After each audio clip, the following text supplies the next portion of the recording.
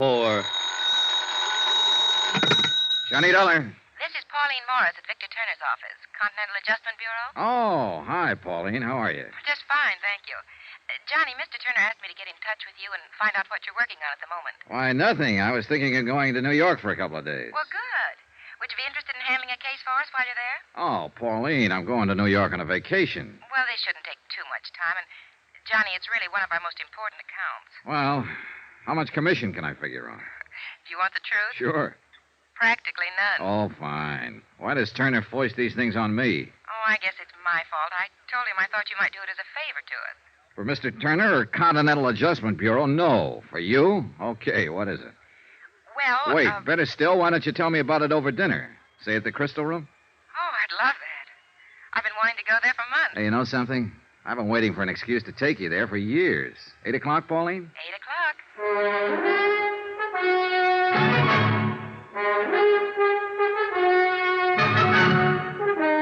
Tonight and every weekday night, Bob Bailey in the transcribed adventures of the man with the action-packed expense account, America's fabulous freelance insurance investigator. Yours truly, Johnny Dollar.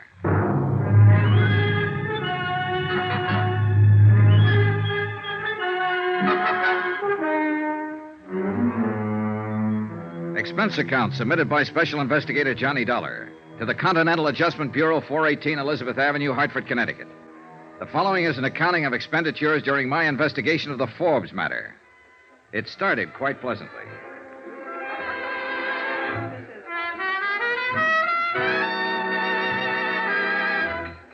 Oh, no, Johnny, let's go back to the table and eat. I'm tired of dancing. Yeah, but once you sit down, you'll start talking business again. Well, of course I will. I do have a job to keep. Okay. Frustrating girl. Besides, the sooner you clear up this case, the longer you'll have for a vacation in New York. I said okay. There you are, sit down. Thank you. All right, Miss Morris, let's have the bad news. Well, the insurance company is Delaware Eastern Liability, New York office. Yes, ma'am. Their client who filed the complaint is a large dress manufacturing company, Century Styles Incorporated. Yes, ma'am. Oh, and if you can manage to pick up one of their latest creations in my size while you're there, I love you forever. Yes, ma'am. Now, let's dance. No, wait. The auditors found a deficit in their books, $4,285. Well, naturally, the head of the company wants a settlement. Yes, ma'am. Now, let's... And, Johnny, your biggest problem will be Mr. Elliot. Mr. Robert Elliot, who I understand is something of a personality problem. He can't be any more of a problem than I'm having with you. Now, let's dance. Expense account item 2, $28.63. Train fare and incidentals getting from Hartford to Manhattan. With me, I took all the necessary information concerning the indemnity claim of Century Styles with Delaware Eastern Liability and Trust. I arrived at Grand Central at 2:05 and was checked in at the New Weston by 2:30. Air brisk, sky clear, weather cold. Expense account item 3, 10 cents, phone call to Robert P. Elliot, Century Styles Incorporated. Mr. Elliot said he would be happy to see me, so I went right over and found a 4-story building that housed 2 floors of factory and 2 floors of offices. The factory was the usual crowded, noisy collection of machinery and people. The general offices overstuffed and overheated and overcrowded. Girls, you must get ready. Come on, girls. Now, everybody. What the Sam Hill? Jenny, you'll just have to reduce. How can we fit you when the pins keep popping out? Pardon me. I'm looking for Mr. Elliot. You are? True. Well, I'm Robert Elliot. Oh, you must be Mr. Dollar. That's right. Stand by, Jenny, sweet. Please, these pins. We all suffer for our art child. Now, bear up. I'll deliver you soon. This way, Mr. Dollar, to a quiet corner.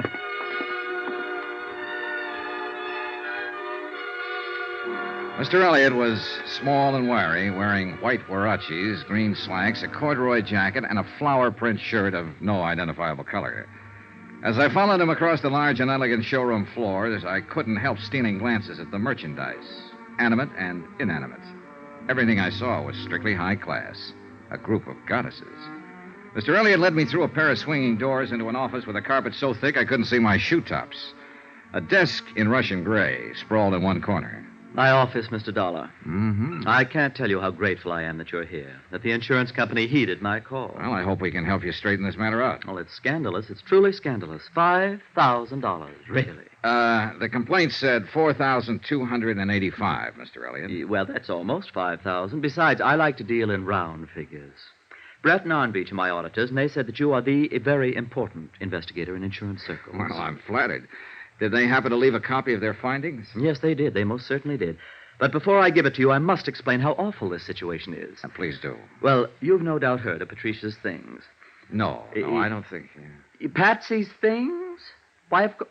Oh, you're just joking. I am Patsy's things. In fact, I made Patsy's things. It's our highest price line, evening dresses. Oh, you don't say. I definitely do.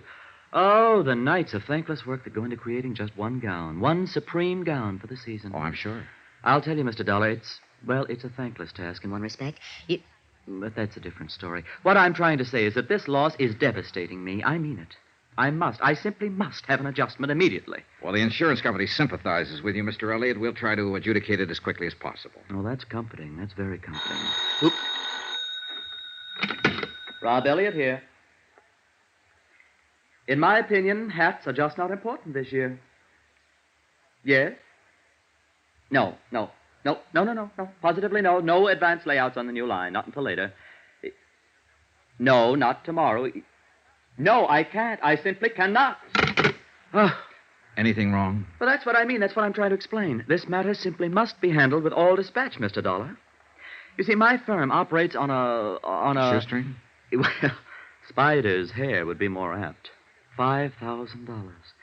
Mr. Dollar, that comparatively small loss is stopping me from showing my new line of Patsy's... The evening dresses? Yes. I must show them before month's end or I'll lose my entire opportunity for profit. So, you see, I must have compensation for the loss. I think I get the picture, Mr. Elliot. There. That was the newspaper calling, and it's terrible. They all want advance viewings of my new line, and I simply can't afford to. I can't afford to pay my help to produce the models.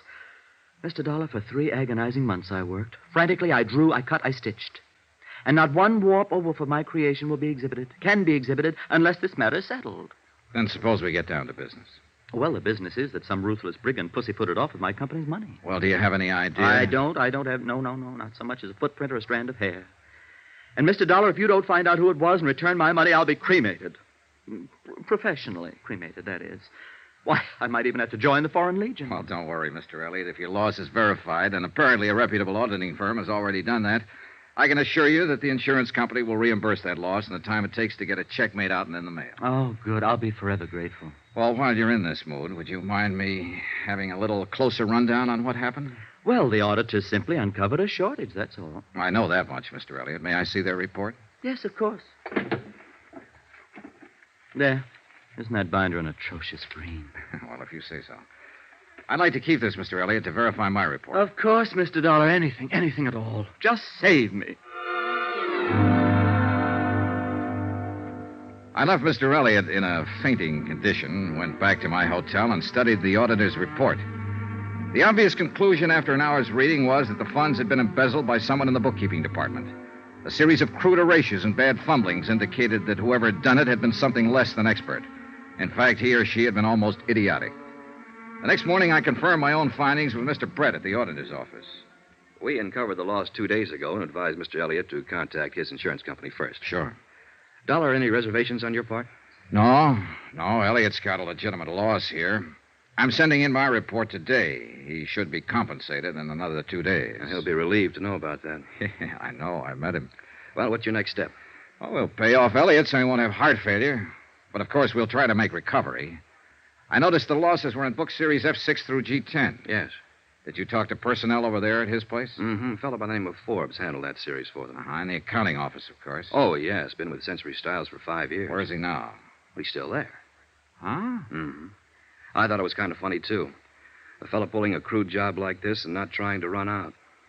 No, he's still working for them. Well, maybe he isn't the one at that. Forbes was in charge of those books. I don't see how it could possibly be anyone else. No, neither do I, Mr. Brett. May I use your phone? Oh, sure. Help yourself. I noticed all the money was stolen in the last 4 weeks. Yes. You'd think he'd at least have strung it out. Greedy, I guess. Yeah, I guess so. Hello. District Attorney's office, please. My name's Dollar. I want to talk to someone about a warrant. Embezzling funds, grand theft. Oh, hold it, please. Forbes. What's his full name? Sheldon Thomas Forbes. Thanks. Sheldon Thomas Forbes, bookkeeper at Century Styles Incorporated. Good. I'm on my way. Expense account item 4. $3. Cab fare to the offices of John L. Gregory, Deputy District Attorney. I explained the situation to Mr. Gregory and furnished him with the auditor's report. An hour later, I was back at Century Styles with our friend, Mr. Elliot. Well, if it has to be, it has to be. There he is. Forbes? Third desk.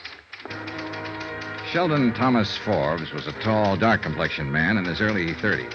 His hair was black, straight, and closely cropped. His features regular, not good, not bad. The kind of man you see every day on the street. Somehow, the kind of man I hadn't expected would swipe $5,000. Oh, Mr. Forbes? Yes? This gentleman would like to see you. I feel like Brutus. Oh, why don't you run along, Mr. Elliot? I'll handle it from here. Oh, thank you. Hello? Sheldon Forbes? Yes. My name's Dollar, Continental Adjustment Bureau. We represent Delaware Mutual Liability. They cover this firm for losses by theft and fire. Uh-huh. 2 days ago, the auditing firm of Brett and Iron Beach located a loss of almost $5,000 here. Naturally, the matter came to our attention. I'd like to talk to you about it. Why me? There's every indication that the losses occurred in the particular accounts you've been handling. Uh-huh. You do handle books F6 through G10? Yes? Will you step over here a minute, please? Sure.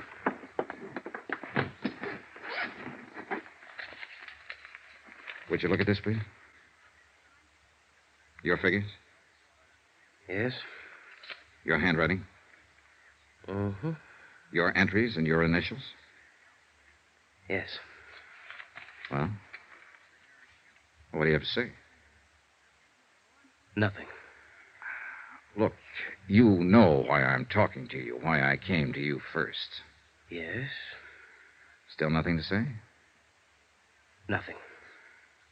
Well, aren't you being a little silly? Why? I stole the money. You've proved it. What am I supposed to say? You admit it. How can I deny it? Okay, we've got that much covered. Well, look, my company's interested in recovery of $4,285. Do you understand? I think so. Oh, now, Forbes, come to your senses. What do you want to do? Go to jail, or do you want to give the money back? Oh, that's funny. Oh, no, I don't think it's funny. I doubt if you will. I've got 16 cents in my pocket. Will that help? Where's the money? I haven't got it, Mr. Dollar. You'll have to take me to jail. Shall we go? Okay.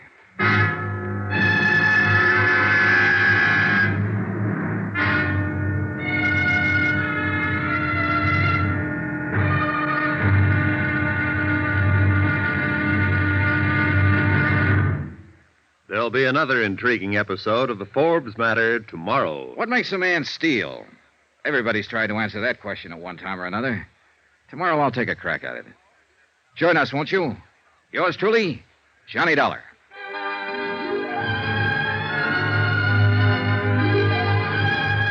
Yours truly, Johnny Dollar, starring Bob Bailey, is transcribed in Hollywood. Written by John Dawson, it is produced and directed by Jack Johnstone. Be sure to join us tomorrow night, same time and station, for the next exciting episode of Yours truly, Johnny Dollar. Roy Rowan speaking.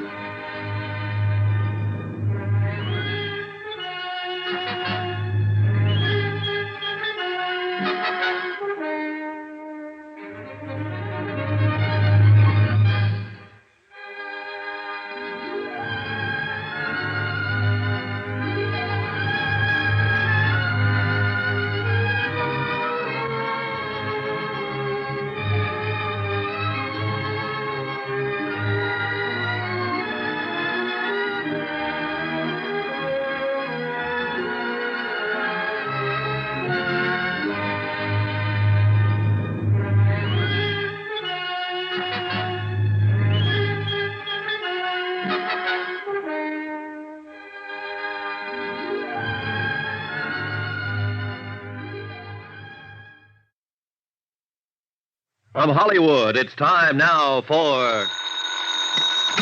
Johnny Dollar. Rob Elliot here, Mr. Dollar. Century Style? I know, Mr. Elliot. How are you today? Terrible, Mr. Dollar. I feel terrible. I'm calling from the district attorney's office. You there about Sheldon Forbes? Yes, I had no idea I'd have to act. They want me to sign a complaint. Well, that's pretty usual, Mr. Elliot. Forbes admitted taking the money from your firm. He's guilty as charged. You're the injured party. They want to get on with the prosecution. Oh, dear. So you do whatever they say, Mr. Elliot. Well, will it affect my payment at all? Payment of the claim? No, not a bit. Your check's on the way to you right now. Oh, that's a relief. Now, how about you? Are you going back to Hartford? Should I thank you now? You can thank me, but I'm not going back. What? My job's just beginning. I have to recover the money for the insurance company.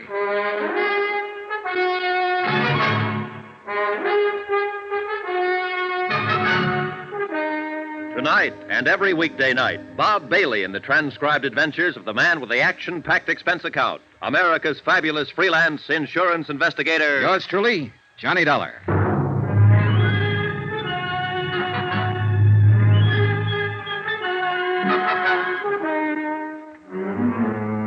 Expense account submitted by Special Investigator Johnny Dollar to the Continental Adjustment Bureau, 418 Elizabeth Avenue, Hartford, Connecticut. The following is an accounting of expenditures during my investigation of the Forbes matter theft of nearly $5,000. Expenses continued. Item 4, I think it is, $10, deposited on a rented car. First stop, Central Division Headquarters, where I was informed that Sheldon Thomas Forbes had been formally arraigned and was being held in the city jail. Second stop, an address on 56th Street. Second floor next to a dental laboratory. And on the door it said Edward Gumby, attorney at law. And below it said, walk in. So I did. Hello out there. Mr. Gumby? Yes, sir. Come on in. It's warmer in here. Edward Gumby was standing in front of a gas heater in the inner office, which consisted of nothing more than a telephone, a desk, and a dozen law books.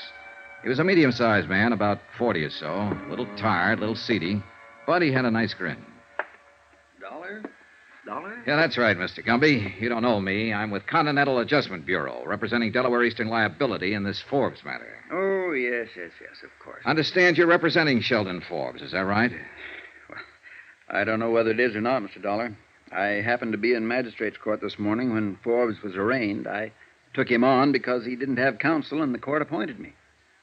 I don't know whether he took me on or not. Sit down. Oh, thanks. New York is the coldest city in the world. Absolutely the coldest when it's cold. Yeah, it sure is. Look, I don't want to take up a lot of your time, Mr. Gumby. Time? I've got time, boy. That's all I've got. What's on your mind? Your client, mostly. He's admitted guilt, but of course we're interested in recovering the money he stole.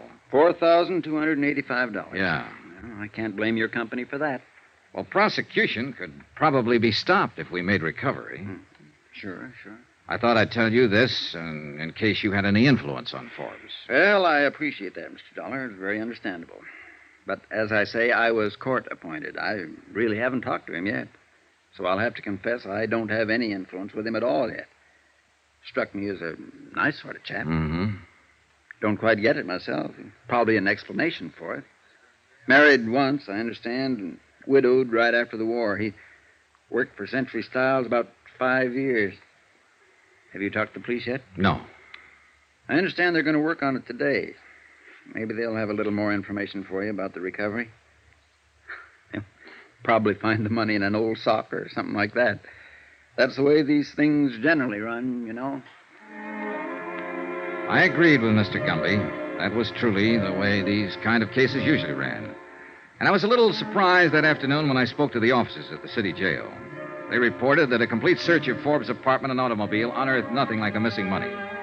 They further reported that they had found no reliable evidence of any material possessions that the money could have been spent for.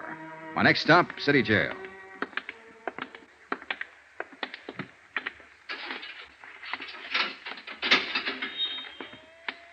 He won't tell you anything. Kept his trap shut all the time he's been in here. As far as we've been able to find out, no previous record, no background. We're checking his prints with Washington. I don't know about this one. You know, he acts cop-wise. Know what I mean? Won't give a police officer the time of day. That means he could have been in before. On the other hand, it could mean he's just scared. That, too. Well...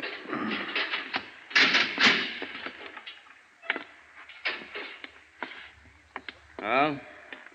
How what? Take it easy, Forbes. This is Mr. Dollar. He wants to talk to you. Hello, Forbes. Hi. See you later, Dollar. Yeah, thanks, Sergeant. Just give a yell when you're finished. Right. They treating you okay? Swell. What do you want? I want to talk to you. Well, I don't want to talk to you. I don't want to talk to anybody. Why not? I just don't want to see anybody. That's all. Now, you're acting like a baby, Forbes. You'll have to talk to somebody. Don't lecture me, Mr. Insurance Investigator. I've had all the lectures I want. From myself. I don't know why you're here. I thought we settled our business yesterday. The whole thing's just a technicality. I've been arraigned, they've got my confession. I'll go into court, and they'll give me the business. What are you doing in here, anyway? Swell day to be outside. Yeah, it is. Want to smoke? Oh, thanks.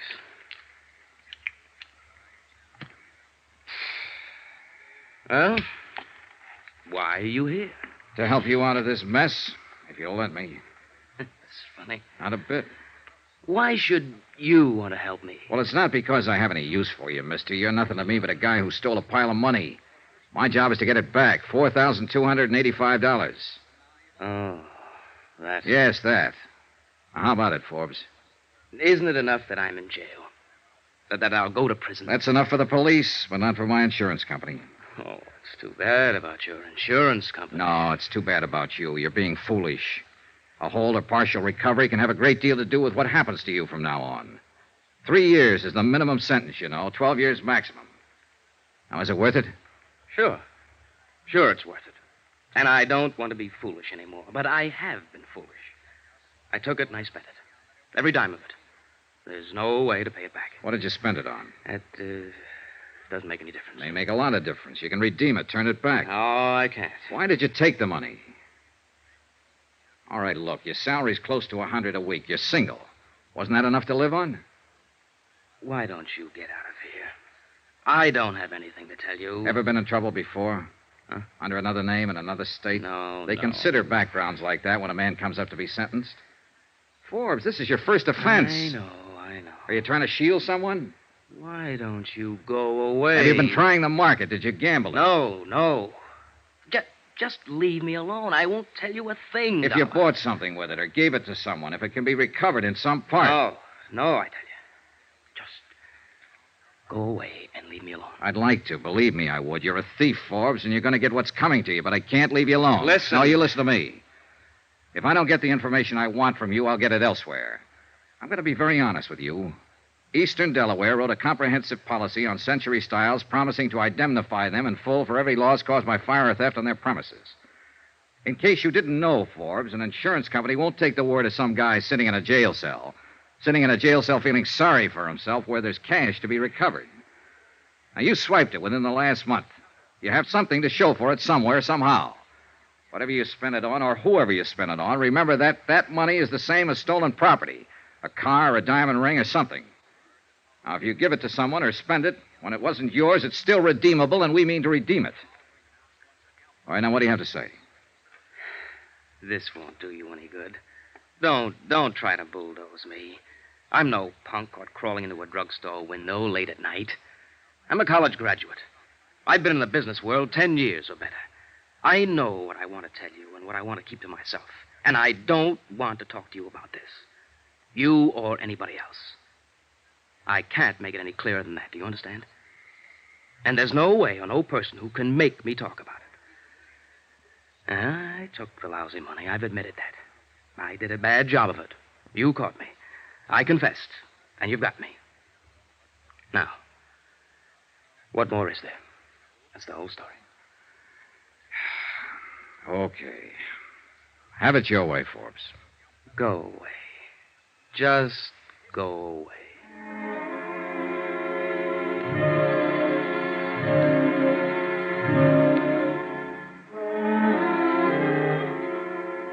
On my way out, I saw his attorney, Edward Gumby, on his way in to see Forbes. I waited around the sergeant's desk. Accidentally, on purpose, I glanced at the admitted visitors register. Only 2 people had contacted Forbes since his arrest, Gumby and myself. That struck me as odd. I glanced at his folder named no close relatives, named no one, in fact. I was thinking about that when Gumby came out from his visit. Gumby looked worn out. Hiya. Hi. How'd you do? Not so good. Hey, tell me something. He asked you to contact a girl or anyone? Nope. I don't think he has a girl. I don't think he has anybody. You want some coffee? Yeah, good idea. We slushed across the street and found a diner. Expense account item 5, 42 cents. Coffee and sinkers for Ed Gumby and myself. I think you're going to strike out, Dollar. I already have. And I think I have, too. Huh? You know what I've been talking to him about in there all this time? The same thing as you, restitution. But he won't open his mouth about it. He did say one thing, though. He wants me to waive a jury trial and go up for sentencing. What? Yeah. Plead guilty and take it. He's sure to get at least 3 years. What can I do? Yeah. Got any ideas? Well, I've got a lot of ideas, Dollar, and all of them make me sick inside. That boy's not a criminal. He took that money because he was desperate about something. You know that from the awkward way he took it. He spent it on something, and he won't talk about it. But now he's about to ruin his whole life, in spite of what you or I or anybody else tries to do for him. All he has to do is give back the money or promise restitution or call up a friend and borrow it. With his clean background, the court would listen to a mercy plea. You told him all this? I told him. I told him and you told him, and what does he do? He waives his right. I tell you, I'm going to hate to file this waiver, but I've got to do it. Yeah, how you feel? More coffee? No. No, thanks. Dollar, you know what Forbes is? What? He's something I call a calendar job. Calendar job? 33 years old. Now think about that. Born with one war just ended. Raised in a depression, and then bango, another war. You might say the first 25 years of his life, nothing but war and depression, or the effects thereof. A calendar job. Apparently it's what he wants. But, Mr. Dollar, I'm going to hate to see him go to prison. You know something, Mr. Gumby? So am I.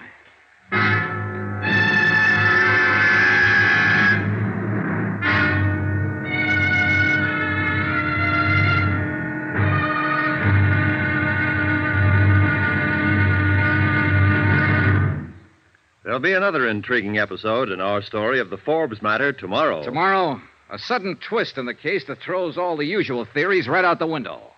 The unexpected. Join us, won't you? Yours truly, Johnny Dollar.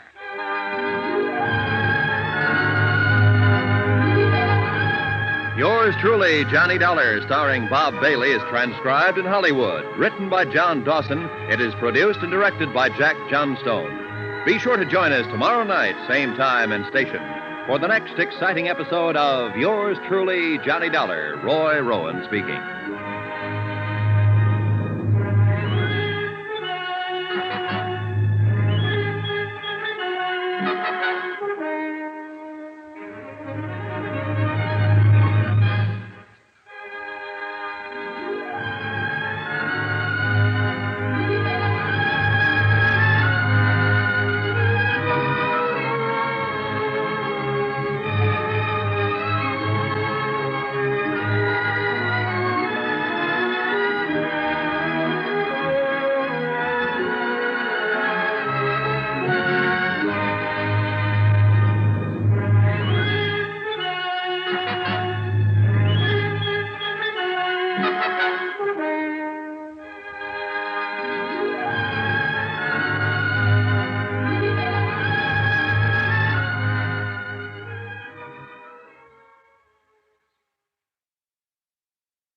From Hollywood, it's time now for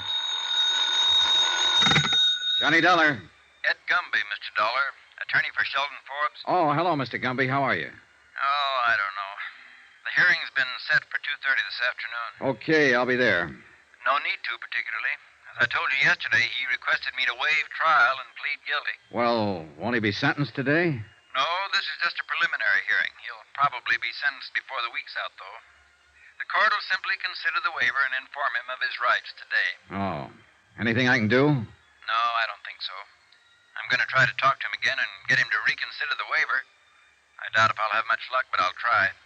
All he has to do is return the money he stole. Well, buck up, Mr. Gumby. If he won't return it, maybe someone else will. What do you mean? I'm going to try and find out what he did with it. My company wants it back, sure. But we also want Forbes to have a fair chance. You're pretty decent, Mr. Dollar. Thanks.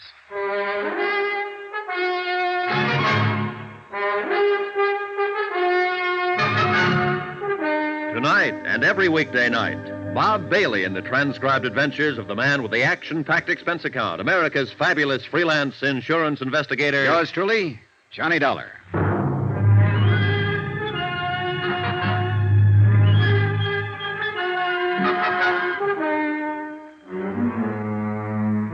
Expense account submitted by Special Investigator Johnny Dollar to the Continental Adjustment Bureau, 418 Elizabeth Avenue, Hartford, Connecticut. The following is an accounting of expenditures during my investigation of the Forbes matter. Embezzlement and a very frustrating case. Expense account continued. Item 6, $3.50, lunch. For myself and a Mr. Arnold Haven, head of the accounting department for Century Styles Incorporated. Mr. Haven, a tall, balding man in a dark suit, had ulcers. His poached egg and dry toast didn't interest him too much. Well, what's going to happen to Forbes? Oh, I don't know, Mr. Haven. That depends on several things. Right now, I have to tell you that it looks like he'll go to prison. Worse than that, it looks like he wants to go to prison. He's waived trial. Prison. That's too bad. Too bad. I always liked Sheldon Forbes. You hired him, did you, Mr. Haven? Yes, I hired him. He was a good man right from the start. He did his job, and he did it well. I never had a complaint against Forbes. Why do you suppose he stole the money? You've got me, Mr. Dollar. We paid him the going rate. That's a good salary for accountants. He seemed happy enough with it. When he knew he was in line for substantial raises. Uh-huh. I could understand it in a way if he had a family and heavy responsibility. Or if he played the market, or if he gambled. But Forbes, he just baffles me. Yeah, it baffles me, too. Huh? Oh, yes, of course. Well, the people around the office, they're pretty upset about this. Any particular people, Mr. Haven? Everybody. But anyone in particular? A girl, for instance. Oh, a girl, yes, I see. Well, no. Did he go out with any girl in your office? No, most of them are married. No, at least as far as I know, Forbes didn't go with any of the girls there. He kept to himself. Oh, he might have lunched with one or the other now and then, but no, he more or less kept to himself. Uh-huh. Well, the reason I asked you, Mr. Haven, is that what little I've been able to find out about his personal life isn't very helpful. My company wants the money back. We're willing to give him a fair break if we can get it back. And he's pretty stubborn about cooperating. Yes, we know about that, Mr. Dollar. But how can we give him a break if he doesn't want us to? And we can't find out anything about him. Look, if there's anything you can think of, any reason he might have had for taking the money. And I've racked my brain. I can't think of any reason. No, wait a minute. Just a minute. I did notice a change coming, Forbes. It was about a month or 6 weeks ago. Oh, it was nothing, really. It was just, I guess, an anxiety about him. Well, he took all the money within the last 4 weeks. Would that correspond? Roughly, yes. Well, that's a start. I hope. I returned to the accounting offices of Century Styles with Mr. Haven and spent 2 hours questioning different members of his staff regarding Sheldon Forbes. His habits and his personality were pretty much the same as Haven himself had described them. Expense account item 7, $4, gasoline. I put a tank full of gas in my rented car and went over to an apartment on 59th Street where Sheldon Forbes had lived. According to the penciled note above the first door to the right of the entrance, Mrs. Anastasia Konopka was the manager.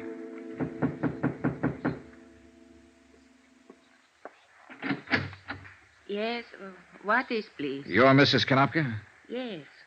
What do you want, mister? I understand Mr. Sheldon Forbes lives here. Is that right? Oh, yes. Bad. I hear he steals monies. Bad. He not in jail, I think. Yes, I know about that, Mrs. Konopka. I'm from the insurance company, and we're involved in this case. We're trying to recover some of that money if we can. I wonder if you'd help me. I fixed dinner for my husband. He's come home from work. It won't take long. What I do? Well, I want to know about Sheldon Forbes. What? The works, Mrs. Konopka. Did he drink, gamble? Did he stay in nights or go out? Did he pay his rent? He always pay his rent. You are policeman? An insurance investigator. Please, sometime else. Maybe you speak to my husband. He speak much better than me. But it's important now. I talked to Mr. Forbes on telephone. He called me from jail. He say I no have to answer any questions. No, you don't have to answer any questions, Mrs. Konopka. But I'd sure appreciate it if you would. My husband home pretty soon. You ask him. You can help him, possibly. Now, would you like to help him in this trouble? All right, mister, but how I know these things you ask about men who live here? Well, look, how about his friends? Who visited him? I cannot say. No visitor. Was he a good tenant? No trouble, like Mr. O'Sullivan on third floor. Mr. O'Sullivan always drunk. Called police twice. Mr. Forbes no drink whiskey. Uh-huh. Did you ever meet his girl? Girl? Sure. He had a girlfriend, didn't he? Oh, I think you mistake. I no ever see girlfriend here. All right. How long have you known him? 5, 6 years, maybe. Ever since he moved in here to this place. But no girl? No. Well, how'd he spend his time? Work. He work very hard. No, I mean besides working at the office. How else did Forbes spend his time? He poor feller, that one. Huh? Sure, he steals money, but he poor feller just the same. For him, I feel. Yeah. Mr. Forbes, he quiet and he think. I know he live up in that little room quiet and think. He does all time think. No whiskey, no girls. Oh, he paint sometime, listen to music, think. Oh, my husband dinner burn. Please, you go Well, now. just a minute. I'd like to see his apartment if I can. Oh, no matter. Here. You bring back key, please. Sure. Thank you, Mrs. Konopka. The apartment Sheldon Forbes called home was as dismal as the neighborhood. A tiny closet kitchen, a bed that came out of the wall, a pair of grimy windows that looked across the court onto another pair of equally grimy windows. The furniture was threadbare and dusty. A small ironing board and iron attested to the fact that Sheldon Forbes laundered his own shirts. Other small evidences of frugality were about the premises. A hot plate and a can of souring cream. 2 suits of clothes, neatly brushed and pressed, but inexpensive. The record player and a collection of a half a dozen good albums were the only sign of material accomplishment. The painting materials, easel, canvas, and oils were also inexpensive. No liquor, no jewelry, no expensive clothes. Nothing that cost $4,285 or anything like it. Oh. Here's your key, Mrs. Konopka. Thank you very much. Thank you. Thank you. Well, what you think? I think he's had a very lonely life here. Oh, Doc. Yes. Lonely is the word. Lonely. Oh, wait. Has he got a car? In back, through alley. Thanks.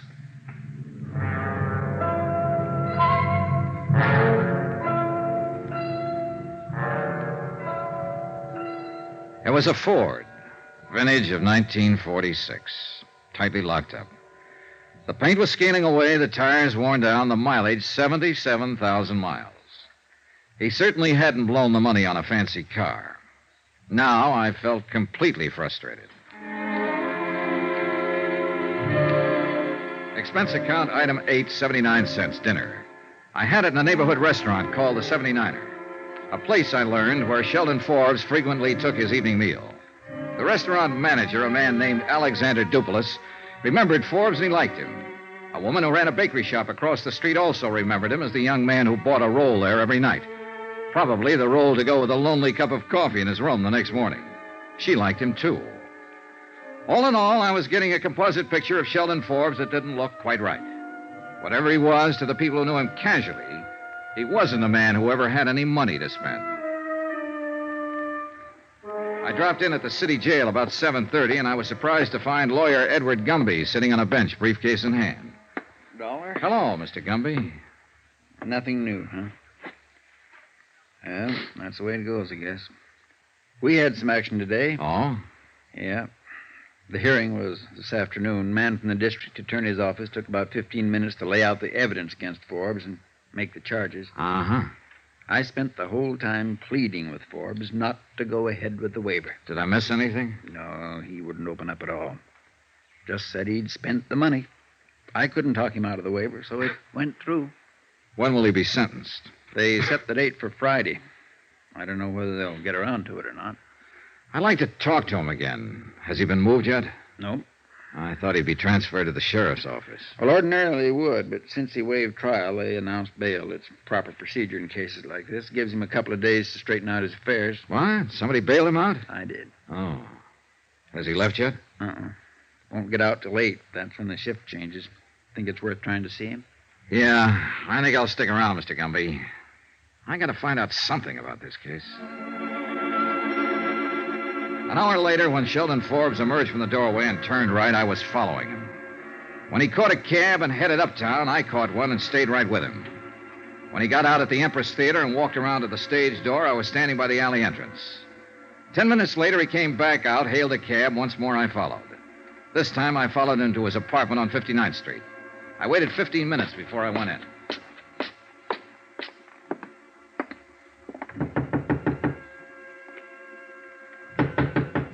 Forbes? Forbes? Hey, Forbes, it's me, Johnny Dollar. I want to talk to you.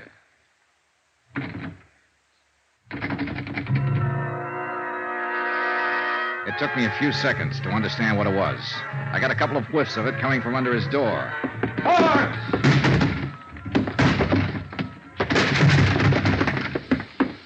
The room was acrid, stinging with gas fumes, and Sheldon Forbes was stretched out on the floor of his 6-foot kitchen.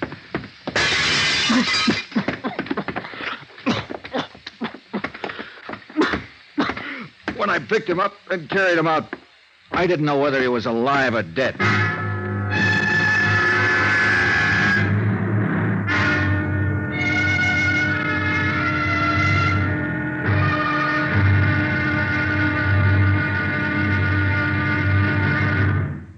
There'll be another intriguing episode in our story of the Forbes matter tomorrow. Tomorrow, a switch in the case that starts a real chase and a race against time. Join us, won't you? Yours truly, Johnny Dollar.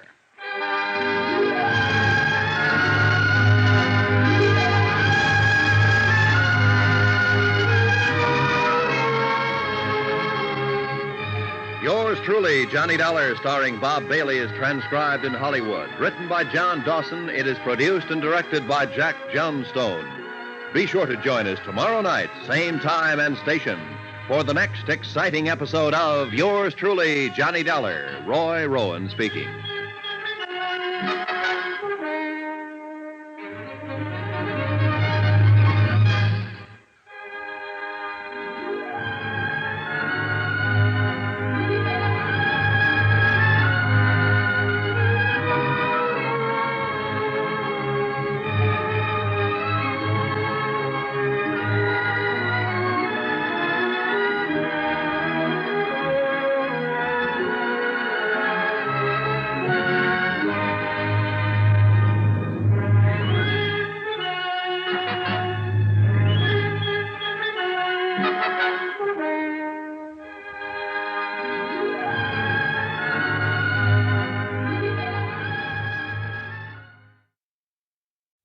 From Hollywood, it's time now for...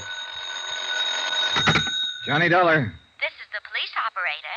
Are you the party who called for an ambulance? Yes, didn't you get it? It's on the way, sir. I'm calling to verify the circumstances. Attempted suicide by gas. Yes, sir, we have that. The victim's name? Sheldon Forbes, Forbes. Forbes? And your connection, sir? Relative, perhaps? No relation. Insurance investigator. I just found him. Will you please remain there until the officers arrive? Are you kidding? I asked you, but... Oh, well, thank you very much.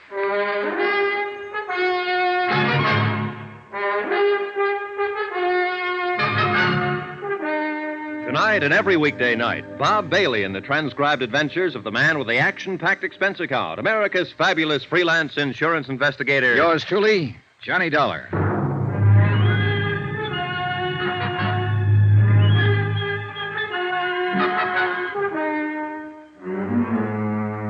Expense account submitted by Special Investigator Johnny Dollar to the Continental Adjustment Bureau, 418 Elizabeth Avenue, Hartford, Connecticut.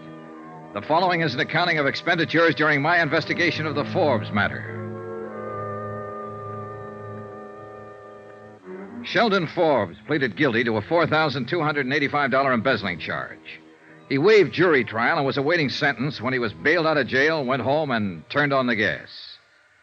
30 seconds after I dragged him from the apartment, I called the police emergency squad. In a matter of minutes, they arrived, and a couple of interns were working on Forbes with a pulmotor in that dingy, dirty, badly lighted hallway. There was no telling how much gas Forbes had breathed in, or for how long a period after he went into his apartment the gas jet had been open.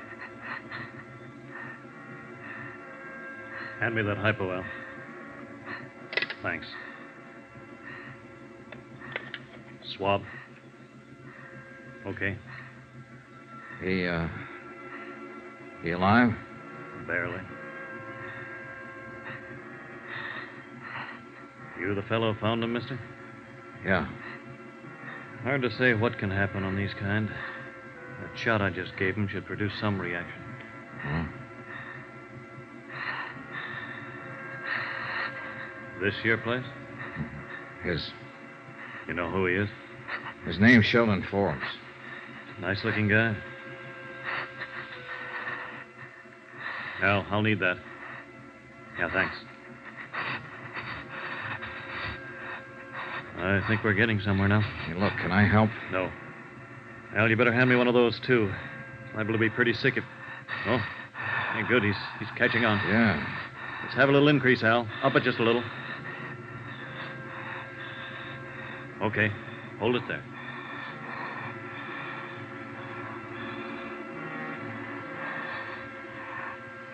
The intern and his assistant worked quietly and methodically. There was nothing I could do but stand and watch.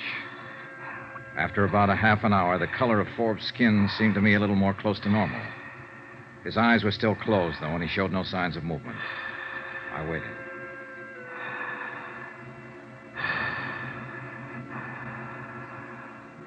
Okay, Al. You can kill the pulmotor. Getting some pulse now. Respiration, too. Will he make it? It depends, mister. If he has any kind of heart condition, it'll be tough. We can tell more when we get him into a hospital. Nothing more we can do for him here. Okay, Al. Have the boys load him up. Let's get out of here.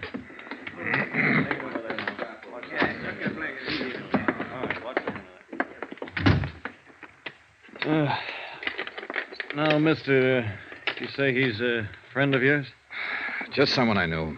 He's got you to thank, in case he makes it. Where'll he be? We'll take him over to Bellevue. All attempted suicides get over there. Mm-hmm. I'd like to talk to him when he comes around. Any idea when that'll be? No telling. Better phone in first. Police will want to talk to you. You give identification to headquarters when you called in? Yeah. Yeah, that's the third one tonight. What is it, the weather? Not for him. My job is to handle him, but I wonder why they do it. Oh, this guy's got a problem. He's out on bail, goes into court Friday to be sentenced. Embezzling charge. Oh. Seemed like a nice guy to look at. I think he probably is a nice guy. But I thought you said he was an embezzler. I did. Well, be sure and call in. Yeah, sure, Doctor. Thanks. Good night.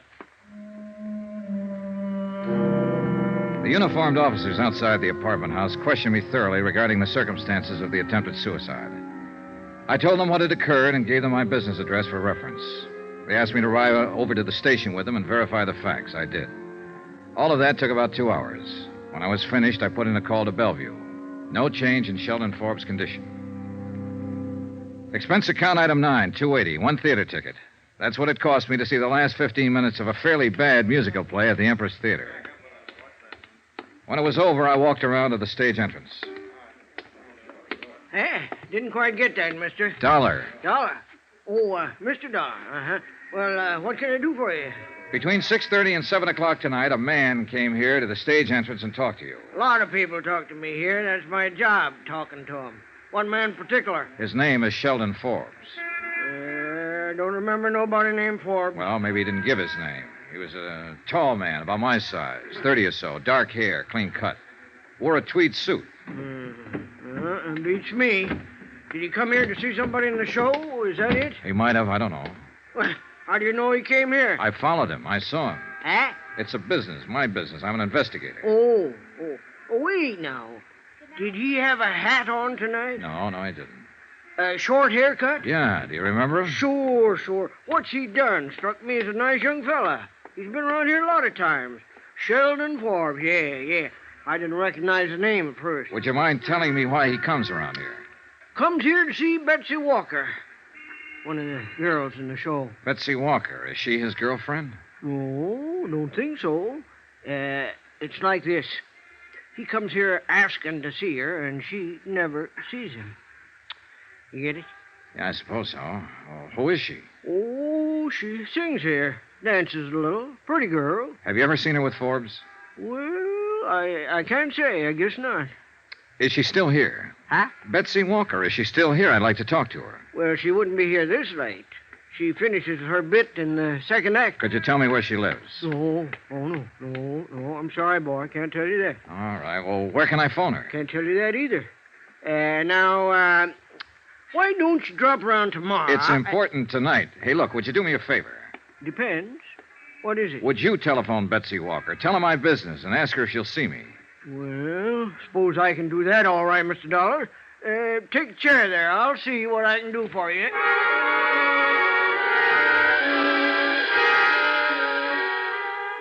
The doorman did all right. Expense account, item 10, $2.65, cab fare. I gave up my rented car and had the cab driver find the address Betty Walker had given. It was a rather nice apartment in a rather nice part of town, and was almost 1 a.m. when I got there. She met me at the door, wrapped in a chenille dressing gown with cold cream on her face. Miss Walker? You must be Mr. Dollar. Yes. Now, just wait a minute. Do you mind if I see some kind of identification or something like that? Oh, no. There you are. Hartford, Connecticut. Oh, you'd be surprised at some of the things some men will try. Come in, please. Thank you. I didn't quite understand Frank on the telephone. Frank? Oh, the doorman at the theater. Yes. I didn't know quite what to make of it. Goodness, are you really an insurance detective? Yes, and I'd appreciate you letting me see you tonight, Miss Walker. Sit down. Can I fix you a drink? No, thanks. Frank mentioned something about Forbes. You're here because of him? Yes, Miss Walker. I understand that you know Forbes. No, not exactly. That is. There's some reservation in the way you say that, Miss Walker. You know his name. Yes, I know the name. Can I ask you what this is all about? Routine investigation. I'm curious. How did you get my name? How am I connected with Sheldon Forbes? That's what I'd like you to tell me. Well, first about my name. Forbes was at the theater earlier tonight asking for you. I understand he's been around there quite a bit. Yes. I really don't know how to tell you this, Mr. Dollar. I've only seen that man once in my life, honestly. He's really quite impossible. Oh, dear, this is so embarrassing to try to explain this. Maybe I can save you some embarrassment, then, if you'll answer one question. Sure, why not? Did Sheldon Forbes ever give you any presents? Yes. What? Well, that cigarette box on the table there. And the lighter to go with it. Tiffany's. Pretty, aren't they? Yeah, very. Also expensive. What else? Well, let me think. Oh, no, that wasn't from him. That was the lamp over there. Mm-hmm. And a fur stole. May I see it? I'm afraid I gave that away. You did? I gave it to my kid sister who was visiting me last week. I already had one. Oh, I see. What else did he give you? I think that's about it. Except for orchids that used to come every night. 12 orchids every night for the last month. You only saw him once, and he gave you all these gifts? Dear, I know how that must sound. Look, it started a month or so, I guess. I got a card in my dressing room one night asking me to dinner. It was signed Sheldon Forbes. So? Well, I'd never heard of anybody named Sheldon Forbes, and I just tore the card up. But every night after that, I kept getting orchids and the card. And then the gifts started to come. The cigarette box first. That's when I saw him. Uh-huh. I didn't even dine with him, Mr. Dollar. We had one drink, and I told him I had a headache. I see. But the gifts still kept coming. Flowers, invitations. I ignored them. I tried to send the things back, and I didn't know where to send them. Some I gave away, and some I've kept. I didn't want his gifts. He was nice, but I just didn't want anything to do with him. When I did meet him, he was so different than what I had imagined. I mean, well, gee, I've had my share of stage door Johnnies, but this man was, well, he just couldn't say a word without stumbling. He had no poise, no sophistication, nothing. All he had was money. He told you that? He didn't have to. Those gifts. Well, he didn't have money, Miss Walker. He worked for $82 a week as a bookkeeper. You must be mistaken. I'm afraid not. He stole the money to buy you all these things. Well, for heaven's sake. For heaven's sakes, and you caught him? Yeah. Forbes tried to commit suicide earlier this evening. Suicide? Oh, no. I'm sorry I had to come to you to get this information. He's refused all along to tell anybody what he did with the money. Will he go to prison? I'm afraid so. Oh, but it's crazy. We had nothing. He's just a name to me. He means nothing to me. Yeah. But apparently you mean something to him.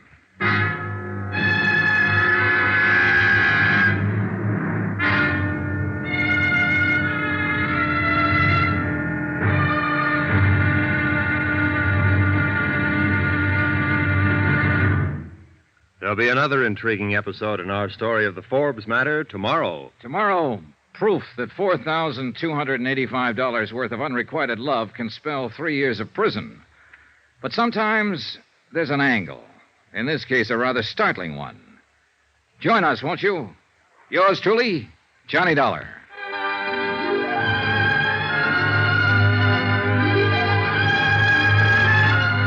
Yours truly, Johnny Dollar, starring Bob Bailey, is transcribed in Hollywood. Written by John Dawson, it is produced and directed by Jack Johnstone. Be sure to join us tomorrow night, same time and station, for the next exciting episode of Yours truly, Johnny Dollar. Roy Rowan speaking.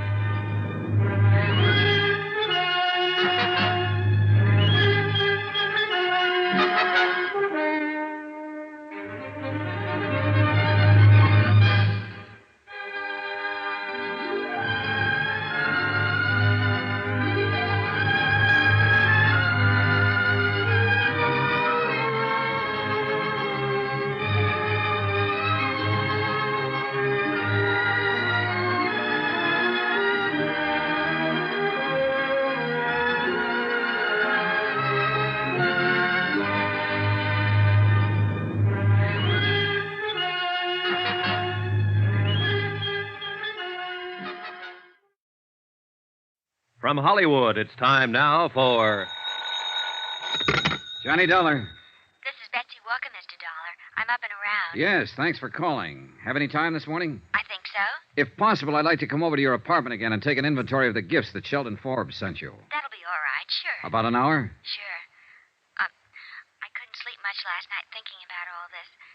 I mean, he stole that money because of me. You mustn't feel that way, Miss Walker. He knew what he was doing. You had no part in the theft. I have the gifts. Well, we may have to take those away from you. I don't mind that. You said he tried suicide. How is he this morning? I just talked to the hospital. He's going to be all right. But he has to go to prison? Yes. Funny world, Mr. Dollar. Yeah.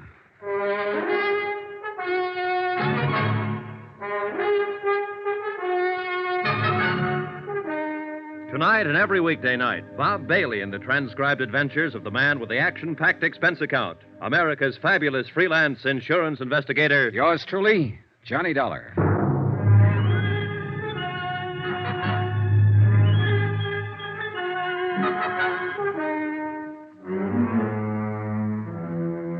Expense account submitted by Special Investigator Johnny Dollar to the Continental Adjustment Bureau, 418 Elizabeth Avenue, Hartford, Connecticut.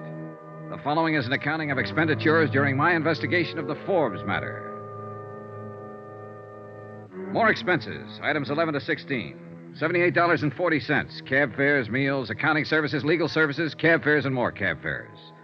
I made a comprehensive inventory at Betsy Walker's apartment and spent the rest of the day tracking down the places where the items had been purchased and ascertaining their retail values. Total, $2,780 worth of gifts, bought with stolen money. Betsy Walker also told me that Sheldon Forbes had made appointments to meet her at various times at very expensive restaurants in New York. She had never once kept any of these appointments, but a check with the Waldorf, 21, the Stork, and several other places revealed that Forbes had always made elaborate arrangements to entertain her. His restaurant bills came to $835. The florist bill, $670. Total amount spent, $4,285. Total amount stolen, $4,285. Century Styles Incorporated footed the bill in his unsuccessful courtship of Betsy Walker.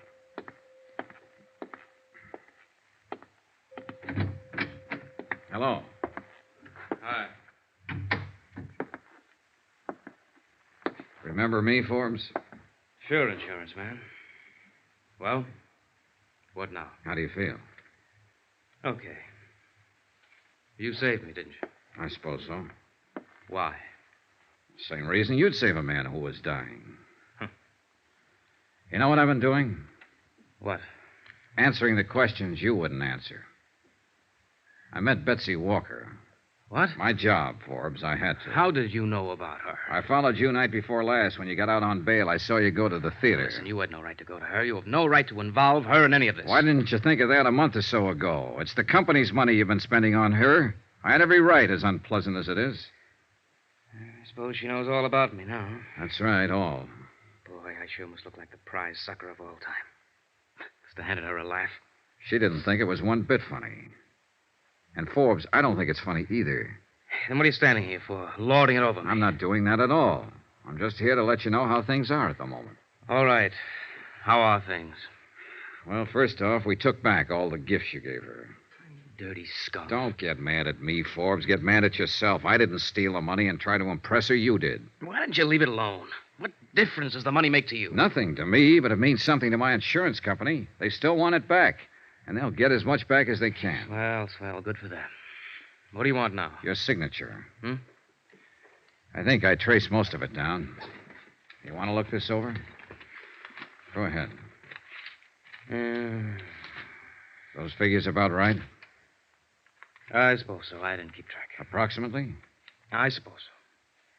You're pretty thorough, aren't you? We have to be. Will you sign this? No. It'll help to clear up our bookwork a little. What difference does it make now? We've got you cold. Okay. What difference does it make? Give me.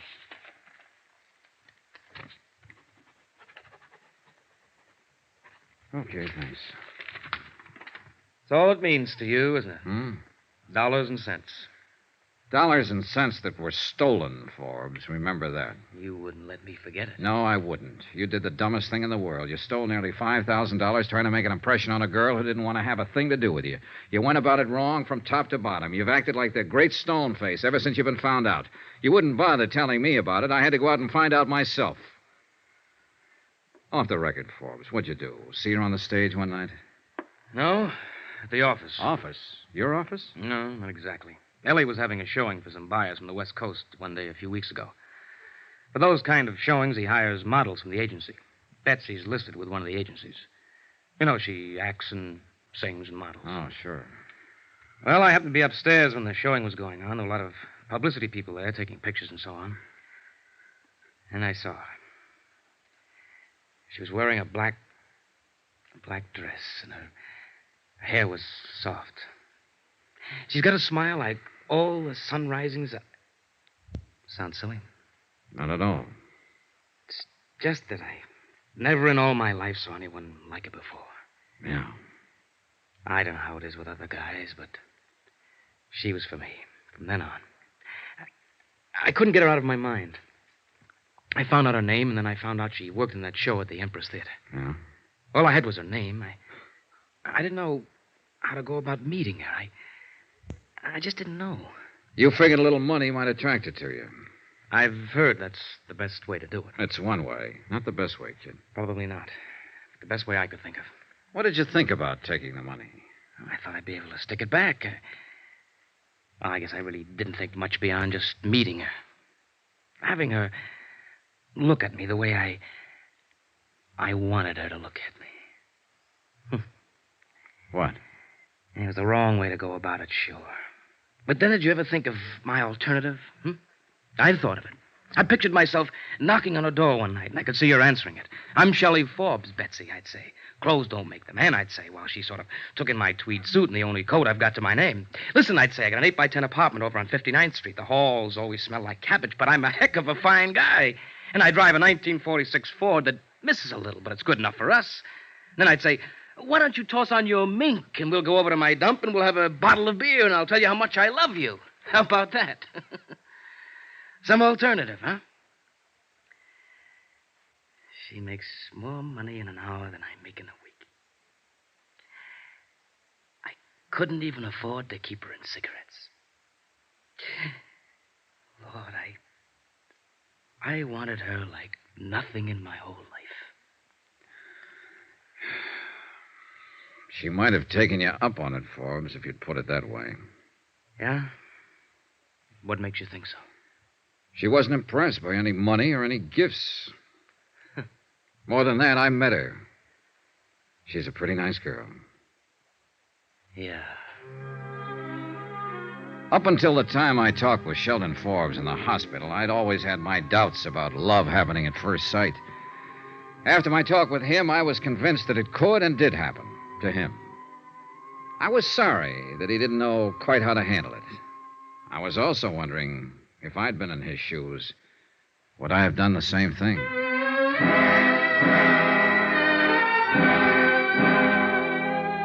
Expense account item 17, $4.90. I sent a wire to my home office telling them that the recovery would be in the amount of something like $2,500, obtainable on the redeemable gift items recovered. After that, I went back to my hotel. I was surprised to find Betsy Walker waiting in the lobby. Hello, Mr. Dollar. Why, hello. I was afraid you might leave town. I wanted to talk to you. Sure, you just caught me. I was going upstairs and pack. What is it? Could we have a drink or something? Sure.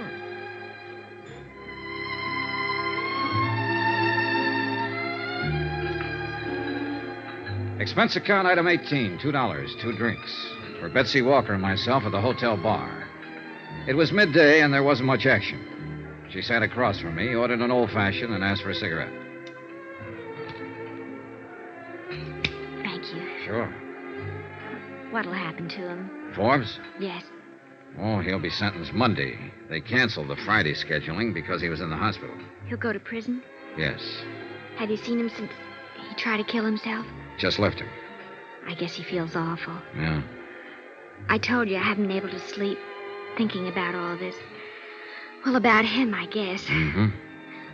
Would he have to go to prison even if all the money was returned? Only half of it's redeemable. The rest, florist bills, restaurants and so on, just gone. How much does it come to, Mr. Dollar? Short about $2,000, roughly. If you had that money, what would happen to him? Oh, it'd be up to the court. I'd say he'd have a good chance of getting off if he changed his plea. Could I get him to change his plea? I think you could get him to do anything. I want to pay it. You what? I want to pay that other $2,000 for him and get him to change his plea. I'll make up the whole thing. Hey, now, look, Miss Walker, I know your motives might be the best, but you aren't responsible in any way for this man's actions.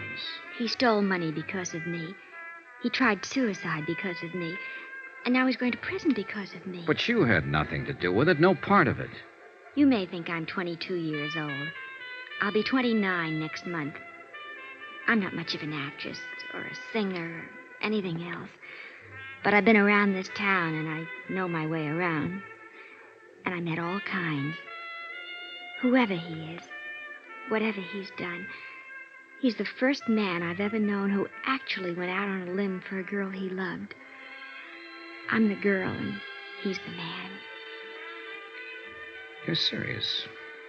I probably won't remember his name a year from now. But that poor, stupid, wonderful dumbbell, he doesn't belong in any prison. He ought to get married to some nice girl somewhere. I want to help him get out of this trouble. Can I? Betsy? After all, he's given me something. Call it faith in mankind again, if you like.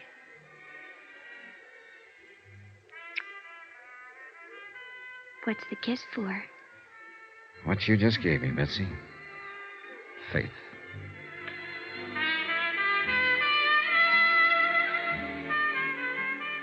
Expense account item 19, $48, hotel. Item 20, $37, meals. 21, $15, miscellaneous. 22, same as item 1, $28.63, fare back to Hartford.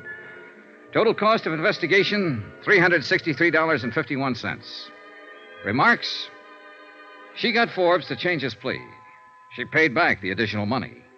He comes to trial next week. He might get a suspended sentence. Yours truly, Johnny Dollar.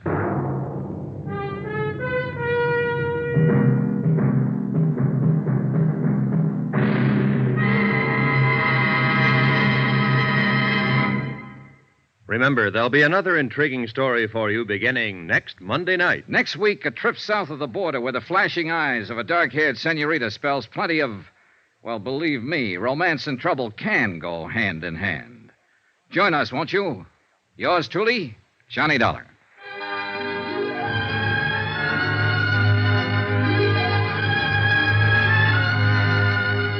Yours truly, Johnny Dollar, starring Bob Bailey, is transcribed in Hollywood. Written by John Dawson, it is produced and directed by Jack Johnstone. Heard in this week's cast were Lillian Baeff, Sandra Gould, Jack Edwards, Herb Ellis, James McCallion, Parley Bear, John Stevenson, Howard McNair, Bob Bruce, and Junius Matthews. Musical supervision by Amerigo Marino. Be sure to join us on Monday night, same time and station, for another exciting story of yours truly, Johnny Dollar. Roy Rowan speaking.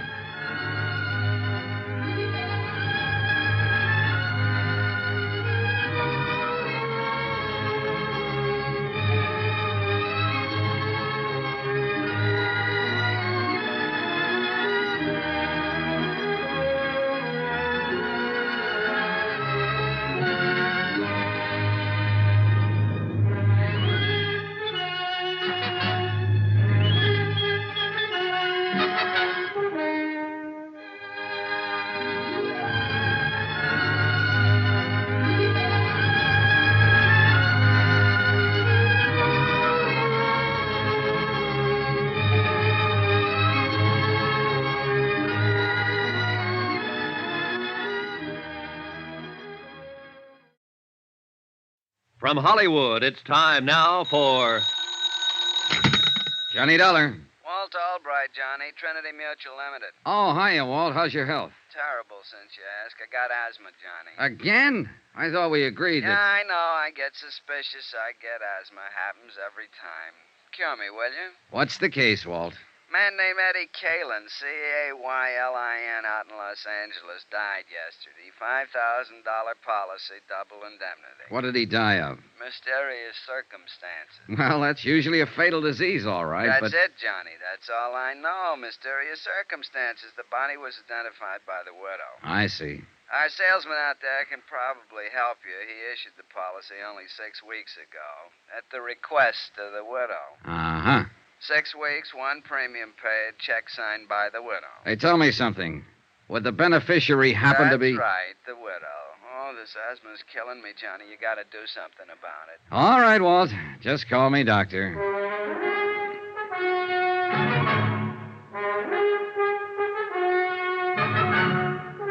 Tonight and every weekday night, Bob Bailey in the transcribed adventures of the man with the action-packed expense account, America's fabulous freelance insurance investigator. Yours truly, Johnny Dollar.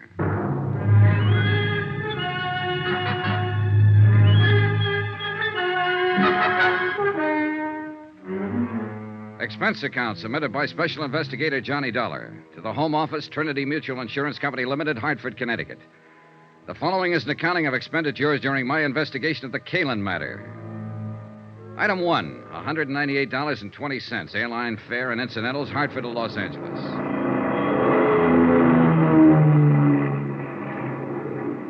I hadn't arranged for anybody to meet me when I arrived at L.A., so I picked up my bags and headed for the taxi stand. Mr. Dollar, please. Wait a second. He was a small man, nervous and fluttery, with a shiny pink nose and a face like a little white rabbit. I was watching for you out on the ramp, but somehow you must have slipped by. And you are Mr. Dollar, aren't you? Yes, I'm Johnny Dollar, but I don't think I... Welch. Presley Welch. I'm the... Oh, yes, you're the district salesman here for Trinity Mutual. That's right. Well, how are you, Mr. Welch? Well, I'm out of breath at the moment. From running, you understand. You see, I'm troubled occasionally by asthma. You too? Oh, do you have asthma, Mr. Dollar? No, it's a friend of mine in Hartford. Oh, in Hartford? Oh, well, you don't say. Yes, in fact, I came out here just to cure it for him. Out here? Oh, this is the worst place you could have come. Oh, you see, the smog here is so bad. Oh, no, I do believe you're joshing. I guess I am at that. Come on, let's add to my expense account with a cup of coffee. Oh, do you really think we should? Oh, why not? Let's be daring. All right, let's. I always say if the company can't afford to come along. If Presley Welch sold insurance the way he answered questions, it was amazing that he hadn't starved to death years ago. He skidded around the field, flip-flopped overhead, and buzzed the tower, all verbally, of course, and for 15 minutes he didn't touch a wheel to the ground. But when he did finally land, he came in with a swoop. I do hope you'll accept my apologies, Mr. Dollar, for causing all this trouble, because the whole thing is my fault, of course. Oh, I don't see how, unless you murdered Eddie Kalin. Why, I scarcely knew him. A perfect alibi. Oh, no. You misunderstand. Well, I'm just joshing. What I meant was, I wrote the policy. And I knew better right when I did it. Oh? What do you mean? Well, Mr. Kalin was quite facetious about the whole procedure. When I tried to point out the retirement security factors in our multiple endowment plan, he actually laughed. You don't say? Yes. He said all the security he'd asked for was 2 aces up and 1 for the kicker. Well, what about Mrs. Kalin? What was her attitude? Well, she was quite serious about it. Wasn't she the one who actually applied for the policy? Well, not technically. The beneficiary can't, you know. It's against the rules. Yeah, I know, but didn't she... Well, she was the one, yes, that called me and asked me to come out and talk to her husband. And he finally signed the application, but he seemed to regard it as a joke. He only did it as a favor to her, something of that sort. And now it's turned out to be a $10,000 favor. What kind of a woman is she, Mr. Welch? Well, she's quiet, well-mannered, quite charming, I thought. I must confess I felt a good deal of sympathy for her, in view of her husband's incessant flippancies. A real happy fellow, huh? Oh, positively frivolous, Mr. Dollar. And I should have been warned by his attitude. You know, insurance is a serious business. Oh, sure. But Eddie Kalin didn't laugh himself to death. Oh, my. Oh, he died in a fire when his automobile caught fire. Oh, laugh. Oh, I see what you mean. Say, tell me, how well did you get to know the Kalins, Mr. Welch? Oh, hardly at all. I saw Mr. Kalin twice, once at his apartment the evening I sold him the policy, and then 2 weeks later at my office when he came in to sign the paper. And Mrs. Kalin? Only once, that evening at their apartment. She phoned me earlier in the week. And you haven't seen her since her husband's death, huh? No. I phoned to express my sympathy, but she wasn't available. She hasn't filed a claim yet. No, but I knew she would, so I took it on myself to notify Hartford. I just can't help feeling guilty about this, you know. Yes, so you mentioned. Not that I really am, of course, but, well, you understand. Oh, sure, I understand. Well, I'll keep in touch. Watch out for comedians, Mr. Welch. Watch out for who? Oh, comedians, watch out. Expense account item 3, $6.35. Taxi fare to the Beverly Wilshire Hotel, and a second taxi to the West Los Angeles Precinct Police Station. The case wasn't being handled by any of the usual departments, Bureau of Homicide, Missing Persons, and so on. The man in charge was Detective Sergeant Jose Reynosa, unattached, working out of the Central District on special assignment. Pull up a chair, Mr. Dollar. When I talked with him in his office, Reynosa told me the reason for it. Yeah, it's a funny deal, Mr. Dollar. The facts in the case could point a lot of different ways. But the way it stands right now, they just don't add up in any direction. At least not quite. Do you mind filling me in on some of those facts, Sergeant? I'll be glad to. Last Thursday morning at 4:20 a.m., we got a call relayed through the fire department to investigate a burned automobile out on the Palos Verdes headland, up in the hills above the harbor. The car was lying in the bottom of a ravine below the road, and it was a total loss. Apparently, the gas tank had burst and flooded the whole interior. Oh, what do you mean, apparently? Well, the upholstery may have been deliberately soaked with gas. The arson squad isn't sure. I see. That's why this case doesn't quite fit in any niche, Mr. Dollar. It might be homicide, might be arson, missing person, or only an accident. We're not sure yet. Anyway, there was a body in the driver's seat, burned to a cinder, unrecognizable. But we did recover a few personal effects. A signet ring, keychain, wristwatch with the strap burned off, a wallet badly scorched. I noticed the keychain has a metal tag with the address stamped on it. Yeah, that and a part of the driver's license were the only leads. Eddie Kalin, Argus Terrace Apartments up on Sunnyway Drive above the Strip. So we went up there and we ran into a second surprise. What do you mean? Nobody home. We attained access, found the place in a mess. There'd apparently been a fight, a chair and a couple of lamps were broken, and there were bloodstains in the living room. What about Mrs. Kalin? Located her the next afternoon. She'd been spending a few days at a friend's cabin up at Arrowhead. Does the friend confirm it? She was there alone, had her own car. Yeah, she might have come back to town that night, but we got nothing to prove it. Or disprove it. Right. Just another one of those maybes. That's all this case is, a collection of maybes. Yeah, I see what you mean. Tell me, Sergeant, just who was Eddie Kalin? Eddie Kalin, male, Caucasian, height 5'11", weight 175, complexion olive, hair medium brown, eyes gray, age 34, birthplace Chicago. What was he? What did he do? He called himself a promoter. Done a lot of things. Small-time agent for a while, handled few singers and dancers, vaudeville and nightclubs. Been a bookie off and on, but mainly he was a gambler. Oh, and there's another maybe for you. Now, how's that? According to rumor, Eddie was in an all-day poker game. It broke up only a few hours before we found the car. The game was supposedly run by a big-time gambler named Topo Leanley. And the word has it that Eddie cleaned up something over $60,000. And there was no money found on the body? Nope. Have you talked to this Topo? Sternly. We had him in here for 4 hours this morning. He never heard of Eddie Kalin. Wouldn't know a poker deck if he saw one. Spends all his spare time raising petunias and driving his dear old mother to church.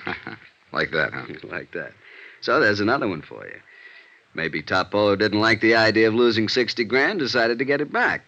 Or maybe the widow wanted the insurance, or it could be that somebody else took a crack at him. And it's possible, of course, that Eddie mailed the $60,000 to a blonde in Milwaukee and just ran off the road by accident. Yeah, it's possible. But I don't think so. I don't think it was an accident. I'm always getting cases like this. It's the kind they always put me on. Officially, it's because I'm a college man and majored in criminology, but actually, it's because I'm a Latin, Mexican ancestry, and they know I get certain feelings about a case, hunches. Oh? And how do you feel about this one? It's hokey. Real hokey. And it's murder, not an accident. But beyond that, can't solve. Why don't you poke into it a little, see what you can find? Then maybe we can talk it out some more over a bottle of Muscatel. Yeah, good idea. Where can I find Mrs. Kalin? Oh, the widow? Well, that's a good starting point. She's out at their apartment. There's the address. Okay, thanks. Oh, just one other thing, Sergeant Reynosa.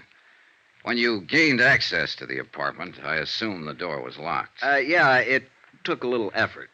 Oh, what kind of a lock? Automatic night latch? Spring cylinder? No, it was an old-fashioned Warden bolt. Had to be locked with a key. Mm-hmm. What are you getting at, Mr. Dollar? Oh, a hunch of my own, Sergeant. Let's save it for the Muscatel. See you later. Expense account item 4, $2. Taxi to the Kalin apartment in West Hollywood. It was shortly after dusk by now, and the lights were coming on all over the city. It was a cool, clear night. Los Angeles at its best.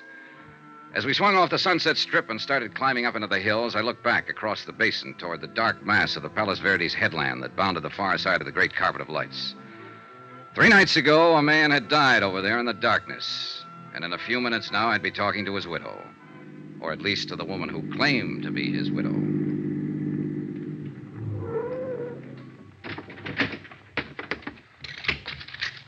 Keep the change. The Argus Terrace apartments, like most of them in that section, sprawled up the hillside above the street. 6 or 8 apartments on as many different levels, all opening onto a central patio filled with walks, steps, and banks of tropical plantings. The Kalin's apartment was at the top, and I was still 50 feet from it when the door opened and a man came out and hurried toward me. I stepped back against the shrubbery and waited for him. Good evening, Mr. Welch. Oh, my. Oh, it's you. Your second visit to Mrs. Kalin? Second? Oh, yes. Yes, it is. I imagine you've been notified, too. Notified? Well, yes. I got a wire from the Home Office in Hartford this evening. That's why I'm here. Well, Mrs. Kalin has filed under the double indemnity clause of the policy a claim for $10,000. She has, huh? She hopes it can be paid immediately and without any trouble. Well, I don't like to dash a lady's hopes, Mr. Welch, but I've got news for the widow. News? The claim won't be paid immediately. And before this is over, there's going to be a lot of trouble. Oh? In fact, Mr. Welch, if my hunch is right, this claim is not going to be paid at all.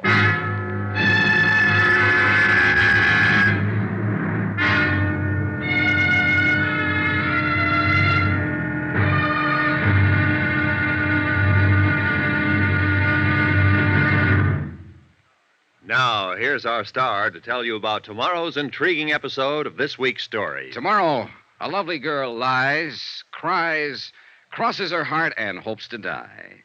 And a killer fires from the dark. Join us, won't you? Yours truly, Johnny Dollar.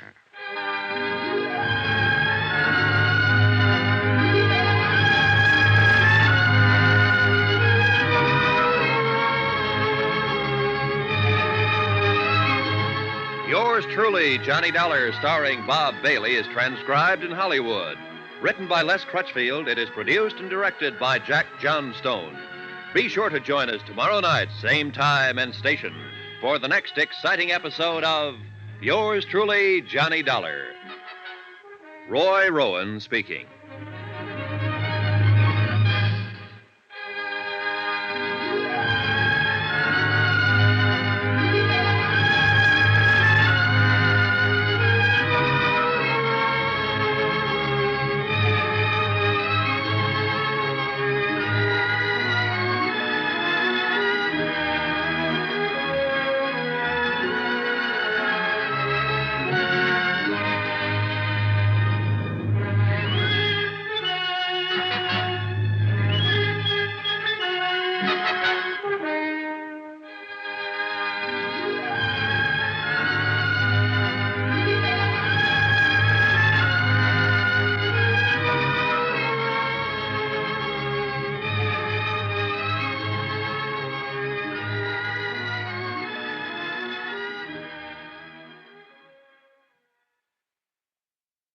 From Hollywood, it's time now for... Johnny Dollar, Mrs. Kalin. I think Mr. Welch told you I'd be around to see you. Oh, yes. You're the special investigator the insurance company sent out. That's right. Mind if I come in? All right, Mr. Dollar. Thanks. In through here. Your company didn't waste any time, did they? Sending you out here, I mean. No more than you did in filing your claim. I have a right to it. With Eddie gone now, I need the money. I see. Sit down. Thanks. How many keys are there to that door? Keys? What do you mean? Your front door. How many keys do you have? Just one. Of course, Eddie had one. Why? What difference does it make? Just about enough difference to hang somebody. Cigarette, Mrs. Kalin?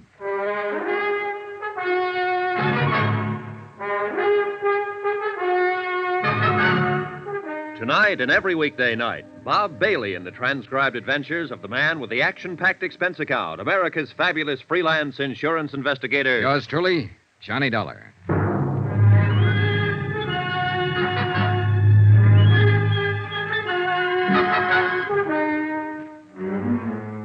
From Special Investigator Johnny Dollar, location Los Angeles, to the Home Office, Trinity Mutual Insurance Company Limited, Hartford, Connecticut.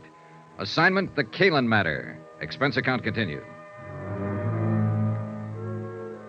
That's quite a dramatic statement, Mr. Dollar. Are you prepared to name that somebody who may get hanged? Not at the moment. Could it be that you don't have a name? That's possible, of course. That you're just fishing, so to speak? Bluffing? Now, why would I do that with you? I don't know, frankly, but you must have come here for some reason. Yes, I wanted to ask you a few questions. And you'd be smart to answer them, under the circumstances. What circumstances? The only one I know anything about is the tragic one of losing my husband only 3 days ago. You have my sympathy, Mrs. Kalin. Sergeant Menosa questioned me for hours. There's nothing more to answer. Will you go now, please? All right, if you say so. Your unwillingness to cooperate will undoubtedly prejudice your claim for the insurance. That's all you care about, isn't it? Finding some excuse for not paying off the policy. Now, wait a minute, Mrs. Kalin. I'm not crooked, and neither is the company.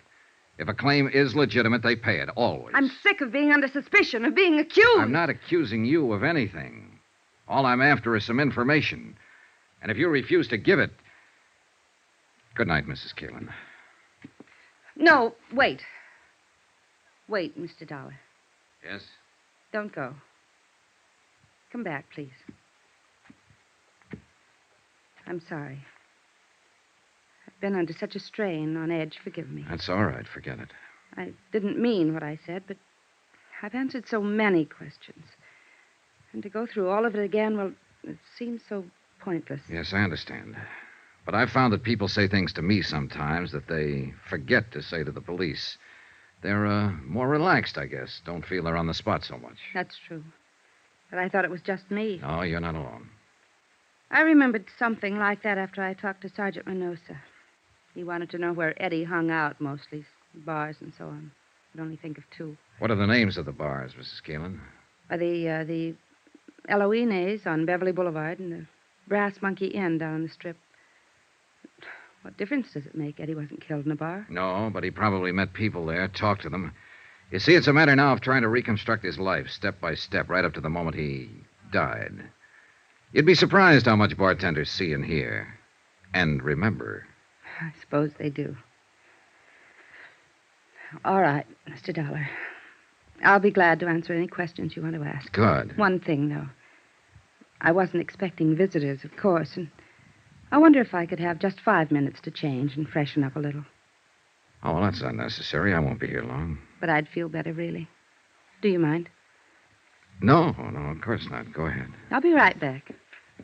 Pour yourself a drink, Johnny.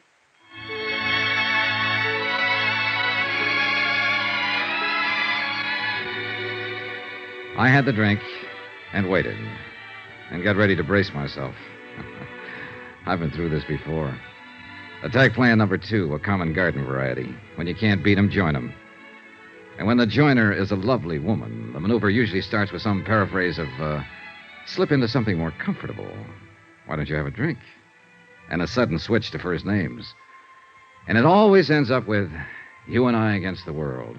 And, couldn't you forget just one little mistake? The little mistake being something like arsenic in a husband's coffee. Yeah, an old familiar pattern. And a first resort just as often as a last. She was gone 20 minutes, not 5, but it was time well spent. A carefully casual touch with the hair. Makeup skillfully softened. Perfume. And one of those frothy nylon jobs designed for that special evening in. Bugle call, charge. Like another drink, Johnny? Thanks. I still have some. I think I could use one. Would you mind? Sure. What do you have? Scotch and soda, please. Thanks for being so patient. I feel better now. More, comfortable, huh? Something like that. Easy on the soda. Right. There you are, Mrs. Keelan. Thanks. Would you do something else for me? Oh, I'd be happy to. But I don't know your first name. Touché. All right. What are your questions? How do you think it happened? I don't know. Not some enemy, because Eddie didn't have any. Just friends. Too many friends. Who are some of them? There's only one who really fits the definition, who's really lasted. His name is Pete Steimer. Pete Steimer. Where can I find him? You can't. Or at least the police haven't been able to. Nobody's seen him since that night. He's had nightclubs off and on, and in between he makes books. What about those other friends, the ones who don't last? They drift in, drift out, depending mostly on whether Eddie had any money at the moment.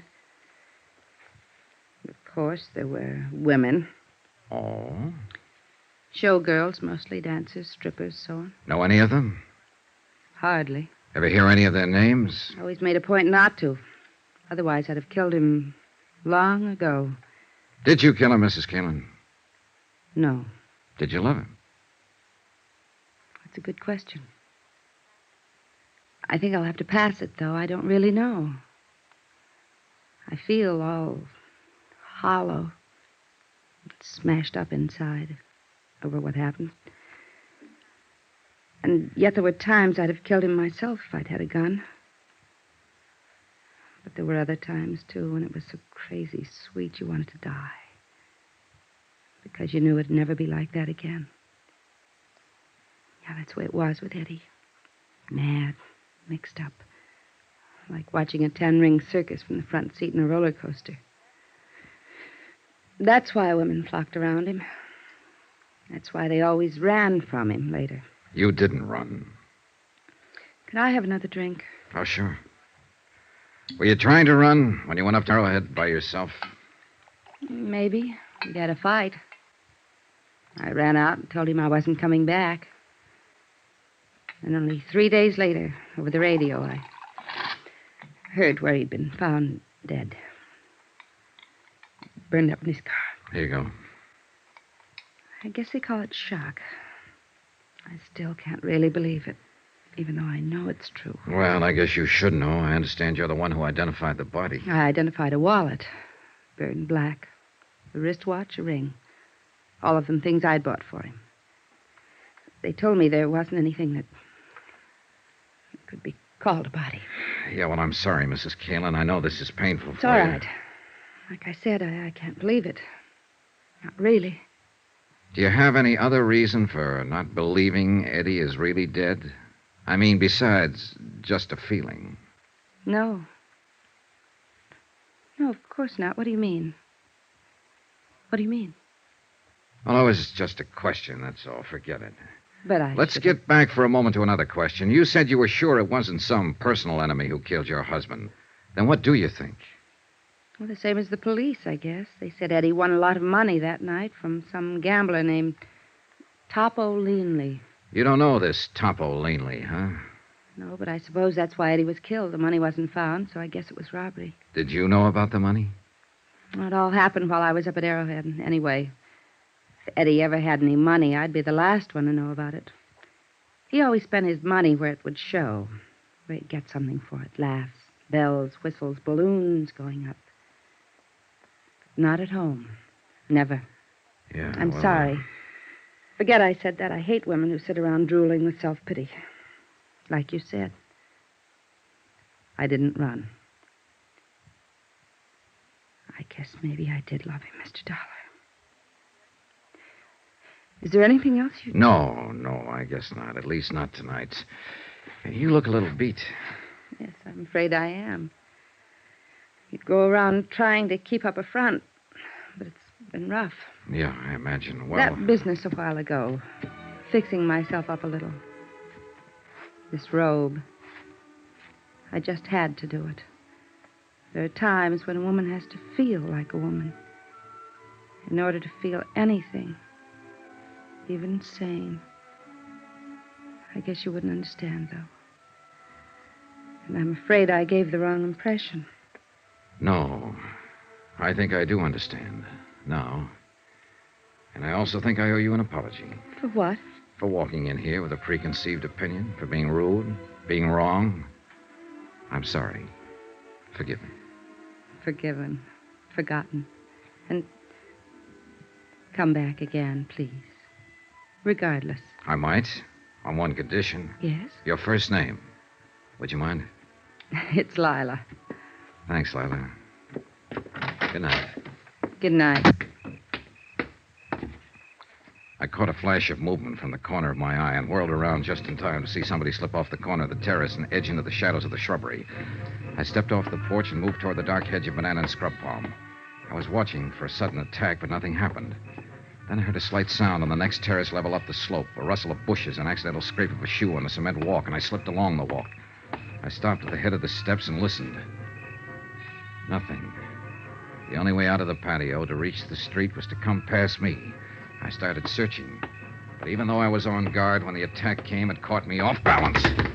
All I could see was a dark shape and the glint of metal in an upraised fist. I grabbed the arm and twisted and drove my left into his stomach, and again. He rolled to his knees and raised his right hand, and again I saw the glint of metal. I jumped for him, grabbed his hand, twisted it back, and at the same time I swung my foot and kicked him in the jaw. Johnny! Johnny, are you all right? Yeah, I'm all right. Call Sergeant Reynosa, will you, Lila?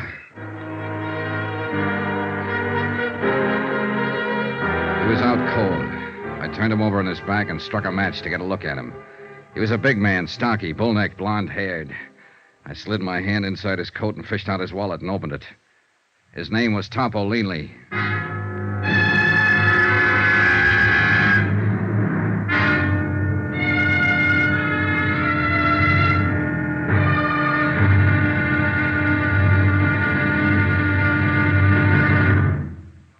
Now, here's our star to tell you about tomorrow's intriguing episode of this week's story. Tomorrow, we meet a Latin doll from Santa Monica, an erudite bartender, and a terpsichorean ecdysiast.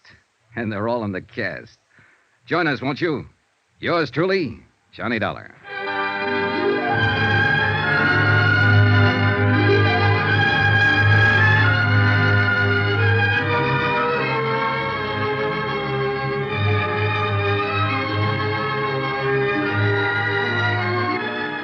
Yours truly, Johnny Dollar, starring Bob Bailey, is transcribed in Hollywood. Written by Les Crutchfield, it is produced and directed by Jack Johnstone. Be sure to join us tomorrow night, same time and station, for the next exciting episode of Yours truly, Johnny Dollar. Roy Rowan speaking.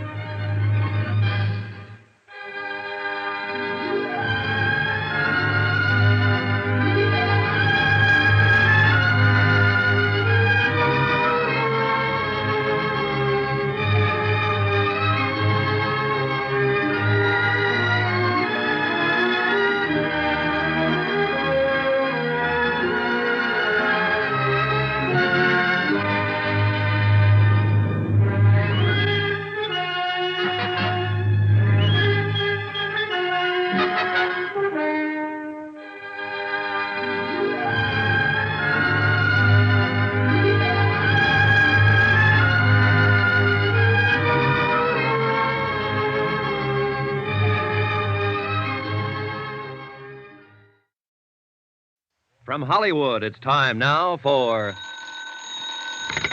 Johnny Dollar. This is Reynosa, L.A. Police. Oh, hiya, Sergeant. Any luck? Nothing. This Topo Leanley boy's been in jams before. He's a tough cookie, and we don't scare him a bit. What's his story? Says he was walking through the courtyard of the apartment house when you jumped him from the bushes. Oh. Claims he thought it was a stick-up and fired that shot at you in self-defense. What was he doing there in the first place? Calling on a girlfriend, only she'd given him the wrong address. Sure. Well, we can hold him overnight for carrying a concealed weapon, but that's about all, Johnny. He'll make bail in the morning. Well, fine. Let him. Things aren't adding up, and it's got him worried. He's afraid he's being double-crossed, and he's fighting mad about it. On the loose, maybe he'll be a help to us. How? Maybe he can find Eddie Kalin. What are you talking about? Eddie Kalin's downtown in the morgue on a marble slab. Sergeant, want to bet?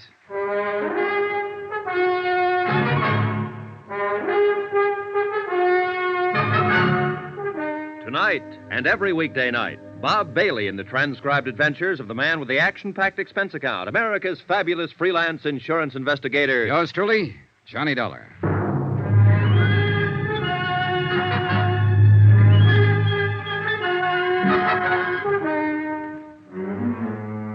From Special Investigator Johnny Dollar, location Los Angeles, to the Home Office, Trinity Mutual Insurance Company Limited, Hartford, Connecticut.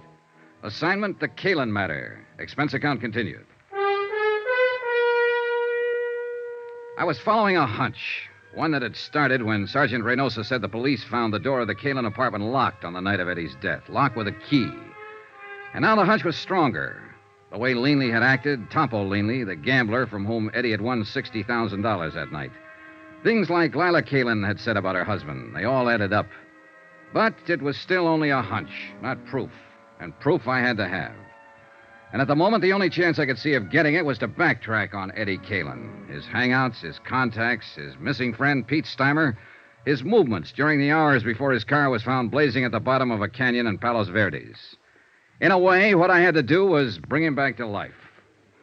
Expense account item 6, $14.10. Transportation 2 and incidentals at a dim little hole-in-the-wall bar out on Santa Monica Boulevard called the Cafe Eloines.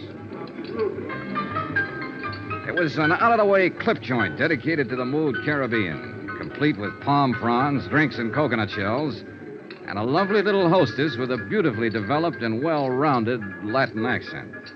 You would like a nice table, amigo? Oh, this one's fine. But I would like a nice talk. Sit down, honey. Let's get acquainted. Well, Maybe for a few minutes. My name is Pepita. Of course. What else? I'm Johnny Dollar. That's a funny name. Oh, I'm a funny guy. Will you buy me a drink? Is that the gimmick here? Gimmick? Well, what do you order? A champagne cocktail? See. For which I pay $2. It's made with 10 cents worth of sauterne. You get a $1 kickback. Isn't that the way it's played? Are you with the Vice Squad? No, forget it. Relax. Hey, look. I'll do better than buy you a drink. What are you doing after you're through here? No dates. When I quit work here, I go straight home, amigo. And I live with my mother. Oh, well, that's a very good arrangement. Cheaper that way for both of you. But here's $10. What I want from you is some information. About a customer who comes in here a lot, or used to anyway. Eddie Kalin. You know him? You are not the police, or you would not give me $10 just for talking. Sure, I know Eddie. What you want to know about him? When did you see him last? On Thursday, the day before he was killed. How did he act? What did he say? Anything out of the ordinary? He said he loved me madly, passionately, devotionally. And if I do not love him too, he will kill himself. Just like ordinary. He was lying, of course. But he always was such exciting to listen. Then he buy me champagne cocktail and borrow from me the money to pay for it. Quite a boy. Que hombre. He was, how you say, he was the most. Yeah. How long was he in here that night? Quien sabe? 1 hour, perhaps? By himself? No. With his amigo, with Pete. Pete Steimer, huh? Si. Have you seen Pete since then? No. I do not think nobody has seen him. What do you think's happened to him? Who knows? Maybe he is too sad for Eddie dying. So he is hide out someplace, all by himself. Well, it's a theory. Did Eddie seem worried that night? No. Scared? No, not scared. Nothing special on his mind, apparently. No, just like always. Just like Eddie. You know. No, I never met him. Oh? Then why you ask this question? Oh, just a routine business matter. What about women? Women? Yeah, other girlfriends of Eddie's. And next to you, of course. Oh, next to me. With Eddie, every girl was first. Well, what about the nightclub here? Any of them come in here, work here? Oh, Eddie was too smart for that. In each one place, only one girl. That way, no trouble. Eddie was smart. Yeah, he was the most. He... What about girls in other places around town? Do you know any of them? No, I do not know any, but... But you've heard rumors. Well, there is a place which is called the Brass Monkey. Ah, yeah. They have girls there which, how you say it, they take off some clothes and go jump around with the music. Strippers? Well, strippers. Well, somebody has always make jokes with me about one of those strippers. They say Eddie has had the big thing with her. They think to make me mad, but there's no difference to me. I know how Eddie is. Do you know the girl's name? The very silly name, which she has make up, is Marty Midnight. Marty Midnight. She has black hair like me, but mine is natural black. Oh, yeah, sure. I figured as much. It's very beautiful. Muchas gracias, Johnny. Well, thanks for some pleasant conversation. You are leaving now? Yeah, why? But maybe you will come back. No? I wasn't planning to. At 1 o'clock, I am through working. If you will come back... No? No. We wouldn't want to worry your poor old mother, would we? Keep her waiting up. What are you talking about? My mother is living in Havana, Cuba. Expense account item 7, $23.40. More transportation and some more of those incidentals. This time at the Brass Monkey Inn. That name had come up twice now. Eddie Kalin's widow had mentioned it first. So I figured I'd better have a look at it. The Eloines had been a fairly quiet place, dimly lighted, with a big play on that mystery of the jungle routine. But the Brass Monkey was a pony of a different tint. At the Brass Monkey, they let down their hair and really lived. The chorus line was on and at it when I arrived, and strangely enough, the girls were all dolls, pert, young, lively, 7 of them from left to right. But now one of the 7 had midnight black hair. I leaned against the service bar and waited for the bartender to come down out of the clouds and notice me. And he finally did. Oh, sorry, Buster. Just couldn't see you for looking at you. Oh, that's all right. Who'd bother with a customer at a time like this? Another odd lover. Man, I'll tell you true, there is the cream of the crop. 7 shining sisters. The Pleiades, brother. The absolute up-top zenith of the entire ecclesiastic firmament. What'll you have to drink? Scotch over ice. Checo. I read a lot. That's where I get all them big words. Always try to better myself. Get ahead, man, that's the thing. Yes, so I've heard. So I read all the time, and I got a system, too, a shortcut. You know all them books you see around? You know what they're full of? Well, opinions vary. Words. And you know where they get them? From the dictionary. So I don't mess around. I go right to headquarters. The only book I read is the dictionary. You what? Sure. Read it through twice, and now I'm clear up to J on the 3rd time around. You know what a joss house is? Yeah, it's a Chinese temple. I think I need that drink now. Oh, I'm sorry, Buster. Here you are. Say, you're pretty smart yourself. Oh, I'm a pedant. Pedant? That's with a P. Nah, I won't get to that for another 3 months. That's $1 even for the drink. Here you go. Keep the change. Well, thanks. Hey, this is a 20 you give me. Yeah, I know. Oh, I see. Well, Buster, the answer is no. I can't fix you up with one of the girls. All I want is some information. Like what? Like, where is Marty Midnight this evening? Oh, that I wouldn't know. She hasn't been around since, well, not for the last 4 or 5 nights. Since Eddie Kalin was murdered? Is that what you're about to say? Police? Insurance investigator. The company I represent issued a policy on him. Eddie Kalin with insurance? Yeah, he took it out about 2 months ago. Who's the beneficiary? His wife. Well, I never met the gal, but I guess she's got something common. She must have took quite a beating off of Eddie. Man, that cat could really operate. So I gather. You happen to know where Marty lives? Nah, she moved a few weeks ago, after she took up with Eddie. I don't even know her real name. Hey, is the manager here? I'm the manager, Buster. I hired him, fired him, and in between, just look at him. Oh, man, what a life. Do you know a friend of Eddie's named Pete Steimer? Sure I know. He hasn't been around either. Disappeared that same night, huh? Yeah, that was a bad night all around. There was another guy dropped out of sight, too, a hood named Mike Kelso, one of Topo Leanley's boys. Do you know Topo? He comes in all the time. He's, Hey, wait a minute. You must be the cat that broke his arm. Well, congratulations, felicitations, and happy days. I'll have a drink myself on that. Real popular boy. Huh? Oh, the most. I understand he got his start by leaning out of his baby carriage and shoving his mother under a car.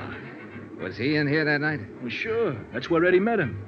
I told Eddie to stay clear of that game. And was I right? And you think that's why he was killed, for the $60,000 he won that night? Buster, that's the type of question I never answer. And that's exactly why I stay so healthy. Well, you don't have to answer. That's where all the logic points. Eddie met Topo Leanley in here that night and was invited into one of Leanley's big-time poker games. Eddie was lucky, plenty lucky, and Leanley got hit hard. He decided he wouldn't stand still for it, so he and his muscle man, Mike Kelso, went around to Eddie's apartment, beat him up, got the $60,000, took Eddie out to the Palos Verdes Hills, ran him off the cliff, and set fire to his car. Any reason why it couldn't have happened like that? No. But there are a lot of loose ends. Like what has happened to Pete Steimer and Marty Midnight? Scared silly, hiding out. Mike Kelso. Same thing. He's sweating it out, waiting to see which way the wind blows. Or there's whispers around that he double-crossed Topo and ran out with the dough. Could be. But I keep remembering that door. What door? To Eddie's apartment. It was left locked with a key. So what's it got to do with everything? Uh-oh, the police. I'm raided again. Hey, Red, dump that water, bar, whiskey down a sink. Jackie, get back there and tell the girls to cover up. Take it easy, you cats. Just keep your seats. Everything is copacetic. Relax. It's not a raid. That's Sergeant Reynosa. He's handling the Kalin case. Buster, a cop's a cop no matter what he's handling. Now shake it up, Red. Turn on that water in the sink and dump it all in. What the devil are you doing here, Johnny? Having a drink? What's up, Sergeant? I'm looking for a girl who's supposed to work here named Marty Midnight. So am I. What's your reason? Suspicion of murder. What? The guy was killed in her apartment about an hour ago. The neighbors heard the shots. And it's real crazy, Johnny. It just can't be, but it is. We got a fast check on the fingerprints. You know who the guy was? Sure. It was Eddie Kalin.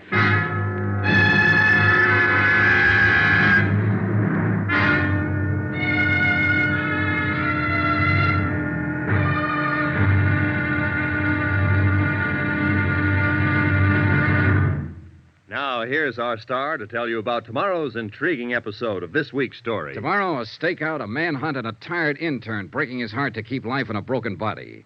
Join us, won't you? Yours truly, Johnny Dollar.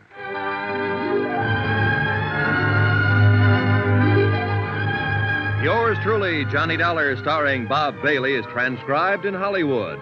Written by Les Crutchfield, it is produced and directed by Jack Johnstone. Be sure to join us tomorrow night, same time and station, for the next exciting episode of Yours truly, Johnny Dollar. Roy Rowan speaking.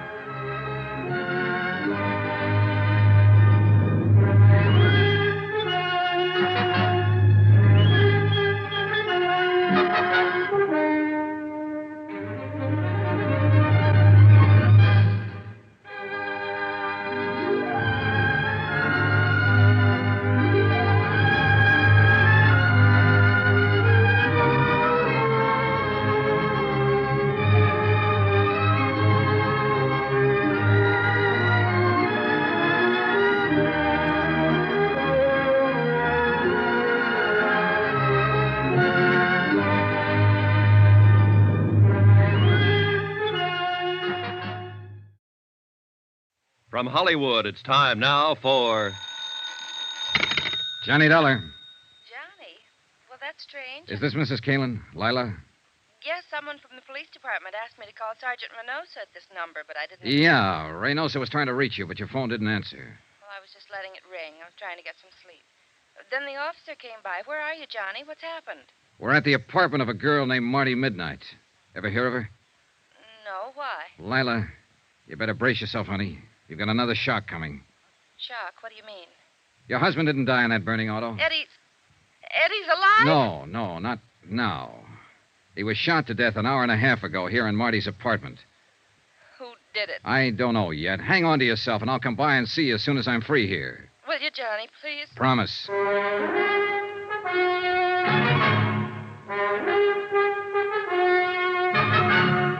Tonight and every weekday night, Bob Bailey in the transcribed adventures of the man with the action-packed expense account, America's fabulous freelance insurance investigator. Yours truly, Johnny Dollar.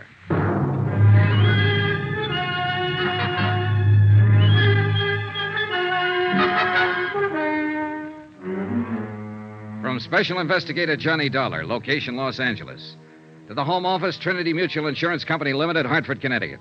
Assignment, the Kalin matter. Expense account continued.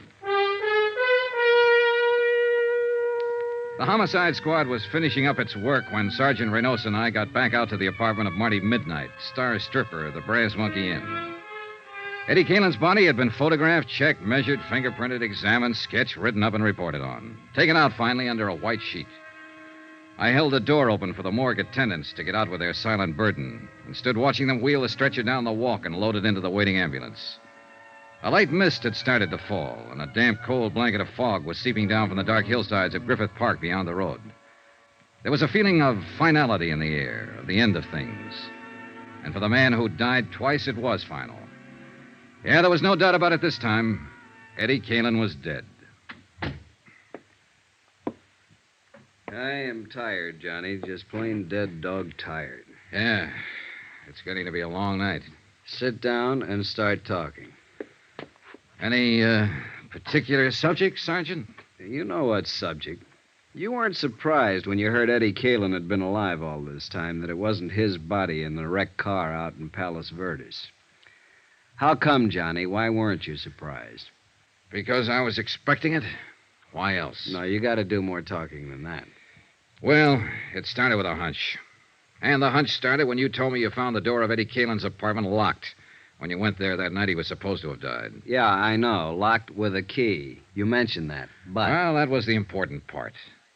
If it had been a door with a night lock or a spring latch that snaps when you pull it shut, it wouldn't have been anything. It still doesn't, as far as I'm concerned. All right, look. There was evidence there'd been a fight in that apartment that night.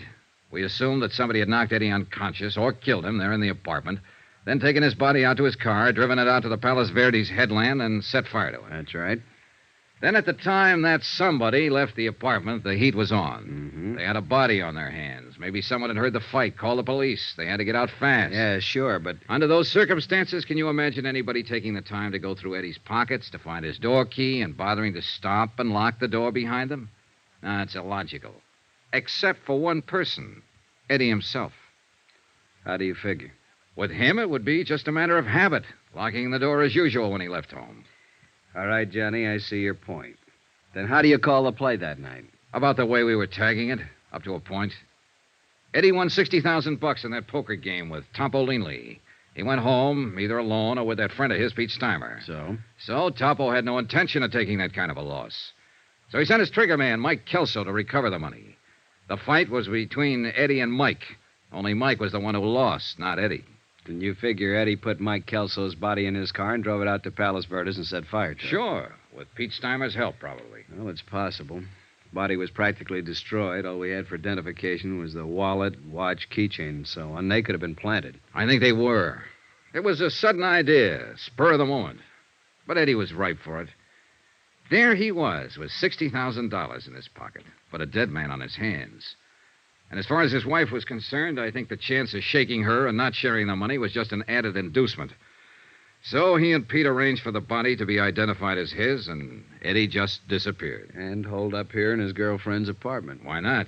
He and Pete both. Apparently, the three of them were planning to jump the country, judging by that forged birth certificate you found in there on the breakfast table. Only it didn't work out that way. Well, Eddie's dead. Really dead now. Pete and Marty have disappeared again, and the 60 grand is missing. Find them, and you find the money. Johnny, it sounds like the same old story. Big money, big temptation, and a falling out among friends. That's the most likely. Of course, there is one other possibility. What's that? Topo Leanley. Was he out? Yeah. How come? It's a rough combination, Johnny. Good lawyer on his side and a poor case on ours. He was sprung 2 hours before the neighbors reported the shooting here, the anonymous neighbor. Well, it could be, then. But I'm still betting it was Pete Steimer or Marty Midnight. I'm not betting anything anymore. The way things stand now, it's anybody's guess.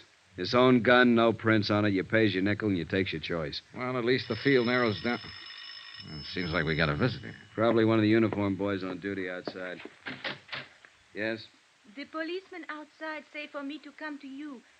I am Jeannette Dubois. Oh? Well, what can I do for you? I am the person who reports the shooting on the telephone. Come on in. Oh, merci, monsieur. How come you refused to give your name when you phoned the police? You are Captain? Sergeant Reynosa. This is Johnny Dollar, Miss Dubois. Oh, he is also police? He's working with us on this. Now, why wouldn't you give your name when you reported the shooting? I am very sorry, monsieur. You see, I have not been in this country too long, and I am afraid that I will be implicated. So I do not give the name at first. But finally, I think it over, and I call my friend the consul, and he say I must come to you immediately. And he's right. So you heard the shooting, huh? Oui, monsieur. I was walking past in front. I live 3 places down from here. All of a sudden, there is bang, bang, bang, and I am scared to pieces. I can imagine. Then the door of this place is slam open very quick, and I jump in the shadow behind a bush. A girl start to come out, and then she stop in the door. What did she look like, Miss Dubois? Well, it is too dark for telling good, but I have seen her before. I know from her hair. Very long, black. Marty Midnight. Was that the one, the girl who lives here? Oui, monsieur. I did not know her name. All right, what happened then? She stand in the door for a second. She is wearing a how you say it, a white raincoat. She is holding something in her hand. This thing she wipes with the raincoat all over. Then she throws it back into the room. Was it a gun? I think so. Then she pulls the door shut and runs down the street. I am too scared to think what to do for a minute. Then I hurry home very fast, and I telephone to the police. You didn't see anybody else around the place or in the street out in front? No, Monsieur Dollar. I watch from my window until the police have come. Nobody else has come out or go in. I see. Well, Sergeant? She won't get far. Girl with her looks draws too much attention. We'll pick her up before morning. Thank you for your information, Miss Dubois. In view of your cooperation now, I think we can forget about you not telling us all this sooner. Does that mean I can go now? Yes, just leave your name and address with the officer outside. Oh, merci, monsieur. Au revoir. It kind of surprises me. I could figure the two of them together ganging up on Eddie. But apparently it was just Marty Midnight, all on her own. Been done before, Johnny. They're not the weaker sex, no matter what the book says. I know. But the fact never fails to amaze me. It shouldn't. You must have been on some of the same kind of cases. The devil. Come on! The patrolman stationed at the back entrance of the apartment house told us what had happened. He'd surprised somebody, a man, he thought, lurking in the bushes beside the house.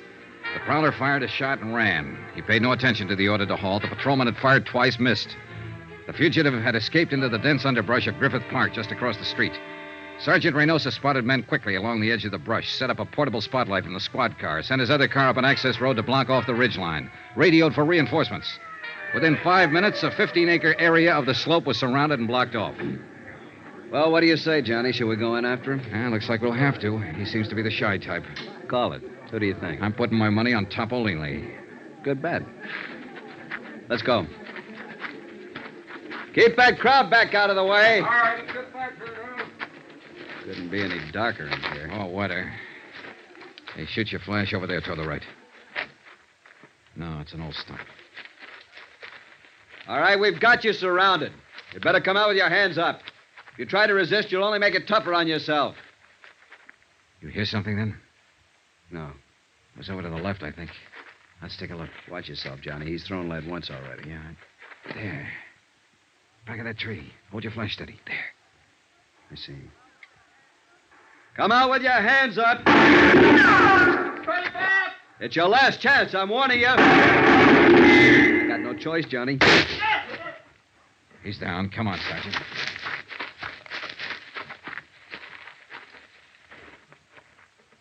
Well, what do you know? It wasn't Topolini. It was Eddie Kalin's friend, Pete Steimer.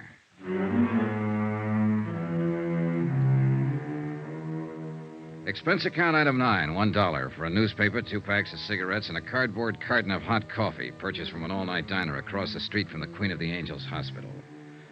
I took them up to the police emergency ward, room 612, pulled a chair up in front of the window, and sat down to wait. Pete Steimer was still unconscious. Still hadn't been able to speak a word since he dropped to the ground with Sergeant Reynosa's bullet in his chest. So I waited. Outside, the cold mist was still coming down steadily. The night was pretty far gone. It was less than 3 hours before dawn. A nurse sat silently beside the bed. The only sound in the room was the hoarse, slow breathing of the wounded man.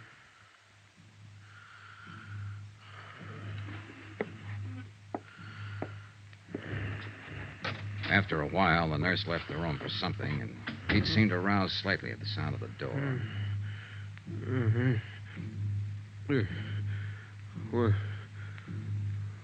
Where am I? Take it easy, Pete. Don't try to talk. Eddie. Is Eddie here? No, he's not here. He ought to be here. It's always been like this. Relax now. It's all right. Eddie always runs out and leaves somebody else to Easy now, easy. Somebody else to face the music. Pete?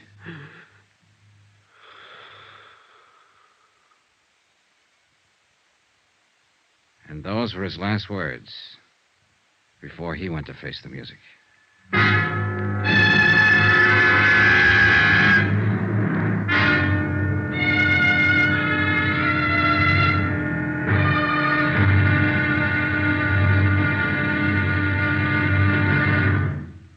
Now, here's our star to tell you about the final intriguing episode of this week's story. Tomorrow, a quarry run to earth, a strange alibi, and a shocking twist at the wind-up.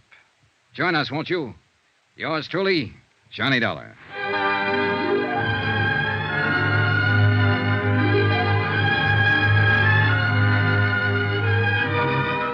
Yours truly, Johnny Dollar, starring Bob Bailey, is transcribed in Hollywood. Written by Les Crutchfield, it is produced and directed by Jack Johnstone. Be sure to join us tomorrow night, same time and station, for the next exciting episode of Yours truly, Johnny Dollar. Roy Rowan speaking.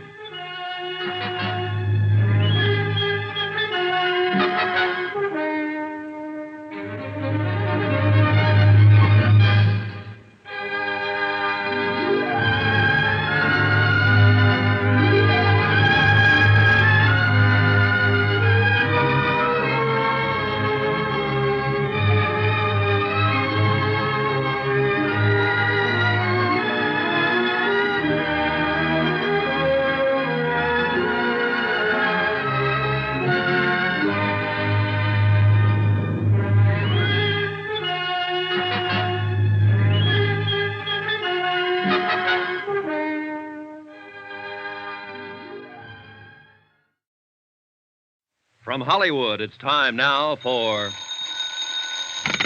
Johnny Dollar. Sergeant Reynosa, Johnny. Oh, I was just going to call you. Has he talked yet? Pete Steimer is dead. When? A few minutes ago. He almost regained consciousness for a few seconds, and that was all. There's no chance to question him. It's too bad. Yeah, he might have been able to clear it up for us. I think maybe it is cleared up, Johnny, or will be at least in the next hour. What do you mean? We picked up Marty Midnight. When? Where? A few minutes ago at the bus depot with a ticket for San Diego in her hand. I haven't talked to her yet. They're holding her downtown headquarters. Why don't you meet me there? Fine, right away. Looks like the wind-up, Johnny. I hope so. I really hope so.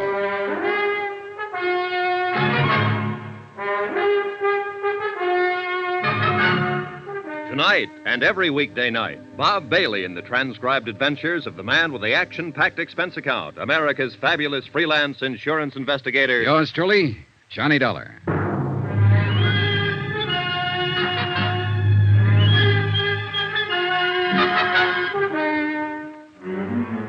From Special Investigator Johnny Dollar, location Los Angeles, to the Home Office, Trinity Mutual Insurance Company Limited, Hartford, Connecticut.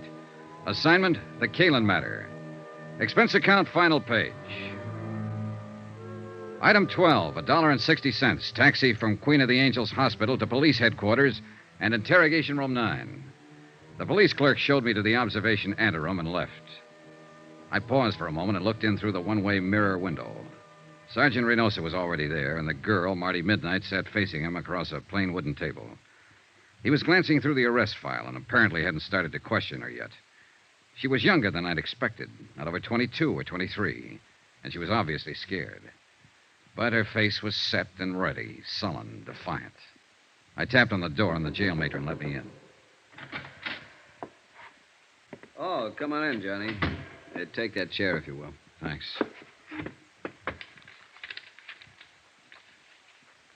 When do I get to see a lawyer? You go under the name Marty Midnight? That's right. I said What's your real name? How long have you been in Los Angeles? Where'd you live before that? You see we got hold of here, Johnny? Yeah, I see. One of those wise ones, or so she thinks. If you're ever arrested, keep your mouth shut.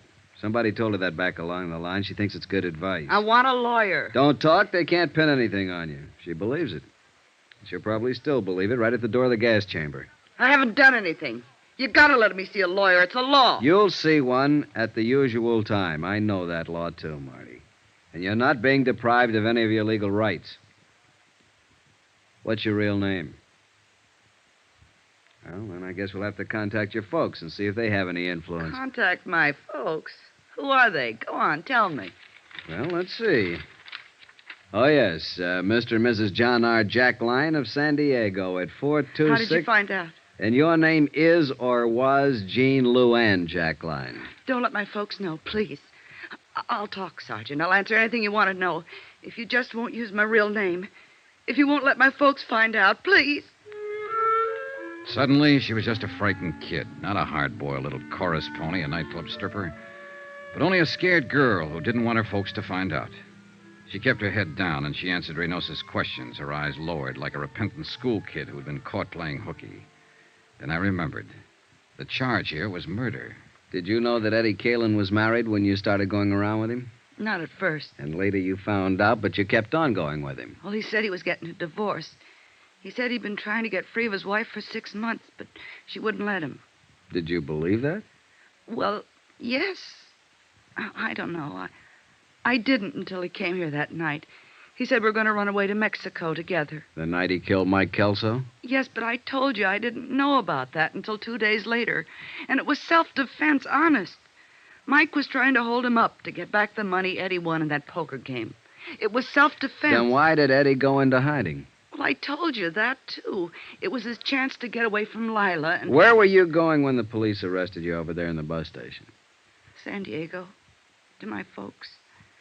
Nobody here ever knew me by any name except Marty Midnight. I didn't think you could trace me. And you didn't want to be traced? Well, of course not. I came back and saw the police car at my apartment, and then I knew you'd found Eddie. I didn't want to be mixed up in it. Why'd you kill him? Marty? Kill who? Eddie. It wasn't Eddie. It was Mike Kelso. Eddie's the one who killed him in a fight. I told you that. It was... Oh, but you know it wasn't Eddie. You picked him up at my apartment, didn't you? Yeah, sure. We picked him up. In a basket. What? He's across the street from the morgue. Why'd you kill him, Marty? I didn't kill anybody. I didn't know Eddie was dead. I was coming home and I saw the police car. I thought you'd found him, that's all. I didn't know he was dead. I didn't kill him. You gotta believe me. I didn't know anything about it, honest. Honest. Marty Midnight. Sharp, hard, tough. A striptease dancer who'd been around, knew all about it. Marty Midnight. A scared, sobbing little child. Honest. Cross my heart and hope to die. Well, maybe she would. I left a few minutes later, and Sergeant Reynosa walked out with me to get a breath of air. It was a cold, gloomy night with a gray dawn just ahead. 3 people were dead. And in the great stone building we walked out of, the machinery was grinding away, getting ready to take the life of a 4th one. Well, I guess I better get back inside, Johnny. You all right, Sergeant? The lab boy's making a paraffin test. You know, it's too bad. She's just a kid. Yeah. I was hoping it'd be Topo Leanley. That I'd love. He's long overdue. Well, he's still on the loose. It's a kid up there. You know it, and I know it. And anything else is just wishful thinking. That witness saw her leave, saw her wipe off the gun, throw it back into the apartment. Yeah, I know. Well... Where'll you be, Johnny? The hotel? Oh, not for a while. I'm going to stop by Lila Kalin's. At this time of night? Oh, she'll be waiting up. I promised her I'd see her and tell her what happened. She's, taken quite a beating out of this mess. Why do they do it, Johnny? Why do dames fall for a guy like Eddie Kalin? Philosophy? At this time of morning? I'll see you later. Expense account, item 13, $2.80. Taxi fare to the Argus Terrace Apartments to talk to the widow and beneficiary, Lila Kalin. Oh, Johnny, come on in. Thanks, Lila. I've been sitting in here in front of the fireplace all night long. I'd almost given you up. Well, a lot of things happen. Man, I'm really beat. Coffee or a drink? Coffee, I guess. Black. Is it all over now, Johnny? Well, it amounts to that. They've apparently got the killer. Who? That girl he was hiding out with, Marty Midnight. She's a striptease dancer. Why? Why did she do it? The money, I suppose. They haven't found it yet, but they will. Here's your coffee. Oh, thanks. I feel sorry for her. Maybe because I feel sorry for myself or anybody who ever got mixed up with Eddie. Why do we do it, Johnny? Why do we go blind when a guy like that comes along? I don't know. You tell me. I wish I knew. Maybe a girl I met yesterday evening had it tagged. She said she knew Eddie was always lying. But he made it sound so exciting. He did. I had 4 years of it. Never knowing when he'd walk out and not come back. Never knowing who he was with. Knowing only one thing for sure. That he was lying to me every hour of the day. Now that it's over, I wonder why I went through with it. But he did make it sound exciting. Well, the best thing you can do, Lila, as soon as it's cleared up. Well, who can that be? This Oh, it time might be Sergeant Reynosa. I told him I'd be here. Hello? Oh, yes, just a moment. You were right. Thanks. Yeah. Hold on to your hat, Johnny. It's wide open again. What do you mean? That paraffin test, negative. What? Marty Midnight hasn't fired a gun in the last 2 days. She was telling the truth, witness or no witness. So it looks like Topo Leanley's the boy. Sergeant, wait. Huh? What was Marty wearing when they picked her up at the bus depot? Why, well, the same thing she was when you saw her. Skirt and sweater. Did she have a coat on? A short jacket. What are you getting at? Hey, Johnny, you still there? Sorry, I was thinking. And it figures. Sergeant, can you come out here right away? To Lila's place? Why? It's important. Believe me. All right, Johnny, right away. What was it, Johnny? Lila with the coal black hair. It's beautiful. Why, thank you, Johnny. Pepita has black hair, too. And Marty Midnight. Eddie only liked dark-haired girls. But Marty didn't have a white raincoat. I'll bet you do, though. What? Where is it? Here in the closet? Johnny, Uh-huh. what's this all about? A witness saw a girl leave Marty's apartment right after the shots. But it was dark, and all the witness could make out was the black hair and the white raincoat. What do you mean? The witness saw the girl wipe off a gun on the front of her coat, then throw it back into the apartment and run.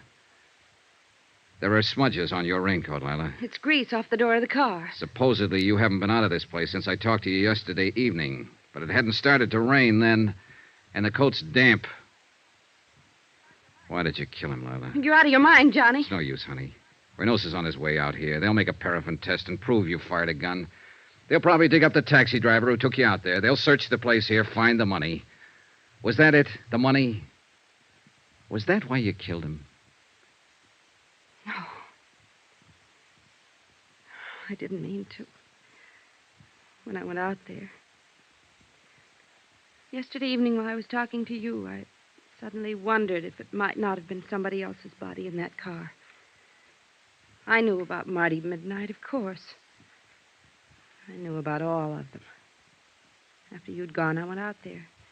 Waited until I saw Pete Steimer leave, finally Marty. And I forced my way in. So? Eddie was furious. We argued and fought. Eddie drew a gun on me. He threatened me. We struggled. So that's going to be your pitch, huh? A plea of self-defense. That's it, Johnny. Self-defense. Well, good luck. You'll need it.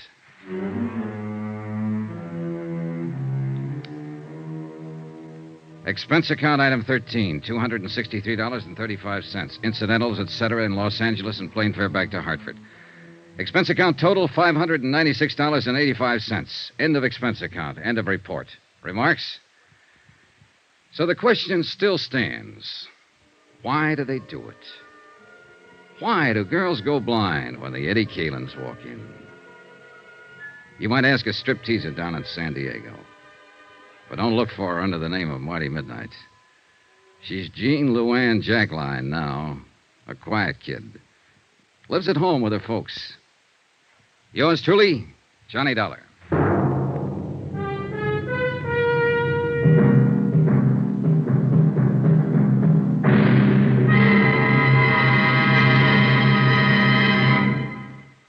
Now, here's our star to tell you about next week's intriguing story.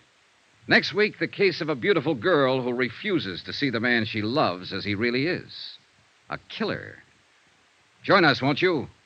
Yours truly, Johnny Dollar.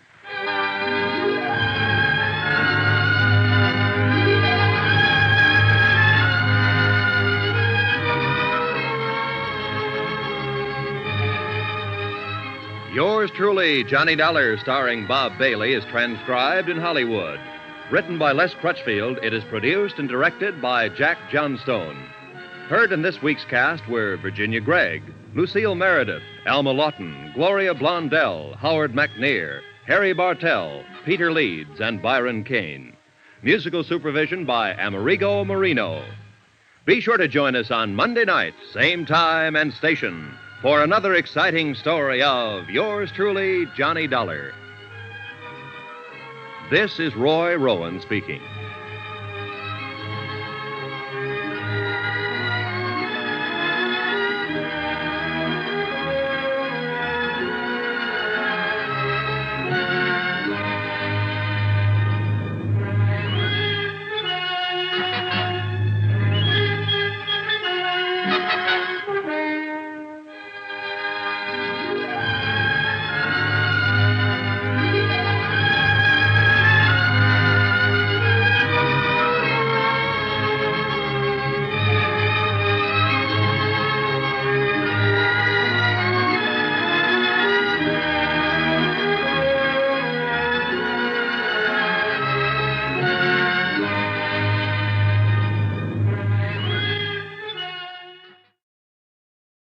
From Hollywood, it's time now for Johnny Dollar.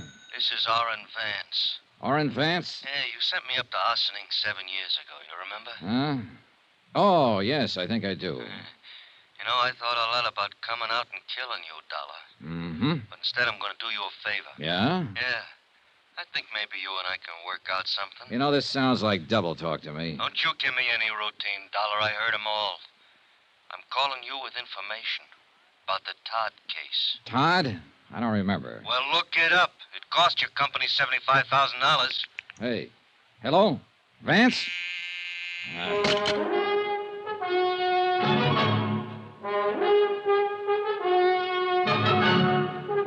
Tonight and every weekday night, Bob Bailey in the transcribed adventures of the man with the action-packed expense account, America's fabulous freelance insurance investigator. Yours truly, Johnny Dollar.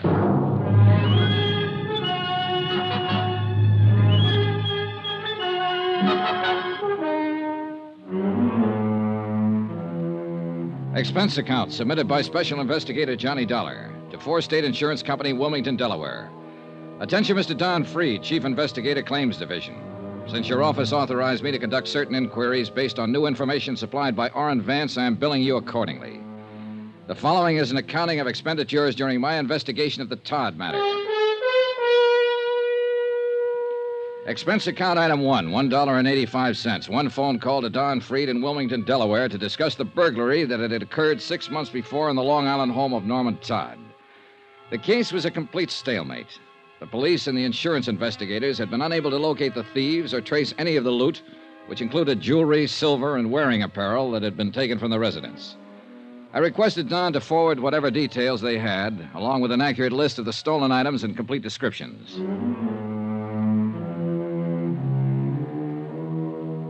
Expense account item 2, $2, cab fare. To and from the Office of International Adjustment Bureau, where I refreshed my memory concerning Orrin Vance. A good look at the files, and I remembered him well. Back in 1947, he'd been involved in a well-engineered swindle of the Seaman Clothing Company. Almost got away with it. And it was my investigation and testimony that finally put him behind the bars. Hi. Huh? Vance? Yeah. Oh, hello, Dollar. You haven't changed a bit. You have. Yeah, sure I have. You took 7 years of my life away from me. Did you do what I told you to on the phone? People like you don't tell me what to do, Vance. Come on in. Oh, sure. Thanks. Nice place you got here. Yeah, I like it. Sit down. Tell me what's on your mind. Look, Dollar, don't treat me like a con, huh? Even if I am one. I'll sit down, yeah. I'll have a smoke with you. I'll talk with you. Okay. Okay, have one. Thanks. It's just that everybody's doing it.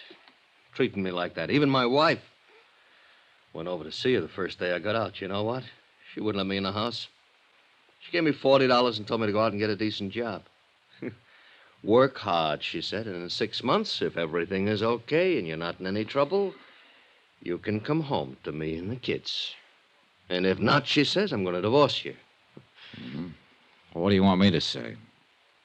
Offer me a seat. Invite me to sit down. I'm a human being, too. Sure. Thanks again. Well? Well, I thought about it a lot. You know, If you hadn't been out to get me 8 years ago, I might have had you over to dinner. Maybe we could have been friends. Yeah, maybe. Now, what's this all about, Vance? Okay. I can't get a job.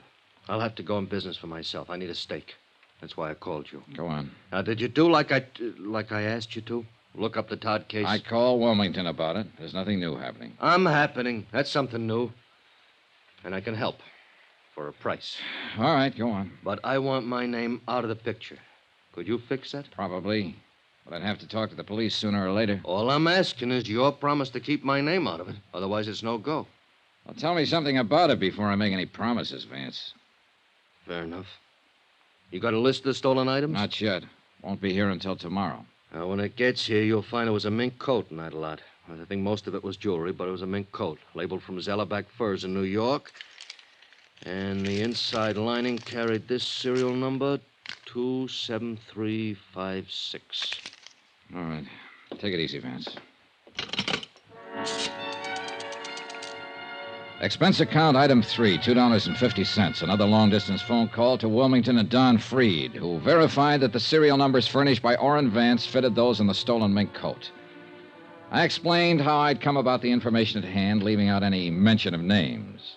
Freed talked with his boss and phoned me back a half an hour later. You can go ahead and work on it, Dollar. There's a $5,000 reward posted. $5,000? We'll split it between you and your friend, if anything worthwhile turns up. Okay? Suppose it's nothing. Okay. Swindle sheet, too. Right.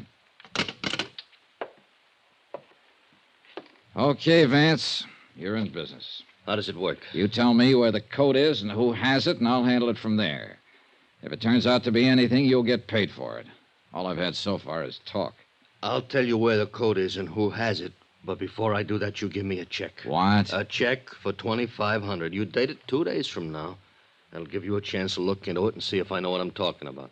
And you can stop payment any time within 2 days if my tip doesn't work out. Mm-hmm. On the other hand, I'll have the check and bye-bye. Where to? Homewood, Indiana. My plane leaves in an hour. I may want you around for some questions. No, I'll give you the tip. That's all. You ask somebody else the questions. Well? Okay. What's the matter? You afraid? Sure. Haven't you noticed? I'm a stool pigeon.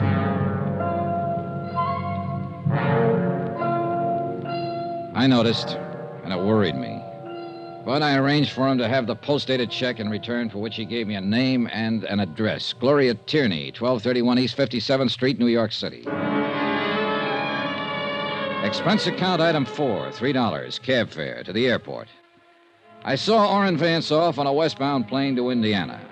45 minutes later, I boarded Flight 37 for New York. Expense account item 5, $18.85.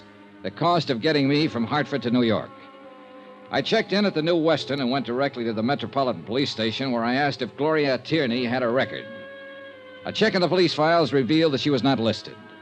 About 7 o'clock, I had a bite to eat, and then I walked over to the 57th Street address, a small apartment building.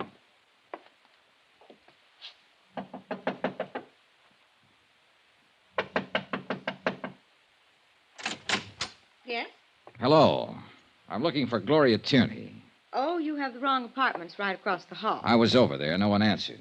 Well, she must be out. I'm the manager here. Would you like to leave your name? I'm Johnny Dollar, but I wonder if you could tell me where to find her. No, I can't, but I'll be glad to give her your name and ask her to call you. Well, that sounds fair enough. I'm at the New Weston Hotel. Oh? You're from out of town? Yes. An old friend of Gloria's? No, I'm just on business. Well, I'll tell her you came by. Good, fine. By the way, how long has Miss Tierney lived here? About a year. Why? Oh, just wondered, thank you. Johnny Dollar, New Weston Hotel? That's right. Wait a minute. Here, take my card. Insurance? Sort of. The apartment house manager, it said Ethel Stromberg on the mailbox, smiled politely and closed the door. I went outside the building and took a plant across the street. I waited around for about 3 hours and saw no one go in or out of the building. I went back to my hotel. About midnight, the phone rang.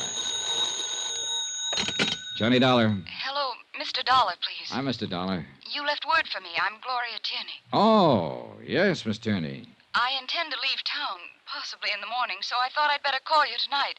I hope it isn't too late. Not at all, Miss Tierney. What's it all about, Mr. Dollar? I'm an insurance investigator. I'd rather tell you about it in person. As I said, I expect to leave town tomorrow. Is it important? I think so, yes. Could I see you tonight? Well, I don't know. I could be there in 15 minutes. I don't understand. I'll come right over. Well, all right. I was there in less than 15 minutes, but things weren't all right. As a matter of fact, things looked all wrong. Gloria Tierney's apartment was darkened. She didn't answer when I knocked on the door. I tried it. The door was locked. Yoo-hoo. Hmm? Now, look here. I don't think you have any right to bother Gloria. Oh, it's you. Hello, Mrs. Stromberg. Well, where's Gloria? I don't know. You don't know? She was waiting to meet you. Huh?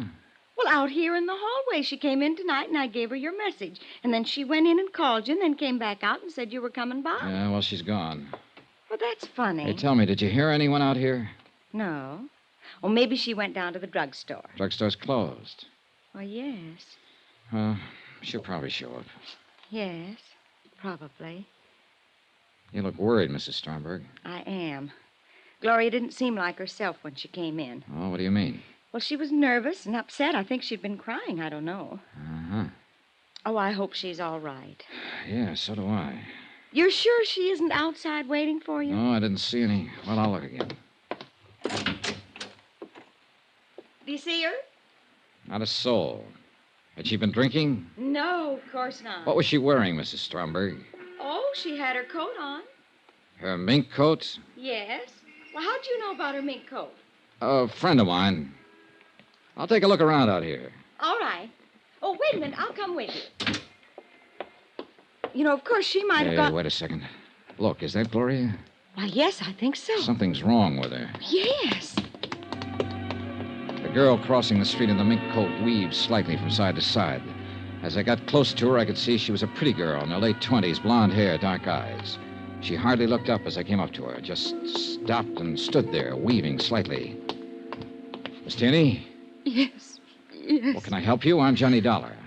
Please. Oh, come on, we better go inside. Yes. What is it? He struck me. He what? He struck me. And I... Oh, Mr. Dollar. Here, come on. Careful now. Sure. Oh. Easy. Easy now. Thank you. Thank you very much. You okay? Yes. Look out, that car. What? That car, no! All 3 slugs had hit her, and she fell back into my arms. By the time I could reach for it and get my gun out, the black Cadillac and whoever was driving it were out of sight around the corner. And there'd been no light on the rear license plate. Oh. Easy now, easy. Mr. Dollar, those were shots. What? Mr. Dollar. Call the police, quick. But yes, right away. You know, let's see if we can... Mr. Dollar. Mr. Dollar. Don't try to talk, Gloria. Don't try to move. We'll have help here in a minute. Oh.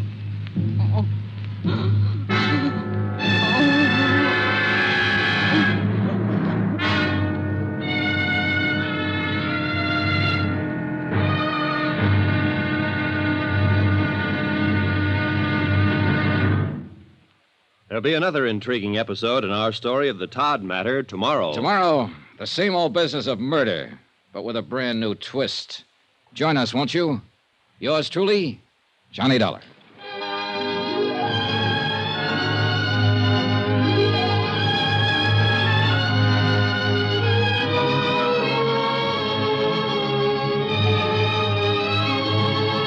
Yours truly, Johnny Dollar, starring Bob Bailey, is transcribed in Hollywood. Written by John Dawson, it is produced and directed by Jack Johnstone.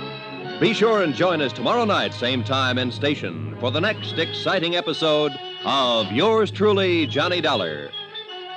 Roy Rowan speaking.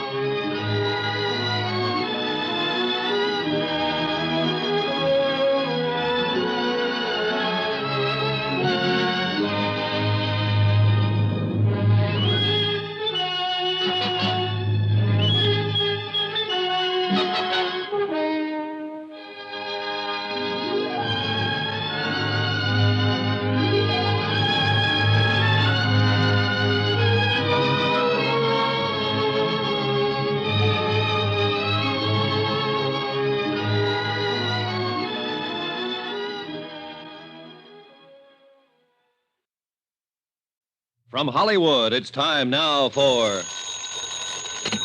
Johnny Dollar. Dan Mapes, New York Police Department, Mr. Dollar. Oh, hi. I just went over your statement to the officers who went to the scene of the shooting. Pretty rough business. Yeah. How's the girl? She hasn't regained consciousness. We've got to get on with this, Dollar. There's some questions I want to ask you. Sure. Glad to do what I can. Where can I meet you? What's the matter with right here at headquarters? Okay. Say in about an hour? Make it a half an hour. I said I want to get on with the case. Oh. Room 212, Sergeant Daniel Mapes. Okay, Sergeant. I'll be there.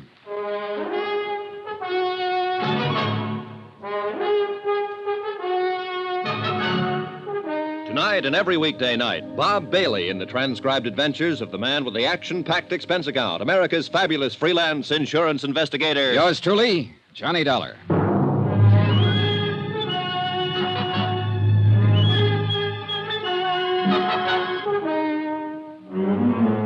Expense account submitted by Special Investigator Johnny Dollar to Four State Insurance Company, Wilmington, Delaware. The following is an accounting of expenditures during my investigation of the Todd matter.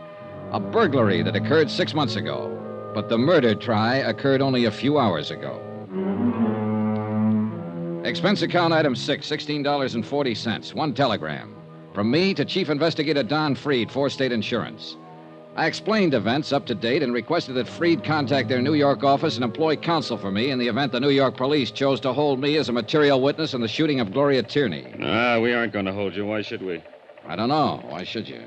Sit down. Take it easy. Okay, thanks. So, you're a freelance insurance investigator. Yeah, that's right. Working for Four State out of Wilmington, huh? That's right.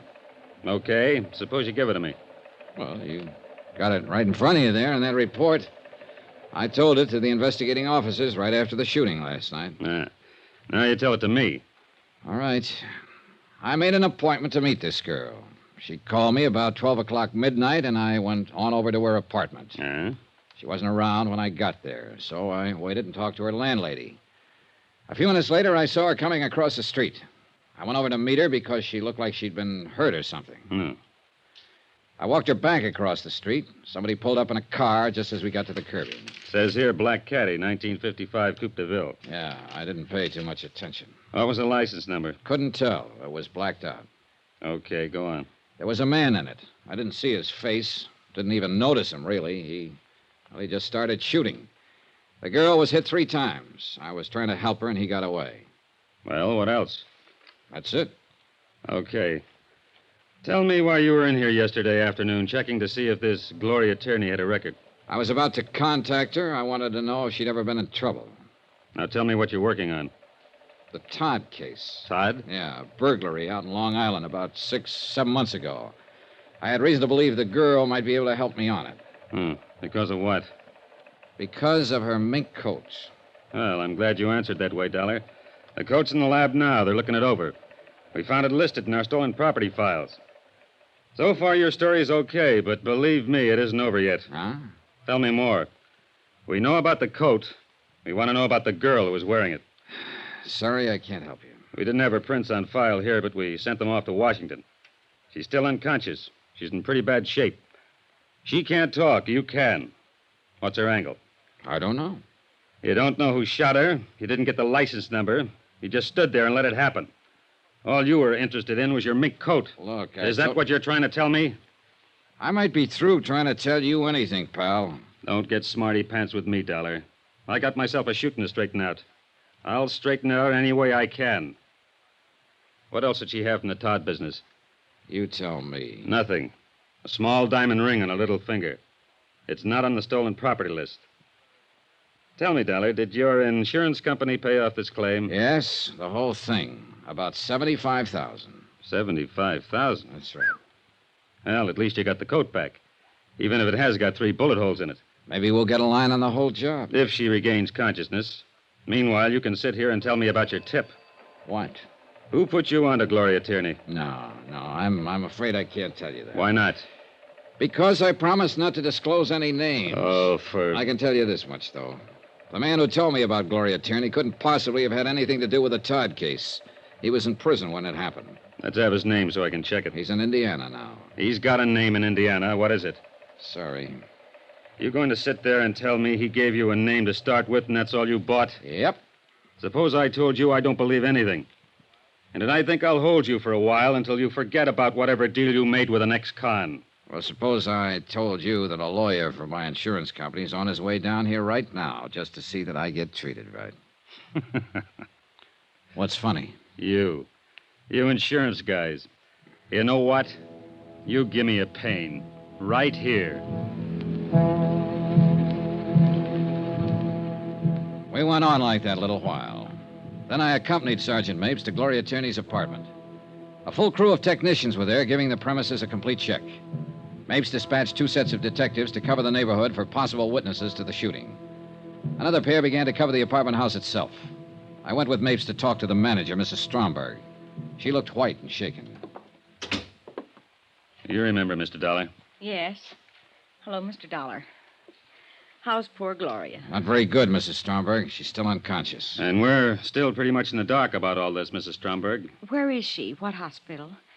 I'd like to go see her. Maybe there's something I can do. Best thing you can do is try to help us find out who shot her. She's at the police emergency hospital right now, Mrs. Stromberg. I'll have them phone you when she can see people. Well, thank you.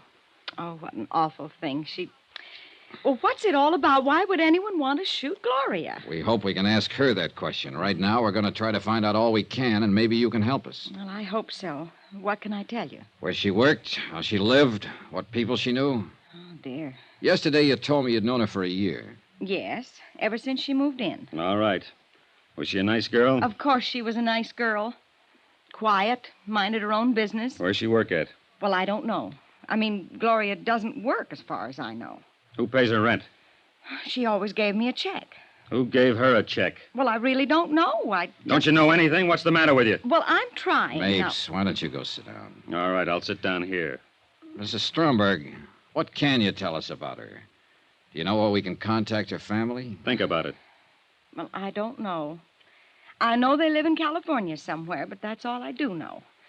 She talked about them now and then. Uh-huh. How about her friends here in town? What about them? Well, for instance, the man who drove the black Cadillac last night. I never saw that car around here before. Did she talk about her friends to you? Why, no. Well, she's a pretty girl, young. Boyfriends? Oh, yes, she did talk about them now and then. Do you suppose one of them had something to do with this? Mrs. Stromberg, some guy pulled up in a black caddy last night and pumped 3 slugs into her. She acted funny before that, according to you. Run out when she was supposed to meet Dollar here. Don't you know if any of her friends drove a car like that? No. You know this, but you don't know that. What kind of a friend were you? What? What kind of a friend were you? That girl's lying in a hospital right now. She's got a slug here, another one here, and here. They've operated twice. You weep and holler and stand around wringing your hands about her, but you won't open your mouth about helping us find who did it. Now, let's start with that car again. You've got the front apartment here. You can see the street from those 2 windows. Have you ever seen that black caddy here before? Yes. Well, why didn't you say so in the first place? Whose is it? I don't know. I don't know his full name. Well, what do you know about him? His name is Bill something. Bill something. Yes? That's a big help. What does he look like? Where does he work? What does he do? I don't know. I really don't know. She never introduced me to him, but she talked about him. She'd say, Bill's coming by tonight, or Bill did this, or Bill did that, but she never mentioned his last name. But he drove the caddy.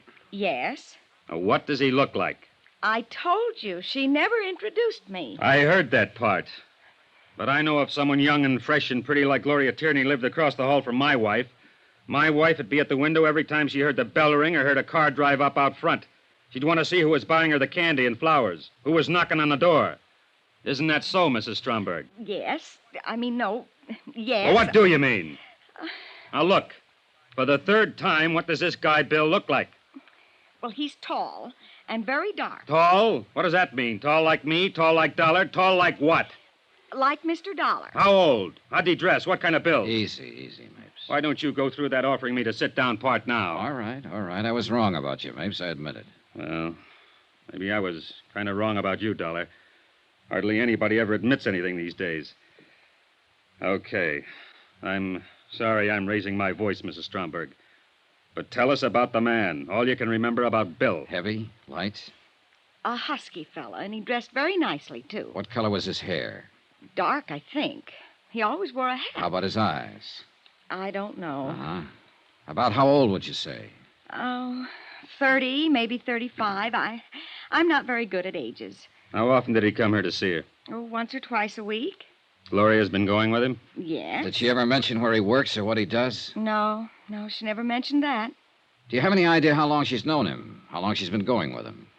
Well, I have no idea. I just know he's been coming to see her ever since she moved in here. This, Bill. Would you say he had money, Mrs. Stromberg? Yes, I'd say so. He drove that big, expensive car and always dressed so nice. And, of course, he gave Gloria that coat. The mink coat? Yes. Oh. Do you know if he ever gave her any jewelry? I don't know. I don't think so. Gloria'd usually run across the hall and show me when he gave her something. Mostly they were small gifts, candy, and things like that. But I don't remember if he ever gave her any jewelry. Did he ever bring any friends here? I don't know. All right. Was Gloria going to marry him? Oh, she never talked about it. You sure about that? Yes, she never said, and I never asked. Why? Why not? Well, I don't know. I never asked her. I wanted to, but I never asked her. You think right away I've been a busybody watching that girl and so on. Well, yes, I watched her from time to time, and I was her friend here. But there are some things we just didn't talk about. There sure were. Well, as you ask me questions, I realize how much we didn't talk about. I can't tell you where she came from or where her family is or who Bill is or what she planned for the future. I just know she was a nice, decent, honest sort of a girl. Yes, we got that impression, Mrs. Stromberg. Anything you want to ask, Dollar? No. My apologies again for raising my voice. Thank you for the information, Mrs. Stromberg. Come on, Dollar. Okay. Goodbye. Goodbye. Goodbye. Well, you got it out of her. Yeah, but I don't trust her. Took too much work. Are you really as tough as you look? Sure. You're a good cop, Mapes. Thanks. I like to have somebody mention that every 5 years. Well, better get out this guy's description. Yeah. There's a hall phone right there.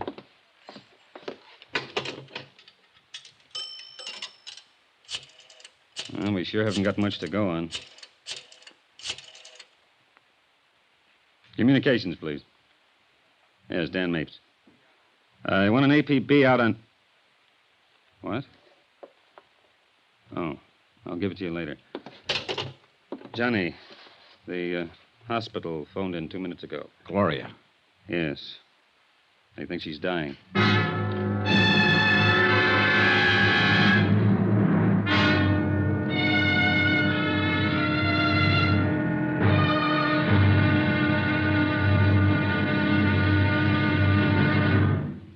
There'll be another intriguing episode in our story of the Todd matter tomorrow. Tomorrow, I take some lessons from a good policeman on how to find out what has to be found out.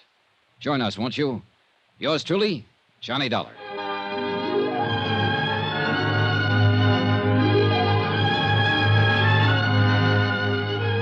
Yours truly, Johnny Dollar, starring Bob Bailey, is transcribed in Hollywood. Written by John Dawson, it is produced and directed by Jack Johnstone. Be sure and join us tomorrow night, same time and station, for the next exciting episode of Yours truly, Johnny Dollar. Roy Rowan speaking.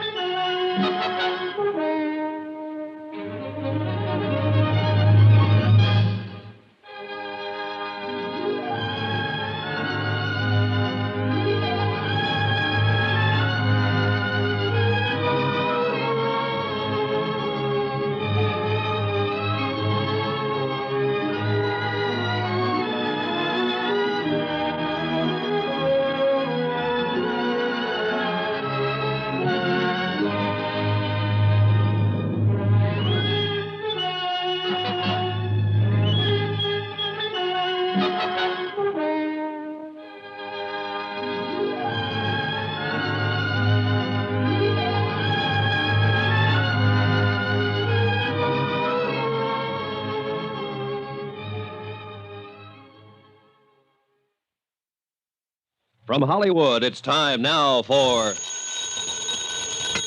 Johnny Dollar. This is Dr. Kane, Police Emergency Hospital. You left word for me to call you, Mr. Dollar? Yes, sir. I'm with Sergeant Mapes. Has there been any change in Miss Tierney's condition?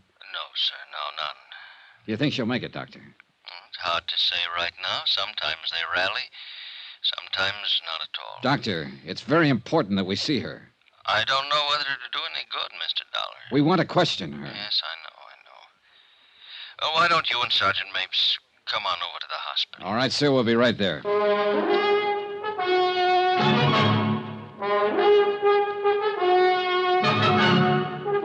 Tonight and every weekday night, Bob Bailey in the transcribed adventures of the man with the action-packed expense account, America's fabulous freelance insurance investigator. Yours truly, Johnny Dollar.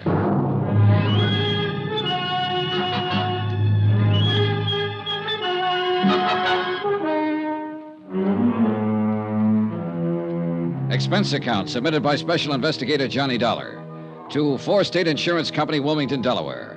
The following is an accounting of expenditures incurred during my investigation of the Todd matter, the burglary that resulted in a shooting. On a tip from an ex-convict named Orrin Vance, I came to New York to question one Gloria Tierney. My information was that she had in her possession an expensive mink coat, part of a $75,000 burglary at the Todd home on Long Island. Gloria Tierney was shot and seriously wounded by an unknown gunman before I was able to question her about the coat. A description of her assailant and how she had obtained the coat were still to be ascertained when Sergeant Dan Mapes and I arrived on the second floor of Emergency Hospital. Mr. Dollar? Yes. Oh, I'm Dr. Kane. Oh, yes, this is Sergeant Mapes. How do you do? Has she managed to talk yet, Doctor? No, and she may not. I see. Now, before we go in, I hope both of you will carefully frame only your most pertinent questions. 2 minutes is about all I can give you with her. Sure, Doctor. Better put your cigarettes out in that. Oh, yeah.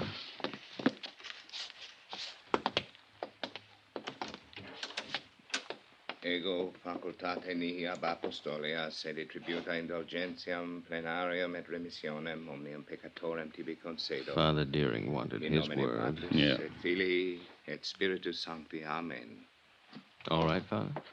Yes. Is she conscious? Just a minute. Yes? She can hear you, I'm sure. You want to go ahead? I suppose so. Has to be official. Are you Gloria Tierney? Is Gloria Tierney your name? Yes. Do you understand that you're seriously hurt? Do you understand that? Yes. Can you tell us how you came about these injuries, Miss Tierney? Miss Tierney. Bill. Bill. Bill shot you? Yes. Well, what is Bill's full name? Where can we find him? Bill. Where can we find him? Who is he? Doctor? Watch out. Nurse, hand me the hypo. Quick! No. This might help.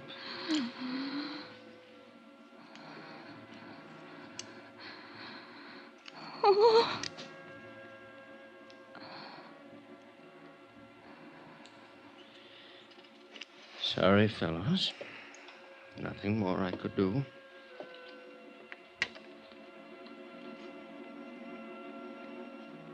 Gloria Tierney died at 3:35 in the afternoon without revealing the full name of the man who had shot her the night before. Expense account item 7, $6. Drinks. Myself and Sergeant Mapes. Well, we're sure of two things. Are we? Yeah. His name's Bill. And this is the worst whiskey I ever tasted. There ought to be a law. I think there is, Sergeant. I'm going to ask you something, baby. Outside of the fact that that girl up there died a few minutes ago and was wearing a stolen mink worth $11,000 that you've been wanting to get your hands on, what about her? How does it strike you? She looked like a nice girl. Yeah. She looked like the best kind of girl ever made. What else? What would someone like that be doing in a stolen mink coat? Exactly. What would she be doing with a stolen mink coat? outside of having herself a time with a guy named Bill who gave it to her. You call that having herself a time? I'd like to get drunk. Every bum in town's named Bill.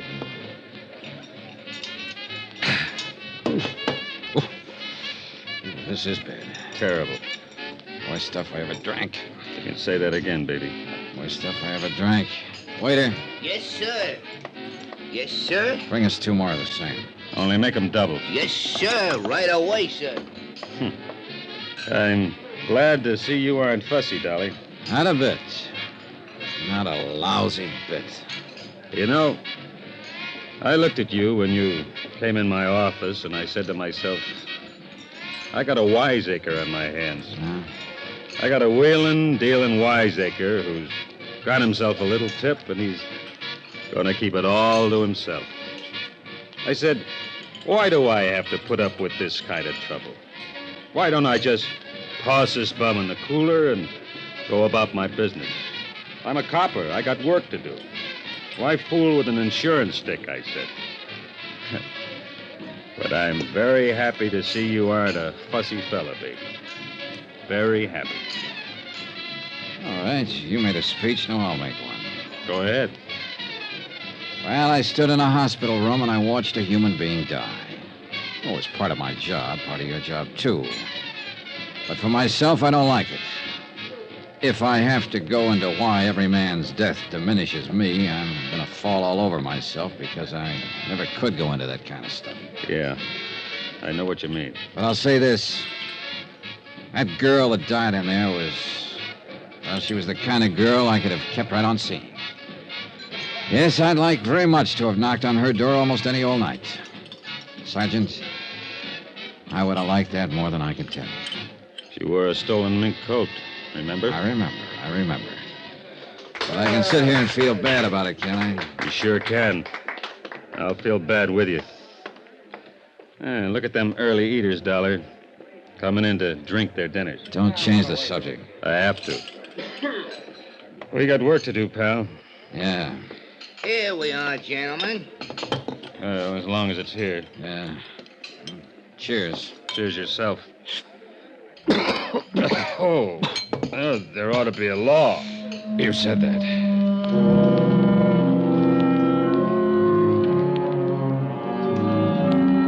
I remained with Sergeant Mapes the rest of the day as he continued his investigation of the death of Gloria Tierney and the Todd burglary. The apartment where she'd lived finally yielded some information.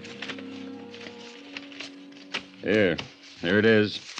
Letters from a Robert J. Tierney in Riverside, California. Looks like her father, maybe. Yeah.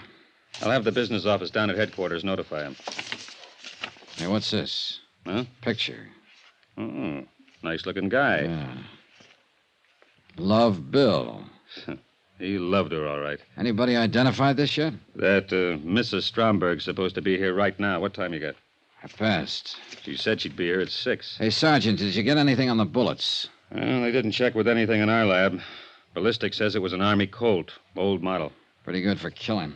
And what gun isn't? Yeah, you're right. Hello? Oh, hello, Mrs. Stromberg. We've been waiting for you. Come in. Hello? Hello, Mr. Dollar. Hi. Do I have to answer any more questions? Oh, a couple, if you don't mind. I'm just all worn out. I can't get over this terrible thing happening to Gloria. Did you ever find out about her family? We're going to contact them right now. Seems they live in Riverside, California. Yes. Yes, I believe that's what she said. I want to ask you one question, Mrs. Stromberg. Take a look at this picture. Yes. Do you know him? Oh, yes, that's Bill. The man Gloria Tierney's been going out with these last few months? Yes. The man who drives the black Cadillac? Yes, the Cadillac. Oh, I wish I could tell you his full name. Did he do this terrible thing? It looks like it, Mrs. Stromberg. Oh, dear. Have you arrested him yet? We haven't found him yet. Well, I hope you do. I hope you clear this up. I left word for the office to get me here. What about her things? Hello.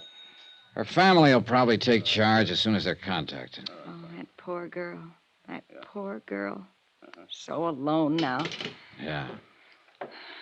Mrs. Stromberg, did Gloria Tierney ever mention to you that she'd been married? Married? Gloria? Yeah. Why, no, she never mentioned it. Was she? Married in the state of New York in 1951. Divorced in 1953. Routine check of vital statistics. What was her husband's name? Bill. Bill Powers. Sergeant Mapes requested immediate file checks on William B. Powers, the ex-husband of Gloria Tierney. From it, he learned he had no criminal record in the state of New York. His home address was up in Westchester County, one of the suburbs of the big city. I drove out there with Sergeant Mapes. Oh, what's this all about? Do you know a woman named Gloria Tierney, Mr. Powers? Well, sure. We were married once. Why? She was shot to death last night, Mr. Powers. Gloria? Yeah. Are you sure? We're sure. Shot? Oh, what happened? How could a thing like that happen? That's what we're trying to find out, Mr. Powers. Can't believe it. Gloria dead. Have you seen her lately? What? Have you? What? Yes. I saw her last week. We had a drink together. Are you sure it's Gloria? We'd make sure before we came here with news like that. That's right. Mr. Dollar here isn't a policeman. He's an insurance investigator. Miss Tierney was wearing a stolen mink coat when it happened. Stolen? Are you sure? We're sure. We checked everything, Well, Mr. Gloria Powers. would never steal anything. She was a fine girl. A wonderful girl. Fool to ever let our marriage go on the rocks. Can you come with us, Mr. Powers? We'd like an identification. What? Oh, yes, of course. I'll get my coat. Excuse me. Want to smoke, Johnny? Yeah, thanks. Well, he isn't the bird in the picture, Johnny. No, not at all. Still, he... What is it, Johnny? You checked the driveway out there? No. Take a look, the side window. Uh-oh. Yeah. 55 Cadillac Coupe de Ville. Sure is, Sergeant.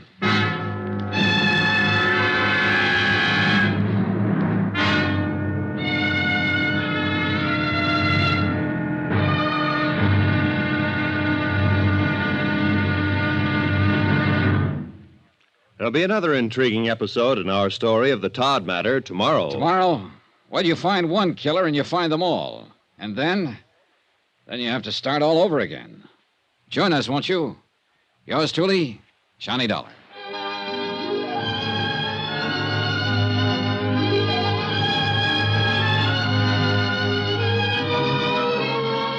Yours truly, Johnny Dollar, starring Bob Bailey, is transcribed in Hollywood. Written by John Dawson, it is produced and directed by Jack Johnstone. Be sure and join us tomorrow night, same time and station, for the next exciting episode of Yours truly, Johnny Dollar. Roy Rowan speaking.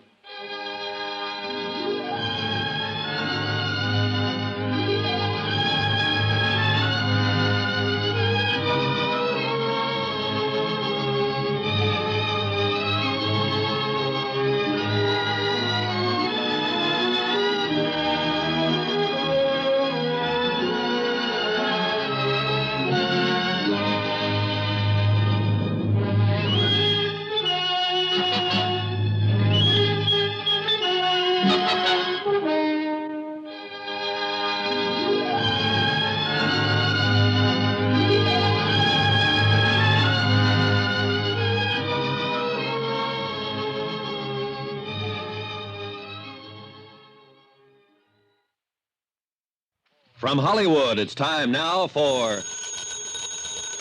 Johnny Dollar. Long distance operator, Wilmington, Delaware is calling you. Okay. Go ahead, please. Johnny? I do. Well, this is Don Freed. What's happening there? Your expenses are running away up, and we haven't gotten a report from you. I've been too busy. What's that supposed to mean? That's supposed to mean that the tip I got was good and it was bad. Yes, Gloria Tierney, 1231 East 57th Street, had a mink coat that was stolen from the Todd estate. No, she didn't tell me much about it because she got herself shot down on the street last night. Yes, I'm working with the police here trying to find out how she comes by the coat. But what I want... Listen, an hour ago I went out to see an ex-husband of hers. His name's Bill Powers, and he seems to be the bird we're looking for. You know what he did? He cried and blubbered all the way down to the morgue. And he's in there right now making a positive identification. I don't blame him for crying. So what's new with you, Mr. Expense Account? Boy, you're a real man-eater today, aren't you? I sure am. Bye.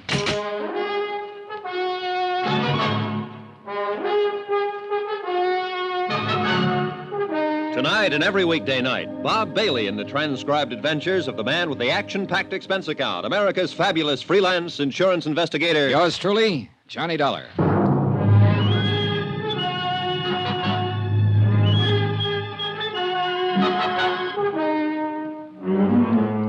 Expense account submitted by Special Investigator Johnny Dollar to 4 State Insurance Company, Wilmington, Delaware. The following is an accounting of expenditures during my investigation of the Todd matter. Expense account item 8, 20 cents, aspirin. I bought them in a drugstore across the street from the morgue. I figure I needed them. On the way down in the police car, the ex-husband of Gloria Tierney gave us very little information about her activities up until the time of her death. After he made the identification, we all walked across the street. Expense account item 9, 30 cents, 3 cups of coffee. Sergeant Mapes, Bill Powers, and myself. Powers cried a while, then straightened out somewhat. I hope you get whoever did this terrible thing, Sergeant. I hope you'll get him real fast. You sure want to, Mr. Powers. Why would anybody do that to Gloria? Why? Maybe you can help us answer that. We hope you can, Mr. Powers. Oh, you. You're just interested in that coat she was wearing. Well, mister, I don't believe she was wearing a stolen coat. What do you think of that? I think that's a pretty fair way to think right now. But it's not very practical since we already have proof that it is a stolen fur and that she was wearing it. Yeah. How about some more coffee? That's cold. What? Oh, no. Look, we're just trying for the facts of the matter, Mr. Powers. I saw Gloria Tierney. I know what kind of a person she was. But we have to start somewhere. You can understand that. Yeah, I suppose so. Now, you told us you saw her last week for a drink. That's right. Have you been seeing her right along? Yeah, sure. Even though you were divorced a year or so ago? Yeah. Yeah. Did you know she's been going with someone else, too? Yeah? Bill? Yeah. Bill Chambers. That his name, Bill Chambers? Well, yeah, I don't know him, but she talked about him a lot. Here. Take a look at this picture. Is this him? Yeah, that's him. I thought you knew. You're sure this is him? Oh, sure. The picture was in her apartment. I've seen it there. One day I asked her who he was, and Gloria told me about him. Well, what did she tell you about him? She just said she was going out with him. Oh, she told me that he asked her to marry him. She said he had a lot of money. Anything else? Oh, I don't know. Did she happen to mention where he works? No. What kind of work he does? No. Do you know where we can get in touch with him? No, I don't know that either. I can't help you. I only know she's been going out with him. I don't get this. You and her were divorced, but you kept on seeing her. And she got this new boyfriend. And she told you things like that? Yeah. Funny, isn't it? Why'd you bust up? Oh, this and that. Kid stuff. I suppose. It was spat over this and that. I don't know what exactly. Anyway, we were going to straighten it out. We were going to be married again. Oh, what about this Bill Chambers? No, she didn't want to marry him. She wanted to marry me again. She told me. When? Day before yesterday. She said she would marry me. Now she's dead. You know what kind of a car Chambers drives? A Cadillac. How do you know that? Oh, she told me about his car. Another thing, I went out and I bought one myself just like his. I thought it might do me some good with her. We were crazy, weren't we? Where were you last night? Home. Can you prove it? Oh, yeah. Home. All night. I was home while she was out getting herself killed.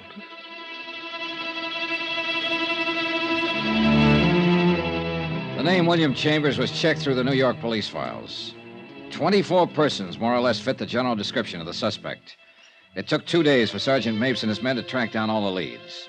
Neither Mrs. Stromberg or Bill Powers could identify any of them. An all-points bulletin was issued describing the suspect in his car. Same results, nothing. On the third day, the pawn shop detail turned up 2 items that had been taken in the Todd burglary. There they are, Johnny. Uh-huh. Watch and a ring. Todd lost a watch and a ring with a lot of other stuff. Case numbers in the watch check out. The ring's engraved. Uh-huh, yeah. Where were they picked up? Shop on 3rd Street. The proprietor bought them yesterday. A man who signed the buy book used the name James Agenian. Phony? Yeah. Gave an address on Polk Street. That was phony, too. We got a good description from the proprietor. Fits Chambers right down the line. Oh, then he was still in town yesterday. Yesterday, yeah. But this stuff's been on the hot sheet for a long time. If he's had any experience at all, he knew he was taking a chance trying to unload it. Probably trying to raise money to get out of town. What I was thinking. Well, if he keeps on trying to raise money and unload all these things, I'll have all the loot back. If he keeps on trying, we'll keep on trying. Johnny, we're going to get this, baby. Sergeant Mapes. Where? Okay. He does need money. Huh? They found his car. Used car lot up in the Bronx. He sold it at 10 o'clock this morning.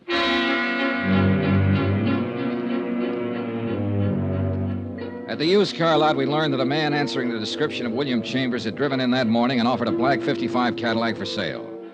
The used car lot manager had finally settled on a price and made out a check. He reported that Chambers seemed extremely nervous and anxious to make a quick deal. The car was impounded and examined. A full set of fingerprints on the steering wheel and dashboard gave us a positive identification on William Chambers. Oh, what do you know? William Charles, William Carls, William Charles, Walter Cameron. 1, 2, 3, 7 aliases. Real name, William Charles. Male, Caucasian, age 33. 178, 6'1". Now, let's see. 14 arrests, 2 convictions. Both car thefts. Quite a boy. Well, we got a real tag on him now. Shouldn't be long before we pick him up. Doesn't look like a killer, does he, Johnny? I don't know. What's a killer supposed to look like? The search for William Charles continued. Associates and relatives listed in his criminal file were contacted and questioned. All denied knowledge of his whereabouts. In the meantime, 2 more pieces of stolen property connected with the Todd burglary were recovered by the pawn shop detail.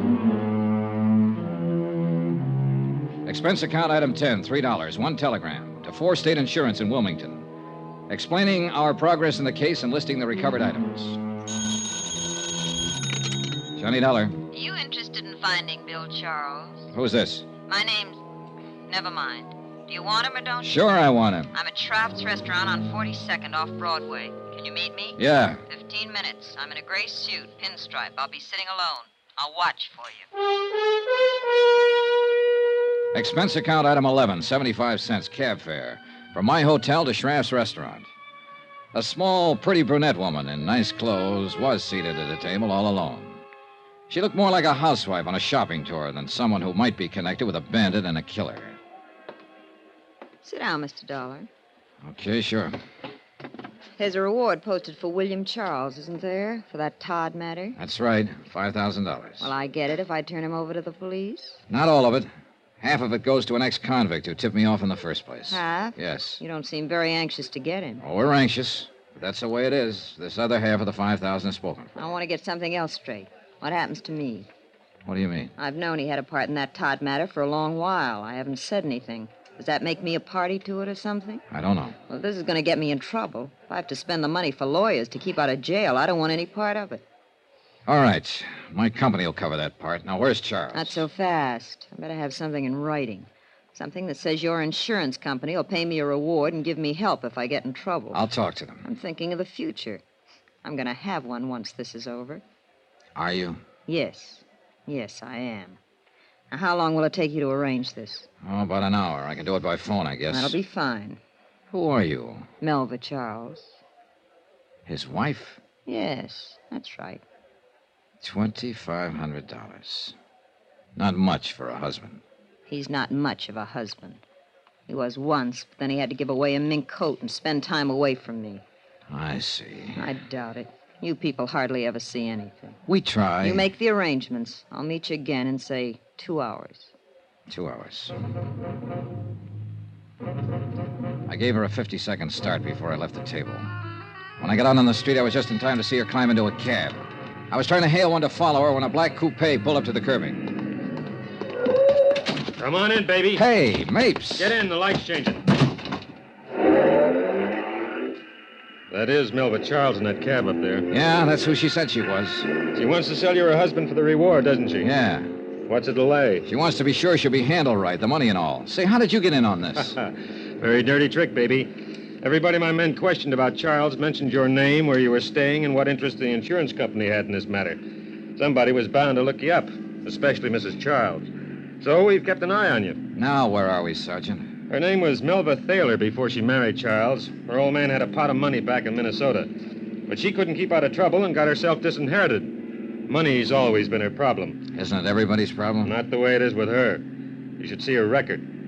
How much you offer her? Half. The other's spoken for. $2,500. Well, Charles is no good to her now. If he sticks his head out, he'll get caught.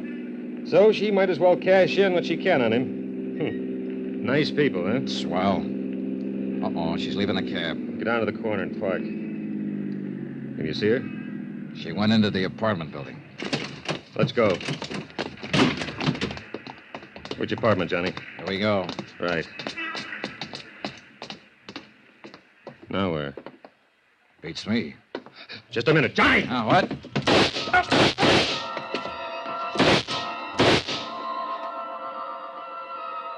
Before I went down, I heard it go off a couple more times. It must have been 6 inches from my head. My eyes couldn't see, and my feet couldn't move. But I could hear. Johnny! Hold on! Hold on, baby!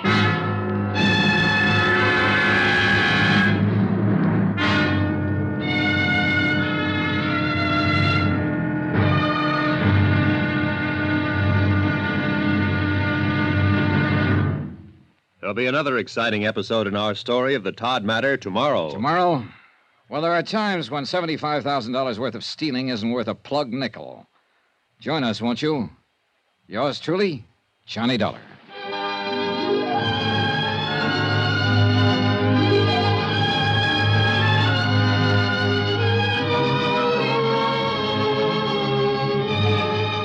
Yours truly, Johnny Dollar, starring Bob Bailey, is transcribed in Hollywood. Written by John Dawson, it is produced and directed by Jack Johnstone. Be sure and join us tomorrow night, same time and station, for the next exciting episode of Yours truly, Johnny Dollar. Roy Rowan speaking.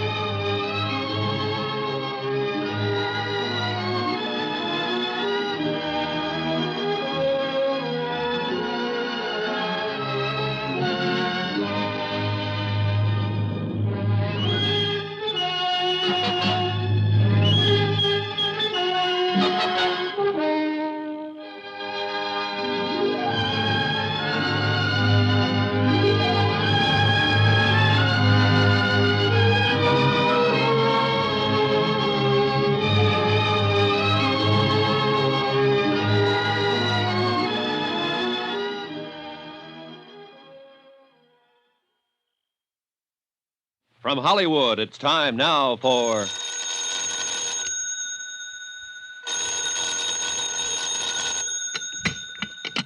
Johnny Dollar. Hi, baby. Dan Mapes. Glad they gave you a telephone in your room. Yeah, that's the only thing good about it. Well, hospitals are designed to make a man impatient. You're a pretty lucky fella at that. Let me tell you about your operation. Yeah, please do. You stopped 2 slugs. They pried one out of your neck and another one out of your rib cage. Missed your heart by a snake's whisker. I was luckier than Gloria Tierney. Yeah. Yes, you were. I'm on my way up to see you. Don't run out on me. Oh, fat chance.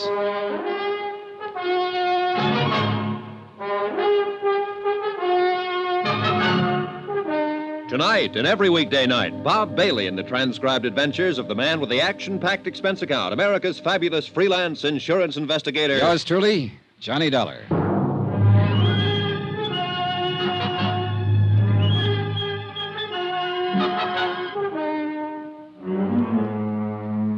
Expense account submitted by Special Investigator Johnny Dollar to Four State Insurance Company, Wilmington, Delaware. The following is an accounting of expenditures during my investigation of the Todd matter. Expense account item 11, $3.05, breakfast. I got mad at the nurse when she brought in a bowl of hot cereal and a glass of milk. So I bribed an orderly to slip across the street and get me a tray of bacon and eggs. I was just finishing same when up came Sergeant Mapes. He looked haggard and tired and worried. You nearly got it for good, baby. I got enough of it. You sure did.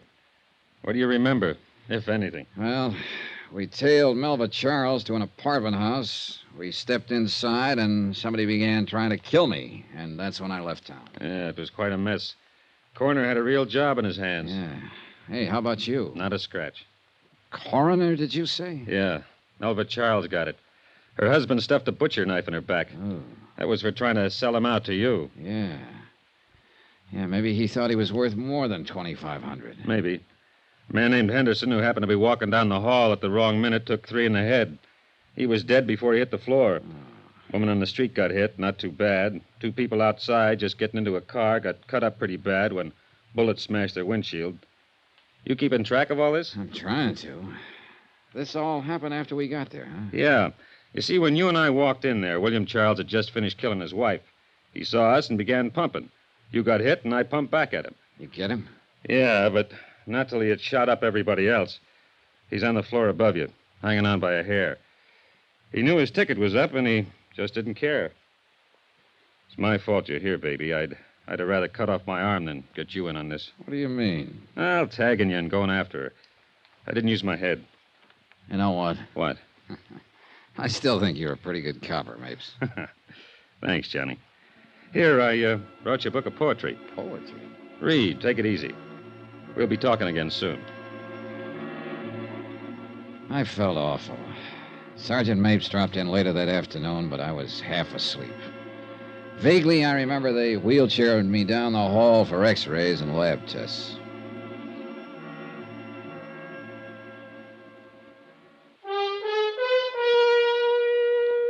Expense account item 12, 10 cents, the morning paper.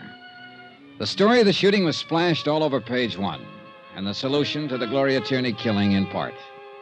Slugs from William Charles' gun were matched with those that had killed Gloria Tierney. No mention was made of any loot from the Todd burglary being found in the Charles apartment. Between back rubs and sleeping pills, I worried about that. I didn't worry too much about the fact that William Charles, killer, gunman, burglar, was dying in the room directly above me.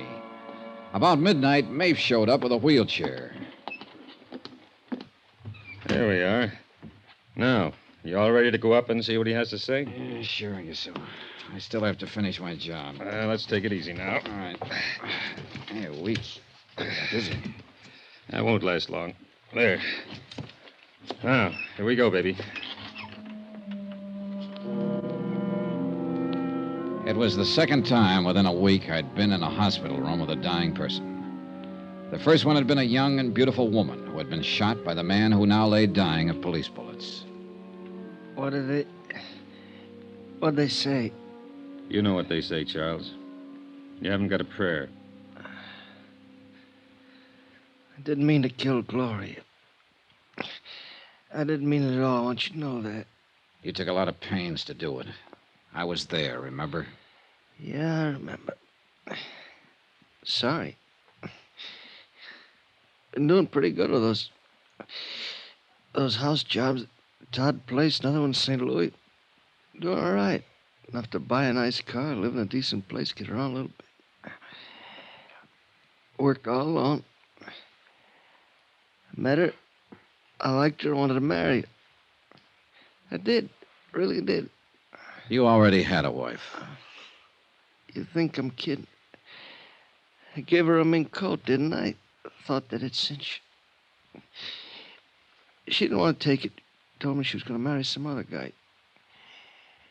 Some guy she'd been married to before. I got mad.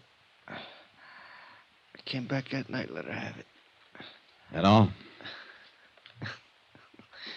Yeah, that's all. That's it. That's it, mister. You take it or leave it. How did you meet her?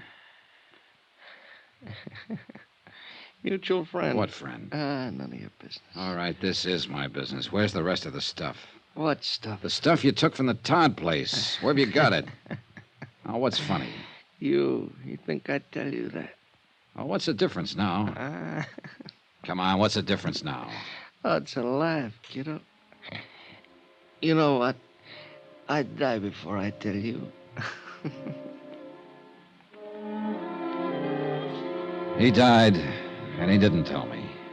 Not a word.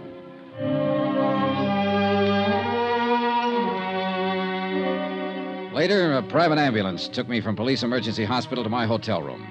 3 days after that, I was able to get back on my feet. I went right down to Mapes' office at headquarters. How do you feel? Better now. Boy, you sure look lousy. Here, sit down, baby. All right, thanks. Should you be out of bed? Yeah, sure. You're lying and you know it. I suppose so. Well, how's it going? You mean have we located the rest of the stuff? No, not a lick of it. Funny guy, wasn't he? He had his last laugh. Well, you shouldn't be worrying about this stuff now. You ought to be taking care of yourself. I am. I'm sitting here helping you worry. I'm not worried about anything. You're worried about the same thing I am. Where's all the rest of the Todd stuff? Well, it'll turn up somewhere.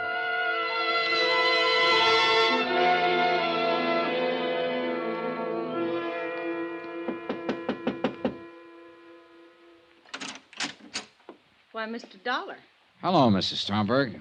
I read about what happened to you in the papers. I'm sorry. I'm terribly sorry. Oh, well, I'm better now. Well, come in, please. Thanks. Say, you'd better sit down, Mr. Dollar. I'll get you a cup of coffee. Do you have any bourbon? Why, yes, I think all right, so. I'll take that. Well, all right. Is water okay? Yeah, sure, fine. Should you be out of bed, Mr. Dollar? You know, everybody asks that. No, I shouldn't, and yet I should. Well, here you are. Oh, thanks. Well, here's cheers. Remember the night Gloria was shot? Of course, very well. You know, I've been worried about that night. Huh? Uh-huh. Remember I came over here and I told you I was in the insurance business and you said you'd have her call me when she came in? Yes. Well, I remember pretty clearly. You said you'd have her call me when she came in, not if you saw her come in. Yes, did I? Uh-huh. You saw to it that she called me, Mrs. Stromberg. You also saw to it that she wasn't here to meet me when I got here. She was out there somewhere. Because by then you knew I was an insurance investigator. I don't understand you, Mr. Dollar. What are you trying to say? You sent her out so he could take care of her, and you were waiting in the hall for me. Waiting for you? Why, no, I happened to see you, and I wondered You wondered what kind of cock and bull story you could give me to get rid of me. That's silly. They sound that way. That's a good drink. But not so silly if you knew that coat she was wearing was stolen and that I was after it and her. How would I possibly know that? Because you introduced her to one of your friends one night and he went overboard for her? And eventually he gave her that little present? Are you saying that I had anything to do with Gloria's trouble? Yeah. Why, that's silly. Oh, here's something sillier. A small-time burglar and thief lay on a hospital bed yesterday and wouldn't tell me how he met Gloria Tierney. Oh, he was a real gallant one, this bird. He killed an innocent girl because she was wearing a mink coat and might tell me who gave it to her. Mr. Dollar. He shot up 2 or 3 people in an apartment, including me. He got shot himself. He knew he was dying. But a simple thing like telling me how he met her wouldn't come out. He wouldn't tell me that for anything. Now, where could he meet her? Was he her kind? Did he go in the same circles? Did he? Nah. He was introduced by a mutual friend, Mrs. Stromberg. You, the manager of the apartment house. No. Something else he wouldn't tell me. What happened to the rest of the loot from the Todd burglary? 2 things he wouldn't tell me. He didn't have to when I sat down and thought it out. You've been working with him right along. You've been keeping all the stuff here. Oh, that's fantastic. Not so fantastic at all, Mrs. Stromberg, when you think that his wife, and she was a girl who'd do anything for money, they tell me, was willing to sell him to me for $2,500. $2,500, when there's still over $60,000 worth of loot from the Todd burglary lying around. She didn't know where it was. But you do, Mrs. Stromberg. Well, if you say I do, I do. Now what? Let's go down to Sergeant Mapes. Oh, no, I'd like a good excuse to use this. Yes. Suppose you would. If I can't charm you or plead with you, can I buy you? You could have prevented her death. You practically ordered it. What is it you want? You. Behind bars. You're silly, but I'll go. For a while, it did look silly. Mapes and his men searched the apartment house from top to bottom and found no trace of the Todd loot. That is, until they found a movable cement block in the basement. Well, the Todd matter ended with a 90% recovery of the stolen items. About $70,000 in dollars and cents. In lives, Gloria Tierney, one innocent bystander, and William Charles. For me, let's see. Expense account item 14, $162.30. Hotel and board while in New York. Item 15, $17.40. Airfare and incidentals back to Hartford. Item 18, $230. Miscellaneous. Expense account total, $1,095. Remarks? Nil. Yours truly, Johnny Dollar.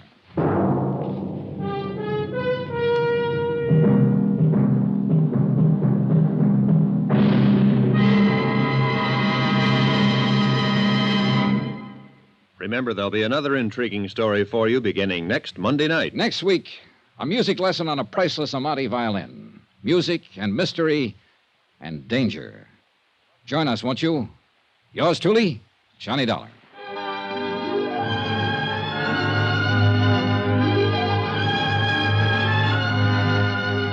Yours truly, Johnny Dollar, starring Bob Bailey, is transcribed in Hollywood. Written by John Dawson, it is produced and directed by Jack Johnstone. Heard in this week's cast were Vivi Janis, Barbara Fuller, Shirley Mitchell, Lawrence Dobkin, Frank Gerstle, and Marvin Miller. Musical supervision by Amerigo Marino. Be sure to join us on Monday night, same time and station, for another exciting story of Yours truly, Johnny Dollar. This is Roy Rowan speaking.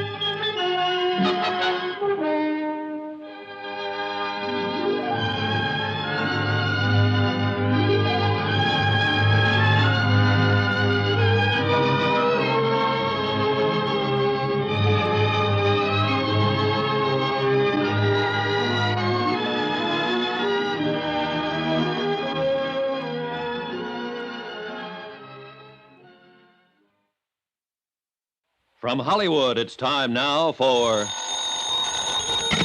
Johnny Dollar. John, this is Harry Branson of Philadelphia Mutual. Harry, what are you doing in town? I'm not.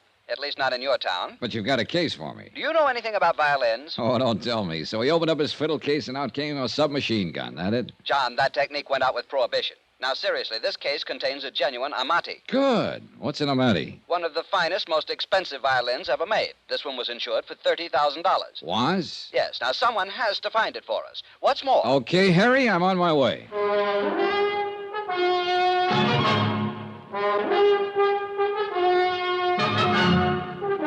Tonight and every weekday night, Bob Bailey in the transcribed adventures of the man with the action-packed expense account, America's fabulous freelance insurance investigator. Yours truly, Johnny Dollar.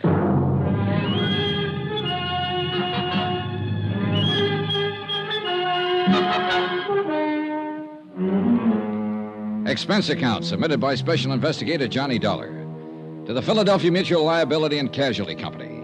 The following is an accounting of expenditures incurred during my investigation of the Ricardo Amerigo matter. Expense account item 1, $12.40, train fare and incidentals to Philadelphia, Pennsylvania. I took the train because Harry Branson didn't seem to be in any particular hurry, and I kind of like a slow look at the countryside this time of year. When I got to Philadelphia, I checked in at the Bellevue Stratford, shaved and showered, then went over to Harry Branson's office in the Security First building on Walnut Street. You deceived me, John. I thought when we talked long distance that you'd be here right away. But instead of flying down, you took Old the sober-sides Branson Possibly hadn't a loss changed of a valuable bit. time, I don't Hair know. a little grayer than the I last hope time to I'd know seen him, as soon perhaps. as I hear further from But Amerigo's still the booking same agent. serious lad We'll see who what, if always anything, acted he as can though he tell was carrying the weight of the world on his shoulders. Now, I feel a deep personal concern over the whole matter because it was a man I put in this office myself who issued the policies, both of them. 2 policies on this fiddle you were talking about? No, John, one on the Amati violin, $30,000. Yeah. And one on Ricardo Amerigo himself for $20,000. Who is Ricky? Who? Well, isn't that what you said his name is? I'm sure I didn't mention anyone by the... Oh, Ricardo Amerigo, yes. Well, where's he playing? The Purple Cat or maybe Wee Willie's joint over on John, this man is a concert violinist, or was. He's disappeared. Now, please, no more levity. Sorry, Harold. It's Harrison. Sorry, Harry. All right. I'm quite all right. Now, I realize that you have quite a sense of humor, John, but in a matter as important as this... Yeah, sure. Now, let's have the story. Very well. A few years ago, Ricardo Amerigo was one of the world's leading concert violinists, as famous in London, Paris, Rome, as in the concert halls of this country. Such virtuosity, almost unbelievable. I shall never forget one evening here in our Academy of Music. He had just finished a perfectly brilliant Wieniawski. Amazing technical performance. Yeah, well... And for an encore, he played Sarasate's Zapatiado. Even more brilliant. Harry... But the audience wouldn't let him leave the stage. Ricardo Amerigo... has disappeared. Oh, yes. And you're in a hurry to get on with the case. I'm sorry. Now, thinking of his superlative performance that night carried me away. Yes, he's dead. Disappeared. And the violin? No trace. Dead? You didn't say that before. I know. You see, there's no proof of death. No body. Disappeared. Well, don't let me shock your finer sensibilities, Harry. Murder? We have thought of that, of course. Who's we? The Port Morris police. Port Morris, New Jersey, that is. Oh. Yes, you see, since Amerigo's car went through the bridge rail, crashed right through it, and plunged into the river stream... Trying to tie Harry down to pertinent facts that would help me in my investigation was, futile. At least 3 times during the next half hour, he went off on glowing descriptions of violin recitals he had known. Heifetz, Elman, Chrysler, and so on. But he did come up with 1 or 2 things I wanted. First, Amerigo and his fiddle had been driving down from Philadelphia to some spot on the South Jersey seashore. Crossing an old wooden bridge over a little stream, an inlet from the ocean, the car had smashed through the guardrail and gone to the bottom of the inlet. The car, of course, was found. Amerigo and his violin, no. Second, and just as important, the name of the beneficiary of Amerigo's policies. Item 2 on expense account, $1 even. Taxi to the Harnell building, also on Walnut Street, in the office of Peter Corbin, Amerigo's booking agent. The building was plush, but Corbin's office was about as bare as I'd ever seen. An old beat-up desk, a battered filing cabinet, and a couple of straight chairs. That was it. Come in, Dollar. Come in. Sit down. Corbin was chewing the stub of a cigar that he'd forgotten to relight for at least a couple of days. We made with the usual howdy-do's. Well, your man Branson told you exactly right, Dollar. I'm Ricardo Amerigo's sole and only beneficiary. Well, isn't that a bit unusual for a man's agent to be his heir? Or, was it because you were old personal friends? I'm going to give it to you straight. I brought Amerigo over to this country. Myself, my own sole expense. I actually gave him the build-up. I started his whole entire career. I kept him on top, all at my own expense. Well, didn't you collect a regular agent's commission on his earnings? Oh, sure. Plenty more. Why kid about it? Sure, while he was working. What's that supposed to mean? Bottle. What? Yeah, started hitting the bottle. Bad, not good. And believe me, the word gets around fast. Instead of making me money, himself, too, of course, he started costing me money. But you see, he never saved anything, even when he was earning big. You know how these artists are. Yeah, I've heard. Well, it's the same with all of them. He got in debt actually up to his ears. And nobody, no family, no relatives, nobody to pull him out. Nobody but me. Big-hearted Corbin. So you had him take out a lot of insurance and name you as beneficiary? Well, that was his idea, actually. Of course, he always did have the Amati insured. That's his violin. Oh, so I've learned. Oh, you know about violins? No. Oh. Well, but the life insurance, that was his own idea. Double indemnity, all that sort of stuff. Double indemnity? Oh, yeah. But guess who had to dig up the moolah for the last couple premiums? Big-hearted Corbin. You're right. Not a bad investment, though, was it? What? Hey, couple of wait thousand a in minute. premiums, and you stand to collect plenty. If we can find proof that he's dead, and if we can't recover I don't like the... that, Dollar.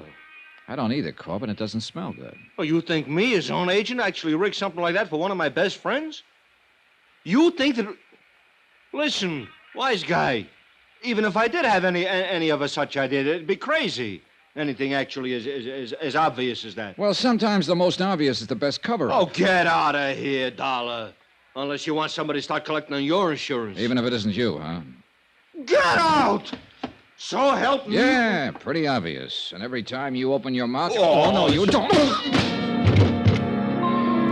Why is it that people who telegraph their punches are always the first to start swinging? I don't know. Anyhow, I left Corbin to pick himself up and start thinking about some alibis he might need. And in the cab back to my hotel, I did a lot of thinking myself. Sure, the obvious off times is the best cover-up. And yet it might be too obvious. Far too obvious. Branson here? Johnny Dollar here. Oh, John, good. Listen, at least there'll be no double indemnity to pay in the Amerigo matter. For accidental death, that is. You see... Wait a minute. About an hour ago, you weren't even sure he's dead. Did somebody find the body? No, unfortunately, but I've just received a call from the Port Morris police. They completed their examination of Amerigo's car. After they pulled it out of the creek, of course. I hope so. John, they found conclusive evidence of murder. Harry, I'll call you from Port Morris. Expense account, item 2. Subway, ferry, train, and bus fares to South Vineland, New Jersey. South Vineland because Ad Bowles lived there, and I knew that if anything at all happened in the heart of sunny southern Jersey, Ad would know about it. Retired and raising some of those wonderful South Jersey sweet potatoes and peaches with plenty of hired help, he amused himself by moseying around, getting to know everybody and everything that happened in his section of the state. He had an insatiable curiosity and money enough to keep it satisfied. Hi, you conniving, chiseling son of a gun. I've been waiting for you to get here. What took you so long? Hey, what was that conniving, chiseling crack, son? We're still on expense account, aren't you? Yeah, sure. Sure, and so help me, nobody in history ever had the knack of padding out an expense account the way you can. And collect those fancy commissions on top. When I was a private investigator... Who is retired? You call this retired 270 acres of sandy soil from which to try to wrestle the poor living? Oh, no, wait a minute. That Cadillac Eldorado out front, that belongs to one of the hired hands. 983 peach trees. And isn't that a landing field I see out there through the window? A lot of sweet potato land to be cultivated. Well, yes. Say, why didn't you fly down or let me know and I'd have picked you up? Look, with all the time I have on my hands... I thought you said you were very busy. Yeah. How long are you going to stay? So I can figure out where we'll go or what we'll do. Ed, I'm on a case. Well, sure. Ricardo Amerigo and his priceless fiddle. Oh, no. It was easy. When I heard about him going over the bridge, I contacted Barney Peters of the Port Morris PD. From Barney, I learned all about the next of kin. His agent, that is. Pete Corbin. Right. And that boy at Philadelphia Mutual, Harry Branson. And I knew Branson wouldn't call anybody but you in on the case. So here you are. Still a private eye, aren't you, Ed? You gotta have some way of killing time. And I suppose you have the whole case solved. Yep. Well, according to Harry Branson, who heard from the Port Morris police just before I left Philly, it was murder. Oh, you point killer. I thought I'd be the one to tell you that. No, sorry. The cops knew it first. Second, I told them. Huh? Yeah, I showed them where somebody'd used a hacksaw on the steering arm of Amerigo's car when they dragged it out of the creek. Uh-huh, so that was it. Yep. And who wielded the hacksaw? Well, Pete Corbin. Who else? Why? Who else stood to benefit by Amerigo's sudden trip to the great beyond? No. It's too easy, Ed. What's more, he's the only one who had constant and complete access to Amerigo's car. Why, he not only mothered little Ricky, clothed and fed him and kept him in booze, but he paid his rent, swept out his apartment, serviced his car. No, it's too easy. And Johnny, that car was even kept locked in Pete Corbin's own garage. And Corbin had the only key. Where did you learn that? From Corbin's landlord, by phone, of course. Said he thought Corbin did that so Ricky couldn't go out driving when he was drunk. And me? I think it was the other way around. He'd only let him drive when he was drunk, huh? Instead of a good chance of smashing up what would look like accidental death. So that Corbin would collect the double indemnity. It's open and shut. Any proof, Sherlock? Just get to Corbin, throw it all at him, and break him down. Maybe he'll even find the hacksaw tucked up his sleeve. Too easy. Any bets that it isn't Corbin? Yeah, I'll bet you. You name it. My commission on the case. I'll match it. Oh, and plus your expense account. Look, Ed, I want to see that car and the bridge and the creek, anything else I can find. Sure, I'll fly you down there. Then we can go on over to Atlantic City, hit some of the night spots. Your treat. You know, so we can build up the expense account enough for me to collect plenty.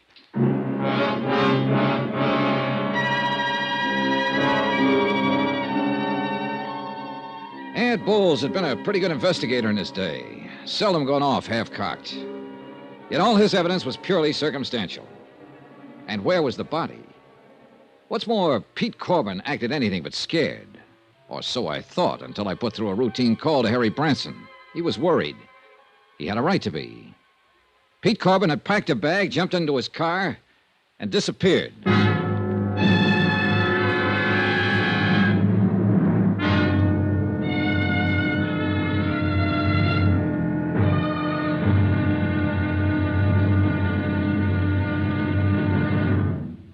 Now, here's our star to tell you about tomorrow's intriguing episode of this week's story. Tomorrow, a soggy day in a soggy South Jersey swamp.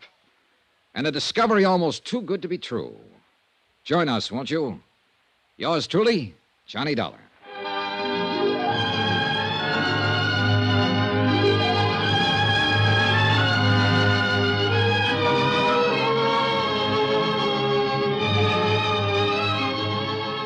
Yours truly, Johnny Dollar, starring Bob Bailey, is transcribed in Hollywood.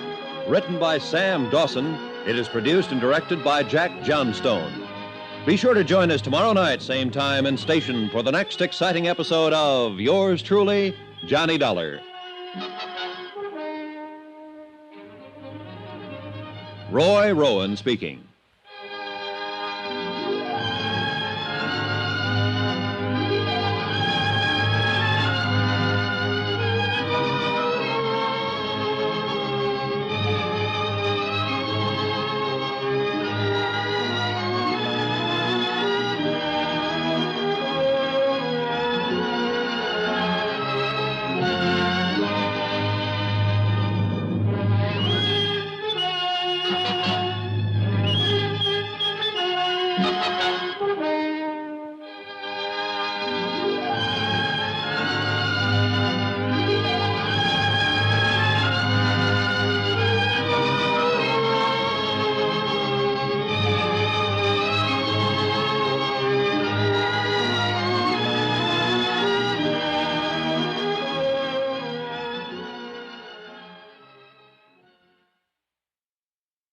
From Hollywood, it's time now for Johnny Dollar. Sergeant Barney Peters, Port Morris Police. Oh, hi, Sergeant. Thought you and Adam Bowles were coming over here to look at the evidence in the murder of Ricardo Amerigo. We are. Ed's out warming up his plane. That's why I answered his phone. We got a visitor here in Port Morris. Who? The guy Ed thinks did the job. Pete Corbin, Amerigo's booking agent? That's right. In Port Morris? That's right. Well, are you holding him? I can't. No legal reason to, in spite of Ed's suspicions. Well, what's Corbin doing there? I don't know unless Ed's right about him. Huh? And Pete knows you're on his trail. Oh, what's that mean? What could mean he's down here gunning for you.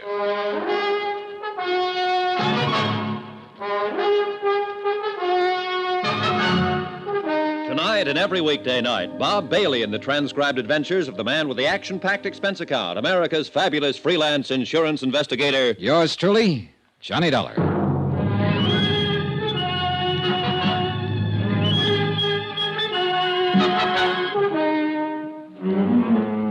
Expense account submitted by Special Investigator Johnny Dollar. Location, Port Morris, New Jersey. Following is an accounting of expenditures incurred during my investigation of the Ricardo Amerigo matter. Item 3, $1 even. For whatever it was, the local druggist recommended to pull my stomach back together after the flight in Ad Bull's private plane from Ad's farm in South Vineland to Port Morris. In a sense, I'm glad we flew. In a car with Ed at the wheel, we'd have been all over the road. As it was, we were only all over the sky. Oh, beautiful day for flying, isn't it, Johnny? Can't you hold a straight course, Ed? What's the matter with this ship? Not a thing. I like to weave around a bit. I like the feel of it. You know, all that power under you. Yeah. Sure you're not just trying to scare me into welching on our little bet? I'm going to win that bet, Johnny. Your commission on the case, plus all that goes on that well-padded expense account of yours.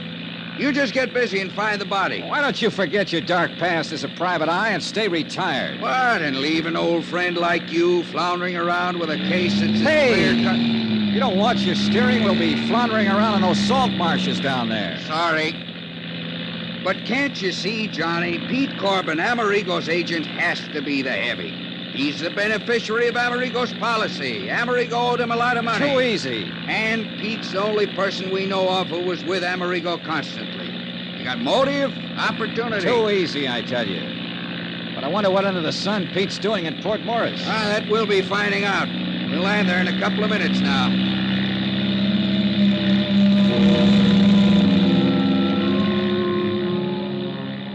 The little town of Port Morris was set on the edge of one of the wide salt marshes that border a lot of the South Jersey shore. Just a vast expanse of salt hay indented with little coves and inlets. Soggy, swampy country. Ideal breeding place for the famous Jersey mosquitoes. And I guess for me, the ideal breeding place for trouble. Sergeant Barney Peters met us at the mucky little landing strip just outside town. And we headed out on a narrow, muddy road across the marshes. Yes, sir, Mr. Dollar. If I were you, I'd try to pin down this Corbin. Where is he now? Back in town. Got Alf McCracken keeping an eye on him. Alf's the boy you saw Amerigo crash through the bridge that night, you know. Barney, I still wish you'd cooked up something to hold him. But what, Ed? Sure, Ed. Every bit of evidence you think you've got on Corbin is purely circumstantial. What else have you got to go on, John boy? Oh, we'll see. We'll see. After I have a look at the bridge Amerigo busted through in his car. It's just up ahead a bit. Crosses the Lucky Hoe Creek. I'd also like to know who could have... Well, I'd like to know what could have happened to his body. To that $30,000 Amati violin. You'll see. Just keep in mind that there's a mighty big flow of water in the creek from the tide coming in and going out. Tell me, Sergeant. Johnny, I checked it. Huh? Tide had just turned, was on its way out to the ocean at the time Amerigo's car went over the bridge. Right, Barney? That's correct, Ed. Right now, though, it's probably about as low as it'll... Whoa! What's the matter? Just pulling over to let this car that's coming pass us. Otherwise, one of us might sheer off into the swamp. Yeah, these roads weren't meant for two-way traffic. Darn fool's coming pretty fast for a road like this. If he isn't careful... Hey, look, Pennsylvania plates. Huh? He's right. That's Corbin's car. Corbin, huh? Swing across the road. Block him. Quick!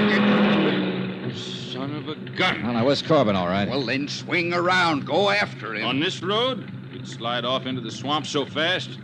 By the time we go on up to the bridge and turn, he'll be halfway back to Philadelphia, blasted. Well, we had the bird in hand and didn't know it. What are you going to do now, Johnny? Just exactly what we started out to do. You're losing valuable time. Now, if I were still in this Ed, racket... why don't you stay retired? We drove slowly on up to the bridge, stopped and got out. And although the tide was almost low now, it was easy to see how that rush of water would easily carry a violin or a body or most anything right out to sea. Or could it? The tide was running this same way when it happened. Out. Yeah. And the current was a lot stronger than it is now, so you can imagine what it would... Huh? Yeah. What's the matter, Johnny? Well, that big bird nest, whatever it is, down there at the side of the creek, 50, 60 feet. Oh, that's just where the reeds and hay got matted up. Does look like... Hey. Yeah. If that isn't a fiddle case propped up on top of it. Sure looks like one. Sure it is. Sure. The tide was higher then. The fiddle's stuck in those reeds. Wait here. Well, now, Johnny, don't. You come back here. Dollar! Dollar, it's like quicksand. Stay out of it. You darn fool. It was like quicksand, too. You'll never make it. Black, glowy muck. And I sank into it up to my knees. I almost had to swim through it, hanging onto it, pulling myself along by the reeds and bulrushes. But half of this case hung on that $30,000 Amati violin, and I wasn't going to let it slip out of my hands. A couple of times I dropped into soft holes, almost up to my shoulders, but somehow I kept going. Pulled the fiddle case off the pile of matted weeds and started back. But I'd used up most of my strength, with only one hand to pull myself along to... Ed! Ed! Johnny! Johnny, try and grab this rope. Here! Can't reach! Try it again, Ed. Drag it back. Try it again. Johnny, use the violin case. It'll keep you afloat. I'll try. You all right, Dollar? Dollar! Here, Johnny. The rope again. Johnny!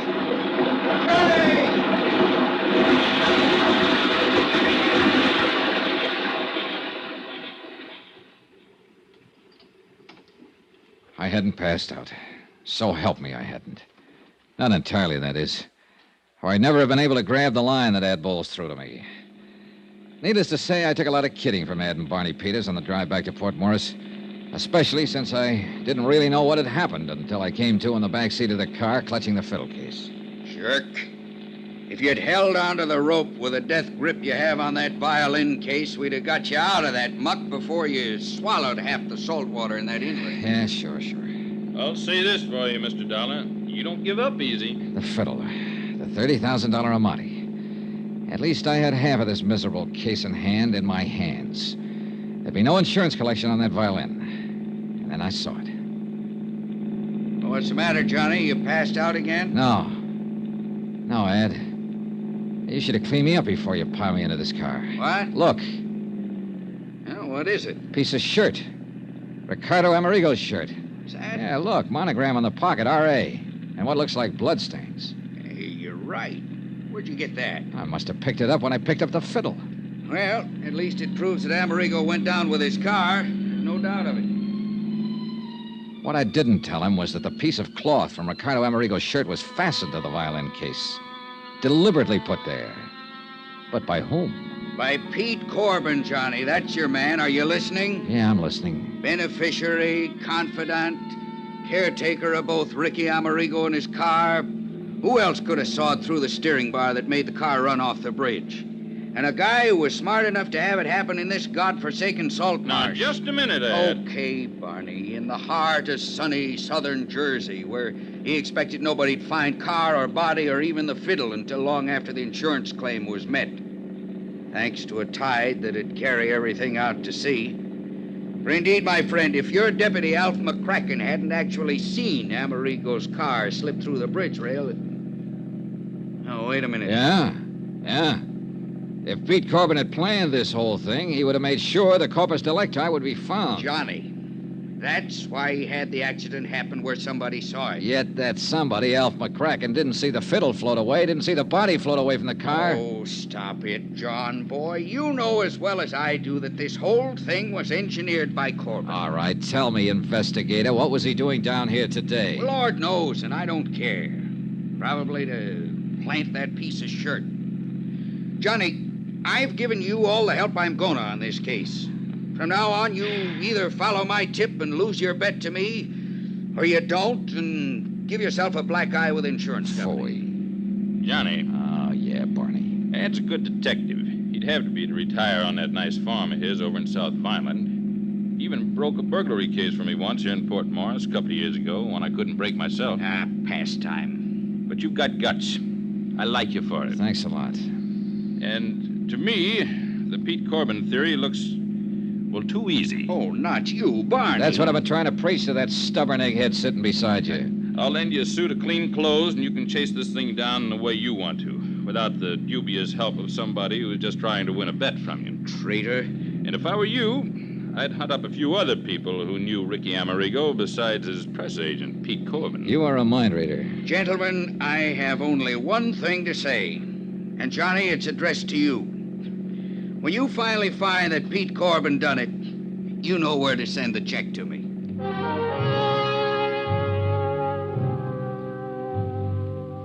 At Port Morris, we learned that Alf McCracken had lost track of Corbin when the former dropped in at Osborne's Oyster House for a dozen of the half-shell. Hadn't even seen him take off in his car, much less leave in a hurry after spotting us on the road to Lucky Hole Creek. I took advantage of Barney's offer, borrowed a suit of his clothes, and accepted a ride from him to the crossroads of Woodvine where I could get a bus back to Philadelphia. Sure, half my job was done. I'd recovered the $30,000 Amati violin. But I could still hear the oh-so-pleasant voice of Ad Bowles, ex-investigator, not so retired. You know where to send the check to me, Johnny boy.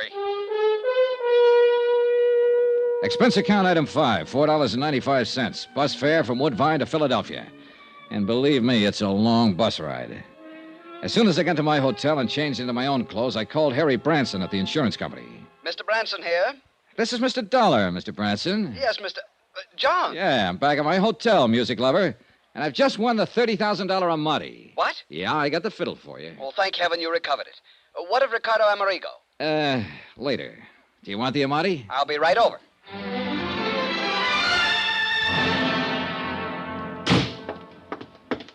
Where is it, John? Where is it? Right here, Harry, right here. Case, bow, and all. Oh, thank heaven. And by some miracle, it's dry as a bone and all in one piece. Voila. Oh, thank heaven. John.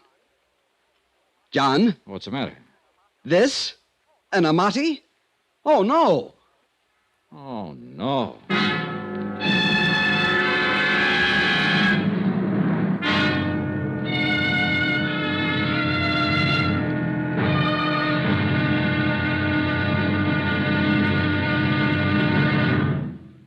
Now, here's our star to tell you about tomorrow's intriguing episode of this week's story. Tomorrow, the results of a poker game. And believe me, there are times when the cards can be really stacked against you. Join us, won't you? Yours truly, Johnny Dollar.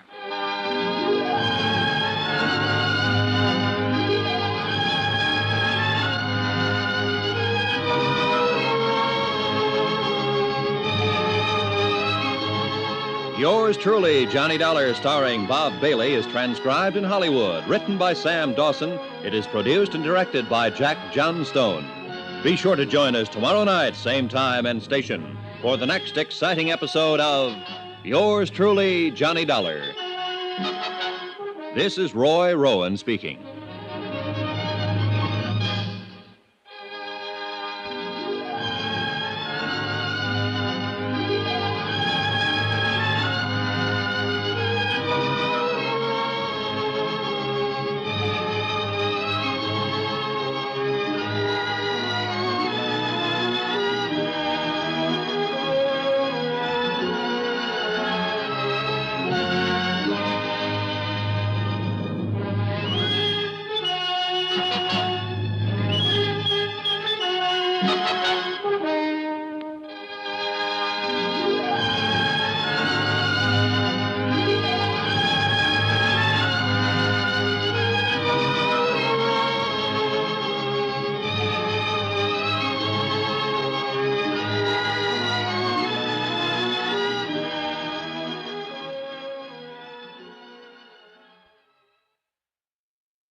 From Hollywood, it's time now for Johnny Dollar. Yeah, Pete Corbin, Dollar. I found your message when I got in, but I don't know why I'm returning your call after that lacing I took from you. Well, at least you haven't run out on us. Why should I? How would you like to explain what you were doing in Port Morris, New Jersey yesterday afternoon at the scene of the so-called accidental death of your client, Ricardo Amerigo? Oh, yeah, I thought that was you I saw in that car down there. It sure was. Are you in your office? Yeah, that's right. I thought you wanted Well, to stay know... there. I do want to know. That and a lot of other things. I'll see you in about an hour after I've made another call. Okay, I'll be here.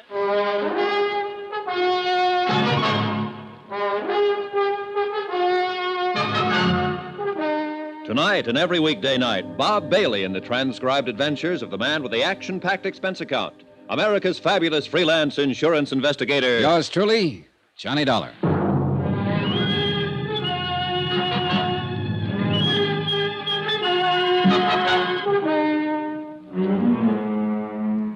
Expense account submitted by Special Investigator Johnny Dollar. Location, Philadelphia, Pennsylvania. To the Philadelphia Mutual Liability and Casualty Company.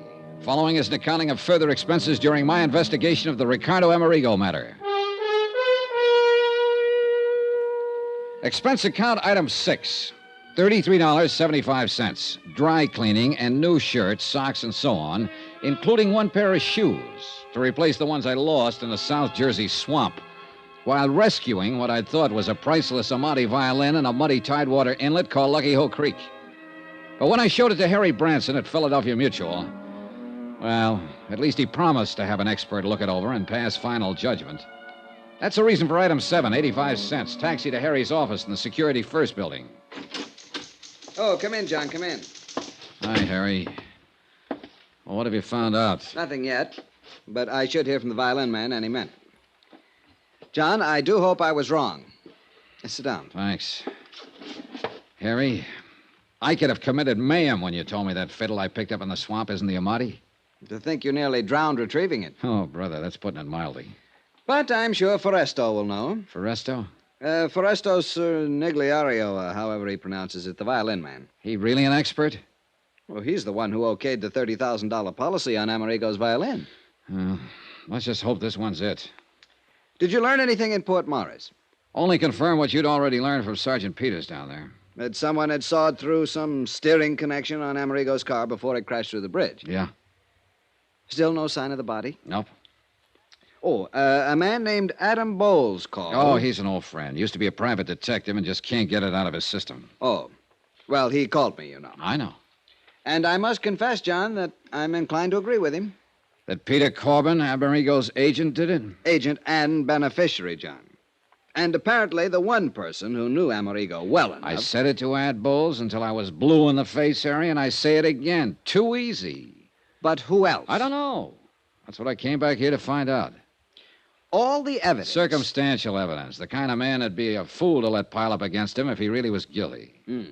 Even so. Harry, let me do it my own way, huh?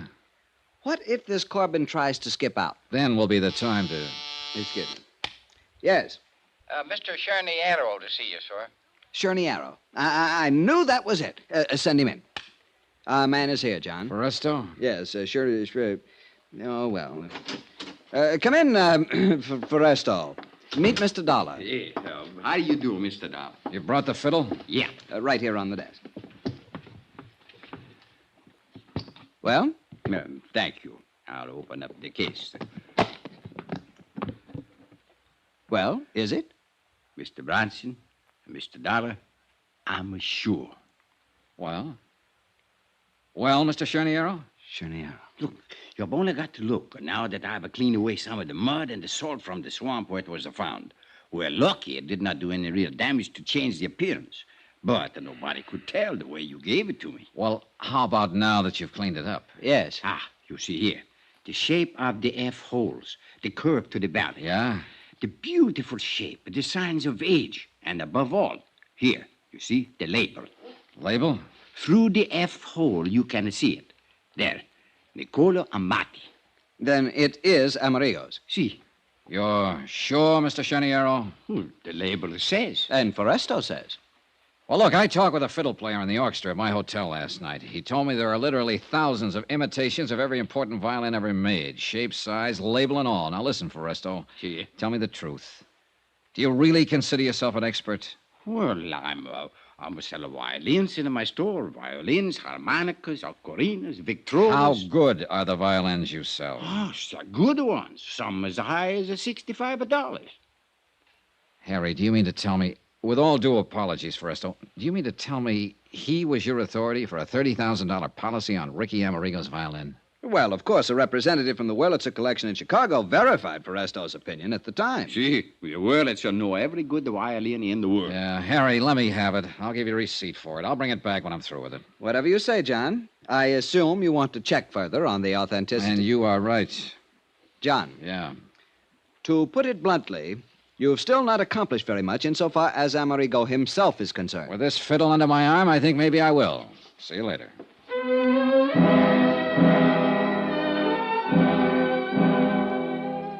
Maybe Harry'd been right in the very beginning. Maybe I should have known a little more about music, or more specifically, violins. Or maybe I should have left this aspect of the case to someone else and concentrated on the disappearance death of Ricardo Amerigo. Maybe well... Expense account item 8, 80 cents. Taxi to booking agent Peter Corbin's office. All right, Dollar, let's not waste either your time or either mine. You want to know what I was doing? That's right, Corbin. The Amati. I found it right where you planted it. In that swamp near Port Morris. You actually found it. What do you mean where I planted it? What else were you doing down there in the South Jersey swamps? Is that where you found it? Well, you ought to know. But frankly, Corbin... I think you overplayed it a bit when you tucked part of one of Amerigo's monogram shirts there with it. I don't know what you're talking about. Actually, I mean it. Then what were you doing down there? And, brother, you better make it good. The same thing you were, trying to find out what happened to Ricky Amerigo. I tell you, Dollar, I was his best friend. It's a true fact. If his fiddle was down there, too, I didn't see it. I wish I could believe you. By the way it looks from here, you were willing to have the Amati violin found lying out there in that salt marsh because you couldn't get rid of it without exposing yourself. It didn't put any money in your pocket the way you figure Amerigo's death will. The way it looks from here, Dollar, that's where you're wrong. Yeah? Yeah, actually wrong. If Amerigo's dead, I collect on his insurance as his beneficiary. That's what the policy says, but believe All me. right, all right. But you think I wouldn't collect on the Amati fiddle, whether it was found or if it wasn't found. That's where you're wrong. What are you talking about? Because I'm also a beneficiary to his will. How do you know? Because I'm not only the sole and only heir in his will, I'm also the executive, executive of his estate, too. Oh. Yeah. So if I was the heavy, what would I take a chance leaving a $30,000 fiddle laying around in some swamp? Cover up? $30,000 worth? All right, what did you do with the hacksaw? You mean somebody sawed up the fiddle? Oh, no, let me see. No, easy, will you? Somebody sawed partway through a steering arm on Amerigo's car to make it crash. Murder? That's a pretty fair question. Oh, no, Dollar, no. Oh, no, who would murder a nice, sweet guy like Ricky? Maybe he was a drunk, maybe he hit the skids, but he had no enemies. He couldn't have. Okay. Maybe he was just a drunken bum, worthless. He threw away a concert career, but he was a gentleman, an actual gentleman. And he was a sweet guy. Nobody could have murdered him. Oh, no, Dollar, not Ricky. Pete, would you? Who was it? Tell me, huh? Who was the lousy punk? I'll kill him. Okay, Pete, I believe you. I don't care whether you believe me or not. Will you tell me who done it? Pete. Pete, will you listen to me? I'm listening. Now, look here. Look here and tell me. Is this Ricky's Amati violin? Yeah, that's it. Ah, poor Ricky.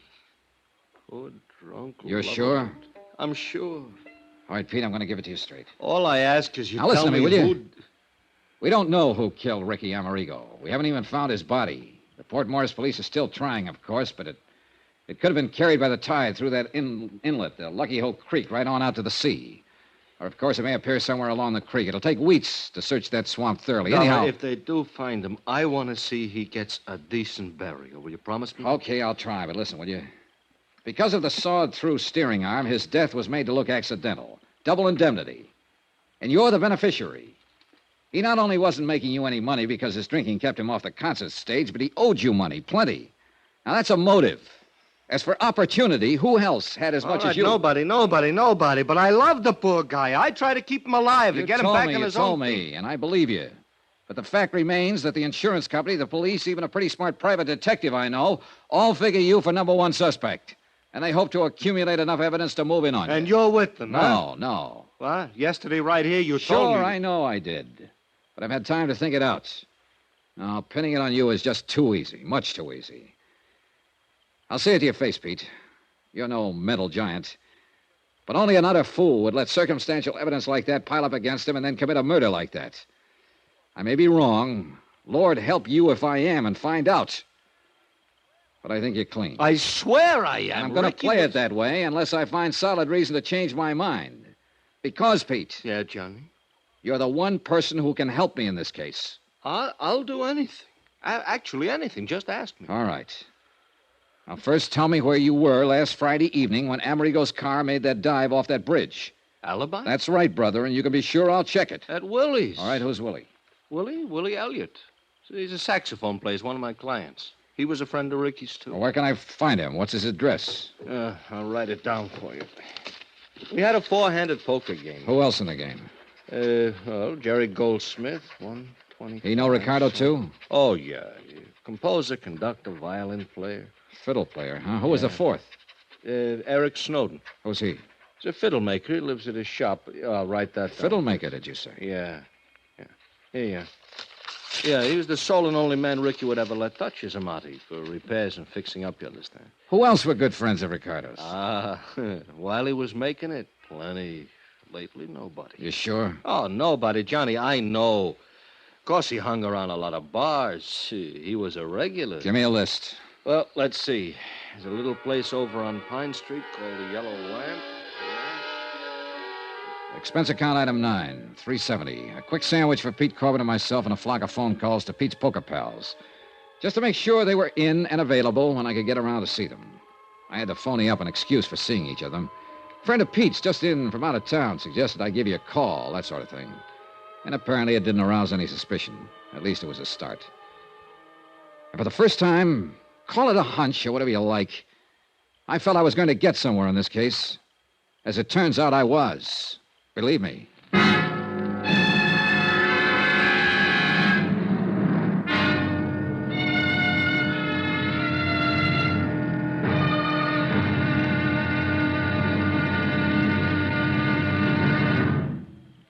Now, here's our star to tell you about tomorrow's intriguing episode of this week's story. Tomorrow, a trio of musicians. The question, which one's story was playing a little flat? Join us, won't you? Yours truly, Johnny Dollar.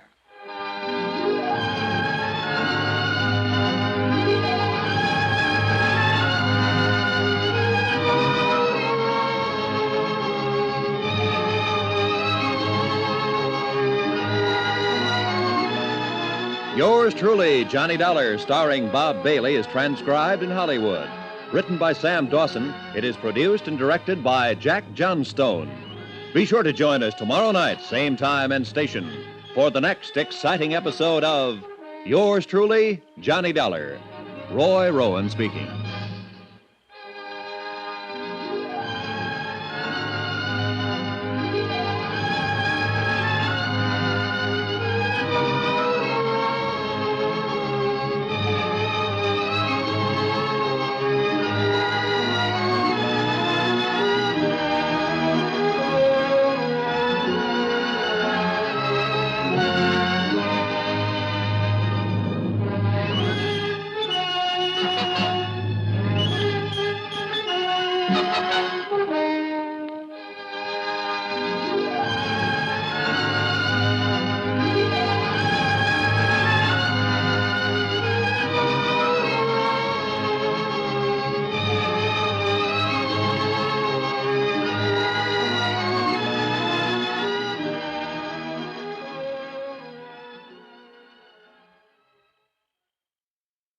From Hollywood, it's time now for Johnny Dollar. You are investigate. Hello? What'd you say? Who is this? You are investigate Ricardo Amerigo. Yeah, that's right. I'm investigating the Ricardo Amerigo matter. Who are you? Hello? Hey, listen, do you have some information, a tip on the case? Who are you? Hello? Hello. Hey, what is this, a gag? Yeah. Or is this supposed to be some kind of a cockeyed threat, a warning for me to get off the case? Believe me, this is no gag. Hello? Hello?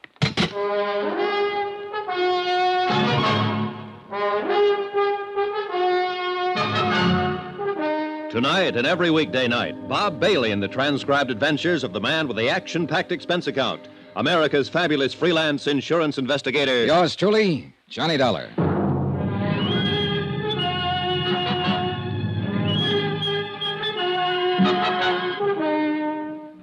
Expense account submitted by Special Investigator Johnny Dollar. Location, Philadelphia, Pennsylvania.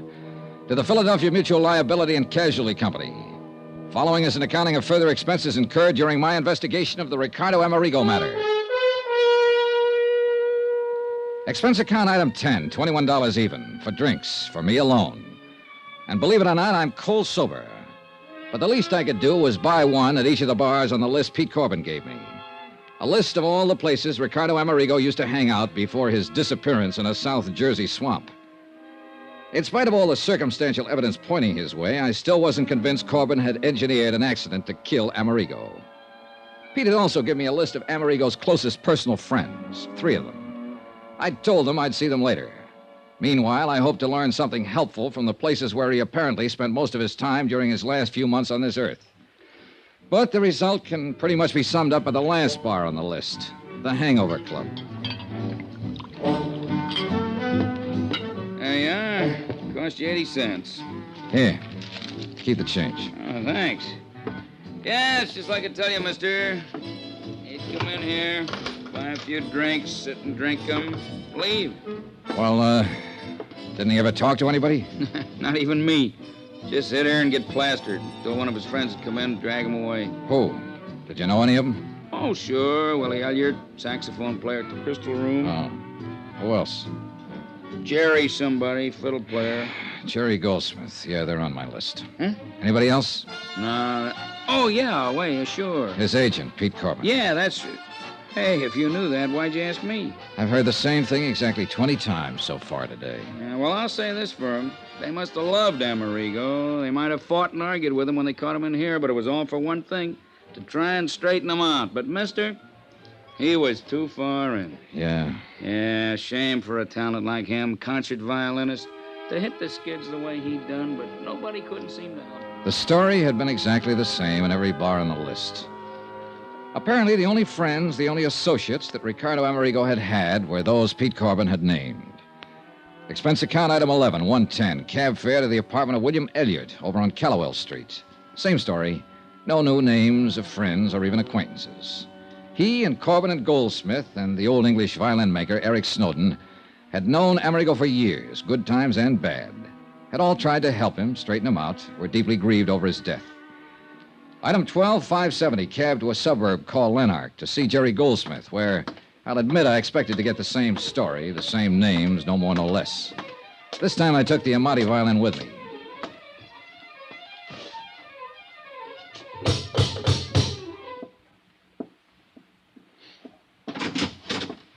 Hi. Who are you? I'm Johnny Dollar. Oh, yes, you called. Come in. Friend of Pete Corbin's, you said. Sit down. Mr. Goldsmith, I'll get right to the point. I'm an insurance investigator, and I came That here... violin case. That looks like Ricardo's. It is. And the Amati? Yes. Oh, thank God. I found it down in a South Jersey swamp where Amerigo's car plunged off the bridge. It had been lying there, hidden by the marche for several days. Is it all right? May I see it? Well, one reason I brought it along was so you could substantiate identification. I make no bones about it, Mr. Dollar. I coveted this violin like nothing else in the world. I've played many fine instruments, Strads, Guarnieri, even this, my Stainer. I see. But Ricardo's Amati, there was something between that violin and myself that could exist for no one else. Not even Ricardo Amerigo when he was at his greatest. And when he started his terrible downfall. You, wanted it even more, huh? Yes, more than anything else in the world. Enough to kill for it? Mr. Dollar, I should kill you for even thinking such a thing. I loved Ricardo. Okay, sorry. The fact remains somebody sawed through a steering arm on his car. I still can't believe that. No one could have killed Ricardo, no one. Only 3 others beside myself even knew Ricardo these past few years. Corbin, Elliot, and Eric Snowden. Pity him, feed him, clothe him, try to fight him away from the liquor that had ruined his brilliant career, yes. Even hate him at times for what he'd done to his life, but murder... I'm sorry. May I? Sure. It, is the Amati. Yes, I know it as well as I know my own. May I play it? Sure.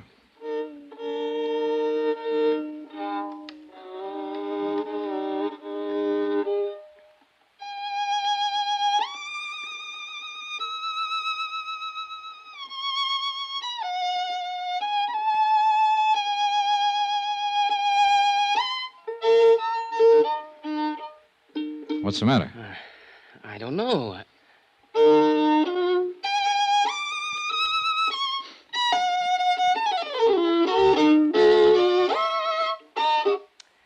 Mr. Dollar, it isn't here. The tone, the brilliance, the response, it isn't here. Something's wrong. You're sure this is the Amati? Oh, of course I'm sure, but something's wrong. Something's happened to it. It isn't the same. Well, you think the dampness of the swamp might have done... No, you can see. It's all right, but it isn't. Well, I don't know anything about violins. There are no cracks, no marks, no damage. Even the sound post. But you're sure it's Ricardo Amerigo's Amati? Yes, I told you so. I couldn't possibly be mistaken. But something is... Mr. Dollar... Well? I don't know. You know something? I don't either. I'm afraid I left Jerry Goldsmith rather abruptly and in a rather distressed condition. But I had plans, and the sooner I could carry them out, the better. Item 13 on expense account, $420 taxi fare back into town to the shop of Eric Snowden, violin maker. The only man who'd been allowed to touch Ricardo Amerigo's Amati, except, of course, for the music store owner who'd cleaned it up after I found it in the swamp. Yeah, it was possible he had done something to it that would destroy its tone. But for some reason or other, call it a hunch if you like, I hope not. Snowden's shop was located on a colorful little side street. Really not much more than an alley called Eisminger Street. Right in the middle of one of the busiest sections of the city, surrounded by skyscrapers, office stores, and all the traffic that goes with them. This one little alley. Except for Snowden's place, the tiny buildings packed side by side are all residences, left over from years gone by when this was a residential section, and still unspoiled by the bustling activity around it. Thank you, Mr. Romandi. And I'll be sure to hear you at the Academy of Music Saturday night. Sir! Mr. Snowden? Yes, I'm Eric Snowden, but that violin case... I'm Johnny Dollar. I phoned you. Oh, please come in. Mr. Dollar. That's right. It's Ricardo Amerigo's. It's been found. Please let me... Mr. Snowden, I'm an insurance investigator. Part of my job has been recovery of this violin. It's possible loss was the most heartbreaking thing I ever contemplated, but you found it. I think so. You think? I don't understand. Well, here, take it. Examine it. Yes, but not here. Come, we'll go up to my workroom on the second floor, where I can check it thoroughly. I'll lock this front door so we won't be disturbed. Now, come with me, please. I can't believe it. It's so wonderful you found it. It would have been a terrible loss to the world. Yeah, I guess so. You're not a violinist yourself? No. I'm afraid the only violin music I know is what I hear in... Now, here we are. Oh, quite a shop. Most of the finest violins in the world have been here, one time or another.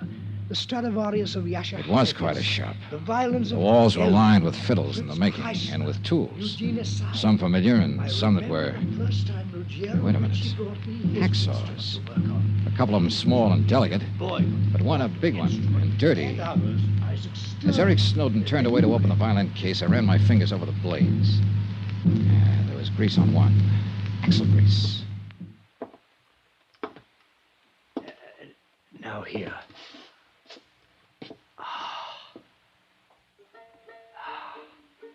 Well, Mr. Snowden? Yes, Mr. Dollar.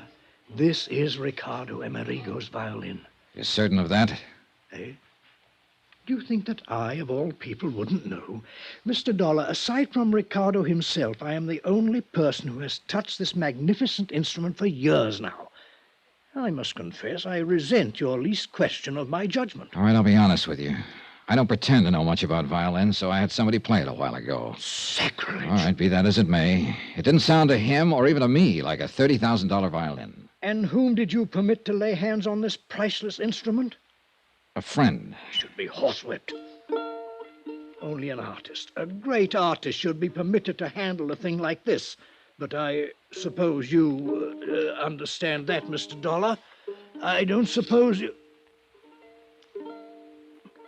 Well, go on. Mr. Dollar, someone has tampered with this. Oh? Of course it doesn't sound right. Did this friend of yours presume to be a violin maker, too? What do you mean? The sound post, the placement of the bridge. Of course it doesn't sound right.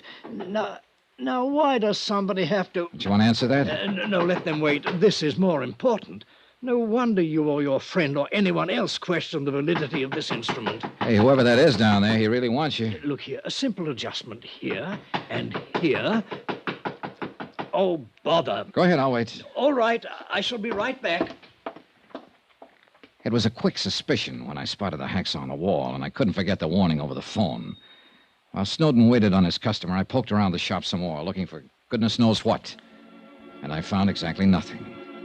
No doubt Snowden was telling the truth. Until I started to sit down to wait for him, and as I pulled over a stool, I knocked open the door of a cabinet next to his workbench. I started to close it again, and then I saw it. Hanging there on a hook was a violin. I grabbed it out of the cabinet and held it under the light beside the one in Amerigo's case. I held them up together. It was unbelievable. The shape, the color, the markings, nicks on the little pegs you tune them up with, a spot of stain on the scroll, even a tiny, almost indiscernible scratch on the back, an old pencil mark on the inside near the label. It was impossible, but it was true. These two violins were absolutely identical.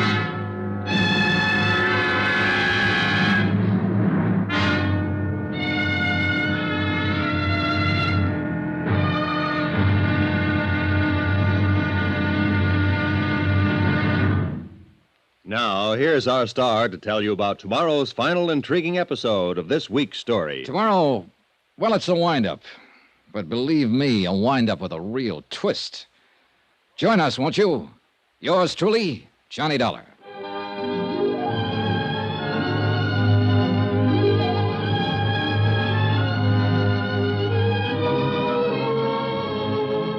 Yours truly, Johnny Dollar, starring Bob Bailey, is transcribed in Hollywood. Written by Sam Dawson, it is produced and directed by Jack Johnstone. Be sure to join us tomorrow night, same time and station, for the next exciting episode of Yours truly, Johnny Dollar. Roy Rowan speaking.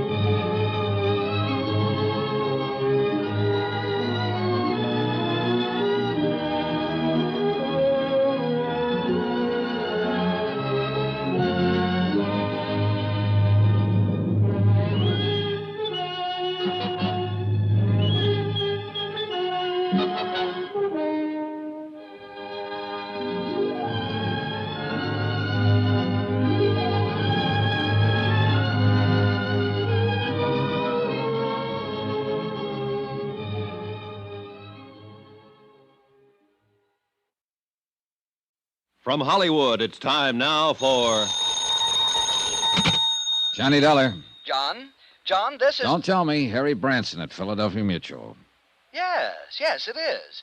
Listen, John, I know you found his Amati violin. Are you sure? But Ricardo Amerigo himself, nothing. And after all, there's not only the $20,000 policy on him, but... What do you mean, am I sure? Are you sure it was Amerigo's Amati violin I found? Why, of course... What do you mean? What if it wasn't? What if it was just an imitation? John, stop it. That's What do you mean? That $30,000 well-insured fiddle I picked up in the South Jersey swamps may be a phony. Oh, no. For heaven's sakes, come over here to the office and tell me... Oh, take it easy, Harold boy, until I've had time to find out a few things. John? See ya.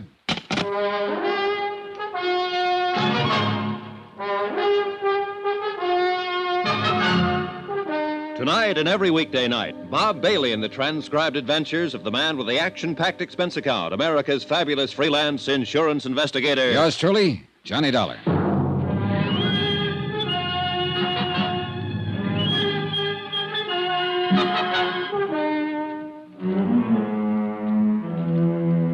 Expense account submitted by Special Investigator Johnny Dollar, location Philadelphia, Pennsylvania, to the Philadelphia Mutual Liability and Casualty Company. Following is a final accounting of expenditures incurred during my investigation of the Ricardo Amerigo matter. When Ricardo Amerigo's car was hauled out of a swamp somewhere near Port Morris, New Jersey, there was no sign of his body. Only a sawed-through steering arm on the car that indicated somebody had done him dirt. However, I did find the fiddle, the $30,000 Amati that had helped him become one of the world's top concert violinists. Anyhow, with the fiddle under my arm, I ended up at the shop of violin maker Eric Snowden for final confirmation that it was the genuine Amati that I'd found. This Eric confirmed. However, while we were in the second-floor workroom of his shop on Eisminger Street talking about the fiddle, somebody pounded on the street door downstairs. Oh, bother. I'll be back in a moment, Mr. Dollar. And that's when I accidentally, and so help me it was accidental, I knocked open the door of a cabinet and discovered another violin, identical in every respect with the one I'd found in the swamp at the scene of Amerigo's accidental death. Okay, so I did exactly what you would have done. I put the one in the cabinet into Amerigo's case and the one from the case into the cabinet. One of them was the genuine Amati. But which one? I'm sorry, Mr. Dollar, but he was so insistent, I thought he was one of my, shall we say, better clients. As it turned out, it was just a youngster who wanted to see one of the new G-strings. A youngster? Oh, I see you're joking. But now, let me take this magnificent instrument, readjust the sound post and bridge so that it... No, wait, Mr. Snowden. It's later than I thought. There are some things I must do immediately. Suppose I come back here later. Very well. Meantime, I shall make the adjustments on the Amati to restore its tone. No, I've got to take it with me. But I don't understand. There are a few things in this case I don't understand right this minute, but I hope to before very long. Mr. Dollar, you talk in riddles. Why don't you leave the violin? No, and let thanks. me- I'll see you later. But please be careful with it. If anything should happen to that priceless... Don't worry. Nothing will happen to it. I found that I'd almost spoken too soon, for I pounded down the stairs, across the floor of the store, and out of the door without the caution the book says one should exercise when leaving a suspect in a case. I'd no sooner got out on the street. It was a flower pot big enough to have killed a horse in its fall from the upper story window ledge. Oh, no. Good heavens, wait, Mr. Dollar. That was an accident. But I didn't wait. was- Expense account item 14, 10 cents. Phone call to Harry Branson at the insurance company to have the police put a man on Eric Snowden's shop immediately to make sure he wouldn't try to skip. Item 15, $7.50 for a cab to the house of fiddle-playing Jerry Goldsmith out in Lanark. Mr. Dollar. Hello, Goldsmith. I didn't expect it. But you left in rather a hurry earlier. Sorry, I had to keep a date. Hey, look, Jerry, when I was here before... You still have the violin? Yes. Yes, when I was here earlier and you played it, you didn't seem to think it was really Ricardo Amerigo's Amati. No, I didn't say that. At least At least it didn't sound like it when you played it. Yes, Mr. Dollar, that's right. Oh, now, think a minute. You were a bit upset, excited, whatever you want to call it, when I brought it to you. Yes, that's true. Nevertheless... And I think you were also afraid I might have suspected you of Amerigo's murder when you admitted his violin was the one thing you wanted more than anything else in life. Except, of course, to have Ricardo straighten out. Become himself again. Become the artist again. Deserve to have this... Oh, I don't know. Whatever I say seems to make it sound like a... I don't know. All right, now, look, Jerry, calm down, will you? I'm not trying to pin a murder rap on you. Calm down and do something for me, will you? Why, yes, of course. What? Here. Have you had something done to it to restore the tone it used to have? It hasn't been touched by anyone else since I laid my hands on it. But I want you to play it again. Yes, of course I will. But didn't you say that some old fool with a music store cleaned it up? Jerry, it hasn't been touched by anyone else since I laid my hands on it. Now play it. All right. Go ahead, Jerry.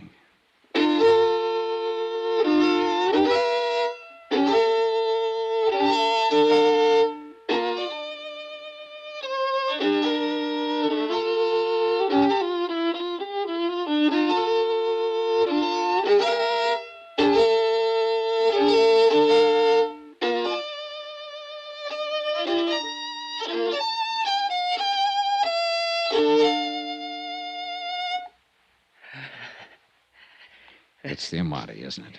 Yes. Yes, it's the Amati. A beautiful, wonderful...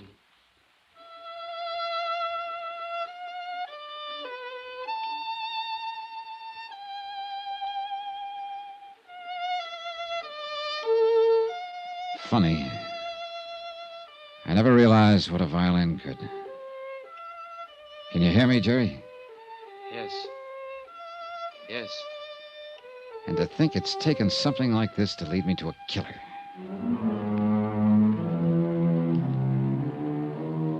Expense account item 16, $4.20. Cab to Philadelphia Mutual, the office of Harry Branson. But if you're right, John, you mustn't go out there alone. Don't you understand if he's the man who planned the murder of Ricardo Amerigo, he wouldn't stop... Yes, I had the police put a man out there to cover his shop. But, John, I still think it... Expense account item 17, $1.60. The buck was a tip for going through a couple of red lights. Back to the shop of the violin maker, Eric Snowden. Mr. Dollar. Hi, Mr. Snowden. I'm afraid I left you rather abruptly a while ago. Mentioned it, Mr. Dollar. It's you. That near accident when you left that flower pot. I don't know how it possibly could have shifted on the window ledge up there. On the third floor window ledge of this little combination store, workshop, and home of yours. That much I did notice while I was ducking it. If it had come off a second floor window, you know I might have suspected you of giving it a helpful shove. Oh, good heavens, Mr. Dollar. You can't possibly mean that. All right, forget it for the moment. But how can Let's go up to your workshop on the second floor. Come on. Well, yes, of course. But may I ask why? I want to show you something, and I think you know what. No, I certainly don't. Unless something has happened to the Amati. Oh, something certainly has. You damaged it since you were here. No such luck. Mr. Dollar, please, what are you talking about? Okay, here. Now tell me the truth. Is this Ricardo Amerigo's Amati violin? Yes. I've told you so. You're sure? Of course I'm sure. You know something? You aren't, but I am. What? Now open that cabinet there beside your work table. What for? Because I tell you to. But I... just what are you getting at, Dollar? Are you going to open it or shall I? No. Get out of here. This is my shop, my place. You can't do this sort of thing to me. Would you rather the police did? They're on their way. The police? But I... Well?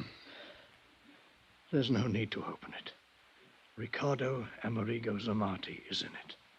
Well, that's where you're wrong. This is the Amati. In this case, the one in the cabinet is the identical copy of the Amati that you made.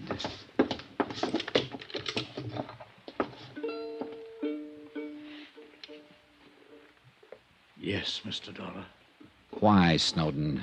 Because the loss of this priceless instrument would have been unthinkable. $30,000 insurance on it. Oh, money doesn't buy a violin like this. It must be played by an artist, by many artists, like the artist Ricardo was. So when Ricardo disappeared... Or was murdered? When Ricardo disappeared, I had to make sure that the Amati would still... I didn't murder him. Isn't this the hacksaw that cut the steering rod on his car? Well, Snowden, isn't it? Yes. No, I mean... And because of it and your crazy plan to keep the real Amati, you and you alone are going to take the rap for Amerigo's murder. No, please. Ricky. No use, Eric. That's right, Mr. Dollar. I'm Ricardo Amerigo. You're what? The dirty, drunken has-been that started all this. Sawed through the steering rod on my car, wrecked it in the swamp, left some of my clothing there. That phony fiddle was my idea. Not to collect the insurance on it, not that alone. But to make sure it could come back again. Be played again by somebody that deserved to play it. The way perhaps one time I deserved to play it.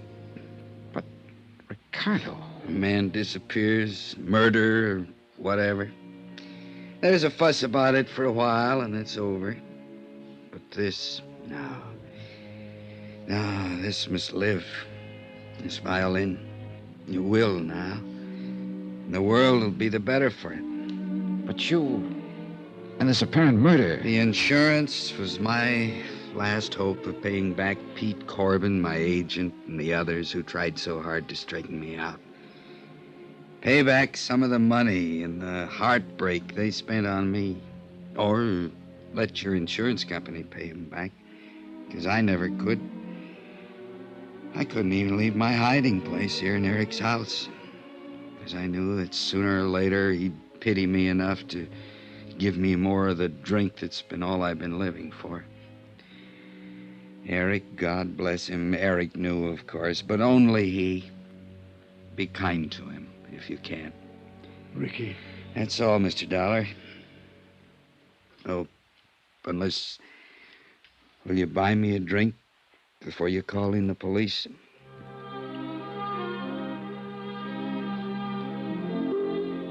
Expense account item 17, $8.50. One bottle of the best I could buy before I called in the police. Item 18, hotel in Philadelphia, miscellaneous fare back to Hartford. Total expense account, $182.65. Remarks? No insurance payment necessary on either the Amati or the man. And I guess he really was a man. More than he knew. What the courts will do about him and about Eric Snowden, well, the courts will do. And I'm glad I have to have no part in it. You know, it's funny. Somehow I think I have a little better appreciation for music now than... Oh, well. Yours truly, Johnny Dollar.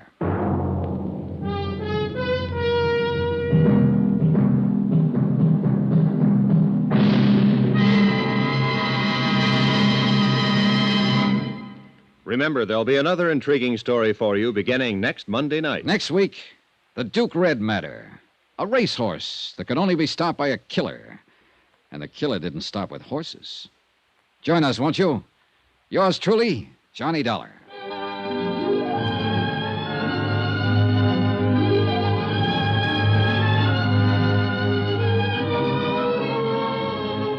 Yours truly, Johnny Dollar, starring Bob Bailey, is transcribed in Hollywood. It is produced and directed by Jack Johnstone, who also wrote this week's story. Heard in the cast were Harry Bartell, Lawrence Dobkin, Victor Perrin, Barney Phillips, Forrest Lewis, Eric Snowden, Herb Vigran, and James McCallion. Musical supervisor and violinist, Amerigo Marino. Be sure to join us on Monday night, same time and station, for another exciting story of yours truly, Johnny Dollar. This is Roy Rowan speaking.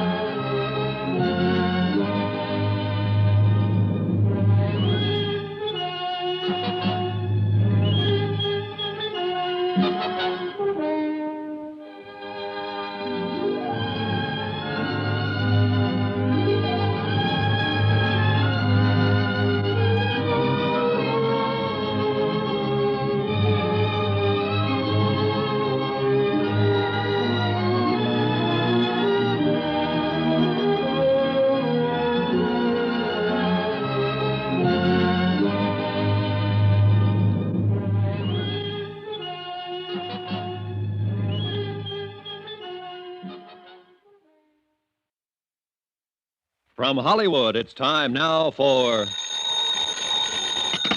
Johnny Dollar. Niles Pearson, Johnny, at Universal Adjustment Bureau. Oh, how are you, Niles? Worried at the moment. Can you help me out? I don't know. What's on your mind? $65,000 worth of horse flesh. Ever hear of Duke Red? Yeah, I think so. The futurity last year? That's a horse. Johnny, Columbia Indemnity is going to have to settle a claim on him. Why? Duke Red was seriously injured and had to be destroyed. Did you say 65,000? Yeah. No wonder you're worried, Niles.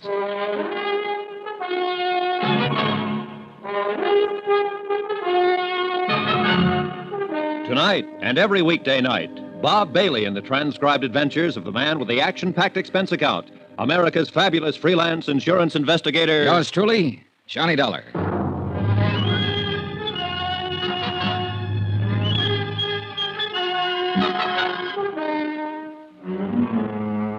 Expense account submitted by Special Investigator Johnny Dollar to the Universal Adjustment Bureau, Universal Building, Hartford, Connecticut. The following is an accounting of expenditures during my investigation of the Duke Red matter. Expense account item 1, $197.80. Airfare and incidentals getting me from Hartford to San Francisco and a town about 40 miles south of there called San Pietro. At the San Pietro Hotel, I learned that the Abbott Ranch was some 5 miles outside of town, but that the Abbott stables maintained offices in San Pietro.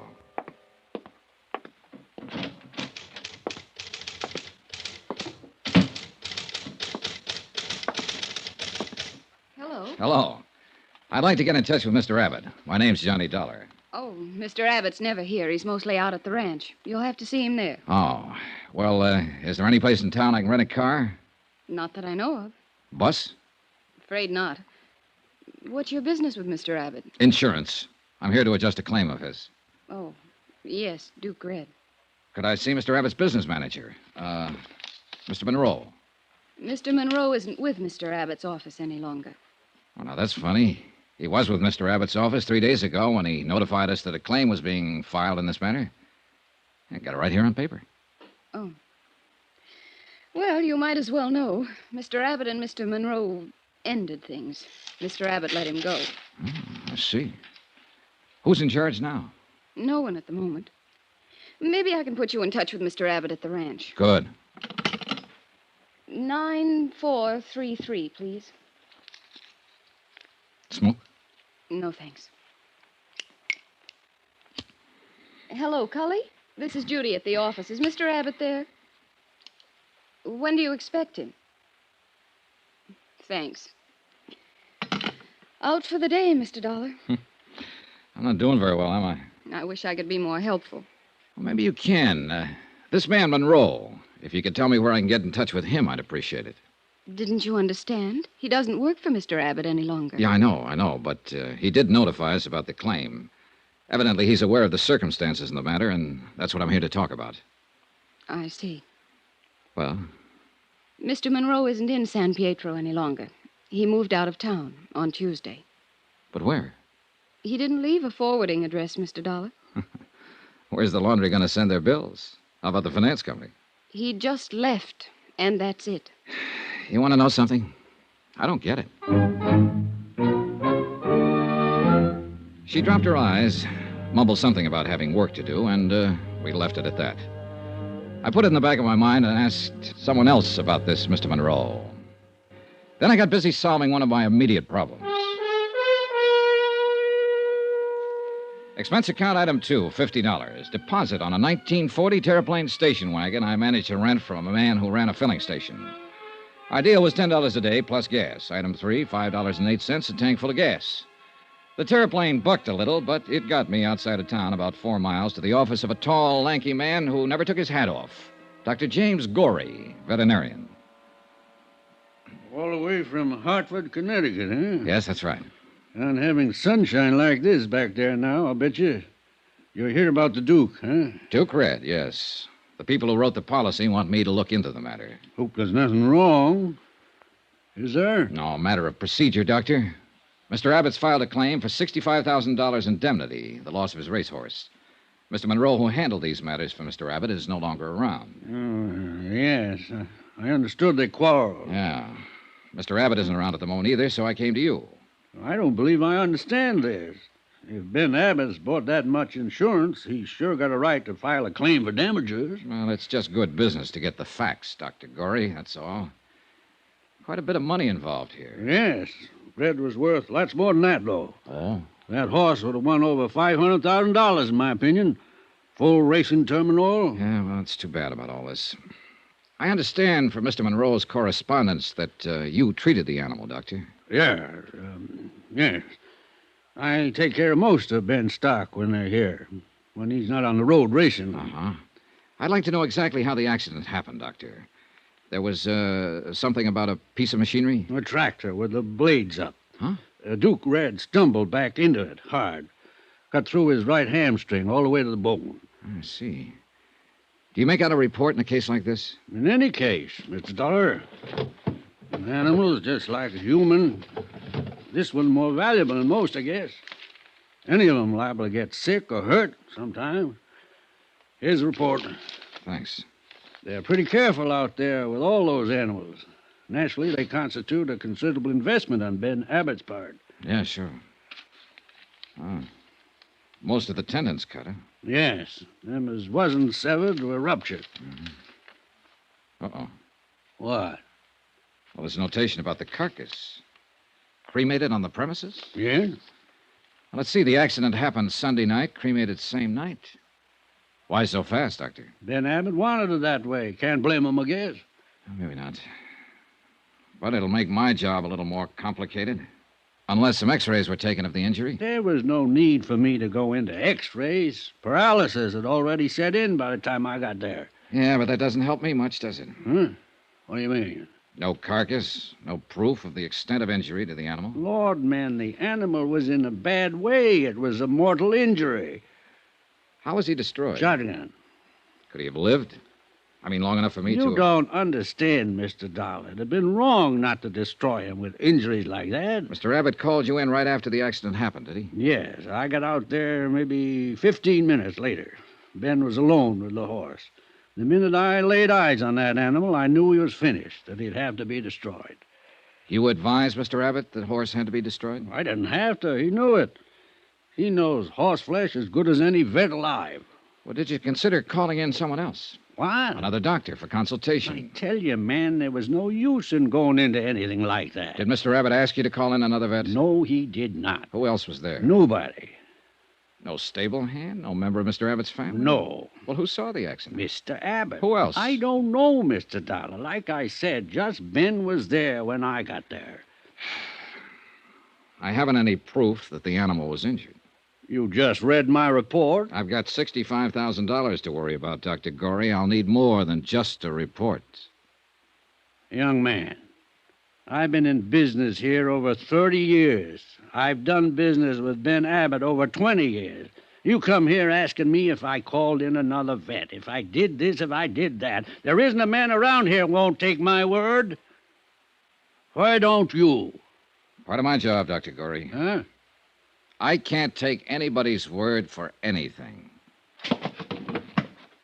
Mr. Dollar, I'd be obliged if you'd get out of here.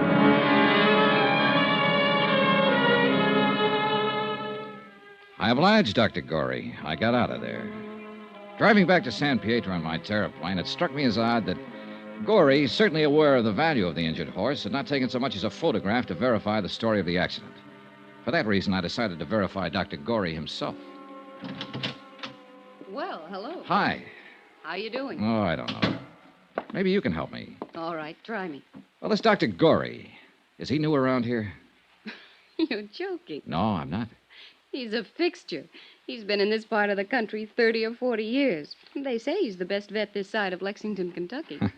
That takes in quite a bit of real estate. Is he loaded? I think he could retire and give advice over the phone. These horse racing people make new parents look like indifferent vegetables. They do? You don't know. A horse sneezes once and they're ready to call the Mayo brothers. Dr. Gorey's practically the whole Mayo Clinic in horsey circles. Say, how did you know about him? The insurance report. Of course. Well, I suppose you'd want to talk to him. Look, I'm driving out that way. I'd be glad to give you a lift. Oh, that's mine out there. That? Yeah, rented it from a filling station man down the street. Oh. Well, you just drive right on past the filling station for about 3 miles, and you'll see Dr. Gorey's place. Oh, thanks, but I've already been there. Huh? Yeah, just left him. Well, then why are you asking me about him? Heavens. Just asking. You're a funny one. Hey, what's your name? Judy Brown.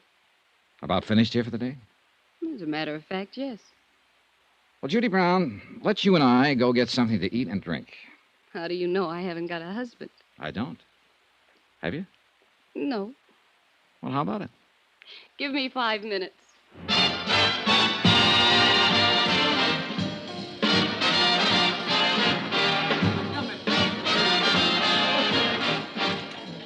Judy, I'm going to get right to the point. How long have you worked for Mr. Abbott? A year and a half. Why? You're from San Pietro? No, San Francisco.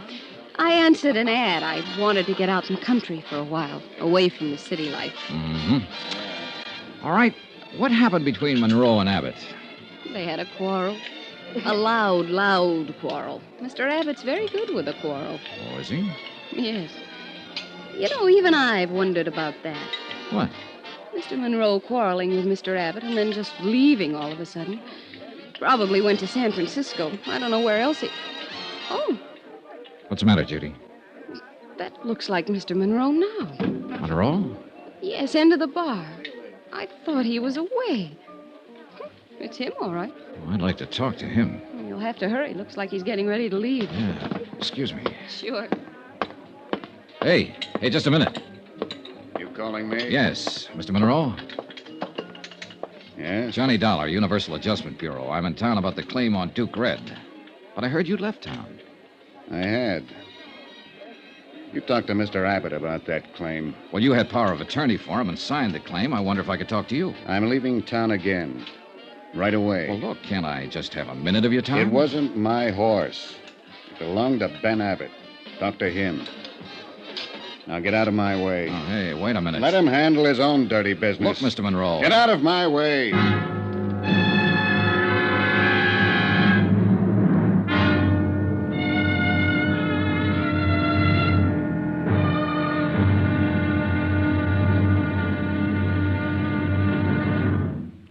Now, here's our star to tell you about tomorrow's intriguing episode of this week's story. Tomorrow, there's proof that things are just about as wrong in this case and as dangerous as they can get.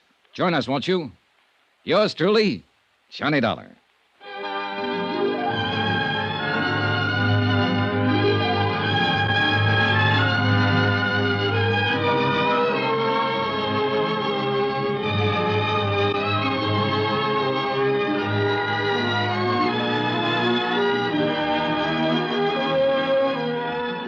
Yours truly, Johnny Dollar, starring Bob Bailey, is transcribed in Hollywood.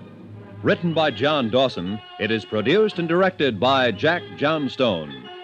Be sure to join us tomorrow night, same time and station, for the next exciting episode of Yours truly, Johnny Dollar.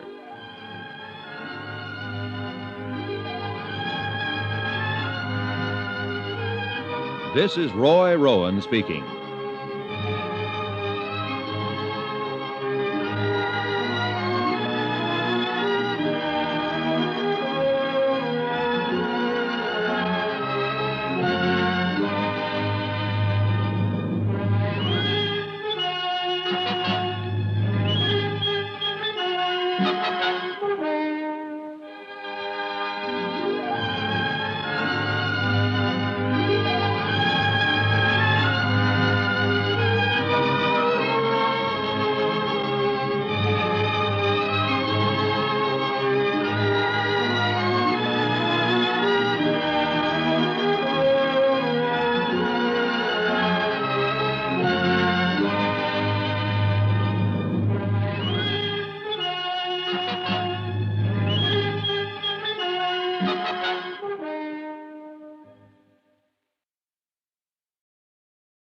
From Hollywood, it's time now for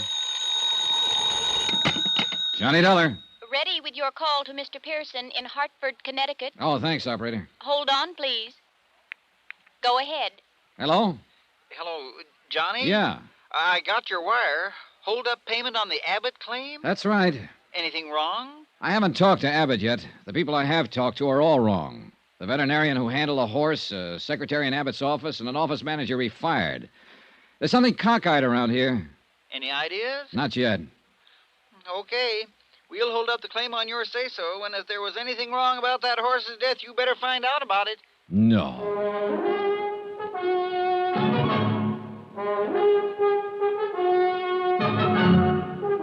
Tonight and every weekday night, Bob Bailey in the transcribed adventures of the man with the action-packed expense account, America's fabulous freelance insurance investigator. Yours truly, Johnny Dollar.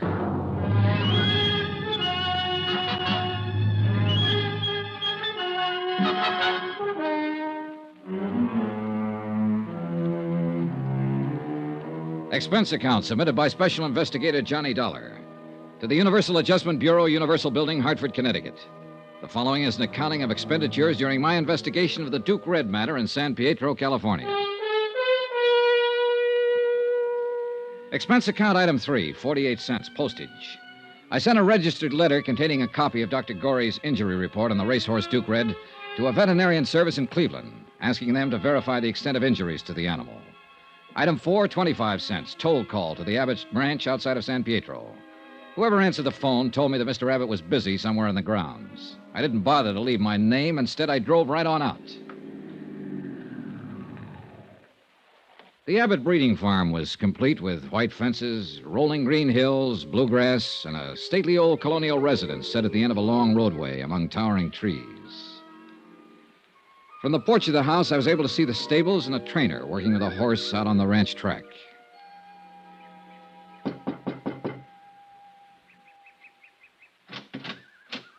Yes, sir. Good morning. Good morning. My name's Johnny Dollar. I'd like to see Mr. Abbott, please. Yes, sir. Come in, please, sir. I'll try to find Mr. Dollar. You want to wait here, sir? Thank you. He left me standing in one of the biggest living rooms I'd ever seen in my life. I took a plant in front of the fireplace, lit up a cigarette, and began to look at the pictures and statues of racing horses lining the mantelpiece. Pretty soon, things started. A blonde girl in a yellow suit walked in, having an argument with a gray-haired man in jodhpurs. They didn't see me as they entered, or they just didn't pay any attention to me. You aren't old Pardon? enough, strong enough, or have brains enough to live as you please. I forbid you to... I know what you're going to say. Oh, Mm-mm. that stuff about how you forbid it and it can't go on. Well, let me tell you, it can go on just as long as I want it to go on, and I don't care what you do. Now, you listen to me, young lady. As long as you're in this house and under this roof, you will conduct yourself according to the way I dictate. Dictate? Yes. Who are you, Hitler or somebody? Don't whatever you do interfere with me again. Ever. Terry. I'm sick of it. Do you hear me? Sick of it. That was as much as I heard. But then it didn't last long. I saw them go out and walk around the garden once, shake fists at each other, finally part. He disappeared up a narrow stairway. And then, about a minute later... Wait a minute. Hello. Hello. How long have you been here? Too long. Oh. Why didn't you speak up? Well, I cleared my throat a couple of times, but no good. Then I I tried to look like I didn't hear anything. Nothing seemed to work.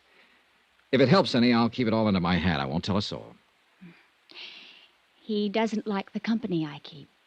What do you think of that? I don't know anything about it. Give me a general viewpoint at least. Well, I've run into a lot of parents who don't approve of the kind of company their sons or daughters keep. In my court of human relations, parents don't always know what kind of company their daughters and sons need. When those daughters and sons reach the age when they need company. Good. You're on my side. I didn't finish. On the other hand, daughters and sons have the same problem. They don't seem to know either. You're a coward. Who are you? Johnny Dollar, I'm here to see Mr. Abbott about insurance. Was that Mr. Abbott? Yes. You're not an insurance salesman. You're here about Duke Red, about what happened to him, aren't you? That's right. I'm Terry Abbott. Glad to know you. How much money did Daddy have Red insured for? $65,000. $65,000. I don't suppose you have a cigarette. Sure.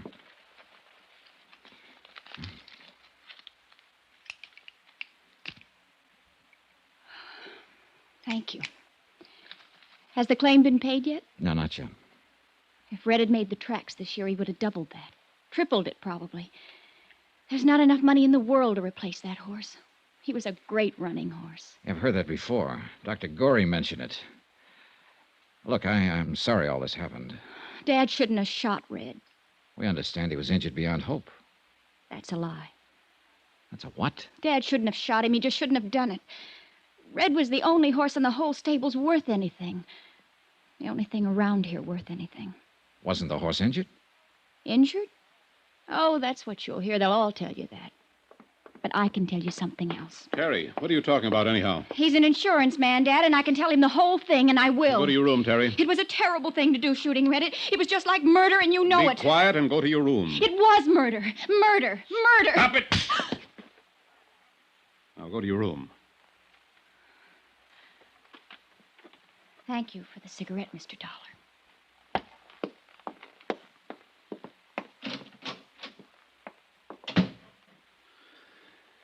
Oh, she's been terrible about all this. Very upset. Any time I've had to destroy an animal around here, she gets like that. Been that way ever since she was a little girl. I see. I knew I'd have to put up with her acting like this, but I'm reluctant to apologize to you for her actions or for mine. Jim Gorey told me you were in to see him yesterday afternoon. I wish Dr. Gorey hadn't told you that. I intended to tell you myself, Mr. Abbott. If I've offended you, I'm sorry for it. Makes me look I'm doing something shady. You could have come right to me instead of going to Dr. Gorey. I tried to. You were out. Then you could have waited till I came in. If this is the way that insurance company operates, I might have to find a different one. Look, Mr. Abbott, there's quite a bit of money at stake here. We have to go to everybody during an investigation. Dr. Gorey ordered the horse destroyed. It seemed very reasonable to go to him and ask why he took that action. We want to know all the circumstances. If you talk to Gorey, you know them. Why are you bothering me? What do you want? I want all the information you can give me about the accident. The time, date, people who saw it, exactly what happened, where it happened. Do you always handle a case this way? It's the way I'm handling this one. I don't like it very much, sneaking around behind my back. No matter what you think of me or my methods, Mr. Abbott, I'm the man assigned to handle this claim. My report has to be completed before the matter can be settled. They don't know what they're doing, sending a man like you out here. You filed a claim. What did you expect? A little decency and respect and courtesy. That's what I expected. That fool Monroe filed the claim. I understand he had power of attorney as your office manager to do that. Well, he did it too soon. I would have waited until things calmed down around here a bit. What do you mean? Well, you saw how my daughter acts. Losing a fine racing animal like Red can have a bad moral effect on the entire ranch. That's what I mean. Monroe didn't use his head. So you fired him? Well, that's one of the reasons, yes. Another reason is I don't like him. Never did like him. But what business is that of yours? Are you here to accuse me of something? Mr. Abbott, we'll pay off your claim when we're satisfied the circumstances were proper. We're not satisfied now. Let's discuss those circumstances. I'm not afraid of you, Dollar, or your insurance company. I don't like you snooping around my office in town, talking to my friends about me, talking to my daughter about me. No man would. If I don't get my information from you, Mr. Abbott, I'll get it somewhere else. That'll drag this whole matter out. What I've seen of you so far and what information I do have isn't exactly in your favor. I don't like that kind of talk. You don't seem to like anything about this. Now, how about it? Do we keep this up or do we get down to business? The trainer was bringing Red back from his afternoon exercise. Outside the stall, Red got scared. A mouse or something. He reared back and jammed into the blade of the tractor we use out on the track.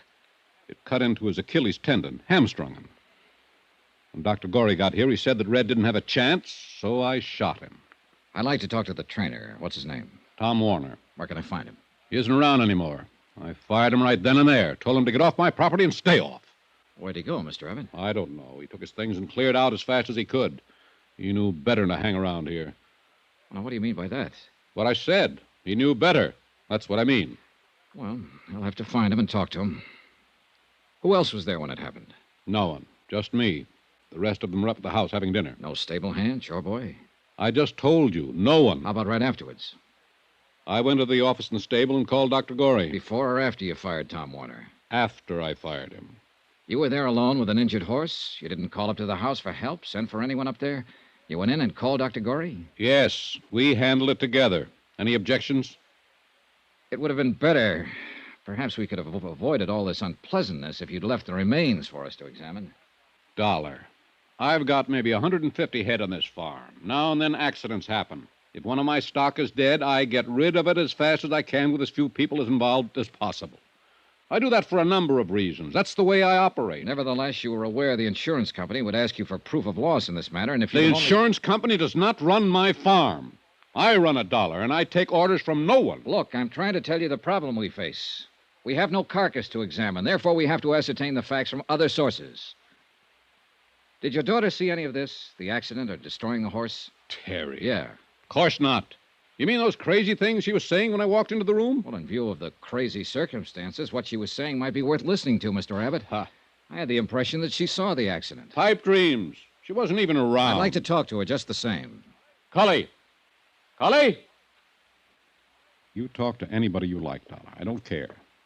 But I hope you made notes today because you've already got all the information you're going to get from me. Yes, sir, Mr. Abbott. Yes, sir.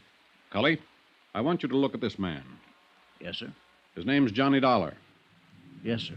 If he comes knocking at this door again, if he even comes to the front gate, if you see him on the grounds ever again, throw him out. I don't want him around here. Yes, sir, Mr. Abbott. And right now, Cully, you can just show him out. You're being foolish about this, Mr. Abbott. Show him out, Cully. This way, Mr. Dollar, sir. Never mind. I can find my own way.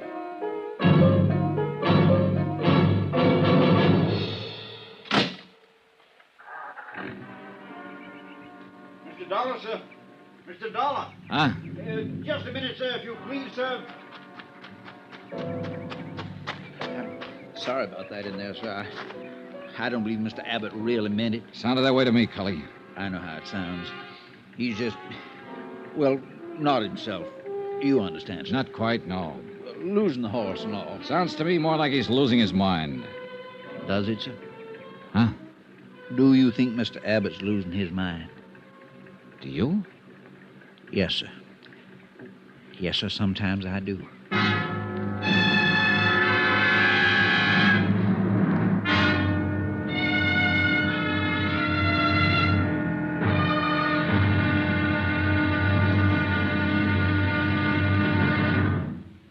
Now, here's our star to tell you about tomorrow's intriguing episode of this week's story. Tomorrow, the whole case starts to fall apart like a man full of bullet wounds, which is just about the case.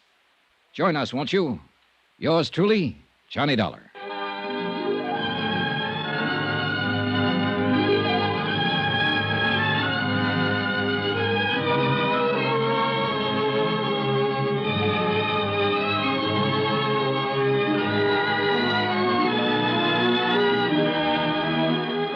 Yours truly, Johnny Dollar, starring Bob Bailey, is transcribed in Hollywood. Written by John Dawson, it is produced and directed by Jack Johnstone.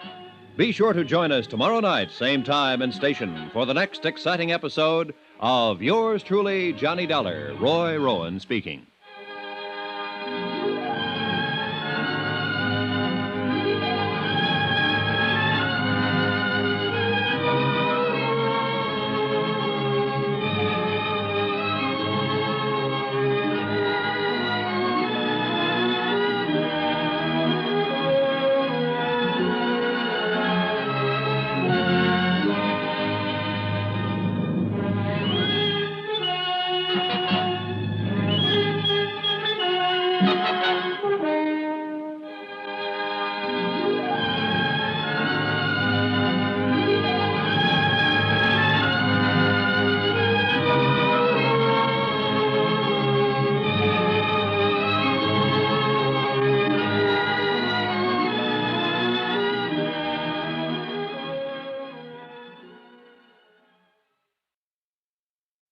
From Hollywood, it's time now for...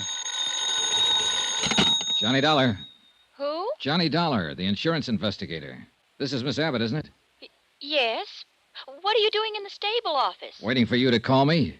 Your father threw me off the farm a few minutes ago. A man named Cully who works for your dad said he really didn't mean it. Said he'd fix it up for me to talk to you. Cully. I guess that's why he asked me to phone the stable office. You told me the horse wasn't injured, shouldn't have been destroyed.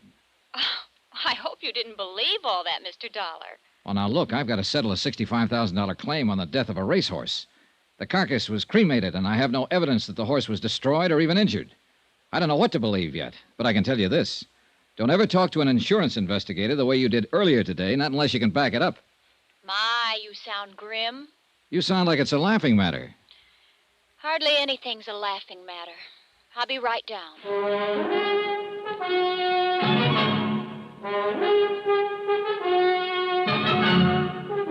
Tonight and every weekday night, Bob Bailey in the transcribed adventures of the man with the action-packed expense account, America's fabulous freelance insurance investigator. Yours truly, Johnny Dollar.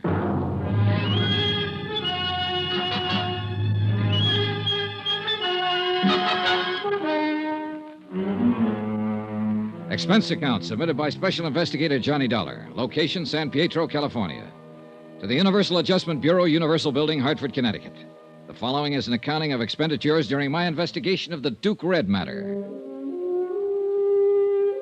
15 minutes after I spoke with Terry Abbott on the phone, I looked out the window of the stable office and saw her starting down toward the stables. She'd changed clothes. This time she was wearing blue jeans and riding boots. She carried a quirt in one hand, a cigarette in the other. There was a scarf or some such tied around her hair. All in all, it was a classic impression. Rich girl, racing horses, and fast cars. She wore a disdainful pout, also classic. Hi. I do. Father asked me where I was going, and I told him I was going for a ride. Why'd he throw you out? He didn't like questions I asked him, I guess. I don't know. Maybe I won't like the questions you ask me. Possibly. Probably. You don't really work very hard trying to please anyone, do you? Industrial hazard in my business. Hope it doesn't bother you too much, Miss Abbott. Nope, I like it. You're so darn sure of yourself, and you know so darn little, and you look like you might be thinking all kinds of things. How tall are you? No, let me guess. 6'1"? Not quite. Well, you're tall enough, I suppose. Do you like this office? I suppose you've been opening the files and going through all of Father's papers. That's what you're supposed to do, isn't it? Nope. Well, unless you know something about horses, the papers around here wouldn't mean much to you. Times, weights, whole schedule and chart for every bit of stock on the place. Do you know anything about horses? Just one. Duke Red. Oh. He was insured for $65,000. And he's dead now. You know, I didn't think I'd ever see you again. I wanted to talk to you before I left. What about? I didn't insure Duke Red. My father insured him. Your business is with my dad, not me, Mr. Dollar. Pardon me if I seem a little confused, but earlier today you were very anxious to tell me something about all that. Was I? Yes, you were. Hey, what is this anyway? I wish we hadn't met. But we did, and you mentioned there was no need to destroy Duke Red after he'd been injured. Now, did you say something like that to me because you were angry at your father? Or did you say it because there was some truth to it? Well, now, what's that supposed to mean? Do you just stand around and pout when people ask you questions? Did you mean that horse wasn't injured, or that he was injured, but that he could have been saved? Well, did you have any reason at all for saying the things you did?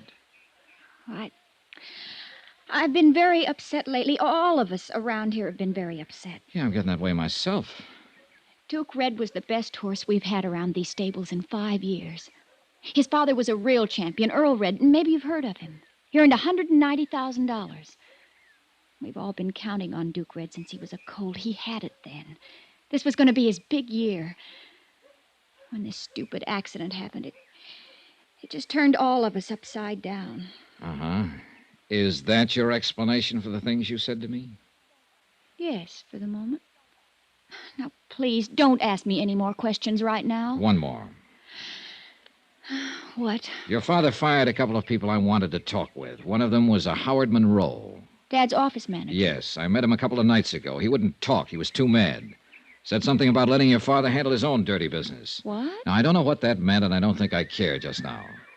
But the other man who was fired was a horse trainer named Warner, Tom Warner. According to your father, it was Warner's neglect that caused the horse to stumble and back into the tractor blades. What? Warner isn't around here now, but he must be somewhere, and I want to talk to him. Now, where can I find out his address? He's from Baltimore, Maryland. Baltimore. What about his address? Well, it'd be in the personnel files. You can get those at the office in town, in San Pietro. Okay. Do you think he went there? I don't know. And what's more, I don't care.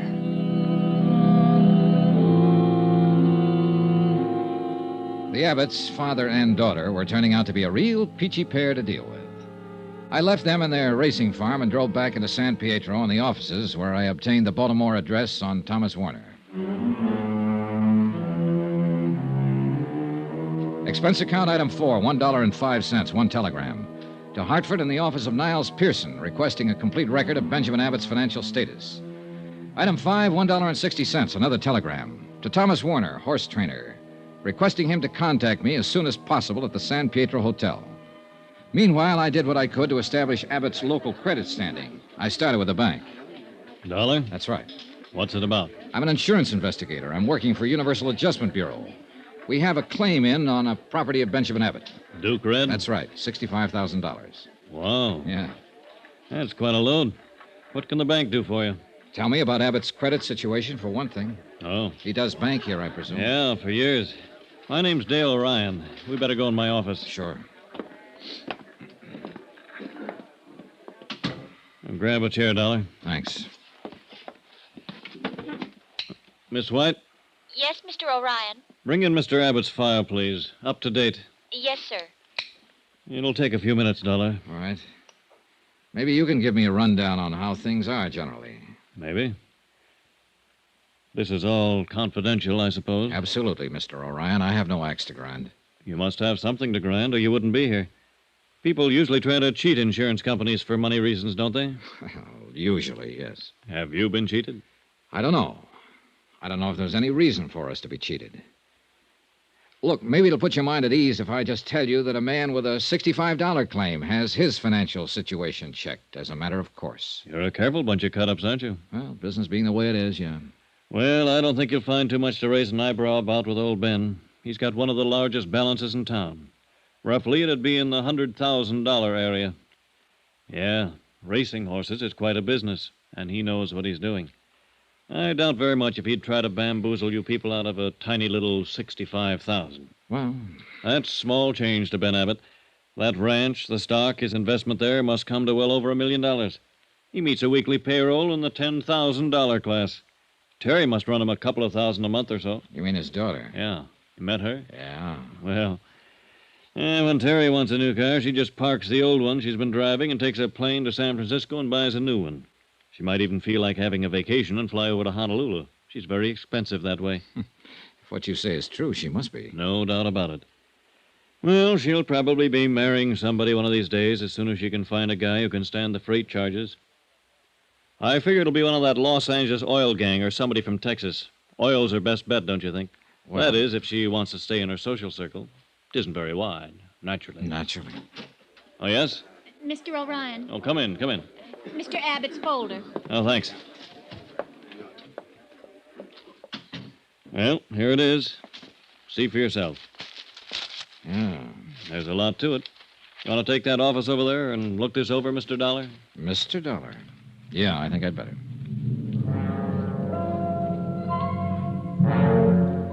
I spent the rest of the afternoon going over Benjamin Abbott's local bank standing. It confirmed in detail what Mr. Orion had said in general. His assets were many, his cash on hand plentiful. Also, and this has a bearing, the activities of his daughter Terry were indicated in some of the expenditures. There was only one item I had to question Orion about when I'd finished looking it all over. Yes, Dollar? I noticed a check was drawn 5 days ago payable to Howard T. Monroe, $5,500. Yes?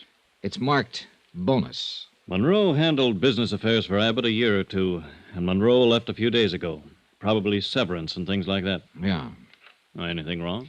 I don't know. For all I can gather, they didn't part company under the best of terms. As a matter of fact, they had kind of a row. Seems strange he'd pay Monroe a balance after he kicked him out. He's a strange guy. Check cleared all right. No question on it. Oh, yeah, I noticed. Something else, then. Hmm? Monroe was fired last Tuesday. Monday, a man named Thomas Warner was fired, too. Tom Warner, the trainer? Yeah. Abbott told me Warner was responsible for the accident with Duke Red. Funny. What? Well, according to these books, Abbott should still owe Thomas Warner a month's salary, $700. Well, let me see. Yes. No bonus, no salary, no severance. Seems to me Tom Warner's got a kick coming. Why doesn't he kick, Mr. Orion? I don't know. I would. Most anybody would. I rechecked Abbott's local office in San Pietro and learned that Warner had not left any kind of forwarding address. As a matter of fact, he told no one he was leaving. Expense account item 6, $1.98, dinner, alone, in the dining room adjacent to the lobby of the San Pietro Hotel. I wasn't enjoying my chef's special with a limp green salad when the clerk came in. Mr. Dollar. I thought you might be in here. A long-distance call for you, Baltimore, Maryland. Oh, yeah, fine. Where can I take you? Use the lobby phone, Mr. Dollar. I'll plug you in from the switchboard. Yeah, go ahead. They're on the line now. Good, thanks. Thanks very much. Hello? Hello? Hello. Is this Johnny Dollar, the man who sent the telegram? Yes, who's this? This is Thomas Warner's father. The wire I opened it said it was important for Thomas to get in touch with you.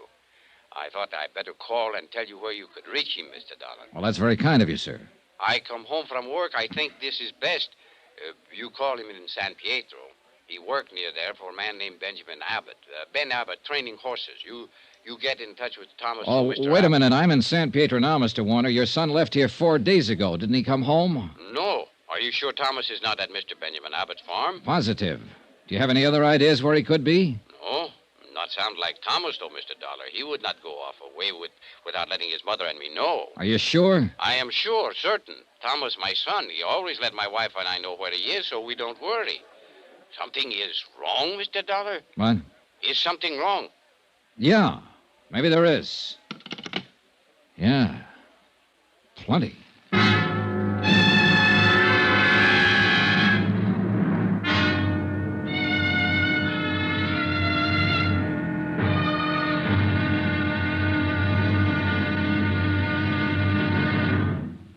Now, here's our star to tell you about tomorrow's intriguing episode of this week's story. Tomorrow? Well, sometimes a dead man can answer a lot of questions. Join us, won't you? Yours truly, Johnny Dollar.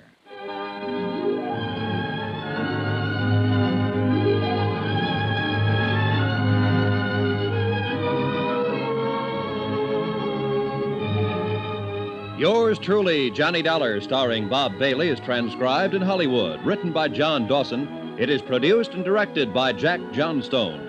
Be sure to join us tomorrow night, same time and station, for the next exciting episode of Yours truly, Johnny Dollar. Roy Rowan speaking.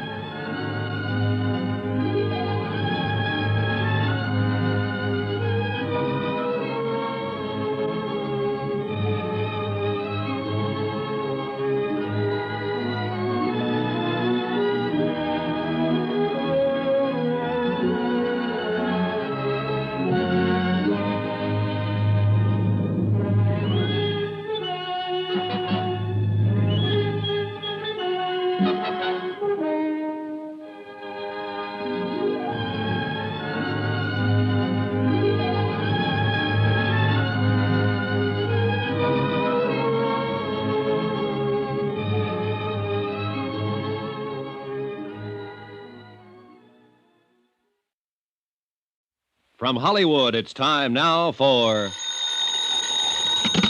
Johnny Dollar. You placed a call to the Universal Adjustment Bureau in Hartford, Connecticut? Yes, I did. We have Mr. Pearson on the line now. Go ahead, please. Thank you. Hello? Johnny? Niles. Ben Abbott's rating with Dun & Bradstreet is very good. He doesn't need any money. I still haven't determined if there was really an accident. Oh, and no one seems to know what happened to Thomas Warner, Who's that? the trainer who was supposed to be with the horse when Abbott destroyed it. One his father called me from Baltimore. He doesn't know where he is either. Is that so? Something just occurred to me, Niles. What? Abbott's claim was filed over a week ago, yet he hasn't threatened to sue us or go to the insurance commission. I know. And that's usually pretty standard procedure with a man like Abbott. It is, if he has a just claim.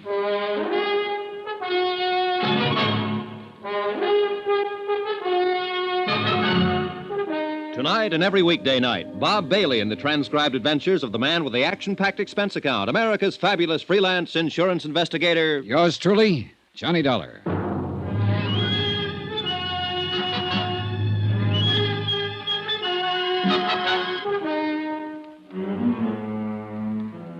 Expense account submitted by Special Investigator Johnny Dollar. Location, San Pietro, California.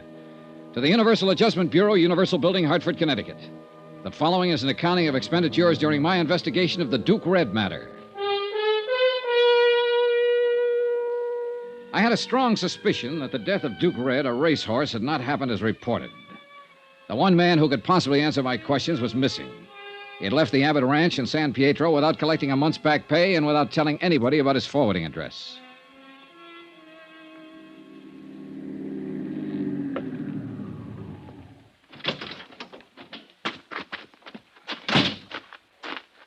Just a minute there, sir. Hi. Mr. Dollar. Hello, Kelly. Mr. Dollar, you can make this pretty hard for me. Mr. Abbott told me I shouldn't let you on the ground. Well, now, you didn't strike me as the kind of fellow who took that order too seriously. What do you want, sir? I want Thomas Warner, wherever he is. Well, he isn't here. I know that, Kelly. I want to find out where he is. Probably went home. I talked to his father in Baltimore. His father hasn't heard from him. Oh. Wouldn't you like to know where he is? Men come and go, Mr. Dollar. You're friends with them for a little while, and you never hear from them again. I reckon that's the way we have to look at it. Now, maybe you better go now, Mr. Dollar. Suppose he didn't want to go without saying goodbye. Suppose he didn't have a choice. What do you mean? I mean, a man doesn't pass up a month's pay just to make a fancy exit. We can't talk here, sir. Where did Thomas Warner stay? He had a room off the stables, his own place. How about there? All right, Mr. Dollar. You wait for me, sir. I walked on down to the stables again and found the little apartment Thomas Warner had used for living quarters. The door was locked, and I waited outside, looking over the workout tracks and the acres of rolling green turf that made Abbott Farms. A little while, Cully appeared. I shouldn't be doing this, Mr. Dollar. Mr. Abbott would skin me alive if he knew I was having any truck with you after that big row you had with him yesterday. Well, I'm not about to tell Mr. Abbott, Kelly. I appreciate your help. This is where Mr. Warner stayed all the time he worked for Mr. Abbott. Uh-huh. You can see for yourself. It's all cleaned out, not a stitch left. Yeah. Did you happen to see Warner leave here that night? Right after the accident, he was gone. Mr. Abbott came up to the house about 9 o'clock. He told us all that Duke Red had been hurt, he had to shoot him, and that he had taken care of the rest. You mean destroying the carcass? Yes, sir. That's a pretty big job for one man. Well, I believe Dr. Gorey helped him with it, sir. He was with Mr. Abbott. Oh. Then Mr. Abbott told us that Mr. Warner was to blame for the accident and that Mr. Warner wasn't with us anymore. I wonder if any of the others saw him actually leave the premises. Well, now, we talked about that amongst ourselves. Nobody saw him go, Mr. Dollar. We thought it was kind of funny. Tom was a friendly, quiet sort of man, but he had a lot of friends here. Mm-hmm. It kind of disappointed us all, I guess.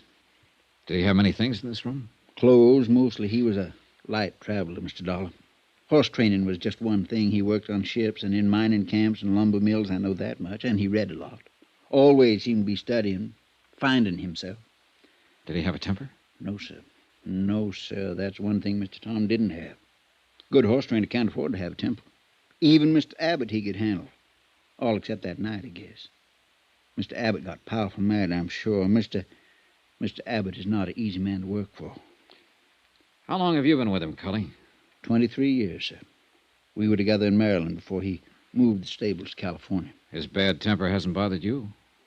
Mr. Abbott was different than he is now. I mean, when Miss Abbott was alive.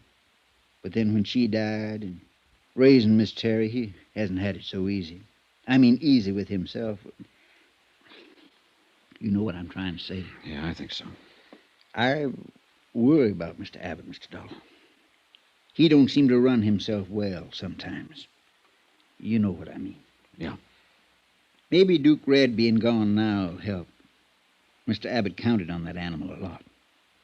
Counting on a racehorse is not just being anxious overnight or for a week, but being anxious for years, from the time they're colts to when they first step out. Now he don't have that worry at all. Maybe it'll do him some good. What about his other horses? Them? Well, none of them like Duke Red. Not the same at all. They'll race and make money, but nothing like Duke Red. Yeah. Mr. Warner said he was a fine horse. Tell me, what kind of a car did Mr. Warner drive? Well, he didn't have a car, Mr. Dollar.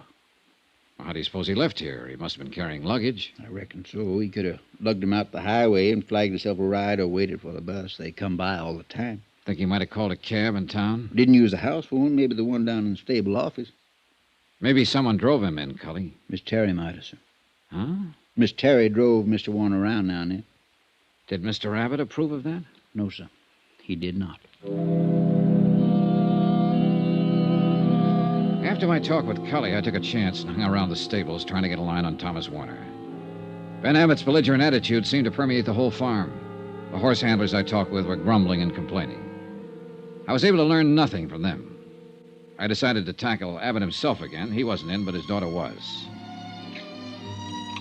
Well, you came around just the right time, Mr. Dollar. We haven't had too much excitement around here all day long. I think they're supposed to toss you out on your ear when you show up. That should be interesting. Would you like a drink? No, not right now, thanks. Not right now, thanks. Now, isn't that the end, the bitter end?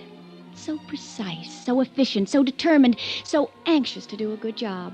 To be a sober, steady, substantial, expert bore. Now, what is it? Who are you mad at, Terry? Tom Warner? Why should I be mad at him? Horse trainer. Because he left and didn't say goodbye? Maybe. You know, when I first came in this house 2 days ago, you were arguing with your father. I couldn't help overhearing it. Was that about Tom Warner? Yes. Dad said he wasn't good enough for me. I'm all right now. Something else that day. That business you were telling me about before. It'll have to be looked into. Why, for heaven's sake? Because you intimated that your father and Dr. Gorey might be lying about the whole thing. Do you realize that if there's any truth to it, your father'd be liable for criminal charges? I know. I was just trying to put Dad in a bad light with you. It was just for good old-fashioned first-class spite. Him telling me about not seeing Tom and all. We've been arguing for weeks about it. When I saw you the other day, I thought it was a good chance to get back at Dad. I see. Tell me about the trouble over Warner. Why tell you? Well, let's say I'm an interested party. I like you, Terry. Well, Tom and I saw quite a bit of each other, and Dad never liked it. I suppose because I'm all he has left. Mother and Bob, he was my older brother, were killed in an airplane accident a few years ago. Dad's always expected me to marry one of the Long Island horses set, the turf, something, I don't know. Anything but a horse trainer. He's been looking for an excuse to get rid of Tom. Your father doesn't strike me as the kind of man who'd have to give an excuse to fire someone he didn't want around. Well, he found an excuse. He blamed the accident on Tom. Do you think he's mad? What's that? Nothing. Do you suppose your father will ever calm down so I can talk to him? I don't know. The Abbotts have always been a terribly angry group of people, very emotional. There doesn't seem to be much of a let-up these days. Terry, is that what you meant when you asked me if I thought your father was mad? I suppose so. It's almost as if he's been on the verge of something lately, something desperate. His moods frighten me sometimes. They didn't used to. I don't easily frighten. But looking back, 2 years ago, Daddy bought a new car. We were out driving one day right after he bought it, and something went wrong. The gear shifter, some little thing. Well, Daddy was so angry, he just backed the car up and smashed it into a cement wall and left it. That was when he first frightened me. The first time that I can remember. Have you been frightened much? Since then? Oh, yes, many times. That's why Tom was so nice to have around. He never became angry. Never did things like that. Like the men I know. Tom sat quietly, and he let me sit beside him, reading, talking. I'm not that kind, really, of course, but I liked it with Tom. I liked it very much. You asked me about him, Johnny. Well, I'll tell you. If he'd come to say goodbye to me, there would have been no goodbye. I would have gone away with him anywhere. I was in love with him from the first day he came to work here. I still am. I always will be. Well, that's all there is to tell. Did he know this, Terry? Yes. And he knew I meant it.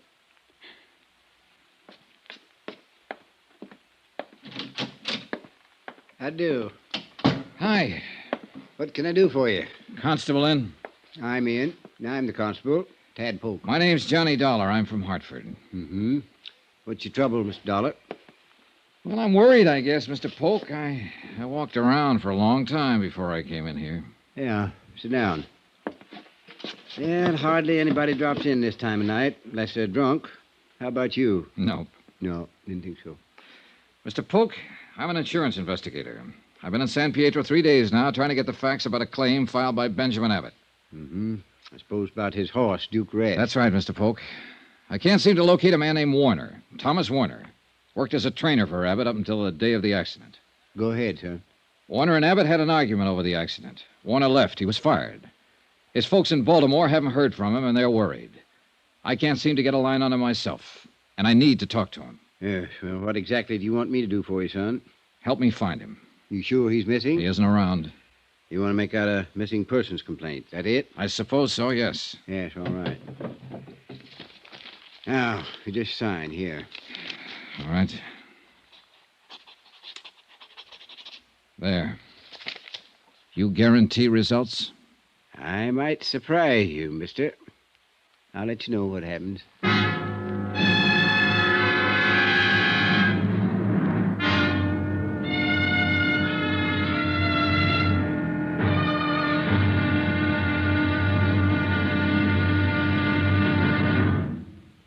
Now, here's our star to tell you about the final intriguing episode of this week's story. Tomorrow, well, it all hinges on a decent man who knows he's loved and never said goodbye. Join us, won't you? Yours truly, Johnny Dollar.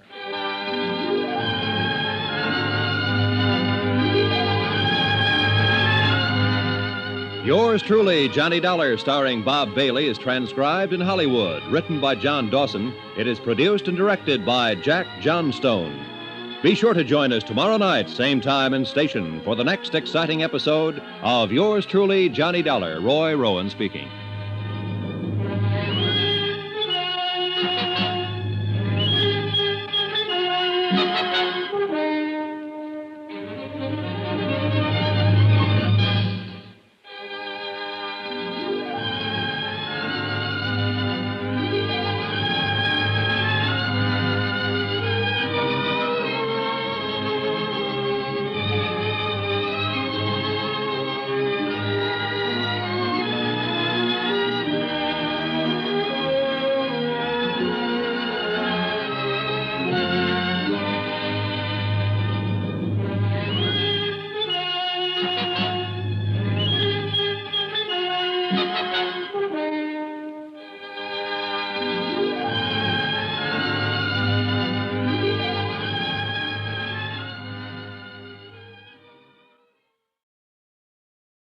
From Hollywood, it's time now for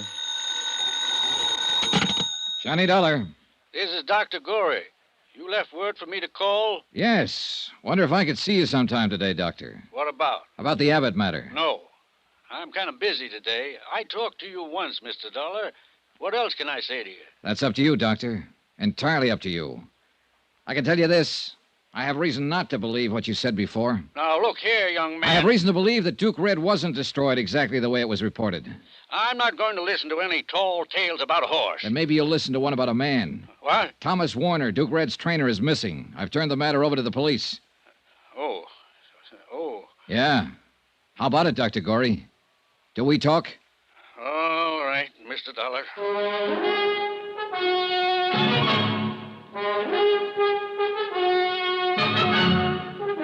Tonight and every weekday night, Bob Bailey in the transcribed adventures of the man with the action-packed expense account, America's fabulous freelance insurance investigator. Yours truly, Johnny Dollar.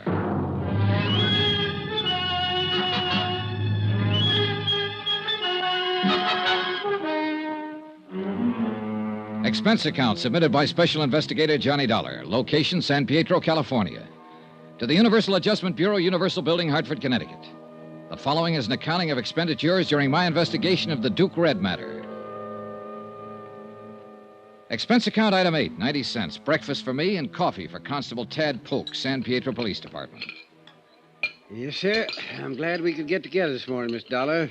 You know, I thought a long time about you reporting Tom Warner missing. Well, maybe I'm worried for nothing. But I do know I don't like the circumstances of his disappearance. You using me, Mr. Dollar? What? You know I got a police force of 4 men. We can't conduct any sizable investigation into a disappearance. Just aren't equipped for it. I thought it might be something like that. I don't want to be spending civic money to satisfy some doubts in the mind of your organization. It's not my province, Mr. Dollar. Look, the man's missing. Nobody knows where he is. He didn't leave a trace. He did leave a month's pay behind him. He left after an argument with Abbott. Nobody saw him leave that farm, Constable. No one knows where he is now. Now, just hold on to your britches, boy. I didn't say I wouldn't do anything about it. Huh? I'm going out and have a talk with Ben Abbott, Mr. Dollar. I've known him for a long time. Think maybe I can find out something about this. We'll see what happens there first, then make some plans. Well, that sounds fair enough, Constable. Where can I get in touch with you in case I have to? I'm going over to see Dr. Gorey this morning. After that, I'll be at my hotel. Fine. Dollar? Yeah? You think something might have happened to Tom Warner? Yeah, Constable. I sure do. Expense account item 9, $2.50. One long-distance phone call to Hartford. I explained the matter of Tom Warner and requested Niles Pearson to have a man in Baltimore start checking with Warner's parents there in the event some lead as to his whereabouts might turn up there. After that, I drove out to see Dr. Gorey, veterinarian. You know, you have a way of not being very nice on the telephone. What is it now, Mr. Dollar? I just talked to my home office in Hartford, Dr. Gorey. They aren't very happy with the way this case has been going. They're too bad about them in Hartford. How does it affect me? Well, they're just about at the point where they might close it and call me back home. All this fuss, and they're going to pay the claim? No, not at all. I don't mean they're going to pay at all. What? They can do one of two things. They can appeal to the Insurance Commission for a judgment. They'd have a point. No reliable or cooperative witnesses saw the accident to the horse or the circumstances of it. What's more, there's no carcass. For all we know, the horse may be down in Mexico. Now, look or here. They can institute proceedings against Abbott. Charge him with attempt to defraud. That's ridiculous. Why would a man worth almost $1 million worry about an insurance policy? Well, of course, it's ridiculous to you and me, Doctor. But then legally, it's not ridiculous at all. I can pretty well put some things together. Abbott didn't even want to file a claim for the loss of that horse. As a matter of fact, he fired his office manager, Monroe, for filing the claim. Fired him and paid him a bonus to get out and stay out so Monroe wouldn't have to answer any questions. True? Possibly. Abbott blamed the accident on Thomas Warner and fired him, too. Warner hasn't been seen or heard of since. Now, you said on the phone... I didn't say it, but I'll say it now. Abbott hated Warner because Warner was seeing his daughter. I'll also say Abbott never struck me as a man who could control his hates. Tom Warner's nothing to me. I don't know anything about him. But Ben Abbott is something to you. Now, look, Doctor. I spent some time checking you out because you're one of the parties who can help settle this thing. You've been in practice around here for a good long time. People seem to think a lot of you. I hate to see a nice guy like you get the book. I think I can stop that if you cooperate. Now, look here. Forget I'm an insurance investigator. I'm just a guy giving you some information. When I said my company's ready to turn the matter over to the Insurance Commission or file charges, it means that Abbott will have to sue for settlement. And that's just what we'd want him to do. In court, he'd have to produce Thomas Warner and prove his story of the accident. I don't think he can produce Thomas Warner. With what we have so far, Abbott would lose the suit, and the insurance company wouldn't fool around then. There's no outfit tougher than an insurance company when somebody's trying to cheat them, whether it's inadvertent or not. You'd have to be in court, too, Doctor. Oh. Do you see what I mean? Yes. Well, how about it? Can you give me the real story now? I've been Ben Abbott's friend for 20 years. And he asked you to lie for him. That's understandable to me. In a court, though, it's perjury. What did it do to him? That's up to the company. I'll have to hear your part of it first. Duke Red was dead when I got out there that night. Ben had shot him. Duke Red hadn't had any accident. Ben made me promise to tell you that he had. Ben had just shot him. Shot him? But why? Duke Red wasn't the horse Ben counted on or thought he was. He had good conformation, but he just wouldn't run. Couldn't run, I think. Ben got mad about that and shot him. And Tom Warner saw it happen, is that it? Yeah. Ben told me Warner saw him shoot the horse. He gave Warner some money and told him to go away. I don't know. Ben's losing his mind, I think. I've heard that about him before. From who? His daughter. Terry, yeah. Poor Terry.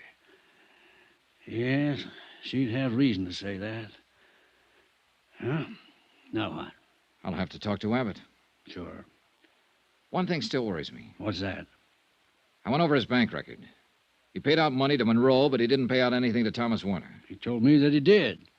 Okay, then. I'll ask him about that, too.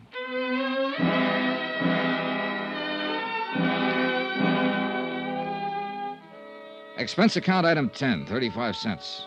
I lost it in a payphone trying to get in touch with Ben Abbott. No one answered, so I drove on out to the farm. The short winter day was over when I got there. Darkness had already come over the fields. Darkness and loneliness. Hey. Hey in there, open up. Open up. Open up, somebody. Open up.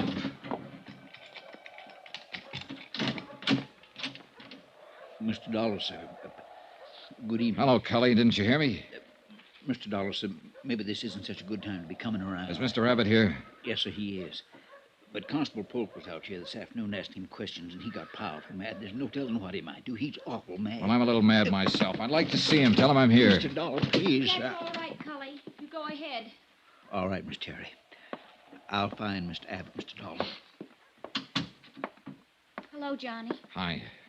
Oh, don't. Don't come any closer. Well, what is it? Why is it so dark in here? I'd rather you didn't see me just now. Huh? Terry. Vanity. A woman always has that first, they say. Oh, Johnny. Who did this to you? Dad. He's crazy. I just don't seem to do anything to please him. Here now. Oh, Johnny, I think it's the end. Here now. Take your hands off of her. What? I said take your hands off her or I'll kill you with this. Oh, Johnny, be careful. Wait a minute. I'll show you. I'll show you. I killed a man with that kind of thing. Eddie, stop it. Stop it.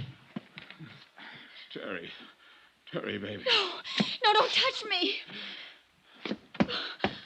Oh, Johnny. Johnny. Oh, that's a pretty heavy cane he uses. Oh, lie still. I'll phone a doctor. No. Where'd he go? I don't know. Out that way. Johnny, did you hear? About killing someone else? He was talking about Tom Warner. Johnny, I know it. He was talking about Tom.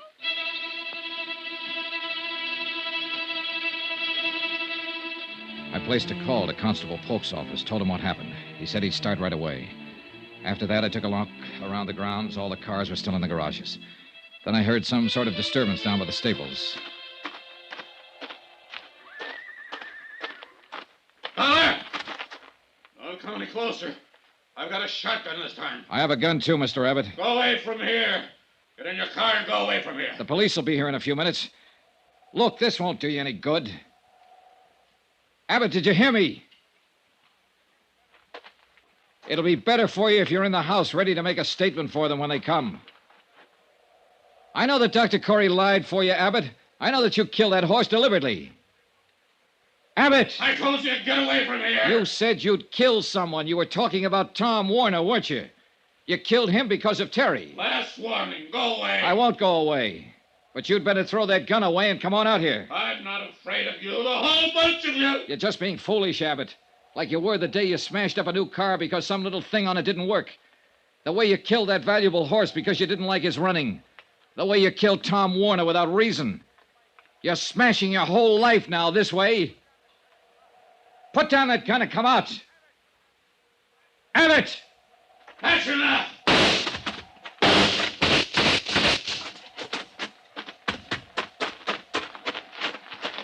Abbott. Abbott. Oh, you didn't have to do it this way, Abbott. Lie still. Warner's body. Under this floor. All his things with it. You know about Duke Red. I know. Don't try to talk. Warner tried to stop me from killing him. He said I was crazy, Dollar. Easy. I'm not crazy. Am I, Dollar? Don't move. Am I?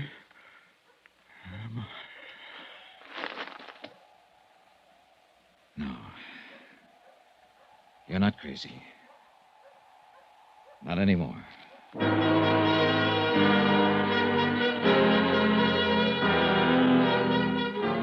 They found the body of Thomas Warner where Abbott had said it was. He'd been shot to death. Terry was still in the hospital when I packed up and left San Pietro. Expense account item 11, $65.30. Hotel and board at the San Pietro Hotel.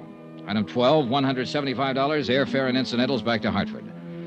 Item 13, $43 even, miscellaneous. Expense account total, $802.65. No remarks. Yours truly, Johnny Dollar.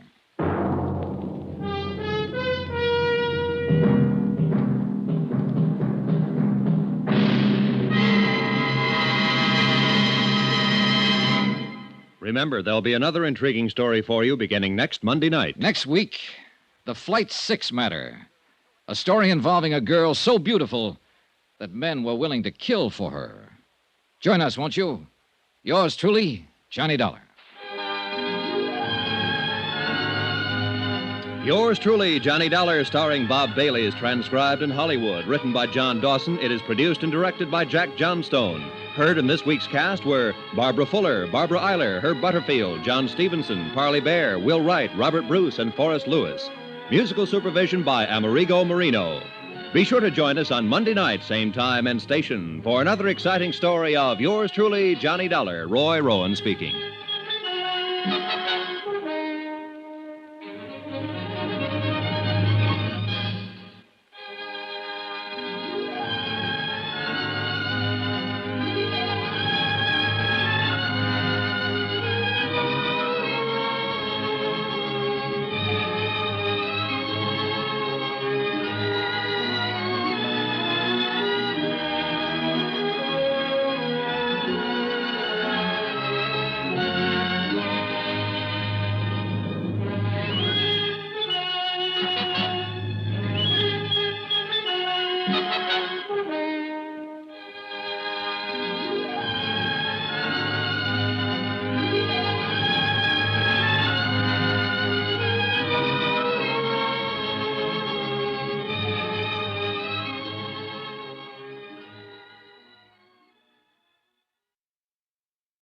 From Hollywood, it's time now for...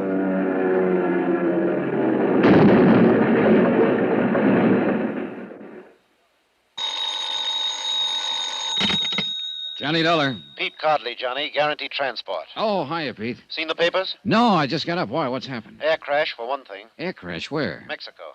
Flight 6, Aztec Caribbean line, Mexico City to Havana.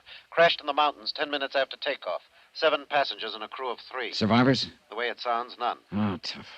How do you come into it, Pete? We underwrite a company that handles flight insurance down there. 3 of the passengers bought policies at the airport.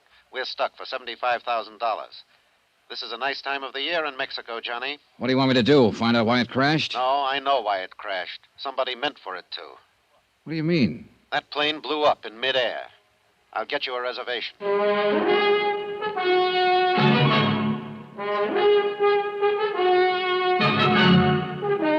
Tonight and every weekday night, Bob Bailey in the transcribed adventures of the man with the action-packed expense account, America's fabulous freelance insurance investigator. Yours truly, Johnny Dollar.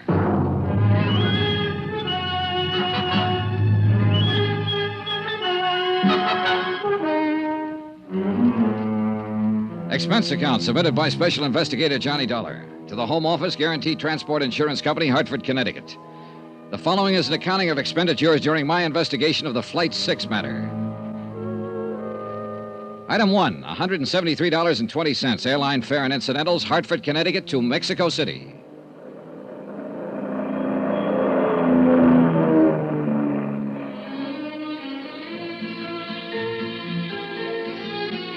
I checked my baggage through customs and started making inquiries, and more inquiries, and then some more. And after the 14th Quien Sabe, maybe is better you ask Kim, I found the office I was looking for. Or at least I thought I'd found it. The flowery Spanish title on the door translated roughly into Inspector General of the Department of Civil Air Transport. But when I opened the door, I wasn't so sure. Come in, Jack. Make yourself to home. Oh, I'm sorry. I was looking for You found him. That's me. Don't let the big words on the door fool you. I'm all there is. There ain't no more. So come in. Shut the door. All right, thanks. Is your name Dollar? That's right, Johnny Dollar. Macklin here. Macklin. One-time mongrel from the south side of Chicago. I got a wire from your office. Said you'd be in on Pan Am Flight 12. Pull up a chair and squat, will you? All right. Or what were you expecting? Spanish grandee with a white silk shirt, a black silk tie, and a second cousin on the cabinet? Well, maybe. At least I wasn't figuring on a Southside Mick with a 17th century desk and a cotton sweatshirt. Well, now, here's what little dope we've got on the crash. Most of it you probably know already. I left on 20-minute notice. All I've seen is one newspaper item. I can use a lot more. Well, you won't get much more out of that report. We got a crew over at the wreckage around 2 hours ago. Survivors? No, he didn't have a chance. That crate is scattered over 10 acres of mountainside. Didn't catch fire, though, so we might turn up something or other. Oh, I got a good man in charge up there, Juno Romero. You'll meet him later. I'm sending another jeep up there in a few minutes, and you can go along if you want. Thanks, I will. My company figures sabotage. Any chance they're wrong? Could it have been accidental? Equipment failure, personnel failure, something like that? Well, if I thought so, I'd be up there at the wreck myself. That'd be my kind of job. But this one's different. You know, it's detective work, your kind of job. And Gino Romero's. Now, he talks as soft as a girl out of finishing school. Looks a little like one, in fact. But underneath it, he's as sharp as a tack and tougher than an old boot full of nails. What actually happened when the plane went down? All I've heard is that it blew up in midair. That's right. Well, a few Indians were the only ones who saw it. They were burning charcoal up on a slope at about 9,000 feet. They were watching the plane circle, gaining altitude. Then one big flash, the tail blew off. Pilot didn't have a chance. He rode it straight into the side of the mountain. The tail? That sounds like the baggage compartment. That's the way I figure it. An explosive of some kind, a time bomb smuggled on board before the takeoff. I'm covering that angle from this end. I'm rounding up every one of the baggage gang, the maintenance crew, anybody who had a chance to get near that plane before it left the field out there. And what have you found out? Well, so far, nothing. We're trying to check back, too, on the individual passengers, the plane crew, trying to find out who might benefit by having any one of them dead. Well, I guess that'll be your angle, too. Yeah, at least as far as insurance is concerned. Well, there were 3 flight policies issued, and the names are in the reports here. So yeah, I know. I've got them. The Home Office gave them to me, along with the names of the beneficiaries. I haven't talked to any of them yet. I figured that you know how to go about it better than I would. And there's another possible insurance angle, and that's the cargo. Do you know if there was anything valuable on board? Worth destroying for the insurance, you mean? No, it was done by somebody who deliberately set out to kill one of the 10 people on board that plane. And who didn't mind killing 9 others to get that one. It was premeditated, cold-blooded. Now, you get him, Johnny. Get him for me, and then just leave me alone with him for about... Come in. One of you is Senor McLean, Inspector General del Departamento... Yes, that's me. What can I do for you, Jack? They will not give to me any information, Senor McLean. Not the police, nor the airline office, nor any... Who are you, and what information do you want? I am Ramon de Lagos, Senor, and I am here... De Lagos? Wait a minute. That's the name of one of the... Yes. Look, are you related to Maria de Lagos? My wife. She was on the plane. Now tell me, please, what news do you have? Have you reached the scene of the crash? Yes, we have. 2 hours ago. And what did you... Is there any chance... I'm sorry, there were no survivors. No. Oh, no. I'm sorry, Senor de Lagos. It is too terrible. I didn't know you were here in the city, or I'd have let you know right away. I sent word to your office in Havana. I have been here for 6 weeks. Maria came for a visit only a few days ago. Now... I know, that's a rough deal. I am sorry. This is Johnny Dollar from the States. Senor. How do you do, sir? He's here to investigate the cause of this thing. What is the use, senor? It will not return life to the dead. No, but I don't like to see a murderer get away with it. A murderer? Then the rumors are true. The plane was destroyed deliberately. It is hard to believe that anyone would... Senor McLean, what arrangements are being made? The bodies will be brought down to the Federal District Hospital, and I'll see that you're notified. Gracias, senor. No, let's see. I believe your wife's brother, Don Serrano, is staying at the Hotel Regis. Yes, he is, but I am at the Monte Casino. Don Serrano and I are not friendly. I see. All right, senor, then I'll contact you at the Monte Casino as soon as I have word. You are very kind. And again, I'm sorry. Yes, that is all one can say. Adios, senores. Know anything about him, Mac? Well, only what his wife filled out on the flight form. He's Cuban, residence and business address Havana, in the export game. And you know, of course, that his wife was one of the 3 people who took out accident policies. But naming her brother, Don Serrano, as beneficiary, I wonder why. Well, that's one of the 6 dozen questions you can ask when you start prowling. Look, I hate to rush you, Johnny, but I ought to start that Jeep up the mountain. I'm ready anytime. I'll let Gino know you're coming. And you check with me if you want anything. You'll have full cooperation from the federal police and the government. And to repeat just one thing, Johnny. Yeah, I know. Whoever did it, get him. Check.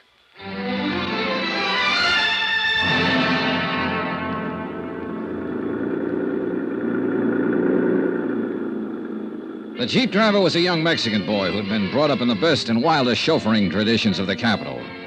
He knew only one way to drive, with both accelerator and horn wide open. Since most of the other drivers were playing the same game, it was a sheer miracle that we ever got through the narrow streets of the city and finally reached the open valley. Maybe the colored postcard pasted on the dashboard, a picture of the Virgin of Guadalupe, had something to do with it. We finally left the last cart road and bumped along a narrow woodcutter's trail, cleared and widened enough now so that we could drive into the crash area and miss the 1.5-mile walk the first rescue party had been forced to take. For some reason, only a small part of the wreckage had caught fire and burned, and the rest was strewn piecemeal along a great raw gash through the trees and brush. Men in uniforms of the Mexican Army searched through the tragic debris, lifting, sorting, and collecting. And nearby, a silent group of Indians were watching, with the age-old sadness in their eyes. You are Senor Dollar, no? Yes. Gino Romero, senor. Oh, glad to know you, Gino. It's a terrible thing, no? Yeah. Any ideas yet? Not of importance, but it's certain nowadays. It was caused by one explosion which has occurred in the baggage compartimento. Véngase. Come on. We have found many pieces which can be identified, can be known which part of the plane they are in before the crash. I see. Toward the front, these pieces are more large, but in the back, near the tail, they are very little. Here, you look. These are pieces of the baggage, muy pequeño, very tiny. Oh, yeah. The crash itself wouldn't have done this. It had to be an explosion. Seguro. And look, it's burnt a little, each one of these pieces, but these more big ones from the seats of the plane, they are not burnt. Here, you smell these ones. Yeah, I see what you mean. Either dynamite or nitroglycerin. Was dynamite. We have found little tiny pieces of red paper from the wrappings on the sticks. Was dynamite. Any idea how much? How big a charge? One of the soldados, Pascual, who have used much explosive, is think maybe 30 or 40 pounds. Light enough to be put on board in a piece of luggage. It's going to be tough, Gino. Plenty tough to. They're bringing out the bodies. The Indians set up a low, wailing dirge, and one of them tapped softly on a native drum. A wordless terror before the ancient mystery, death. One by one, the bodies passed us, borne by the silent soldiers. Madre de Dios, may they find peace. Then, for the first time, I noticed the girl, standing alone some distance away, watching without expression as the stretchers passed her. She was young, blonde, and beautiful. Not conventionally so, but beautiful as a young animal is beautiful. And she looked very much out of place. You are observing the señorita, no? What's she doing up here? ¿Quién sabe? She's strange, that one. Always she's look for danger. She's what you say, the daredevil. What is like she always have the charm. Death has never find her. So perhaps she has come here to look on his face. Do you know who she is? Pues sí. She's American. Her name is Marvel Terrence. Marvel Terrence. You have heard of her, senor? I'd heard of her, all right. And I'd wondered what kind of a girl would have a first name like Marvel. And now I knew, partly at least. And I planned to find out a whole lot more. 3 of the people who died on that plane had taken out flight policies. Maria de Lagos was one of them. The other 2 were men, both of whom had named as beneficiary Marvel Terrence.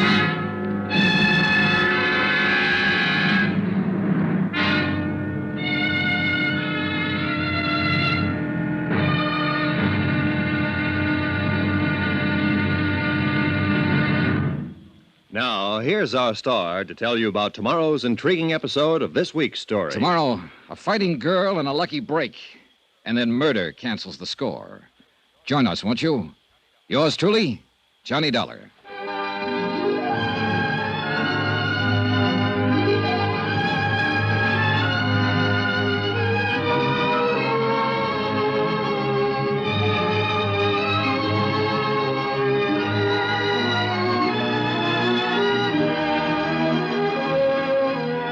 Yours truly, Johnny Dollar, starring Bob Bailey, is transcribed in Hollywood. Written by Les Crutchfield, it is produced and directed by Jack Johnstone. Be sure to join us tomorrow night, same time and station, for the next exciting episode of Yours truly, Johnny Dollar.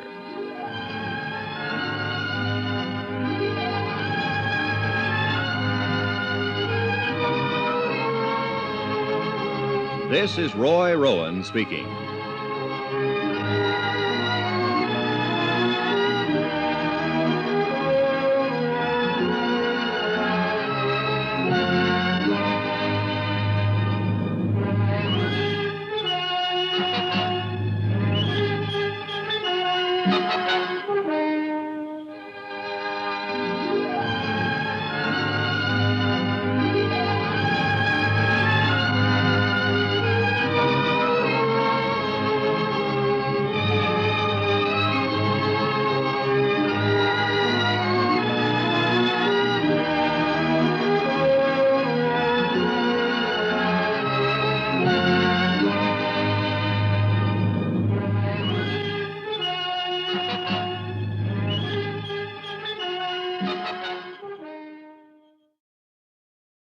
From Hollywood, it's time now for...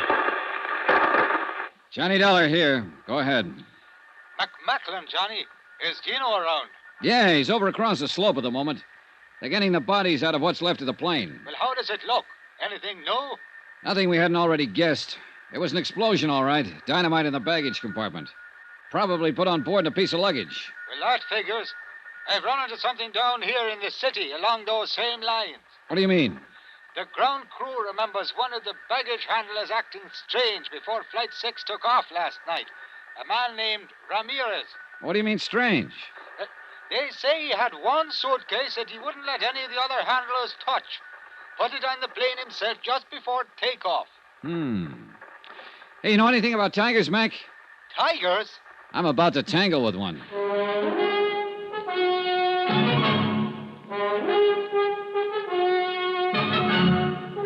Tonight and every weekday night, Bob Bailey in the transcribed adventures of the man with the action-packed expense account, America's fabulous freelance insurance investigator. Yours truly, Johnny Dollar.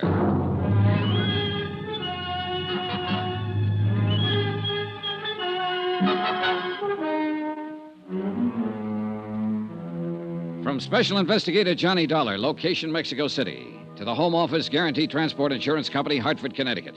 Assignment, the Flight 6 matter. Expense account continued. I was taking Gino Romero's word for it that the girl was a tiger. His word and my own instincts. At first glance, she seemed soft, shy, and lovely. Then you sensed a wildness about her, a kind of suppressed violence that brought you up short and made you stop and reappraise her.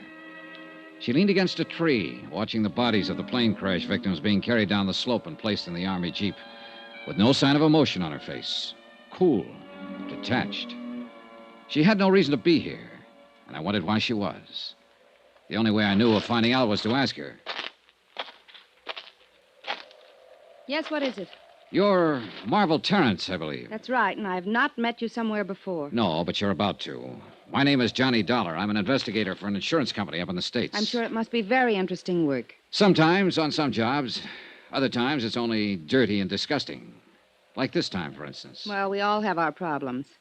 Maybe I can help you with yours, Miss Terrence. Run along, will you? I'm not in the mood. Oh, you amaze me. I think that seeing 10 bodies picked up and hauled away ought to put anyone in a gay, carefree mood. Look, beat it. You came out here sightseeing, didn't you? 20 miles from town? So you must like this kind of thing. I had friends on that plane, Mr. Dollar. So did a lot of other people. But maybe not as good friends as you had. I don't know what you're talking about, and I don't care. E.H. Palmer and Jim Rourke? Were those your friends, Miss Terrence? Now, let's get this straight. I'm not interested in playing footsies or any other game you have in mind. You're wasting your time, Buster. Now get going. Oh, wait a minute. Maybe you've got the wrong idea. This isn't just a social chat. No, you want to help me with my problem. Just one problem. I'm wondering how you're going to spend that $50,000. What? Yeah, that's a fair-sized chunk of money to drop right out of the sky. What are you talking about? What $50,000? The money you'll get from the deaths of your two friends, Palmer and Rourke. What do you mean? Say, tell me, were you with them at the airport last night when Flight 6 took off? Yes, I was. Then you but must have known that they both took out flight policies, and that both of them named you as beneficiary. No. No, I didn't know. I wasn't with them exactly. At least not up until takeoff. Then you claim this is all just a big surprise. Of course, I didn't know a thing about it. Well, it's just like them. It's what they do. Why did you come out here to the wreck, Miss Terrence? I don't know. Ed and Jim were my friends, and I don't know why I came, Mr. Dollar. She came because I brought her, mister. No, Bill. But I didn't bring her here to be pushed around by some morbid curiosity hound. No, please. This is Johnny Dollar, Bill. He's an insurance investigator. Bill Blakely, Mr. Dollar. Oh, hello. He was asking me some questions. Why you? Because Ed and Jim both took out insurance policies in my name. What? Flight accident policies, $50,000 worth. Well, Mr. Blakely, you said Miss Terrence is here because you brought her. I wonder if you'd tell me why you're here. I don't know that it's any of your business. Sometimes I make things my business. Then sometime you may get your teeth knocked out. They're in pretty solid, Blakely. Yeah? Well, maybe... Bill, stop it. Sorry, Marvel. Ed Palmer and Jim Rourke were Bill's business partners. What business, Mr. Blakely? Engineering. We're building some roads around Mexico City. How many partners? Just the three of you? Yes, just... That's right, Dollar. The business belongs to me now. What about it? Nothing about it. Congratulations. One more crack Bill, like I that. said stop it. Let's go, Marvel. I've got to get back to town. Wait for me at the truck. I'll be there in a few minutes. All right. Suit yourself. Dollar, just one thing. Don't push me. Blakely, 10 people died over there on that hillside last night. They were murdered. I intend to find out who did it. And if it takes pushing to find out, then I'll push. See you around. Yeah. You probably will. This thing hit Bill pretty hard, Mr. Dollar. You have to make allowances. How long have you known him? A couple of months. And Palmer and Rourke? The same. It's nothing serious, nothing romantic, if that's what you're thinking. It was all just for fun. Was that all it was on their side? Oh, men always claim to be serious. But that's only part of the game. What else do you do, Miss Terrence, beside play the game? That's all. I'm a wealthy orphan, Mr. Dollar, and my only career is drifting around the world playing the game. I'm ornamental, irresponsible, and rather useless. Maybe not entirely useless. Just being ornamental has some importance in this world. So you play too, huh? No, I meant it. I guess I was pretty obnoxious when you spoke to me a while ago. Well, I suppose I asked for it. I'm staying at the Hotel Monte Cassino. Are you? I'd like to see you again. I could teach you the game, Johnny. Well, that's a very attractive offer. Outside of business hours. But you think I'm mixed up in this? No, I'm not sure. Well, think about it, Johnny. You can call me at my hotel. The Monte Casino. That's where DeLagos is staying. Happen to know him? Ramon? Well, yes, of course. Why? Well, one of the passengers killed on that plane was his wife. Didn't you know? I saw the name DeLagos, but I didn't even know he had a wife. Another, just for fun? I think you've got some wrong ideas about me, Johnny. Come see me and I'll straighten them out for you. All right. I will. And something else. You'll find it out anyway, so I may as well tell you. Tell me what? I had reservations on Flight 6, too. I was going over to Havana for the weekend. I canceled out at the last minute. I see. Maybe that's why I came out here. To see for myself. I'm not afraid of death. I've tempted it too many times to be. But it does fascinate me. I stood there watching and thinking.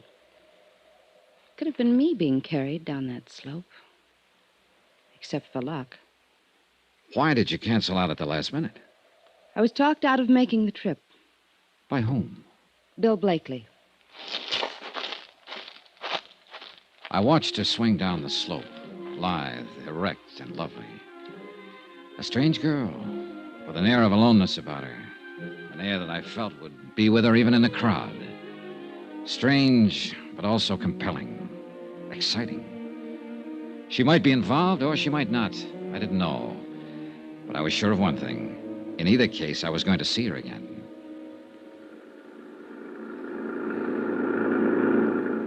An hour later, Gino Romero and I were heading back toward the city in the government jeep, leaving behind us the wrecked plane, the crushed trees, and the lonely slope on the mountain. You have found the young lady of interest, senor?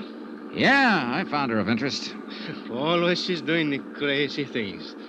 Daredevil, flirting with the eyes, looking for danger. Playing the game, she calls it. Si, senor. Playing the game. Que lástima. It is too sad that 10 persons are not be playing the game now anymore. Oh, it's all right, Gino. I'm not that much under her spell. ¿Qué dice? If she's guilty in any way, I'll pin it on her just as quick as the next one. Oh, but I did It's not all right, mean that... forget it. No, I do not think she's guilty. It is not a thing she would do, and she does not need the money. She's very rich. Do you know that? Everybody says so. Well, that's what I mean. It's worth checking into. Es posible, but I still do not think she would do such a thing. It is too terrible. And she's too beautiful. Maybe I ought to give you the advice, Gino. Before the beauty of a woman, senor, we are all as brothers, like Senor Blakely. I see he would look very disturbed. Yeah, he did get a little hot under the collar. What do you know about him, Gino? Almost nothing. He's come here for 3 months now, making the road. And his partners, Palmer and Rourke, were killed in the plane crash. What do you know about them? The same. Nothing. They all arrive together. Always they work together, play together.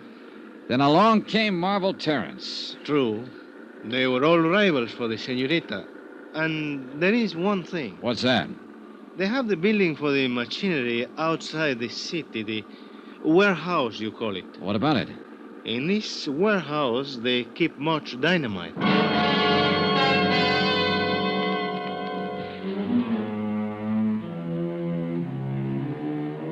Gino dropped me at my hotel, the Del Prado, on Avenida Juarez. I changed clothes, cleaned up, sent some telegrams to the States. And about that time, Mac Macklin phoned up from downstairs and asked me to join him in the bar. Expense account item 3, $16.40. Drinks and dinner with the chief inspector of the Federal Department of Civil Air Transport. And then some more drinks. I've been here 7 years, Johnny. I like it. I feel at home here.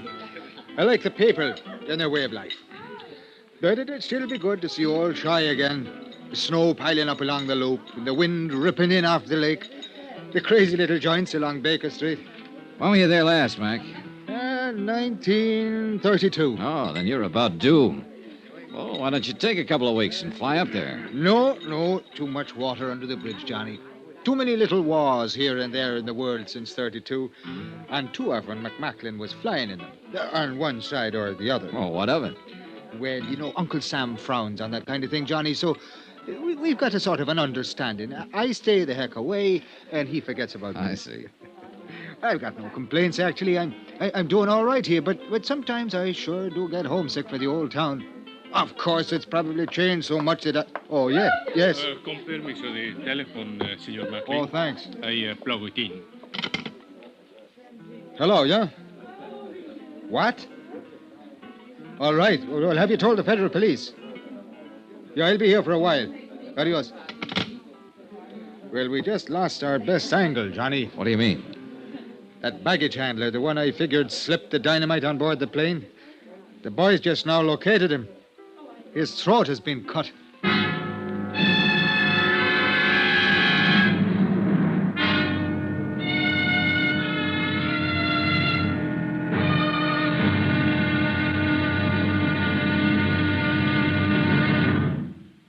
Now, here's our star to tell you about tomorrow's intriguing episode of this week's story. Tomorrow, a bereaved relative lies. A frustrated lover comes up fighting. And a lovely lady in the case just vanishes. Join us, won't you? Yours truly, Johnny Dollar.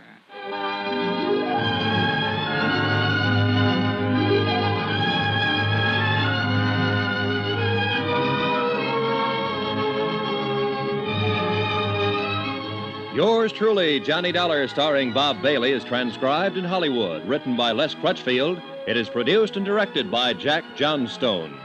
Be sure to join us tomorrow night, same time and station, for the next exciting episode of Yours truly, Johnny Dollar. Roy Rowan speaking.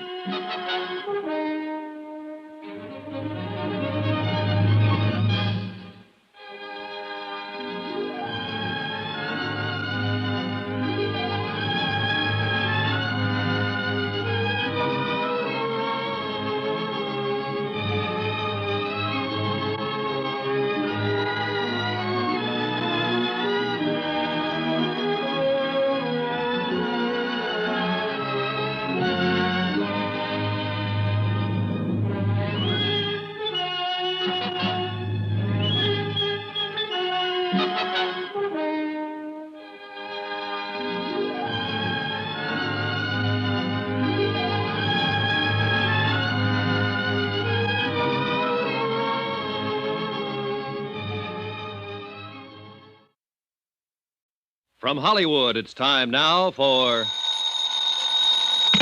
Johnny Dollar. This is Don Serrano de Almeida y Pico. Oh? We have not met, Senor Dollar. No, all right. I've been sure to remember the name. Don Serrano. Oh, wait a minute. You're Maria Delago's brother. That is correct. I was planning to call on you this morning, Don Serrano. Well, that will not be necessary, Senor, since I am taking the liberty of calling on you. I am downstairs in your hotel at this moment. Oh, I see. I believe I may be able to cast some light on the unfortunate tragedy which overtook my poor sister and the other passengers of that ill-fated airplane. Do you know something that hasn't come out? Rather a great deal, Senor. I know the crash which resulted in the deaths of 10 innocent people was the evil work of a diabolical maniac. Yes, well... A product of the warped mind of a scheming, worthless, unspeakable dog, a sneaking, money-hungry snake, a scurrilous, unprincipled... Don Serrano. Si, Senor. Come on up.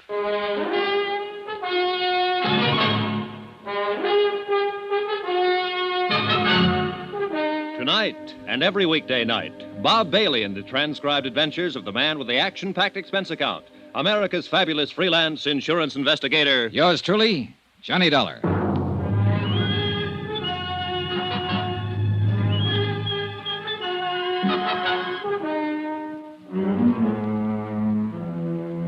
From Special Investigator Johnny Dollar, location Mexico City, to the Home Office Guaranty Transport Insurance Company, Hartford, Connecticut. Assignment, the Flight 6 matter. Expense account continued. Item 5, $3.90, room service. Breakfast for myself and a pot of coffee for my visitor, Don Serrano de Almeida y Pico, I think. He was a thin, straight man with a small goatee and the face of a hawk. Stiff, formal, unbending. A classy grande type from an old school long out of business. And a man of much suppressed violence and hate.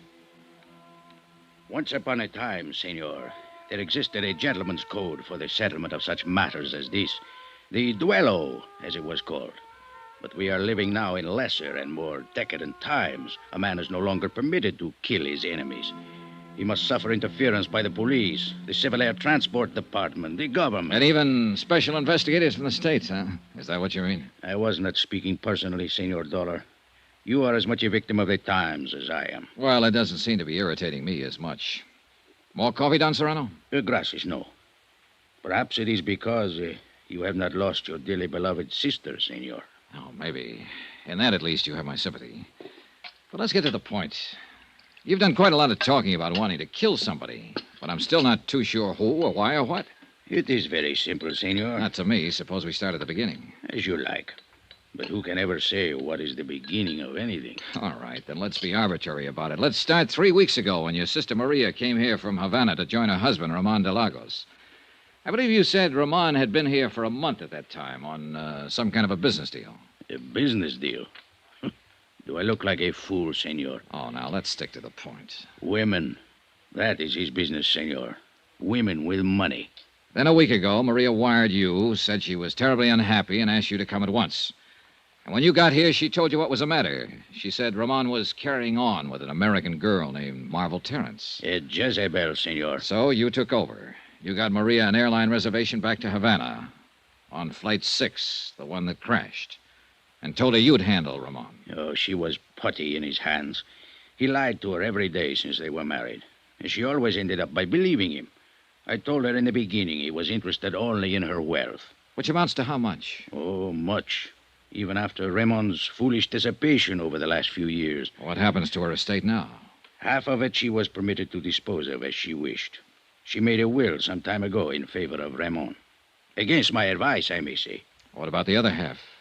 Now, that reverts to me, Senor. Oh? It is a matter of family tradition.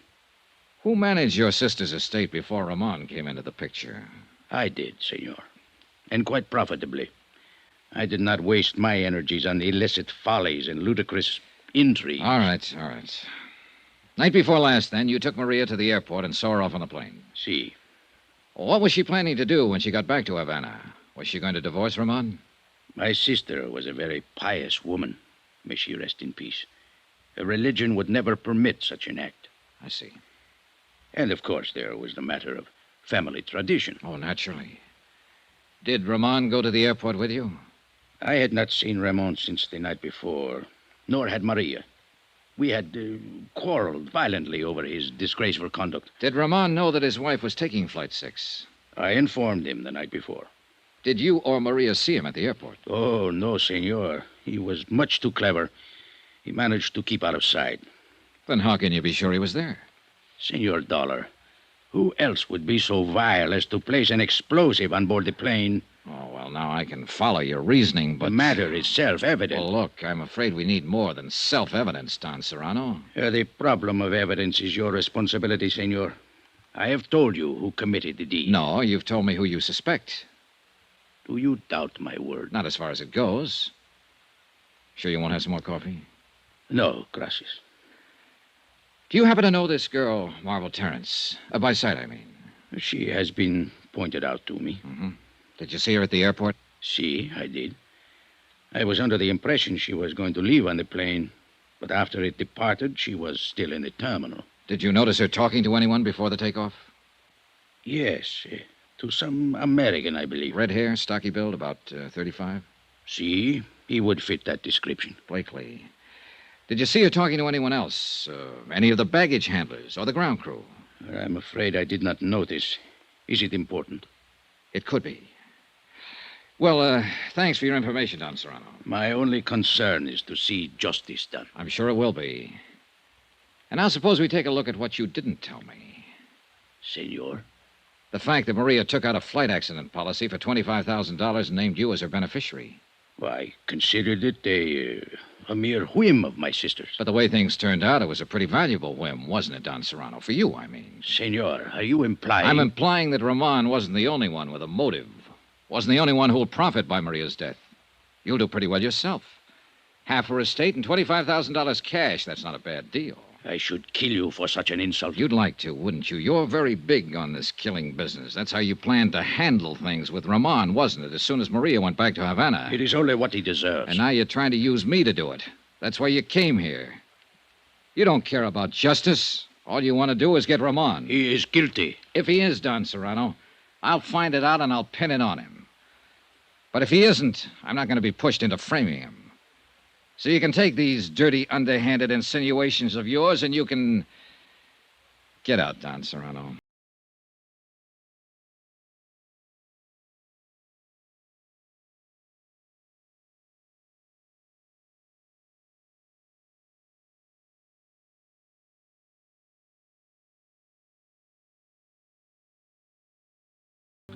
They didn't have a single lead. I went through their files on the other 7 people who died on the plane. Nothing. The 2 pilots and the stewardess were Cuban and apparently had no close friends or enemies in Mexico City. 2 of the passengers were Brazilians and were only traveling through en route from the States. And as far as the other 2 were concerned, there seemed to be no motive. So it came right back again to the 3 I was already working on. Maria de Lagos and the 2 business partners, Ed Palmer and Jim Rourke. The 3 people who'd bought flight insurance policies. And that left me with 4 possible suspects. Ramon de Lagos, Maria's husband, Don Serrano, her brother, Marvel Terrence, and Bill Blakely, the partner of Palmer and Rourke. I checked with Inspector Mocklin, but he'd made no progress. With Gina Romero, no progress. I tried to reach Blakely, but he hadn't shown up at his office. I phoned Marvel Terrence and got a reluctant agreement from her to meet me for lunch. I waited for her at the Vendôme for an hour. She didn't show up. Finally, at 1 o'clock, I went to her hotel. Oiga, mozo, traiga el equipaje del cuarto número 85. Ahorita vaya. Ándale, pues. Sí, senor. What can I do for you? I'd like to see Miss Marvel Terrence. I wonder if you... Miss Terrence. Que señorita tan bonita, tan hermosa. Yeah, well, if you'll... She's the most beautiful woman where I ever stay at this hotel. Yeah, she's pretty gorgeous, all right. Would you mind Sometimes I think everybody in the world is in love with this señorita. All day long, it is one man after another which call up to talk to Miss Terrence. Well, would you ring her and tell her I'm waiting... 2 times so many calls we get on the switchboard while the señorita is live here. That's very interesting. And now would you You please... must forgive me, amigo. When I think of Miss Terrence, I lose all sense in my head. All right. You're forgiven. Now, if you... What is it you wish, senor? Will you ring Miss Terrence and tell her I'm waiting down here in the lobby? Immediately, senor. Your name, please? Johnny Dollar. Johnny... D-O-L-D-O... How do you spell it, please? D-O-L-L-A-R. L-A-R. Gracias. I will tell her at once that you... Sacre nombre. I had forgot. Forgot what? She's not here no more, senor. What? She has checked out of hotel at 11 o'clock this morning. Expense account item 7, $2.10. Lunch at the Monte Casino Hotel, alone. I was sorry she'd skipped. I guess I was secretly hoping Marvel would turn out to be in the clear. But if she were, then why run out? It didn't add up. I paid my check and started to leave the dining room. And at the entrance, I ran square into a man I was planning to see later in the day. He didn't seem very happy about it. Senor Dollar. How are you, Ramon? It is a pleasure to see you again, senor. And I'd now, like to if talk you'll to you a excuse couple of minutes. Come on, let's step into the bar. But I have a most important engagement, senor. Oh, this is important, too. I understand you're a friend of Marvel Terrence's. Betsy, it is my honor and pleasure. Well, she's checked out of the hotel here. Do you know where she went? Oh, senor, I do not discuss the private affairs of my friends. Oh, knock it off, Ramon. This isn't a tea party. 10 people have been murdered by an explosion aboard a plane. One of them was your wife, remember? I cannot help you. I know nothing of Miss Terrence's plans, and now... I talked to your brother-in-law this morning, Ramon, Don Serrano. He tells me you're the one who put the explosive on board the plane. It is a lie. He seemed pretty certain of it. He tells me you stand to inherit half of your wife's estate. Then he is better informed as to the details of the matter than I am. I do not know what happens to the estate, senor. He seems to think you wanted to get your wife out of the way in order to have a free hand with Miss Terrence. Don Serrano, as you may have noticed, is a bigoted and jealous old fool who thinks only of money. He knows better than that. What do you mean? Maria was different from the women of your country, senor. She understood such matters as my friendship with Miss Terrence. And accepted them? Except such times as Don Serrano goaded her into being foolish, yes. It is a difference of the Latin temperament, senor. I see. Then there was no trouble between you and Maria? None of importance. The trouble was Don Serrano. He has hated me from the day of our marriage, because from that moment on, he no longer had any control over Maria's fortune. If you wish to discuss this further, senor, I will be happy to do so later, but I must leave now. Con su permiso. I watched him hurry out of the hotel. I had no real reason to stop him and no authority to. On sudden impulse, I crossed the lobby to the public phones, called the Hotel Regis, and asked for Don Serrano de Almeida y Pico. Don Serrano had checked out. No forwarding address. I called the Del Prado and asked for Bill Blakely. Mr. Blakely had checked out. No forwarding address. I left the phone booth and hurried back to the desk. The clerk was very sorry. Ramon de Lagos had checked out earlier in the day. No forwarding address.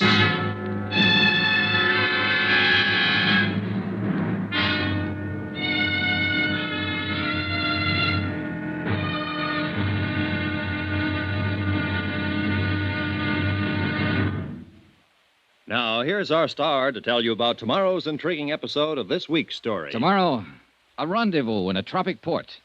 And a lot of things come together. Things like romance, desire, and death. Join us, won't you? Yours truly, Johnny Dollar.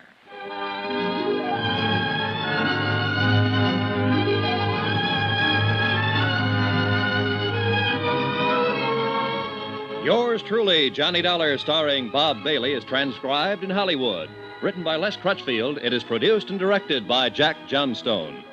Be sure to join us tomorrow night, same time and station, for the next exciting episode of Yours truly, Johnny Dollar. Roy Rowan speaking.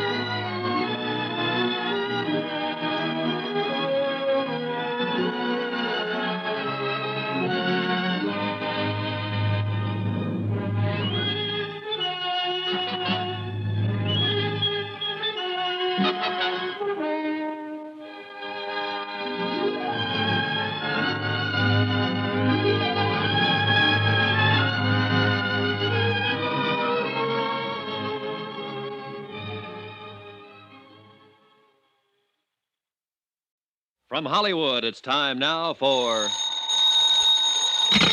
Johnny Dollar. Inspector Mucklin's office. Gino Romero. Oh, Gino. What did you find out? Did you locate any of them? Beneficiaries of the crash of Flight 6? Si, senor. It was an affair most simple. A matter of making a telephone call to the airport. Then they've left Mexico City. Si, senor. The senorita Marvel Terrence has taken the 10 o'clock plane this morning to Acapulco. Oh? Senor Blakely has taken the 11:30 plane to Acapulco. Senor Ramon de Lagos has taken the 2 o'clock... Plane to Acapulco. And what about Don Serrano? Oh, with him, it's different. At 2:45, he's depart from Mexico City in a special charter plane. Look, Gino, is there another flight to Acapulco this afternoon? But, of course, at 4:30. Already I have 2 reservations. Good. I'll meet you at the airport. What's the flight number? Gino. I'm scared to think of it. This one is also called Flight 6.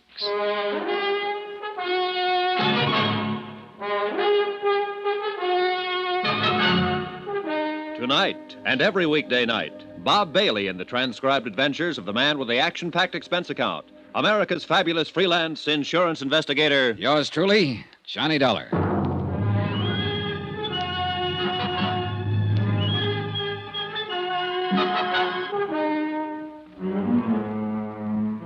From Special Investigator Johnny Dollar, location Mexico City, to the Home Office, Guaranty Transport Insurance Company, Hartford, Connecticut. Assignment, the Flight 6 matter. Expense account continued.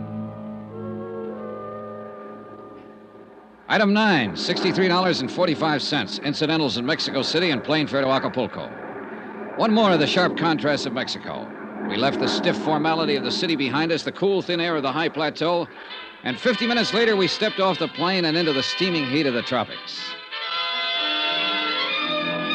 Barefoot tourists in shorts and barefoot natives in white cotton dungarees. Soft brown skins and flashing teeth. Mangoes, papayas, and the heady scent of tropical flowers. Blue sky, blue Pacific, and a burning sun. And a bay so bright and beautiful it breaks your heart. Acapulco.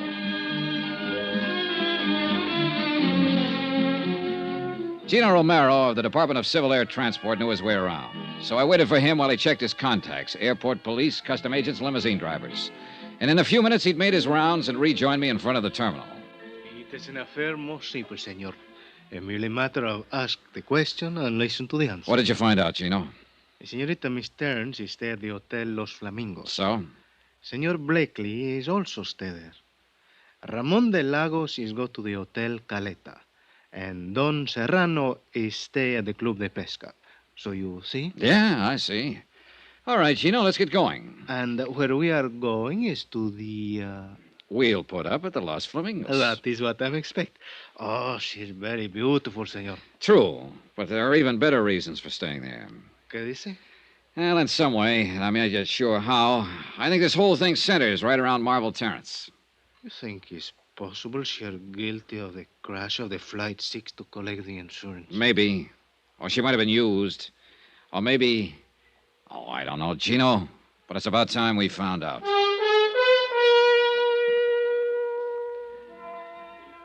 Expense account, item 10, $1.50. Limousine fare from the airport to the hotel. The Flamingos is built on a point near the far end of the peninsula, set on a headland high above the white smother of surf below. And there, just before dusk, with the western sky a yellow blaze of glory beyond the far rim of the Pacific, I found her. She was sitting on the open terrace by the edge of the cliff. And once again, she was alone. Sit down, Johnny. Thanks. I suppose I should be surprised, but I'm not, really. I guess I rather expected you. Well, then wasn't it a waste of time to run away from Mexico City? I've always run away, I guess. And most of the time, I imagine you've been followed. Or maybe I wanted to face you here, where it's so beautiful. Where perhaps you'd be able to understand me a little better. Is that what you want, Marble? To be understood? Doesn't every woman? I thought it was more often the man. And usually it's his wife who doesn't understand him, isn't it? I see this isn't going to be just a social chat. Oh, I doubt if it could ever be just a social chat.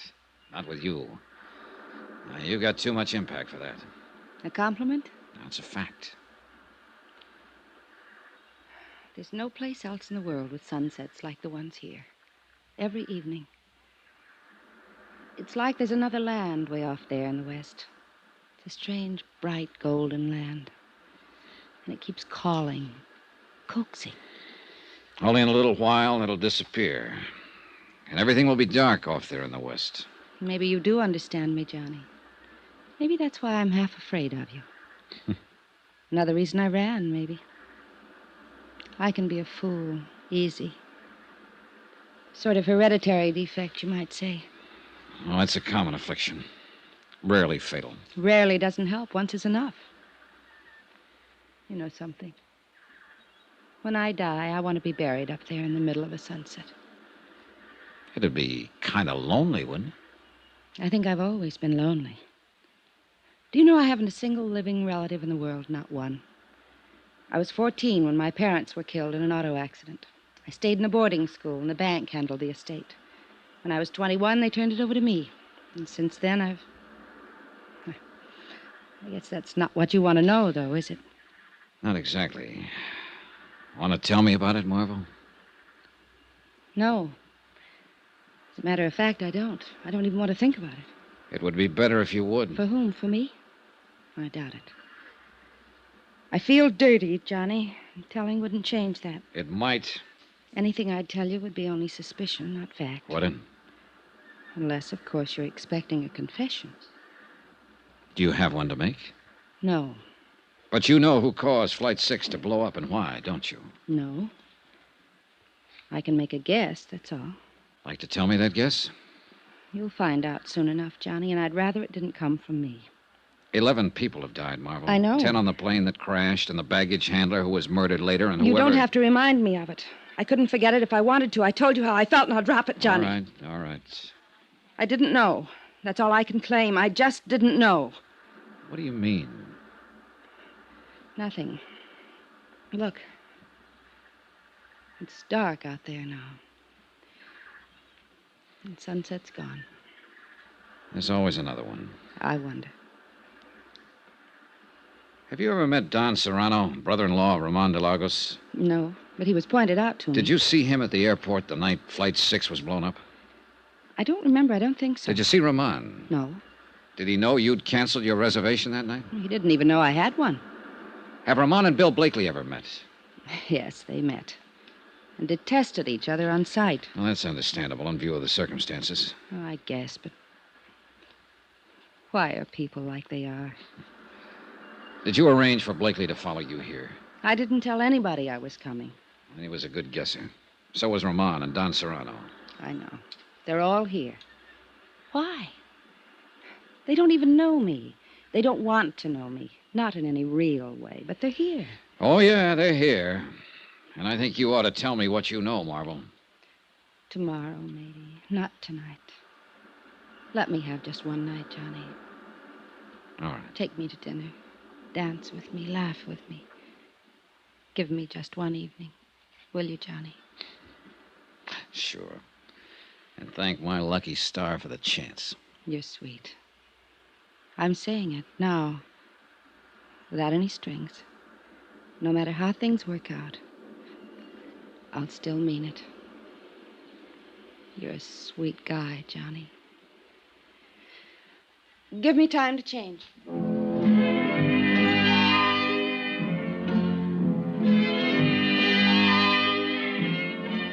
I went to my room and made 2 phone calls while I waited for her.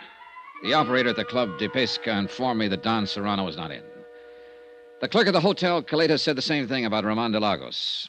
I didn't leave my name with either of them. Bill Blakely was staying in room 23, a few doors on down the terrace, so I decided to go have a talk with him before I went out to dinner with Marvel Terrence. But as it happened, I didn't have to go to that much trouble. Yeah, who is it? Blakely, I'd like to talk to you. Come on in. Do you always cover your visitors with a gun? Only when I spot them listening outside my door. I don't know I what saw your shadow against the shutter there. You've been standing outside for the last 5 minutes, Blakely. You listened to me make a couple of phone calls. Did you learn anything you wanted to know? Dollar, suppose you were suspected of sabotaging an airliner and killing 10 people. Wouldn't you want to know what kind of a case was being built up against you? What makes you think you're under suspicion, Blakely? I know I am. Ed Palmer and Jim Rourke were my partners. When they died on that plane, I became sole owner of the firm. There's the motive. I've got a warehouse full of dynamite in Mexico City. There's the method. I can go even farther than that. What do you mean? You mentioned one motive. Why didn't you mention the other one? What other one? Marvel Terrence. That crash not only eliminated a pair of business partners, it wiped out a couple of rivals. Just one thing wrong with that, Dollar. Marvel had a reservation on that plane herself. She only decided at the last minute not to go. I wouldn't have been gaining much if I'd killed her along with my rivals, as you call them. Uh-huh. Maybe that's why you cornered her at the airport and argued her out of going. Yes, I did talk her out of the trip. But not because I'd planted an explosive on board. How do you feel about her, Blakely? I'd give my left arm. It wouldn't do any good. I'm just not the guy. I never have been and never will be.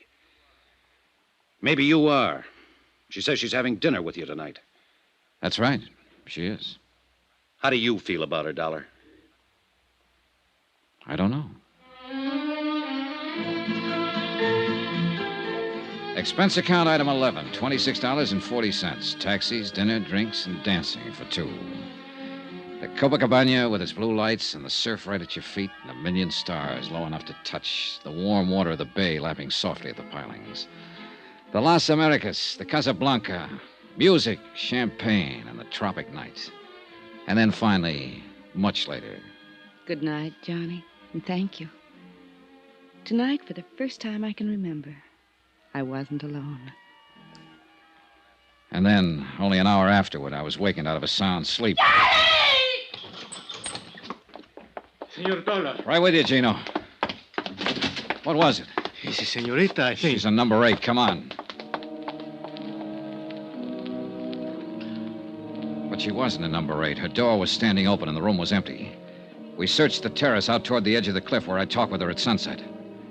We saw the broken section of railing and found one of her slippers and a pack of her cigarettes lying nearby. In pitch darkness, we slid and scrambled down the steep path to the beach. And there by the edge of the surf, we found her. The warm foam reached out for her, as though to carry her away, to that last sunset she'd loved so much. She looked very beautiful, but very much alone. As alone and as lonely as death.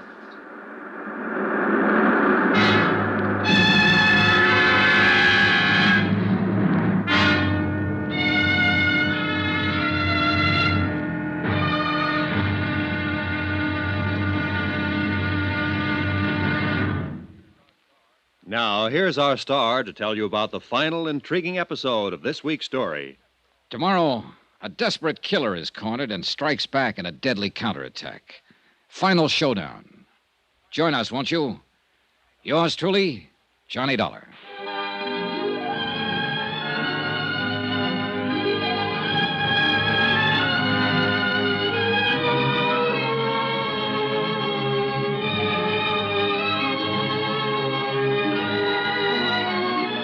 Yours truly, Johnny Dollar, starring Bob Bailey, is transcribed in Hollywood. Written by Les Crutchfield, it is produced and directed by Jack Johnstone. Be sure to join us tomorrow night, same time and station, for the next exciting episode of Yours truly, Johnny Dollar. Roy Rowan speaking.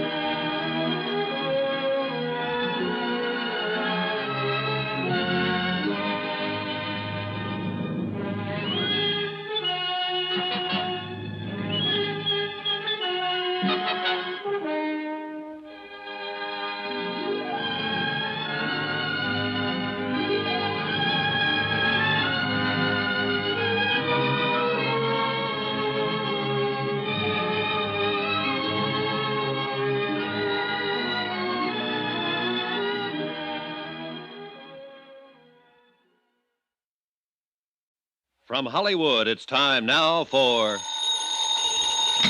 Johnny Dollar. Here is your call to Mexico City, senor. Oh, thanks. Hello? Macklin, Department of Civil Air Transport. Hi, Mac. Dollar, what have you learned in Acapulco? Not very much, I'm afraid. But you said you were following the girl down there, Marvel Terrence. Yeah, and a few others who might have had a hand in the explosion aboard Flight 6, beneficiaries of the insured on that flight. What others? Ramon de Lagos, whose wife died in the crash. Don Serrano, her brother. Bill Blakely, whose business partners were aboard. Well, have you and Gino learned anything from them? From the girl? Not yet. But you said she might know who caused that explosion aboard the plane. Right, and she promised to talk. Well? Your little helper, Gino, and I just pulled her body out of the surf down below the hotel here. Johnny? Murder? Yeah.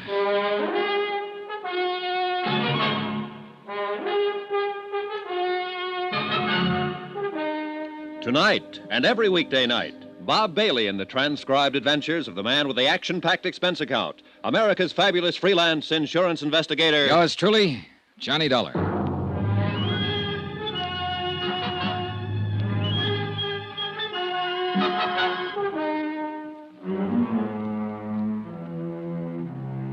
From Special Investigator Johnny Dollar, location Acapulco, Mexico, to the Home Office Guaranteed Transport Insurance Company, Hartford, Connecticut.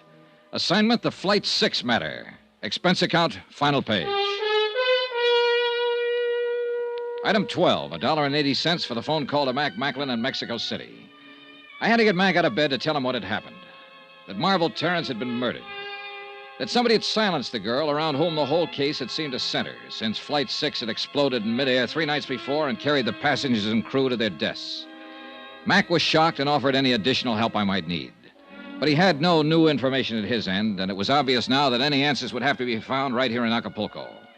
As I hung up the phone, Gino Romero came rushing in from the hotel terrace. Senor Dollar. What is it, Gino? A prowler is out on the hotel grounds. The police cars go to block off the road at the bottom of the slope. Good, come on. The stairs are over this way, senor. Right with you. A little light wouldn't hurt anything down here. It's no time. This way, into the brush, is a footpath. All right, lead the way. Over there is only 100 feet to a cliff. The other side is the road for the hotel. Here is the only place anybody can go. It's down this slope. Yeah, but there are plenty of places to hide. Si, senor, but it's a matter... Oh, wait. Huh? Listen. We could hear someone moving through the jungle growth a few yards away, moving swiftly but cautiously. Then a sudden silence. Whoever it was had also stopped and was listening for Gino and me. We waited for the fugitive to move again, straining our ears, trying to tag the location. Seconds passed. Then a slight rustle ahead of us. Gino nudged me, and we slipped quietly toward the sound.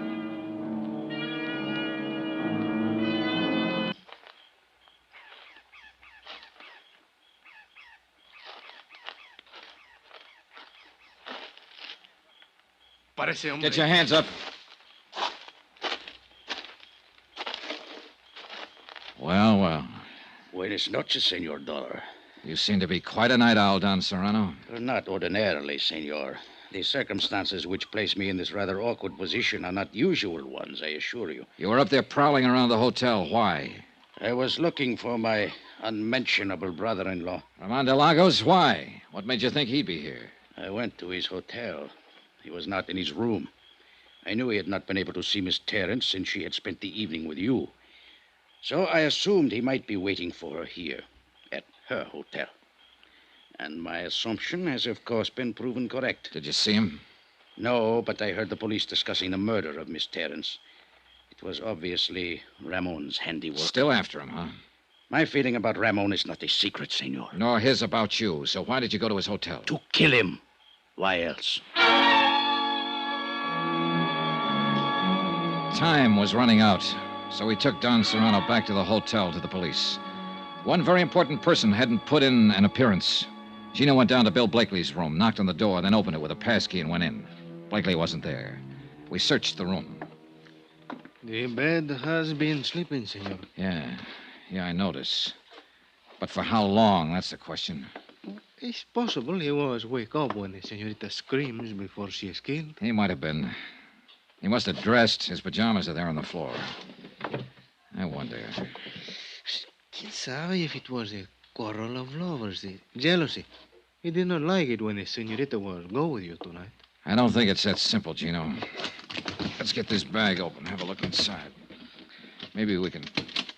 It's not even locked. He seems to have been traveling light. There on the top, senor. Yeah, I see. What is it? Box of .38 caliber cartridges spilled open. And that piece of oilcloth.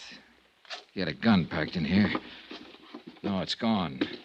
He got up, loaded a gun, and left. Took the gun with him. If it was before the scream, that's one thing. But if it was afterward, then... What are you thinking, senor? I think we'd better take the police with us, get over to the Hotel Caleta, and check up on our third suspect. Ramon? But Don Serrano said he is not there. Don Serrano could say anything. I think we'd better get over there, Gino, and do it fast.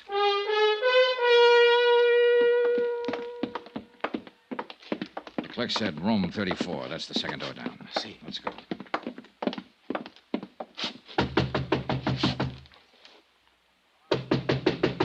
Ramon. Ramon. Who is it? Johnny Dollar, open up. Watch yourself, Gino. See. Come on in, Dollar. You're Blakely. Yeah. Better hand over the gun, Blakely. You won't get a chance to use it now. The police are out in the lobby. Okay. All right, thanks. Ramon didn't show up, huh? I wish he had. That's all I was asking, just one clear shot at him. Are you sure he's the one who killed her? Sure enough. Did you see him? No, but he's the one. She was scared of him, Dollar. She told me earlier in the afternoon, before you got down here to Acapulco. Told you what? She said Ramon had followed her here from Mexico City, that he'd been acting strange. She said she was glad I was staying at the same hotel, that she didn't want to see him or talk to him. Yeah, it figures all right. It checks with what she said to me last night. If she'd only given me a little more to go on. She was a real great kid, Dollar. The greatest as far as I was concerned. Yeah. As soon as I realized what had happened, I loaded my gun and came here to wait for him. I figured he'd try to get back to his room. But he didn't show. It's too bad. She was a real great kid. And I'd have died for her if she asked me to. I loved her. She was the... Mira, ahí está, there he is. Come on, Gino. Si, senor. Ramon had been spotted. He started to enter the hotel, saw the police, turned and ran. He was armed with a pistol. He'd fired a shot at one of the police officers and then jumped over the balustrade and disappeared into the dark curve of Caleta Beach. The police cars quickly threw a cordon along the bayfront street and blocked off both ends of the stretch of shoreline. For the moment, Ramon was trapped somewhere on that beach. He'd tipped his hand now, and he was desperate and dangerous, and he had a gun. Gino and I went out on the beach after him. There's many places to hide here. Not for long. They'll have some more police here within a few minutes. Come on. It's maybe better we wait, senor. I do not think Ramon is planned to be taken alive. I can still see that girl, Gino, lying at the foot of the cliff. Si, senor. I remember. Espérate. What is it? There by the water is... No, I am wrong, senor. It's only a boat pulled up on the sand. Yeah, it's a paddle boat. I think it's better maybe we separate, senor. I look in the pavilion, the cabañas. You stay close by the water. In this way, we'll have him between us. Good idea, Gino. But you've got the rough end of it. Take care of yourself. Si, senor. Well.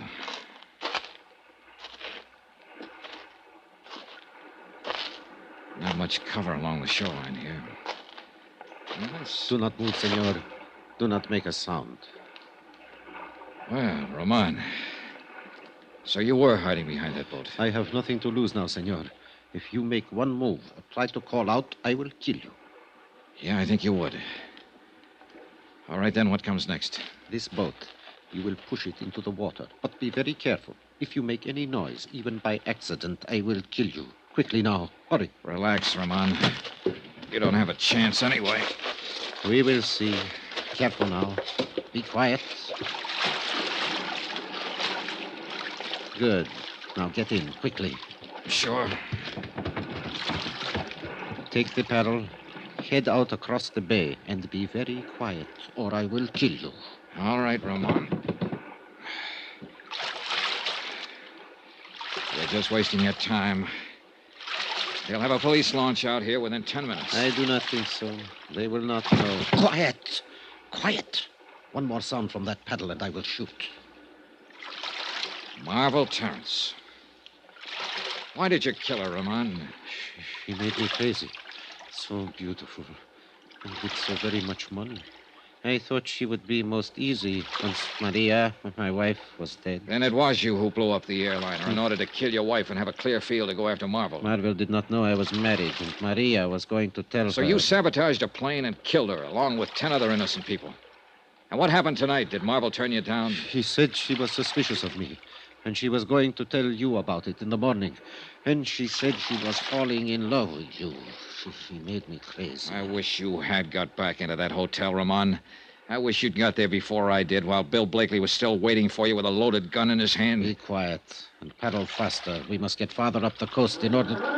What is that? Police launch. What did you think? I told you didn't have a chance. No, they could not get here so soon. Well, I forgot to mention the fact that they'd already phoned for one. And then they do not know yet we are out here. Good. Keep paddling. Quickly. He half-turned his head to look back toward the launch. I took a chance and swung the paddle. His shot went wild, and he didn't get a second try. I caught him back in the air, and he dropped like a log.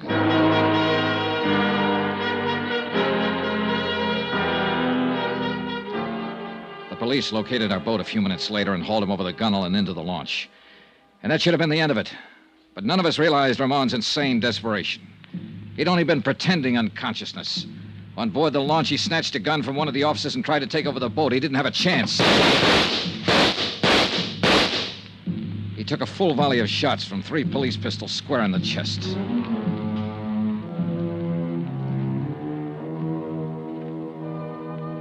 Expense account item 13, $312.20. Hotel and incidentals in Acapulco and Mexico City and plane fare back to the States. Expense account total, $608.10. End of expense account, end of report. Remarks? I'll never see another sunset now without thinking of her somewhere out beyond it. I hope she doesn't feel alone anymore. Yours truly, Johnny Dollar.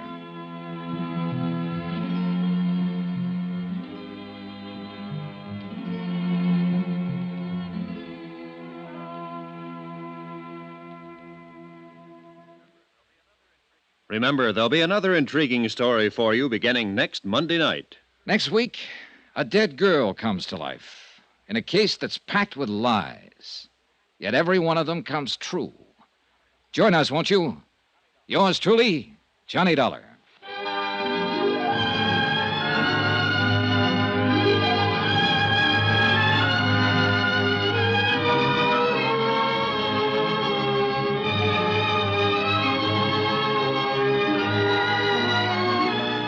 Yours truly, Johnny Dollar, starring Bob Bailey, is transcribed in Hollywood. Written by Les Crutchfield, it is produced and directed by Jack Johnstone. Heard in this week's cast were Virginia Gregg, Ben Wright, Edgar Barrier, Don Diamond, Russ Thorson and Jack Moyles. Musical supervision by Amerigo Marino. Be sure to join us on Monday night, same time and station, for another exciting story of yours truly, Johnny Dollar. This is Roy Rowan speaking.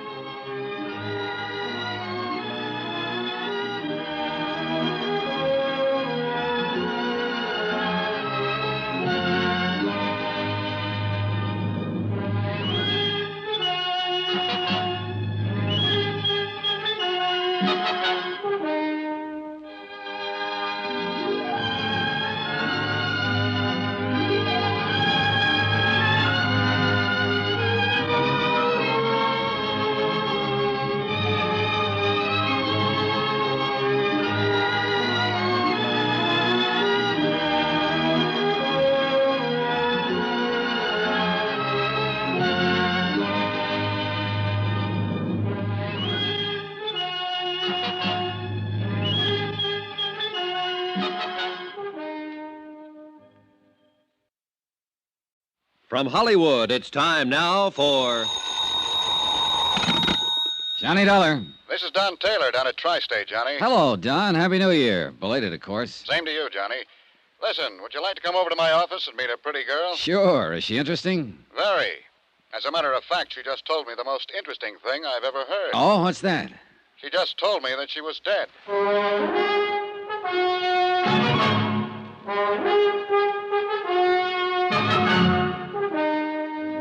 Tonight and every weekday night, Bob Bailey in the transcribed adventures of the man with the action-packed expense account, America's fabulous freelance insurance investigator. Yours truly, Johnny Dollar.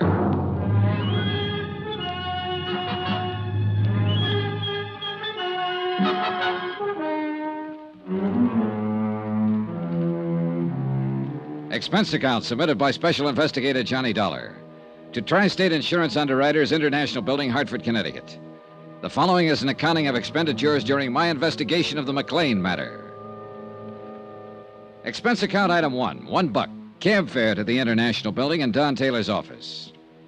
He was sitting behind his desk when I walked in, talking to a tall, dark-haired girl in her late 20s who was standing casually looking out the window at the street below. She was pretty, she was quiet, and she was well-dressed. Hello, Johnny. Thanks for coming right over. I'd like to have you meet Mrs. McLean. How do you do? Hello. Sit down, Johnny. Make yourself comfortable. Take my desk. Where are you going?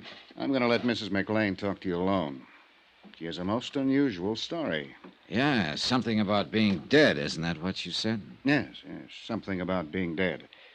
Mrs. McLean, Mr. Dollar will be handling this matter for Tri-State. I wish you'd tell him exactly what you've just told me. Ring the buzzer when you're through, Johnny. Oh, sure. Would you like to sit down? He thinks I'm crazy. That's what he thinks. Well, isn't it? Well, I doubt that. Well, sit down. Let's talk it over. Of course he does. It's the first I've told it to anybody. It's fantastic. What did he say your name was? Johnny Dollar. Dollar. What do you do? I'm an insurance investigator. Oh. For him? For anybody who hires me. Here. Try one of these, Mrs. McLean. Thank you. I suppose I'll be put in jail, don't you? Look, Mrs. McLean, why don't you try to tell me some of the facts about, about whatever it is. The facts are, I'm legally dead, Mr. Dollar, and my husband collected on my insurance policy. Mm-hmm. When did all this happen? 2 years ago in Los Angeles. How much money did your husband collect on your insurance policy? $10,000. Where is your husband? In Los Angeles. I suppose you tell me how it worked, Mrs. McLean. My husband's a doctor, Mr. Dollar. His name's Dave McLean. One night he had a patient come in, a girl. Oh, she was in pretty bad shape. She'd been drinking somewhere, and she just came in off the street. Saw his shingle outside the office. I was there helping Dave as a receptionist. Oh. Dave took her into one of the examining rooms to see what the matter was. She had a heart attack. She died on the table. Oh, there was nothing he could do for her. Nothing anybody could do for her. Mm-hmm. She died on the table, and then what? Well, Dave came out and told me what had happened. We looked in her purse to find out who she was and where she lived. There wasn't anything but an address in Jersey City. No Los Angeles address? No. Her name was Teresa Corbett. She was from Jersey City, and that's all. Then what? Well, Dave called long distance to the place in Jersey City. It was an apartment. He talked to the manager there. I see. Go on. Well, Dave didn't say anything about Teresa Corbett being dead. He didn't have a chance, really. The manager was very upset. He told Dave that Teresa's mother had died very suddenly 2 days before. He said he'd been trying to locate her there in Los Angeles. Oh, he was very frantic. Go on. It was just one of those crazy things. The apartment house manager was just about out of his mind. Teresa's mother had died in one of his apartments on his premises. He himself had assumed responsibility for the body. He didn't know what to do about a funeral or anything else. He told Dave that Teresa was all the old woman had in the world. Nobody else. And Teresa Corbett was dead in your office at the time? Yes. Well, Dave hung up. I didn't know what he was thinking at first, and then he said to me, "We're in luck." I asked him what he meant by that, and he said that the girl who had died in our office didn't have anyone in the world and no one would know the difference. Then he told me we'd use her body. Just like that, huh? Yeah, just like that. He said it was the chance of a lifetime. Well, go on. Well, Dave called up Dr. Reed. He had an office across the hall from Dave. We waited a while, and then I hid when Dr. Reed came in. Dave told him that I had had a heart attack. He took him back in the examining room and showed him the body of Teresa Corbett and told Dr. Reed it was me. Oh, it was awful. How do you mean? Well, I mean, I hid there in the back office and listened to them talk. They tried oxygen on the girl and shots and everything else. But it was too late. Dave knew it was too late. But, well, Dr. Reed signed my death certificate. 2 days later, they buried Teresa Corbett under my name. And then what did you do? Well, I took a hotel room that first night, and then I went down to Palm Springs. Dave said he'd meet me there. Oh, wait a minute. Dr. Reed had the office across from your husband's? Yes. Well, didn't this Dr. Reed know you? Hadn't he seen you around? You said you were acting as a receptionist for your husband. I'd never met Dr. Reed. He was just new. Okay. So you went to Palm Springs? Yes. After the funeral, Dave came down, and he said I'd have to disappear for a while to give him the time to collect the insurance money and straighten out some things. He collected the money? Yes. Yes, he did. All of it. Then what happened? I came to New York to live. Dave was going to close his practice in Los Angeles and come to New York, and we'd be together again. He never met me in New York. Do you know why he never met you in New York? No. Did he write to you? Yes, for a while. For about 3 months after I left. He wrote me once or twice a week and said that he'd be in New York any day. And then he stopped writing. Do you have any of those letters? No. No, I'm sorry, I don't. Do you know why he stopped writing to you? No. I have no way of finding out. I couldn't call anyone in Los Angeles and ask them to look into it for me, could I? Tell me, what is it you feel now, Mrs. McLean? What? Well, just what is it you want us to do? Well, I don't know. What do you do in a case like this? I've never had a case like this. Why did you come to us? Well, I've had this thing on my mind almost 2 years. It was wrong to begin with. It's wrong now. I suppose it's because this insurance company was wronged mostly. My husband and I cheated them out of $10,000. At least my husband did. What about this Dr. Reed? Well, he didn't have anything to do with it. I mean, he just signed the death certificate, but he didn't know the difference. You sure about that? Quite sure about that. I don't want to get anyone into trouble. I mean anyone. Including Dr. Reed. Yes. Well, I know how fantastic all of this must sound, but it's the truth. Do you think I'm crazy? You don't look crazy to me. What's the saying? What saying? Oh, something about how you can leave home, but eventually you have to come back to count the spoons. I guess that's what I'm doing now, telling you all this. Mm-hmm. It's good to tell it to someone after all this time. Did you get any of the insurance money, Mrs. McLean? Not a dime. Were you supposed to? I suppose so, yes. If Dave had met me. Would you say the whole thing was his idea? Yes. Yes, I would. I didn't know what he had in mind that night after he hung up the phone. You've been living in New York for the last couple of years since it happened, is that right? Yes. 2257th Street. Apartment 23. What have you been doing? How do you live? I've been working. I took a job in a medical lab. Under your own name? No. I used the name of Patricia Kennedy. Is there any way you can prove you're actually Doris McLean? I could in Los Angeles. How? Well, people there know me. Friends I've had all my life. Were you ever fingerprinted there? No, I don't think so. During the war, did you work in a defense plant, maybe? No. How about a California driver's license? I don't drive, no. Would you be willing to furnish me with a list of names of people who might be able to identify you? People in Los Angeles? Yeah, sure, anywhere. Well, yes, I would, if it's necessary. It's necessary. Don't you believe me? All of this has to be checked, Mrs. McLean. Now, what was the reason for trying to cheat the insurance company? Oh, Dave was badly in debt. He needed so many things that... Well, it seemed a good way to get them without too much trouble. You mean burying a girl named Teresa Corbett under your name? Yes. A girl without any family anywhere, with a mother who died 2 days before. Yes.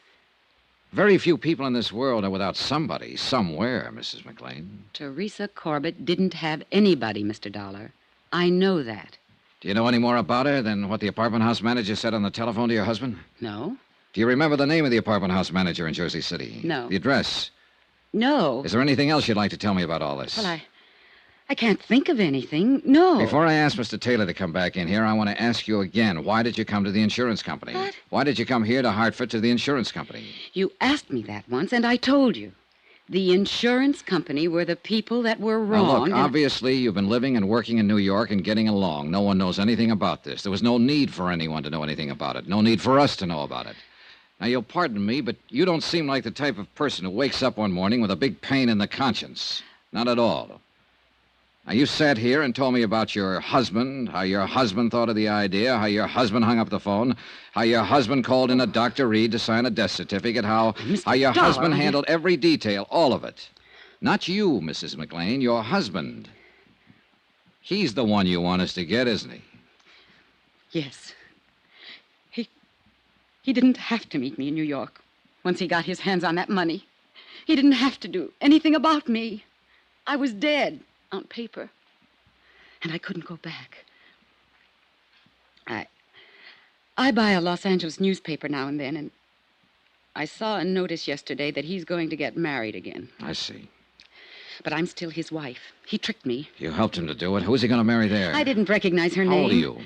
I'll be 30 next June. I'm going to ask you something else, Mrs. McLean. Have you ever been in trouble before? No. Well, you're in trouble now, if all this is true. Well, it is true. Now, I Would just you be willing told to you sign a statement in front of witnesses containing all the information you've given me here today? Yes. Yes, I would. Okay. Yeah, Johnny? You can phone your legal department, Don. Mrs. McLean is willing to make a statement regarding this whole matter. All right. Mrs. McLean, you can make your statement in front of Mr. Taylor and whatever witnesses he wants to use. I'll see you in about an hour or so, Don. Good. You're all through with me?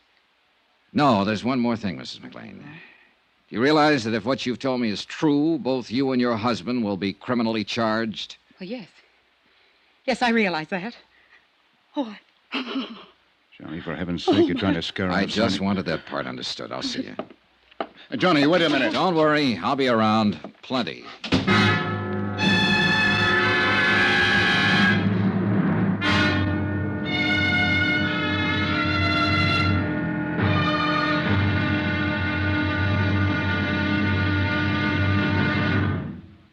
Now, here's our star to tell you about tomorrow's intriguing episode of this week's story. Tomorrow, some well-thought-out lies, well, believe it or not, they come true. Join us, won't you? Yours truly, Johnny Dollar.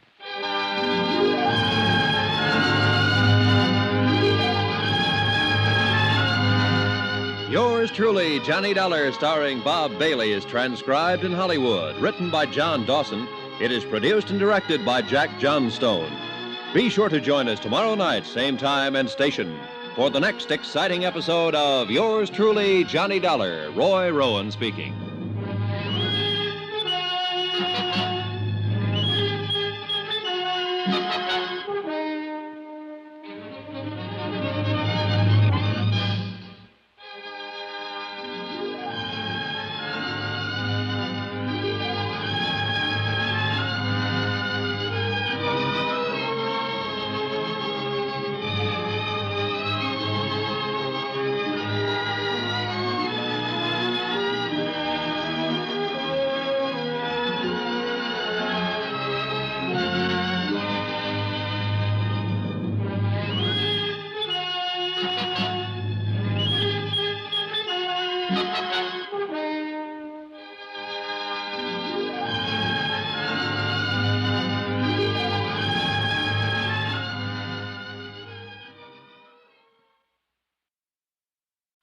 From Hollywood, it's time now for... Johnny Dollar. Don Taylor, what do we do about Doris McLean? Find out if she's telling the truth about being legally dead and having her husband collect her insurance, Don? No, Johnny. I mean right now. You can't press any charges against her or him until we get some facts. Well, she gave us a statement admitting everything. Can't we file charges on that? I'd rather not. Huh? Why? Oh, just a feeling. Call it a hunch if you like. Now, wait a minute. Don, I don't think she's told us the truth.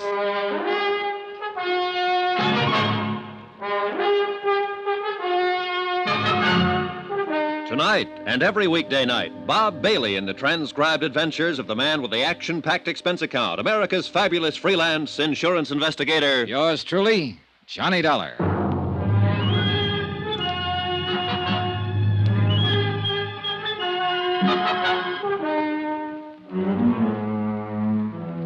Expense account submitted by Special Investigator Johnny Dollar to Tri-State Insurance Underwriters International Building, Hartford, Connecticut. The following is an accounting of expenditures during my investigation of the McLean matter. A dead girl who was very much alive. Expense account, item 2, $5. Lunch at a little place called the Copper Kettle for myself and Don Taylor. I think we should act, Johnny. Yeah, well, I don't. Not yet. Look, I listened to her whole story. You listened only a part of it, so get this. She was married to a doctor in Los Angeles, Dr. David McLean. Yeah. One night, 2 years ago, a girl named Teresa Corbett walked into his office, a little drunk and a little sick. She had a heart attack. She died. The doctor found a name and a Jersey City address in the girl's purse. He called up the New Jersey address, and an apartment house manager told him the girl's mother, her only living relative, died 2 days before. Dr. McLean hangs up and tells his wife he'll bury the other girl under her name and collect the insurance. No sense in going into all this, Johnny. Now, wait a minute. Doris McLean agreed to this. Her husband calls in another doctor and has the death certified. Doris McLean goes to New York. Her husband collects the insurance. But didn't meet her in New York, as he said he would. 2 years ago this happened, Don. Today she comes in and says, I'm tired of waiting for him. We cheated you. Do something to us. She also said she'd read a notice that her husband's going to marry some other girl. Makes sense to me. Yeah, well, not to me, Don. At least not all of it. Why? Why not? What are you looking for? The holes, and there are plenty of them, Don. Look, for one reason, she told it the same way both times. For the second reason, if all this happened on the spur of the moment in Los Angeles, that is, the girl came into the doctor's office off the street and died suddenly, why would the doctor bother to call New Jersey? Why wouldn't he call the Los Angeles police, for instance? Because he had the insurance thing in mind? Well, what do you think? Now, look, Johnny, I think you're pushing too hard in here. I'm trying to tell you what we're up against. All we have to do is verify her story. Yeah, well, there's something cockeyed in the way it comes out. According to Mrs. McLean's statement, the doctor thought of the insurance trick as he went along. That is, after he called Jersey City and found out the dead girl in his office had no one else in the world because her mother had died a couple of days before. After he saw he had a good chance. Yeah? He wouldn't have known he had a chance to pull the trick if he'd done what he was supposed to do and called the Los Angeles police. Yes, but... Now, that's important. And look, here's another thing. Mrs. McLean says she was acting as receptionist in his office when this strange girl came in. Now, I don't know about you, but every receptionist I've ever seen in a doctor's office will ask you your name and address before you see the doctor. Mrs. McLean didn't do that at all. But... They'll get your name and address unless they already know it. Where's Mrs. McLean now? Over at the New Hartford Hotel. I asked Sam Benson to keep an eye on her until we file charges and take her into custody. Well, you can call him off. Now, look here, Johnny. Every word she has told us will have to be verified before we can take any action like that. Every word. I don't know whether I want you to handle this or not. It's okay with me, either way. Now, wait, Johnny. You want some more coffee? No, thanks. Let's not argue anymore. Okay, let's not. Mrs. McLean admitted she helped her husband cheat us out of $10,000. We've got that on paper. Look here. I made a check on the policy. We issued a straight life policy in Doris Mary McLean in Los Angeles, April 23rd, 1945. According to our records, Mrs. McLean passed away February 1st, 1954. Yeah. Claim was filed by the beneficiary, husband, David Earl McLean, M.D., February 4th, and paid off on the 10th. $10,000 full claim. Here you are. Uh-huh. That's a photostat of the death certificate attached. Yeah. Cause... coronary thrombosis. Now look at that signature. Dr. Willis Reed. That's the same doctor she said her husband called in. I know. What else? Business about her living and working in New York in a medical lab. This is the name of the place. Mm-hmm. She said she'd used the name of Patricia Kennedy. Well, I put in a call to their personnel manager. I described Mrs. McLean to him, and he said that sounded like her. Checked out. He'd been with him almost 2 years. Yeah, that's about it. Well, I called the airport, and they'll get me out to Los Angeles by tomorrow morning. Thought it'd take a few hours in New York to check some other things out. Joe? That looks pretty definite to me, especially with her statement and all the things she said. So what have you got to worry about, Johnny? All the things she didn't say. Expense account item 3, $38.14. Transportation, Hartford, Connecticut to New York, New York. I checked my bag at Idlewild and took the limousine in as far as the Waldorf. Expense account item 4, $3, cab fare and tip. Number 22, 57th Street. Doris McLean's residence, where she'd lived as Patricia Kennedy, apartment 23. I talked to the manager. This is her apartment, Mr. Dollar. I see. How long has she lived here? Moved in, 2 years ago next month, March 1954. Good tenant? Very quiet. Ever talk to her? Not much. Christmas time, we had a drink together down in my apartment with my wife. First time I knew she worked in a medical laboratory. Mm-hmm. Does she have any friends in the building that I could talk to? Not that I know about. She keeps to herself, minds her own business. May I ask where she is now? In Hartford, Connecticut, at the New Hartford Hotel, if you want to talk to her about anything. I might want to talk to her about you. So? You knock on my door and say you're an insurance investigator and you want to look at her apartment. I saw your credentials and all that, but I don't know about you now. She asked me to investigate a matter. This is part of the investigation. Well, if you feel any better, why don't you telephone her long distance, tell her I'm here. I'll pay the charges. Oh, that's okay. Do you mind if I look around? I'll have to stay with you, Mr. Dollar.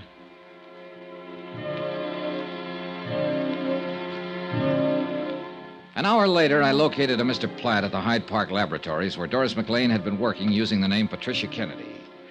His answers concerning her conduct, habits, and attitude were identical with those of the apartment house manager. I talked to 3 people who had been working with her in the lab. Same result. Expense account item 5, $2.25. Long-distance phone call to Don Taylor in Hartford. Yeah? What'd you find out, Johnny? All clear here. Her story checks out about living in New York. I talked to the coroner's office in Jersey City. Oh?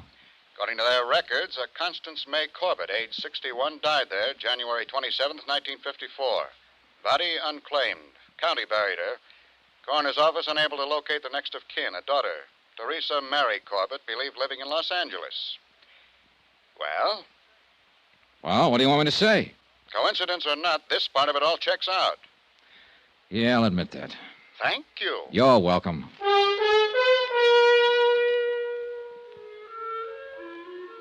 Expense account item 6, $113.65. Transportation, New York to Los Angeles.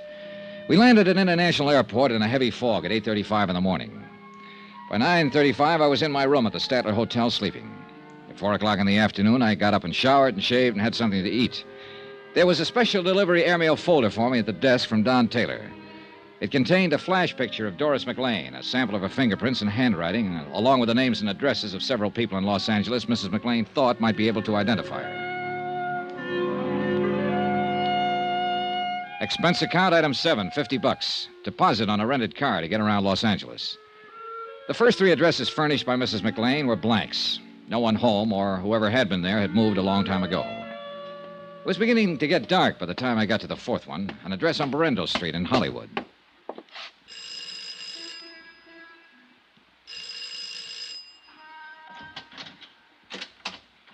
Hello? Hello, I'm looking for Pauline Henderson. What do you want? I want to talk to her for a minute. My name's Johnny Dollar. Well, I'm Pauline Henderson. Oh, may I come in? What's your business? I'm an insurance investigator. Well, I don't have any insurance and I don't want any. Well, it's about a case. Wait a minute, I'll put on a roll. Yeah, sure. Hope you aren't going to try to talk me into buying an annuity or something like that. No, nothing like that, Miss Henderson. Oh, all right. Johnny Dollar, huh? Yeah, that's right. Insurance investigator, did you say? Yes. Come in. I thought maybe you could help me. Oh, Well, I'll try. I'm in something of a hurry. Only take a minute, Miss Henderson. I'd like to have you look at this.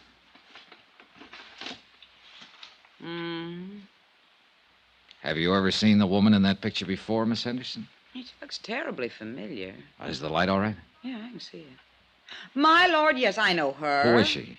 Well, that was Doris McLean. You're positive? Yeah, she was married to Dave McLean. He's a doctor here in Los Angeles. She died a year or so ago, very suddenly. Yes, so I understand. How well did you know Mrs. McLean, Miss Henderson?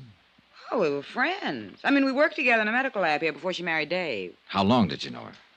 5 or 6 years.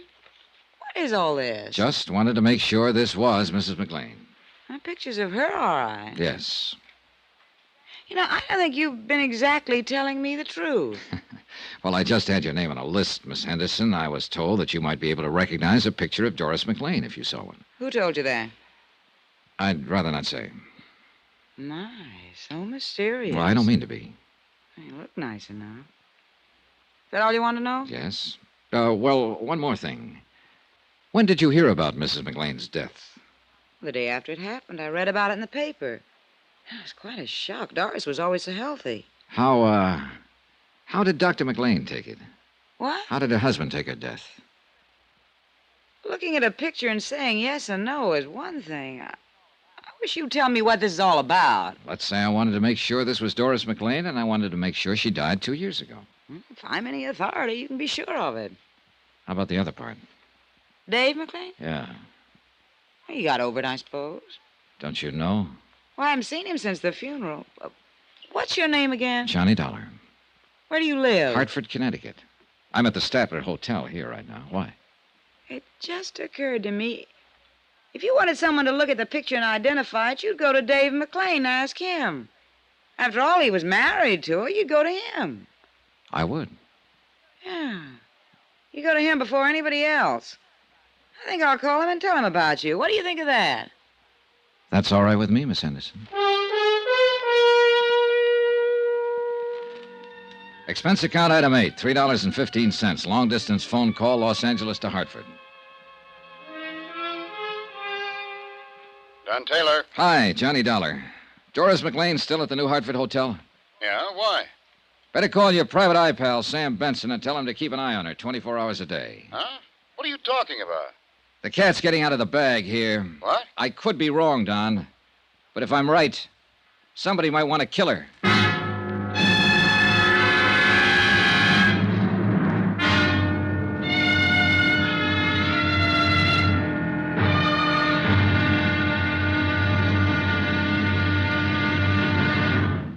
Now, here's our star to tell you about tomorrow's intriguing episode of this week's story. Tomorrow, a bit of information about a girl who had a date to die. That's right. Join us, won't you? Yours truly, Johnny Dollar.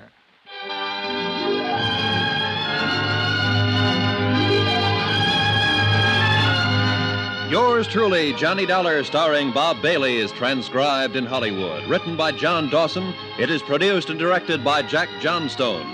Be sure to join us tomorrow night, same time and station, for the next exciting episode of Yours truly, Johnny Dollar. Roy Rowan speaking.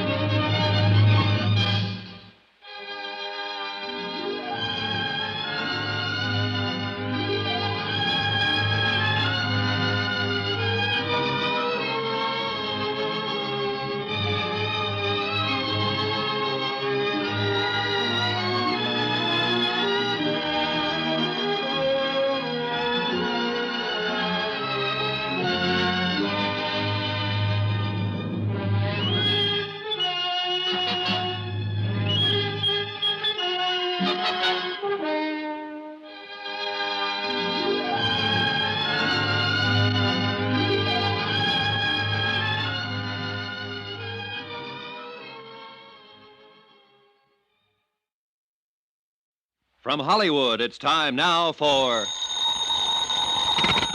Johnny Dollar. This is the desk, Mr. Dollar. Your number's ringing now. Good.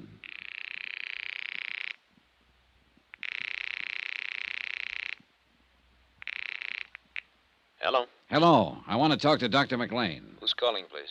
I'm not a patient. I just want to talk to him. This is Dr. McLean. I'm Johnny Dollar. I'm from Hartford, Connecticut. I want to see you. What about? About life and death, Doctor. You must be drunk, whoever you are. Do I come to your office or do I meet you? You come to my office, I'll call the police. Get busy then. I'm on my way.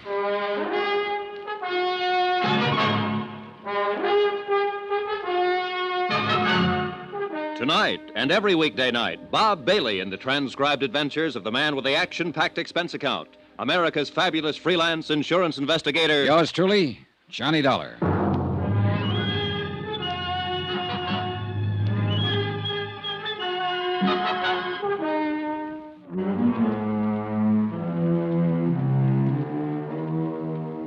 Expense account submitted by Special Investigator Johnny Dollar to Tri-State Insurance Underwriters International Building, Hartford, Connecticut. The following is an accounting of expenditures during my investigation of the McLean matter. Expense account item 10, $4, gasoline for my rented car. I was in the filling station at the Statler Hotel having it filled up when George Riley stepped out from the lobby entrance. Hey, Dollar. Huh, Riley? I came down here to see you. What about? What do you think, what about? All right, get in.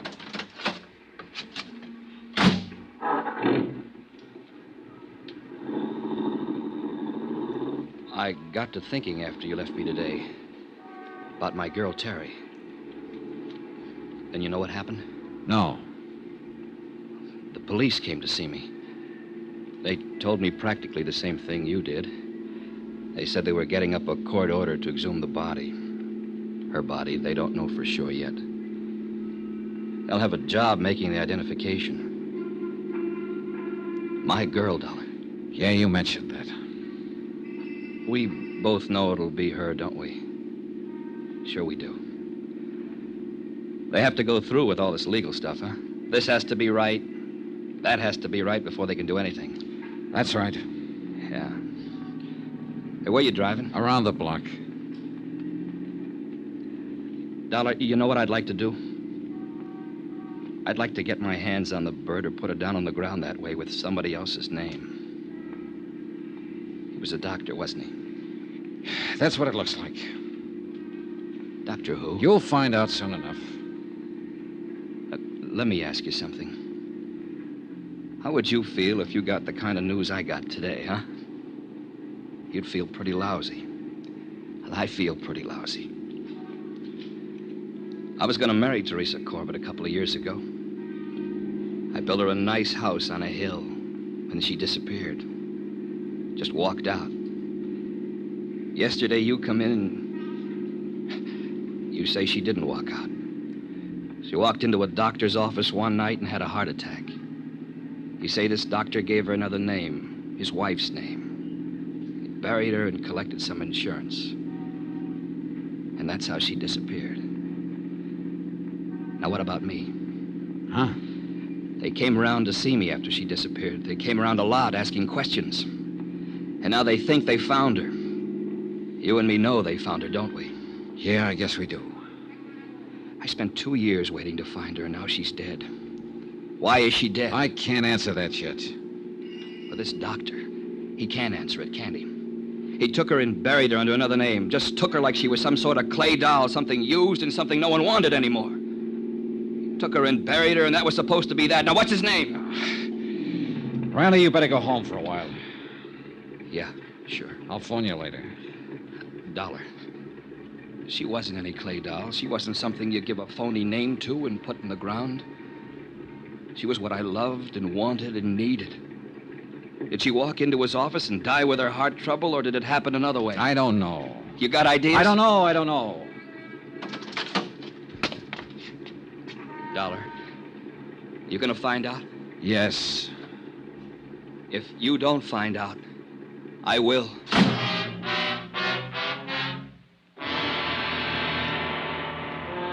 I stayed right there and watched George Riley lurch across the street and hail a cab. Then I turned back and found the freeway, rode it out to Sunset and all the way to the Pacific Palisades in the office of David E. McLean, M.D. Come in, Mr. Dollar. Sit down. He was a tall, broad-shouldered man in his early 30s. I shook hands with him and sat down. Well, That was a pretty startling telephone call, Mr. Dollar. I confess I was intrigued by it. You said you'd call the police. Well, I didn't. I don't know why I said that, really. But tell me, what is on your mind? I'm an insurance investigator, Doctor. Or didn't a woman named Pauline Henderson call you and tell you I was in town?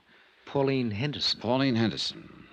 I don't believe that A friend of your wife's, Doctor, an old friend who worked with her once. The kind of a woman who would recognize a picture if she saw it. I don't believe I remember her. Then she didn't call you and tell you I was in town. Well, that's all right, too. She said she might do that, though. Don't you want to know why, Doctor? Well, I suppose so. Yes. Why? Because I went over to see this Pauline Henderson the night I got in. She was one on a list of names of people who might know your wife on sight. Oh? She got kind of upset about my going there and asking her questions. I don't blame her. I'm a stranger to her. She finally said she'd tell you about it. I said, go ahead and tell you. And so? You just don't have any questions about anything, do you? I'm completely baffled by this whole thing. What's your point? Don't you really know why I'm here, Dr. McLean? I haven't the least idea, but I can tell you we're wasting a lot of time. This is a nice office, Doctor. How long have you been here? A year or so. Why? Starting out, it costs quite a bit of money for equipment like this. Rental in a building like this, doesn't it? I don't think that's any concern of yours, Mr. Dollar. I do wish that you'd say what you have to say or do what you have to do and get it over with. I don't know whether you're so anxious at that. Try me. I've been pretty patient with you. You come here and talk about a lot of vague things that I have no connection with at all. You make a strange phone call. You appear as though you're trying to intimidate me. You mention an old friend of my wife's. Pauline Henderson. Yes. What has she got to do with it? Nothing, really, except possibly as a witness. Oh? Witness to what? To an identification. She said she might call you. She was worried about an investigation I'm handling. What investigation is that? I understand you once treated a patient named Teresa Corbett. Teresa Corbett? Last treatment 2 years ago, February 1954. I had offices over in Hollywood in 1954. Are you quite sure that you have the right doctor? I am. Well, I don't remember a patient by that name. What did I treat her for? A heart condition. Oh? Well, we'll soon find out. Corbett, eh? Teresa Corbett. When was this now? February 1954.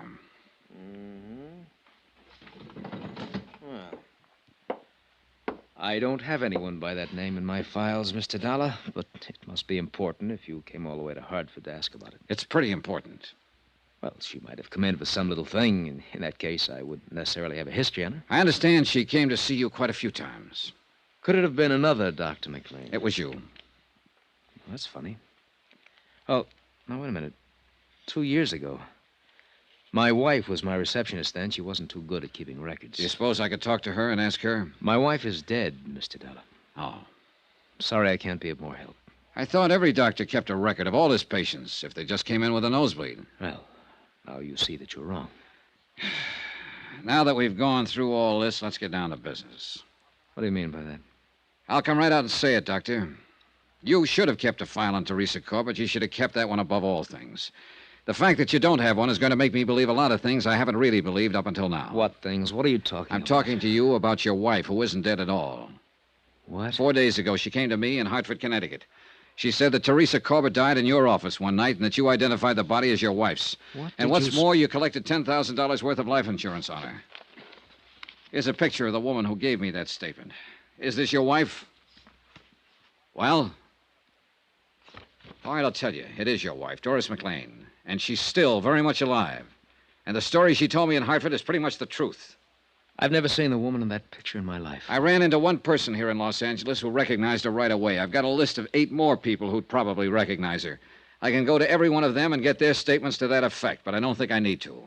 I've got a pretty long statement from Doris McLean herself. It tells the whole story. Would you like to read it? No. Then maybe you'd like to make a statement yourself. I have nothing to say, Mr. Dollar. I didn't think you would, Doctor.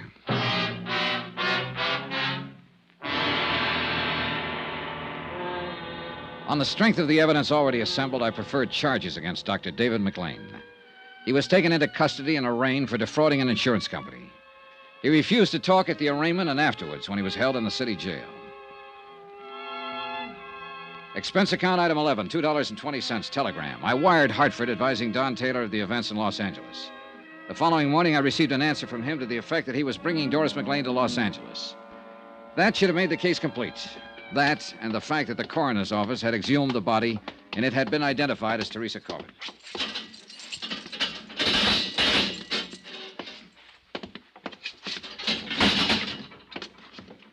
Well. Hello, McLean. What now? Oh, I thought we could talk. We can't, so that's that. We have your wife's statement, how the whole thing worked. The coroner's man identified the body of Teresa Corbin. So? Your wife will be here tomorrow sometime. Her testimony will cinch it. Will it? You know it will. I want a statement from you. Look, we aren't in a courtroom now, McLean, but we will be. It'll be a tough case from top to bottom, but we'll get you, and we'll get you good. A statement from you right now might save you some trouble, save you 2 years in your sentence. Oh, you're here to give me a break. No, I'm here because my job says I'm supposed to be here. I wouldn't want to save you anything, brother. The longer they send you up, the better I'm going to like it. But I'm not going to push too hard for a statement from you. I'm just giving you the chance to have your say-so right now and suggest that you go into court with a guilty plea. It's up to you. You know something? You'll never get me into a courtroom. Expense account item 12, 10 cents, one morning newspaper, which carried a complete story of the McLean case as well as the information that Dr. McLean had denied all charges and was freed on bail. That, along with his remark about not appearing in court, worried me. An hour later, I was out in the Palisades looking for his San Vincent home address. It happened to be a 2-story building, but I didn't get up to his apartment soon enough. Hold it! Stop!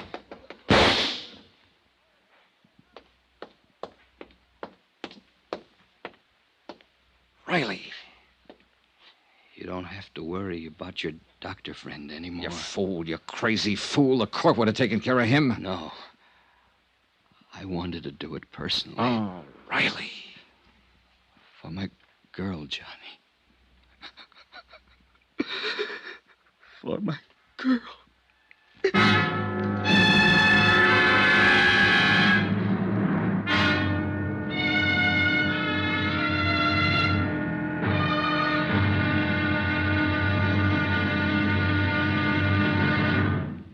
Now, here's our star to tell you about the final intriguing episode of this week's story. Tomorrow, a brand new, a rather startling statement from Mrs. McLean, without lies.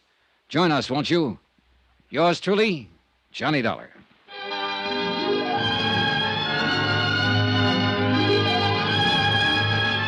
Yours truly, Johnny Dollar, starring Bob Bailey, is transcribed in Hollywood. Written by John Dawson, it is produced and directed by Jack Johnstone. Be sure to join us tomorrow night, same time and station, for the next exciting episode of Yours truly, Johnny Dollar. Roy Rowan speaking.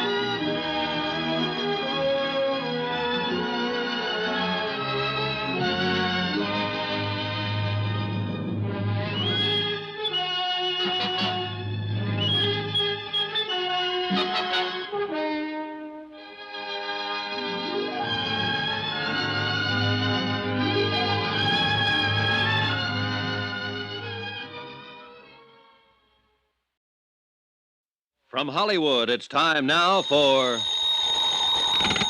Johnny Dollar. Johnny, Don Taylor. Are you here in L.A.? With Mrs. McLean. Why didn't you meet my plane? Dr. McLean's been shot. What? Teresa Corbett's boyfriend, a guy named Riley, pumped 3 slugs in him this afternoon. He was afraid McLean might get off. McLean's still alive? He's hanging on, but they don't give him much of a chance. I'm on my way to the hospital right now, L.A. General. Meet you there.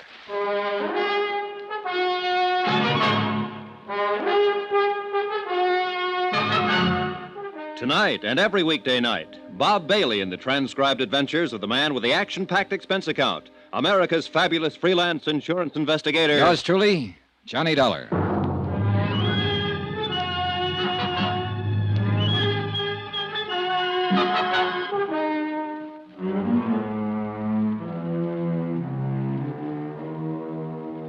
Expense account submitted by Special Investigator Johnny Dollar to Tri-State Insurance Underwriters International Building, Hartford, Connecticut. The following is an accounting of expenditures during my investigation of the McLean matter. Expense account item 13, $10, rental, for a tape recording machine which I took with me to the hospital room of Dave McLean. Don Taylor met me in the hall. Hi. Hi. Where's Mrs. McLean? I turned her over to the police. Do you know about this? No. Who's this man, Riley? Oh, just a lonely guy who lost his girlfriend. Let's go. Wait a minute. There's something else, isn't there, Johnny? Oh, I don't know. I think there is, Don. I'm going to try to get it from McLean now. That's why I brought this thing. What'll happen to Riley?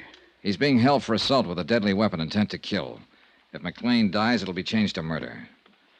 Mr. Dollar? Yes? You can go in now. This is Mr. Taylor. I'd like him to come in, too. It's all right. This way, please. The nurse led us down to the end of the hallway and into McLean's room. Transfusion equipment was rigged up on one side of him, intravenous on the other. He watched us walk in without a word, until he saw me set up the recording equipment. What do you think that's for? You, McLean. That statement we were talking about. What statement? You know how bad off you are. It doesn't make any difference now. Who's this man? My name's Taylor. Police? I'm with Tri-State Underwriters. Oh. You must be a close friend of Doris's. She came out here with him, McLean. How is Doris these days? She's made her statement. Squeeze play. How about you? No. I'm not gonna say a thing. Oh, now, McLean. Tell you what I'll do. We'll talk about it later. There may not be a later. I think there will be. I'm gonna bet on it that way. It's tough, Dollar. You struck out again. There's always your wife. She won't tell you anymore. She's got her own troubles. I think you'd better leave now, Mr. Dollar. Yeah.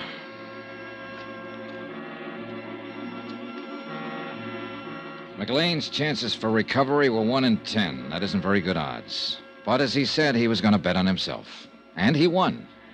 3 days later, he took a turn for the better. Within a week, he was walking around the hospital. The trial date was set for him to answer charges of defrauding an insurance company. Mrs. McLean was named co-defendant.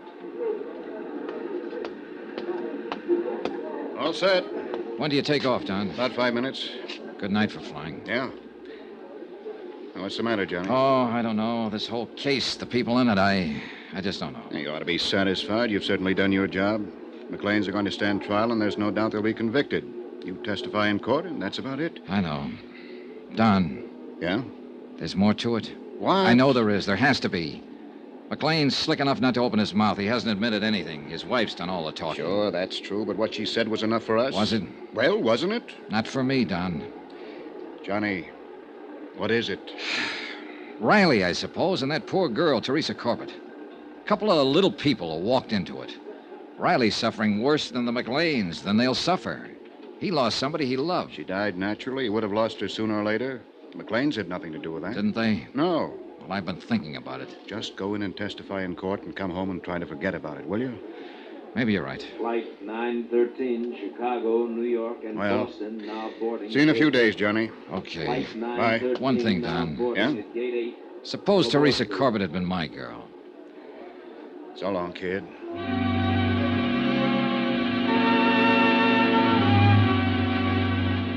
Don Taylor went back to Hartford and left me to wrap up the details and testify in court. The day before the trial, I went over to the county jail to interview Mrs. McLean just once more. Hello. Hello. The uniform isn't too attractive, but they say it's a very healthy life in here. I mean, the regular hours and all. I suppose I should try to get used to it. Yeah. How long will I have to go to prison? Well, that's hard to say exactly, Mrs. McLean. Well, my lawyer said not over 3 years if they convict us. 3 years isn't too long. No. Sit down. Where's my husband? Where's Dave? He was transferred to the county jail today.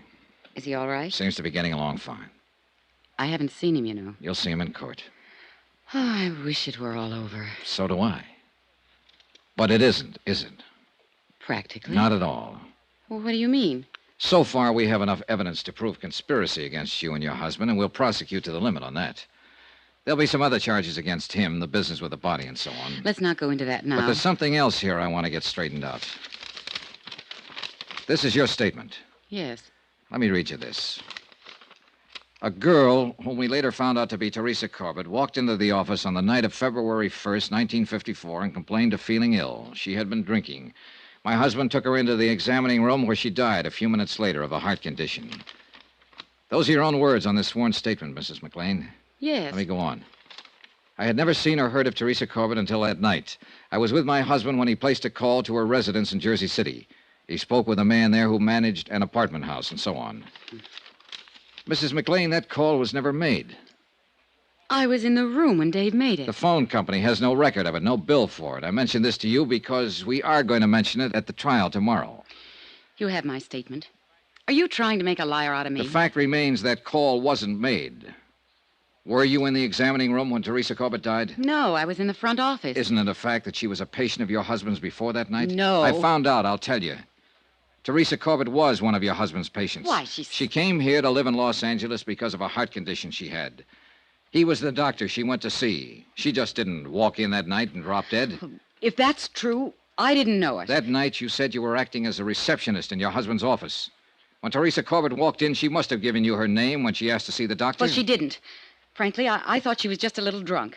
She'd been drinking. I could smell it. And you just took her right on back to your husband without asking a name, where she lived, anything about her? Yes. Now, look, Mrs. McLean, a lot of things you've told me and put into this statement are true.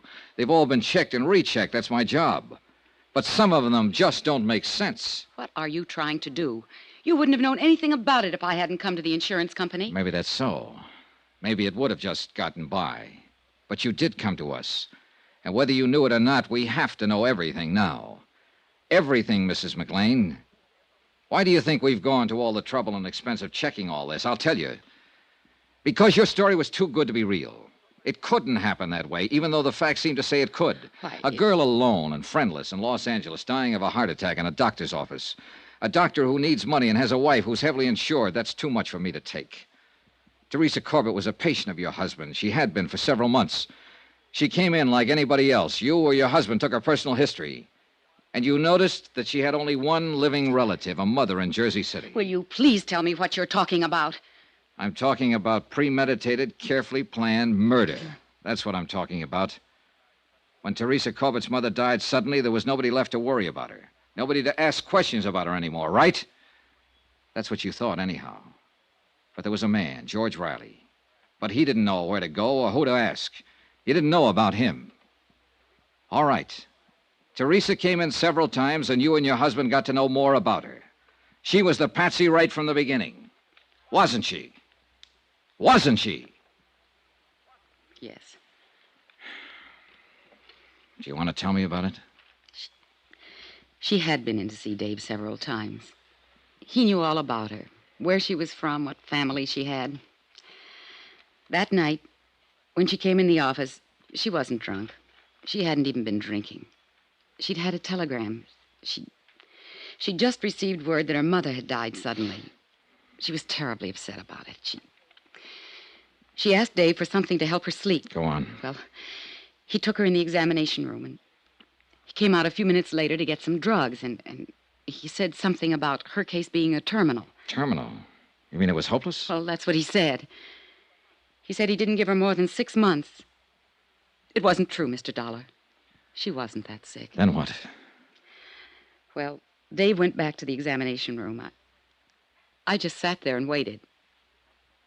I guess I knew what he had in mind. Had you talked about it? Well, we talked... Oh, no, not about what happened then. A few minutes later, he buzzed me to come back to the room. I went back there, and Teresa was lying on the table. She was dead. I knew it when I walked in there. Dave looked very strange. He said that she had had a sudden heart attack and died before he could do anything to help her. You know it wasn't so. Well, there was a hypodermic on the stand. He'd given her something. I just didn't think he'd go that far. Are you sure you hadn't discussed this before? No. I swear he hadn't said a word to me before that night. But he had it all planned. That is, what to do and everything, when I came back to the room. He called Dr. Reed. Dave showed him Teresa and said it was me. Reed signed the death certificates. Yes. When did you leave town? The same night Dave made me. He said he'd handle everything. I accused him of killing her, and he said that she just died there. Well, I guess I was kind of hysterical, but then he said, all right, I did kill her. She didn't have long anyhow. I killed her, and you helped me kill her. Now get out of here and stay out of here. If you ever open your mouth about it, you'll go to the gas chamber with me. Do you want a cigarette? Yes, please. Here you go. Thanks.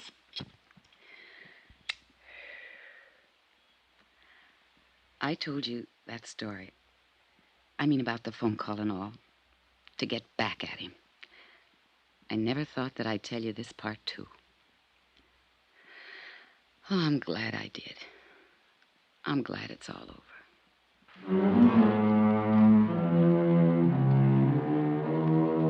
Expense account item 14, $85.40, hotel and board while in Los Angeles. Item 15, $205, plane fare back to Hartford. Expense account total, $798.60. Remarks? Murder charges have been filed against the McLeans, and they stand trial next month. George Riley received 3 years and a suspended sentence for assault with a deadly weapon. I was wrong about practically everything in this case. All the lies came true, but so did the facts. Yours truly, Johnny Dollar.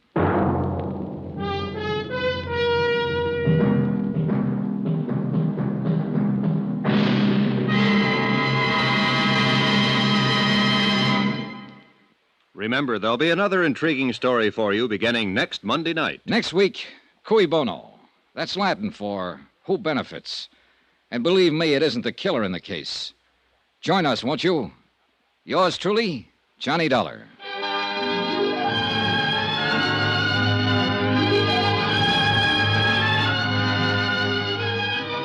Yours truly, Johnny Dollar, starring Bob Bailey, is transcribed in Hollywood. Written by John Dawson, it is produced and directed by Jack Johnstone. Heard in this week's cast were Lucille Meredith, Betty Lou Gerson, John Stevenson, Bob Bruce, Victor Perrin, Tony Barrett, and Herb Ellis. Musical supervision by Amerigo Marino.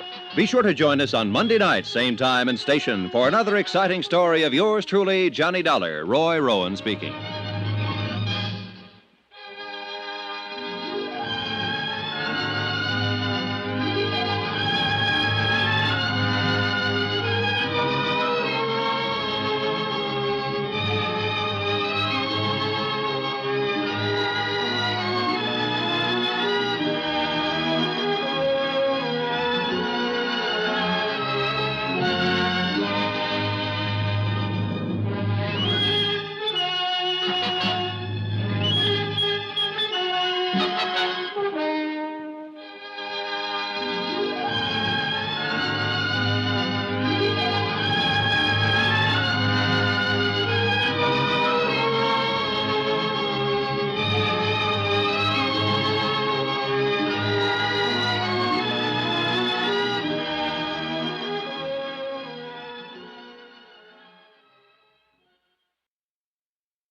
From Hollywood, it's time now for... Johnny Dollar. Don Hancock, Johnny. Surety Mutual. Hi, Don. What's on your mind? Cui bono. Qui who? It's Latin, kiddo. Cui bono. Who benefits? All right, I'll bite. Who does? A little doll named Luann Parker down in Green Pass, Virginia. $100,000 worth, Johnny. Double indemnity. Wow, what did she do? Answer the question? She sure did, with a .38. 2 bullseyes right in her foster papa's heart. Well, then if it's an open and shut case, you don't need... Oh, it's that all right. She's the gal what done it. She admits it. But the coroner is about to call it an unavoidable accident. Seems little old Magnolia Blossom thought Papa was a prowler. And what do you think? Just what I said. Cui bono. So? I think you'd better put yourself on the payroll.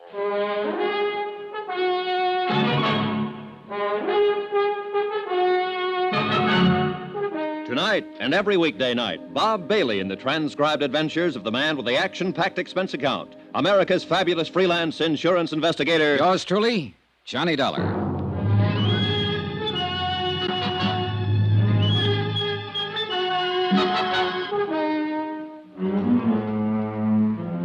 Expense account submitted by Special Investigator Johnny Dollar. To the Home Office, Surety Mutual Insurance Limited, Hartford, Connecticut. The following is an accounting of expenditures during my investigation of the Cui Bono matter. Item 1, $78.45. Transportation and incidentals, Hartford to Green Pass, which was a village of some 12,000 people, hidden among quiet wooded hills, and located, as I discovered on arrival, some 3 miles from the railroad station.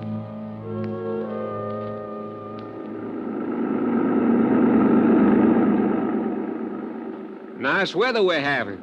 Yeah, it's fine. You from New York? Well, near there, Hartford. Bet you ain't been having weather like this up there. No, it's been pretty cold. You say your name was Dollar? Yeah, Johnny Dollar. I'm Jake Deagley. You here on business? That's right. Well, I wouldn't count on finding much here. Green Pass is what you might call a one-horse town. 1 hotel, 1 bank, 1 taxi, that's me, 1 newspaper. And 1 county attorney. Yep, just 1. Oh, and you've heard about our tragedy, about Dan Parker getting shot. Yeah, that's why I'm here. I'm an investigator for an insurance company. I see. Well, it was a terrible thing. It was... Oh, doggone it. If old man Hawley don't fix up them fences, he's going to be short a cow one of these days. That's the 3rd time this week they've been out the road. How did people around here feel about Dan Parker? Was he well-liked? Well, he'd been reelected for 5 straight terms. No personal enemies? Not a one. There ain't a man in Green Pass that... Hey, what difference does it make whether he was well-liked? You know how he was killed, don't you? Yeah, I understand he was shot accidentally by his stepdaughter. That's right. And what difference does it make whether he had any enemies? Well, none, probably. But when an insurance company holds a policy as large as the one they carried on Dan Parker, they want to know the full circumstances surrounding the death. Well, there ain't no mystery about it, Mr. Dollar. That poor girl took him for a burglar and shot him, that's all. And it might have near broke her up. Say, what about her, Jake? Is she well-liked? Well, let me put it this way. I'm 52 years old. I got a grandson, 17. And we're both in love with Lou Ann Parker. I see. And there's 5,000 other males in Green Pass that feel the same way. She get along all right with her stepfather? They worshipped each other. She was all Dan had since Mrs. Parker died 9 years ago. They was thicker than thieves, them two. Rode horseback together, went fishing, took trips together. Well, then it's understandable that she'd be pretty broken up. It was terrible for her.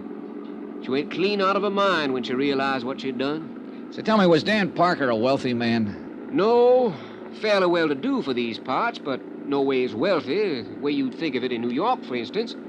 Then I imagine the Parker girl would think of $100,000 as being a pretty sizable fortune. Mr. Dollar, let me give you a little advice. Oh? You got a job to do, fine. But if I was you, I'd be mighty careful how I went about doing it. Why so?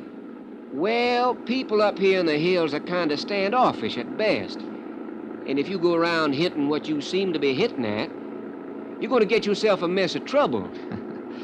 I don't deal in hints, Jake. All I'm trying to do is dig up all the information possible. Let the company know exactly what happened. That sounds fair enough, Mr. Dollar. But you take my advice. Dig easy.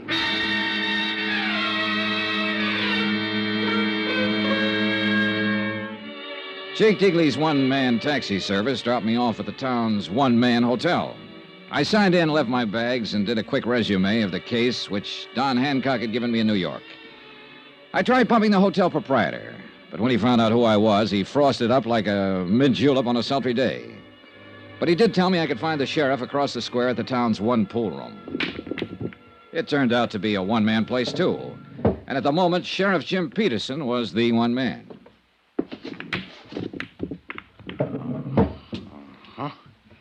Oh, glad to know you, Mr. Dollar. Just a second now. Watch me get that there 3-ball down there.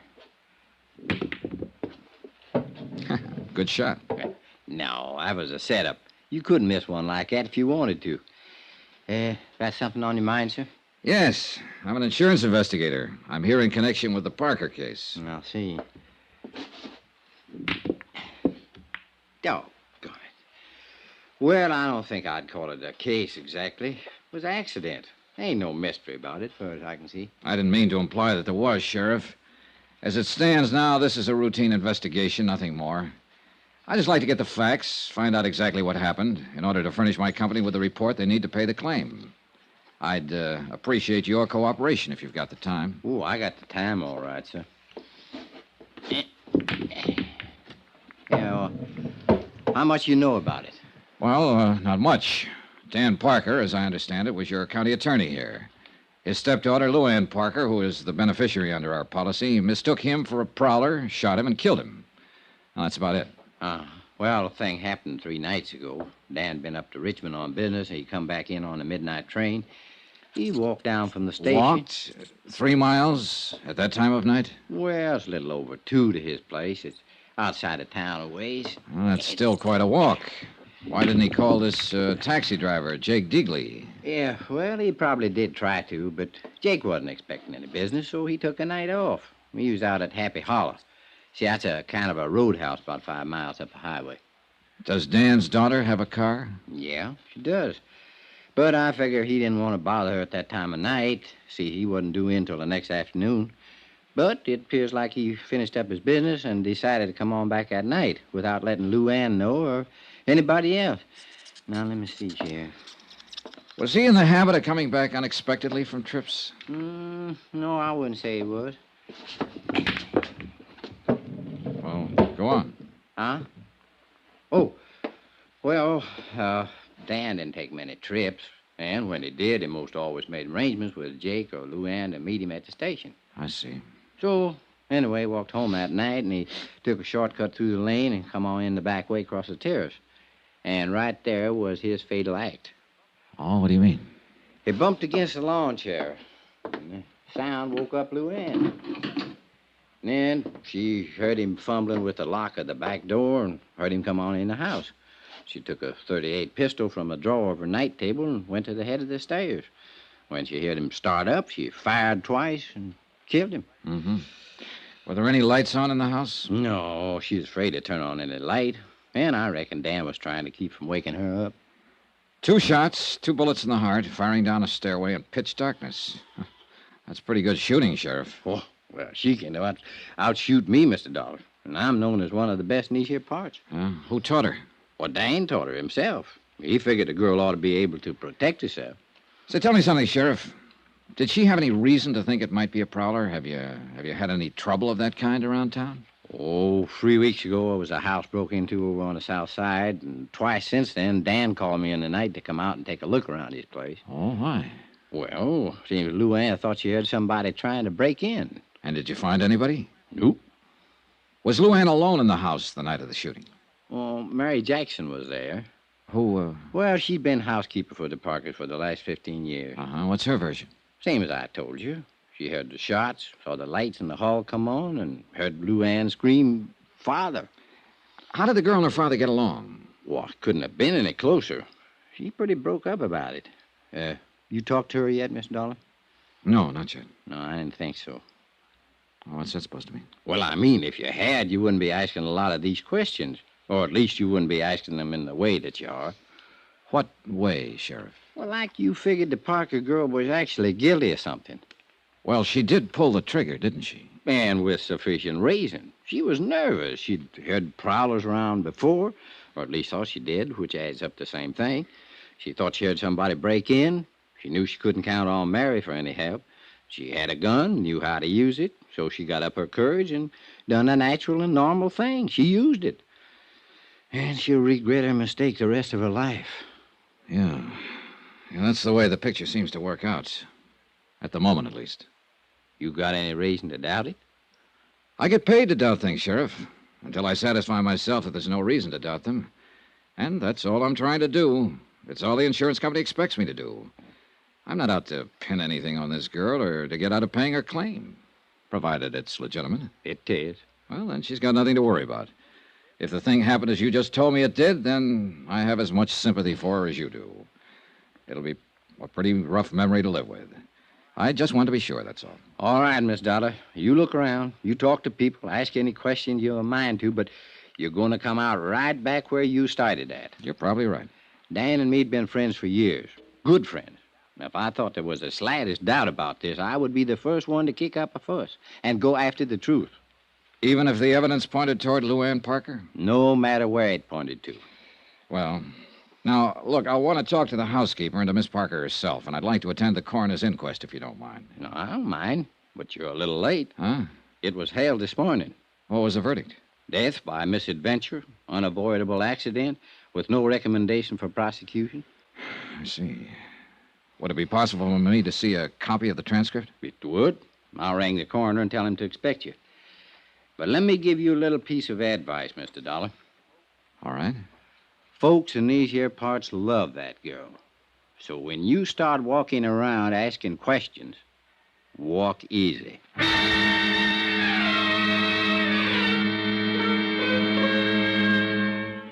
I went over the coroner's report and found nothing. Luann had been called as a witness and appeared to have answered all questions in a frank and a straightforward manner. I checked her school record. She was regarded as an unusually bright girl and had stood at the head of her class all through high school. She'd been elected cheerleader in her junior year, won the lead in the class play, had been chosen queen of the senior prom. She was the town's darling. They worshipped her. And I could see that casting any aspersions on her would be like an attack on the crown jewels.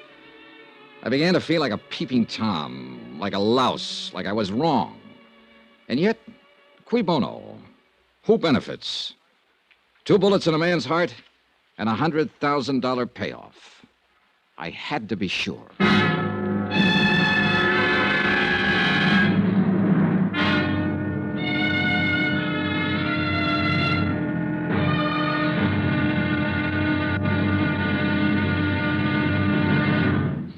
Now, here's our star to tell you about tomorrow's intriguing episode of this week's story. Tomorrow, beauty is as beauty does, and an idol is found to be made of flesh and blood. Join us, won't you? Yours truly, Johnny Dollar. Yours truly, Johnny Dollar, starring Bob Bailey, is transcribed in Hollywood. Written by Les Crutchfield, it is produced and directed by Jack Johnstone. Be sure to join us tomorrow night, same time and station, for the next exciting episode of Yours truly, Johnny Dollar. Roy Rowan speaking.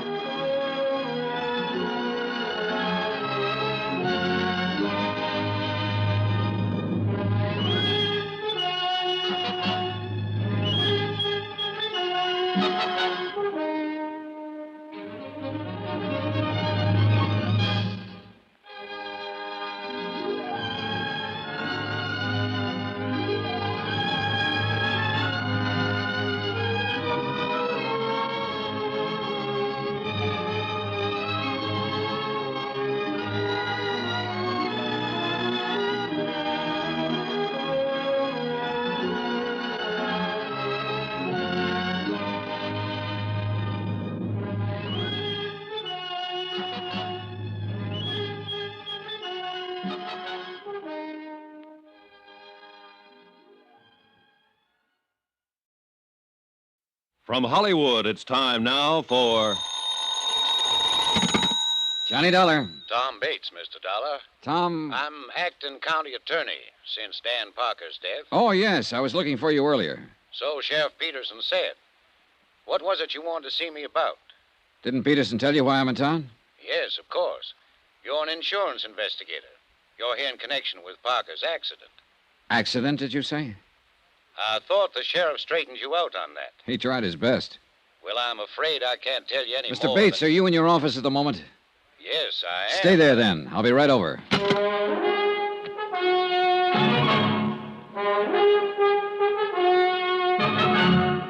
Tonight and every weekday night, Bob Bailey in the transcribed adventures of the man with the action-packed expense account, America's fabulous freelance insurance investigator. Yours truly, Johnny Dollar.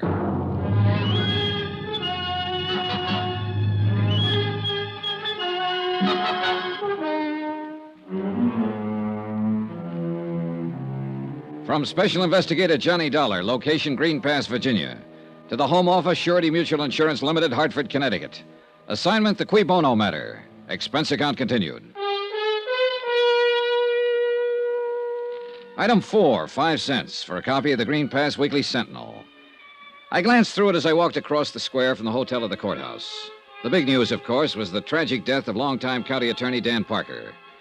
And 2 columns of the editorial page were devoted to eulogy and sympathy for the dead man's adopted daughter, Luann, who who had mistaken her father for a prowler and shot him to death with his own gun. But neither the editorial nor the front page mentioned the fact that Luann, because of her mistake, stood to collect $100,000 worth of insurance. Come in. Are you Tom Bates? That's right. My name is Dollar. I just talked to you on the phone. And I told you I had nothing to say. Mind if I sit down? Now, look here. You look, Mr. Bates. I've been in the business of insurance investigation for quite a while, and I probably know the legal rules and responsibilities of your office about as well as you do. Get out, Dollar. Well, for 2 cents, that's exactly what I'd do. And if I did, you'd find yourself in a real tight spot. What are you talking about? The company would have a battery of high-powered legal eagles in town by 8 o'clock tomorrow morning. And they'd have a subpoena, a restraining order, an order to show cause so quick it'd make your eyes bug out. And that's where it would start to get embarrassing, Mr. Bates. When you tried to explain to the court why you were withholding evidence and refusing to cooperate. What do you mean, refusing to cooperate? I haven't refused a thing. It sounded that way to me. I don't care how it sounded. Look, I know what you're up to. Peterson told me why you're here. Oh? You're out to muddy this thing up. You're trying to pin something on Miss Parker so you can get out of paying the insurance claim. And subpoena or no subpoena, you'll get no help from my office on a crooked deal like that. Any reason for you to think something could be pinned on her, Mr. Bates? Of course there's no reason. You saw the transcript of the coroner's inquiry, didn't you? I did. Well, did you find one single hint of suspicion anywhere in it? No. Not much of anything else, for that matter. Are you always as gentle with your witnesses as you were with Miss Parker? The girl was half out of her mind with grief, on the verge of a breakdown. We got the facts. What more do you want? Maybe we should have thrown her in jail, beat her up with a rubber hose, starved her till she thought of something to confess.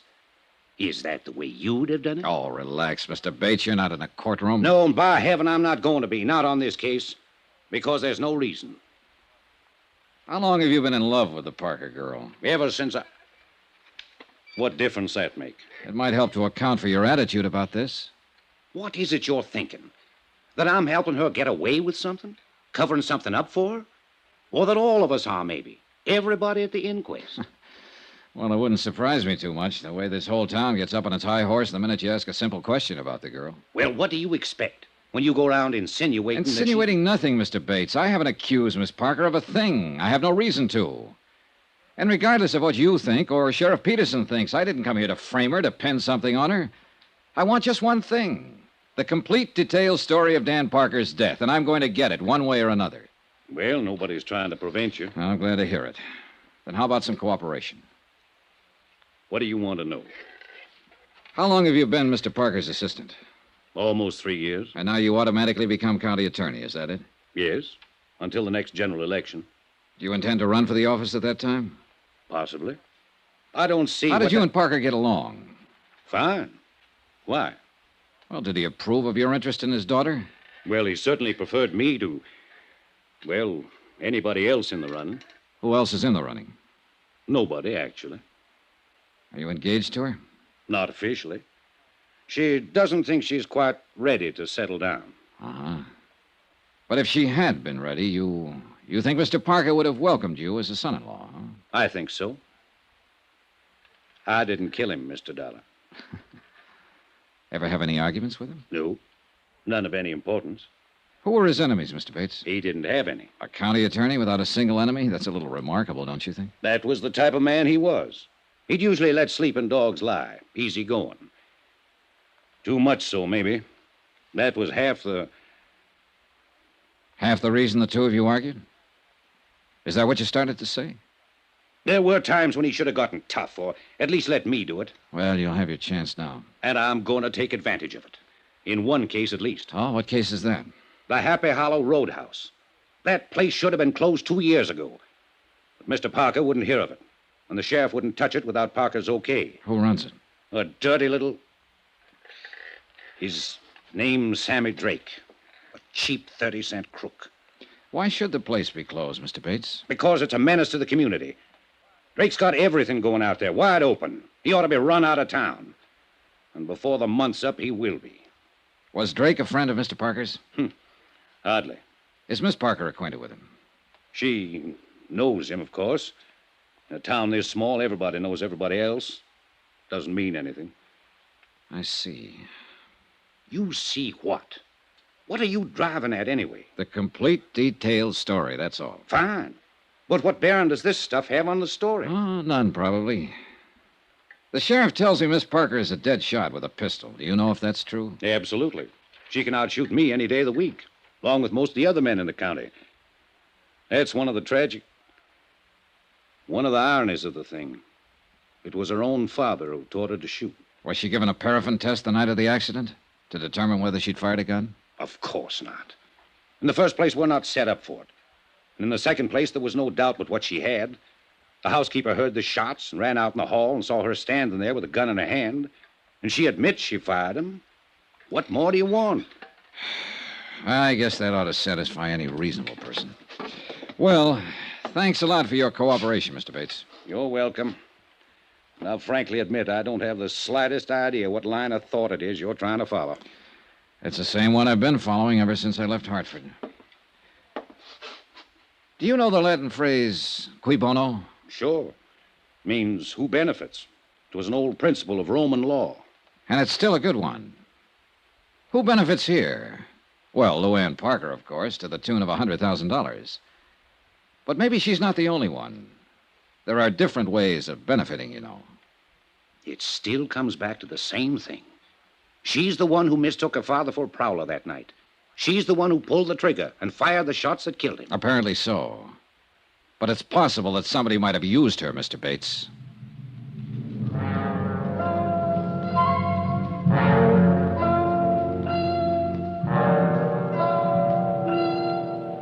Expense account item 5, $6 even. Flat rate payment to Jake Deagley for a couple of hours' use of his battered old taxi. I stopped at the telephone office and I talked with the supervisor. I talked with the editor of the local paper and with a waitress who'd gone to school with Luann Parker, with a boy in a service station who dated her in high school. And all of their remarks fit the same picture. A sweet, fresh, all-American girl with an adored father who'd showered her with gifts and attention. And now her own personal tragedy was the town's public one. And they all wept for her. Not a fact out of line. So finally I decided I'd filled in the background enough for the moment, and it was high time I met the little princess face to face.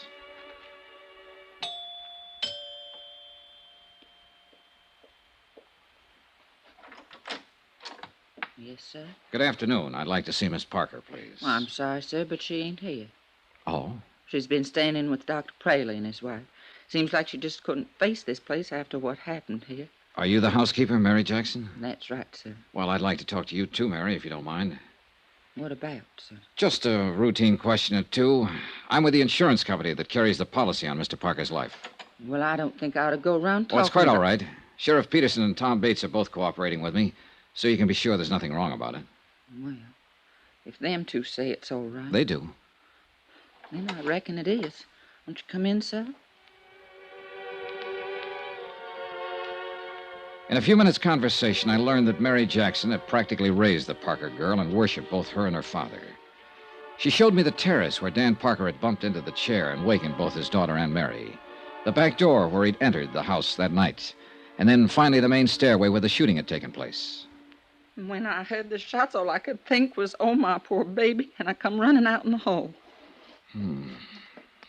Your room is the third door there, is that right? Yes, sir. Well, just then Miss Luann turned on the lights, that switch right there beside you, and I saw her standing here at the top of the stairs with a gun in her hand.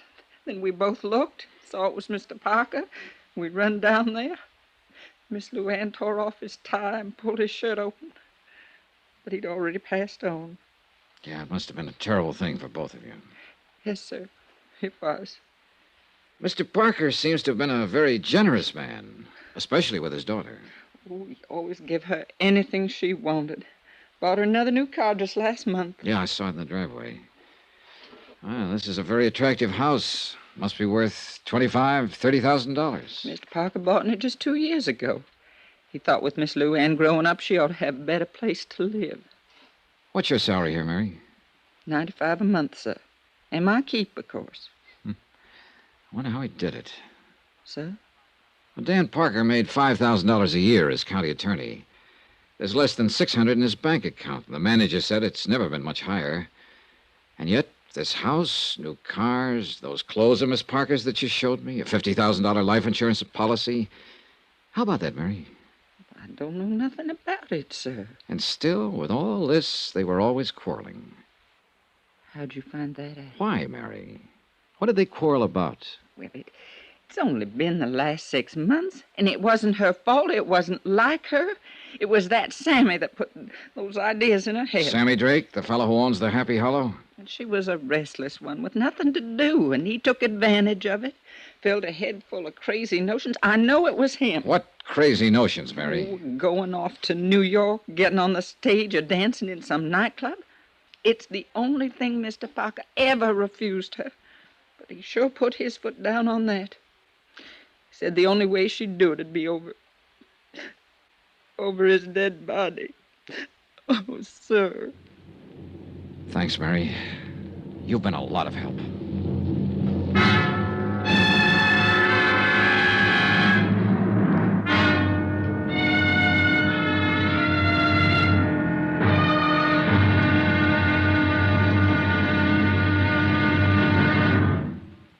Now, here's our star to tell you about tomorrow's intriguing episode of this week's story. Tomorrow, the net tightens. A rat runs for cover.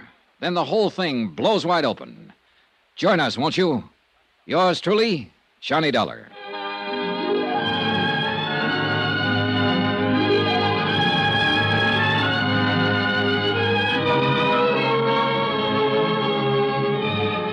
Yours truly, Johnny Dollar, starring Bob Bailey, is transcribed in Hollywood. Written by Les Crutchfield, it is produced and directed by Jack Johnstone. Be sure to join us tomorrow night, same time and station, for the next exciting episode of Yours truly, Johnny Dollar. Roy Rowan speaking.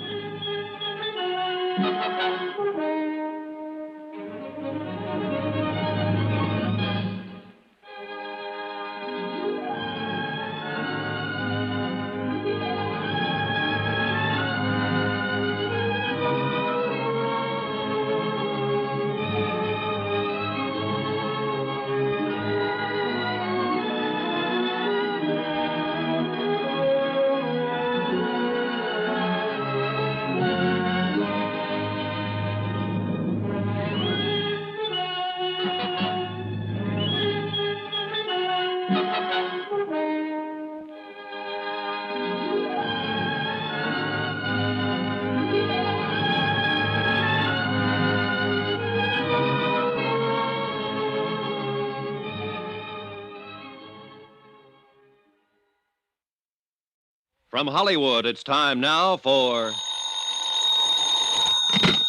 Johnny Dollar. This is Tom Bates. Oh, how are you? Dr. Praley just called me, Mr. Dollar. He says you've been threatening him. Oh, I wouldn't call it a threat, Mr. Bates. I simply told him that if he won't let me question Miss Parker, then I'll have to get a court order to do it anyway. Well, as acting county attorney here, I think I could block that order, Mr. Dollar. Maybe, but I doubt if it would be a very smart move. Now, you look here. She's in no shape to answer questions. She's under doctor's care. It's been 5 days now since the shooting. She's still very upset, nervous. She might say things that could be misconstrued, that she didn't mean. Oh, what things? How would I know? I just thought you might. Since you've already questioned her once, right after she killed her father. Wasn't she upset then? Did she say anything you misconstrued? I'm warning you, Dollar. And I'm warning you. I'm going to talk to that girl one way or another.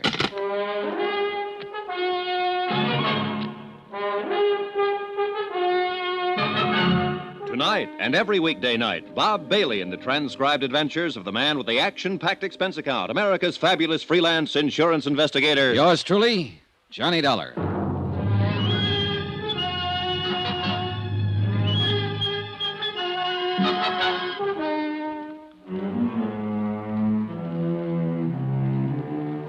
From Special Investigator Johnny Dollar, location Green Pass, Virginia, to the Home Office, Surety Mutual Insurance Limited, Hartford, Connecticut. Assignment, the Cui Bono matter. Cui Bono, Latin for who benefits. Item 8, $1. Transportation out to Sammy Drake's Happy Hollow Roadhouse on the highway north of town.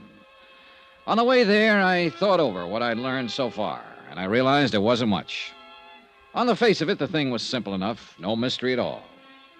5 nights ago, Dan Parker, the local county attorney, had returned from a business trip and entered his sleeping house.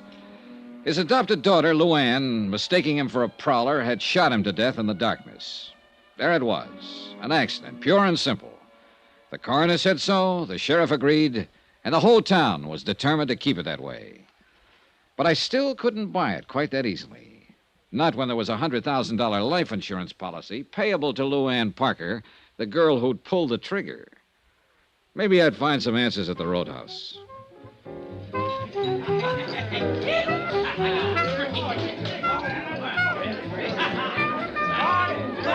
The Happy Hollow was like 1,000 other places of its kind. A neon-lighted barn set 50 yards off the road. Inside, a jukebox, a raucous bar, and a scattering of tables around a splintery dance floor. Saturday nights, a 4-piece band. Probably a game or two going on in the back room, and whatever else the local sports might demand. It was early yet, and the joint hadn't started to jump. What's the word, Mac? Save your money and buy booze. Yeah, man. Out of towner, huh? Depends on which town. Any town but this one, man. Here it's for the birds. Oh, I don't know. Looks to me like you got a good setup here. I'm eating. But it ain't easy, man. It's rough. Oh, it'll be rougher, Sammy, with a new county attorney. What's the pitch, Mitch? That's your name, isn't it? Sammy Drake? That's a crime, maybe? Oh, it might be. I don't know yet. You with the feds? No. Syndicate man? No, I'm an insurance investigator. Insurance? You mean protection? Not the kind you're talking about, Sammy. I'm here in connection with Dan Parker's death. You mean you're legit? That's right. Well, tie me up and mail me off. I thought you were somebody putting a bite on me. I am. Yeah? Yeah. I got some questions, Sammy, and I want some answers. About that Parker rubber? Right. Well, you're out of luck, Chuck. I don't know nothing from nothing about nothing. See what I mean? I got reason to think different. How so? Somebody been passing the word? Maybe. 2 get you 5. It was that Bates character. Am I in? I couldn't say. Sure it was. The new county attorney. He's got a big deal now. And he'd give his left eyeball to put the finger on me. Why so? Why's he got it in for you, Sammy? Because he thinks his doll has been... You mean the Parker girl? I forget. You want to do it the hard way, Sammy. No speak English. I can get Tom Bates to issue a warrant, you know. He'd love to have that chance. So you can either talk to me here and now, or you can talk to him and the sheriff in the basement of the courthouse. Rough and tough, huh? If that's what it takes, yes. Come on back to the office. All right. What'd you say your name was, Buzz? I didn't. It's Dollar, Johnny Dollar. Dollar, huh? Yeah, rhymes with collar. I always like to be wise to who's putting the slug on me. Come on in. Thanks. How about a drink? No, not now, thanks. Well, I guess I'll have a short one for my health. You hungry? Like a steak? Later, maybe. They're the most. This is a crummy joint, strictly for the sticks, but the food's good. Well, here's a go. Yeah. Maybe you think I'm trying to stall. I know you are, Sammy. No, not really. Not now, anyway.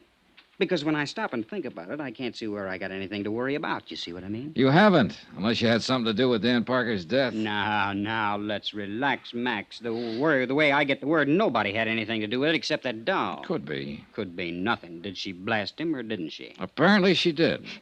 Thought he was a burglar. That's a rich one. And she's halfway right at that. Meaning? Look, Dollar, I'm on a level with you. If you got any idea that I wanted Dan Parker knocked off, you're way out there. You want to know why? I can probably guess. I'll tell you why. He was my fix in this town. 3 years I've had this place open, and I've never been touched. So why would I want to put myself out of business? Oh. How much was the payoff? $1.50 a month. Maybe you figured you could make a better deal with somebody else. Yeah? Who? Not with that stuffed shirt Bates. He's just been itching to get at me. But Parker kept a lid on him. How about the sheriff? Who knows? I'm going to give him a pitch, of course. It's my only chance now to stay in business. But I don't know if he'll play. See what I mean? All right, Sammy. Let's go back to the question I asked you outside there. Why does Bates have it in for you? Because he's got the drooling goose for that Parker kid. And he didn't like it much when she kept hanging around me. How'd you feel about it? You want the truth? I didn't like it much either. Why not? She was too wired up. and spoiled. Used to get in her own way. Oh, this town's treated her like a queen or something.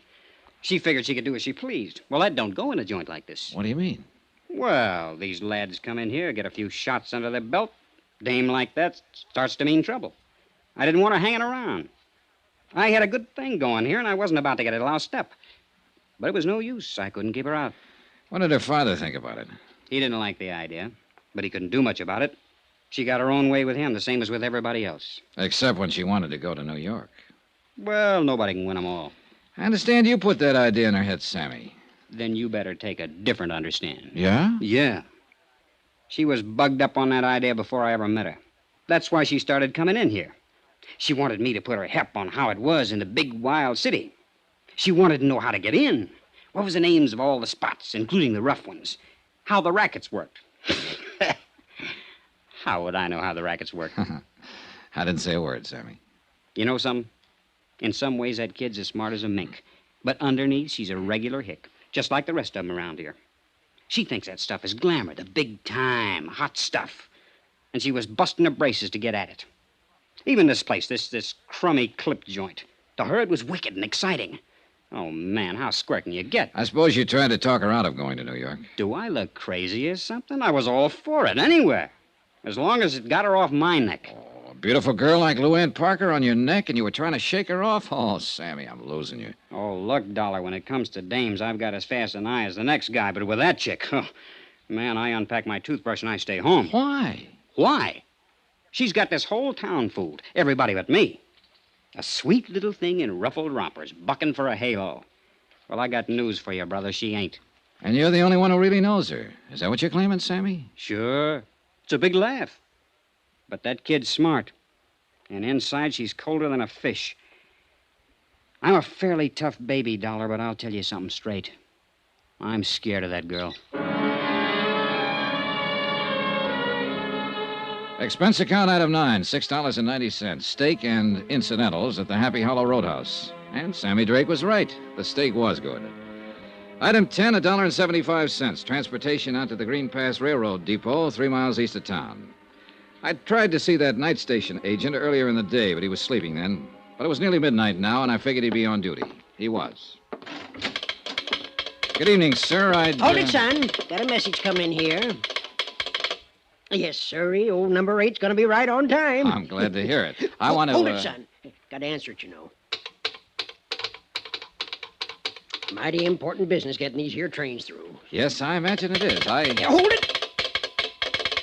Yes, sir. Right on time. Be here in about 2 minutes now. Well, son, what's on your mind? I wondered if you were on duty the night Dan Parker got back in from Richmond. The night he was killed. Oh, yes, indeedy. You must be that fella Sheriff Jim Peterson was telling me about. That fella from the insurance company. Yes, that's right. Well, then I guess it's all right to talk to you. At leastwise, that's what Jim said. Nice of him. It's a mighty terrible thing. A downright tragedy for that poor motherless girl. Making a mistake like that, shooting her own father. Yeah, rough deal. Did you notice Mr. Parker when he got off the train that night? Why, of course I did. I always notice anybody getting off. It's part of my job, son. Yeah, well, It was right about this same time of night. He come in on number 8, the same one that's due in now. Did you talk with him? Of course I talked with him. I know Dan Parker since we was both pups. He said, "Hi, Willie." I said, "Fine." And he said, "How's the family?" And I said, "Fine." And he said, "Well, you know, we talked. We had to talk more, too, but there's some fellow with him." Oh, well, I didn't know that. I reckon it was just some passenger he'd struck up the time of day with. Dan was all... There. You hear that, son? She's a-coming across the Briar Creek Bridge right now, right on time, Well, too. look, what happened to this stranger? Did he and Dan Parker leave the station together? Oh, no. No, they just talked while the engine was taking on water. The fella got back on the train before it pulled out. He's just going through. Did you hear what they were talking about? No, can't say that it did, son. Most likely didn't amount to nothing, though. No, I suppose not. By golly, I did hear one thing. Oh, what? Just when the train was starting up, the fella leaned out and yelled, "Thanks a lot, I'll be seeing you." Dan just grinned, waved back, and went on down the platform to the telephone booth. You don't know what he meant by that remark. Oh, nothing, more than likely. Just one of them things you say, you know. But that's life for you, because he won't be seeing him after all.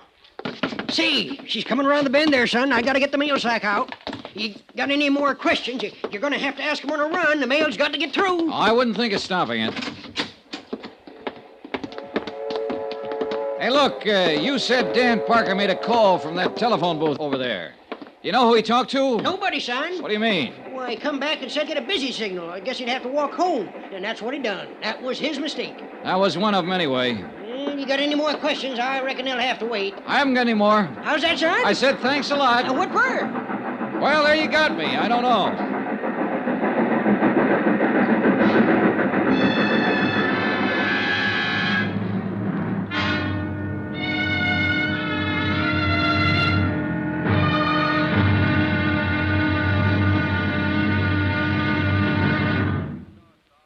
Now, here's our star to tell you about tomorrow's intriguing episode of this week's story. Tomorrow, a tense interview, a subtle attack by a shrewd and dangerous opponent, and complete surrender.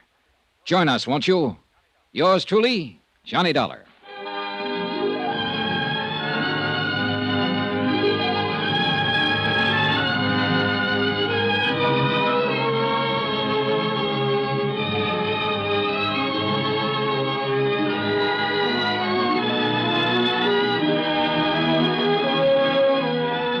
Yours truly, Johnny Dollar, starring Bob Bailey, is transcribed in Hollywood. Written by Les Crutchfield, it is produced and directed by Jack Johnstone.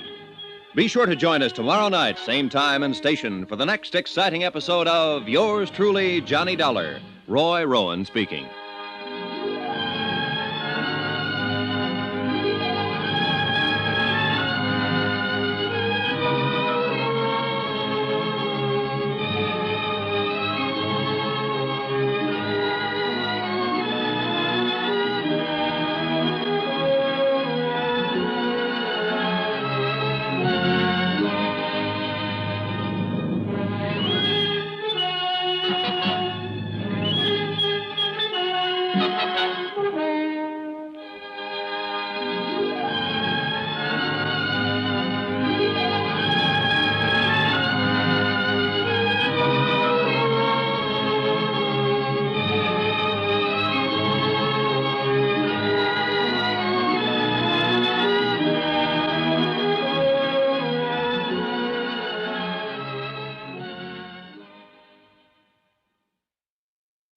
From Hollywood, it's time now for Johnny Dollar. Tom Bates, Mr. Dollar. Oh, good morning, Mr. Bates. There's nothing like starting the day with a good fight. That is not my intention at all. Good. I was beginning to think you went around in a permanent state of belligerency. Only when I see a so-called insurance investigator out to frame an innocent girl. Anybody I know?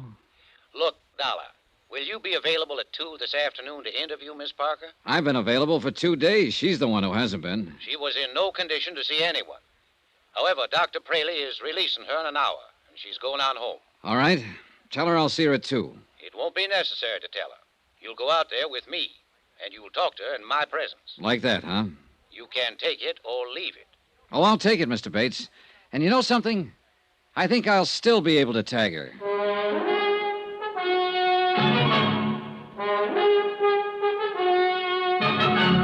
Tonight and every weekday night, Bob Bailey in the transcribed adventures of the man with the action-packed expense account, America's fabulous freelance insurance investigator. Yours truly, Johnny Dollar.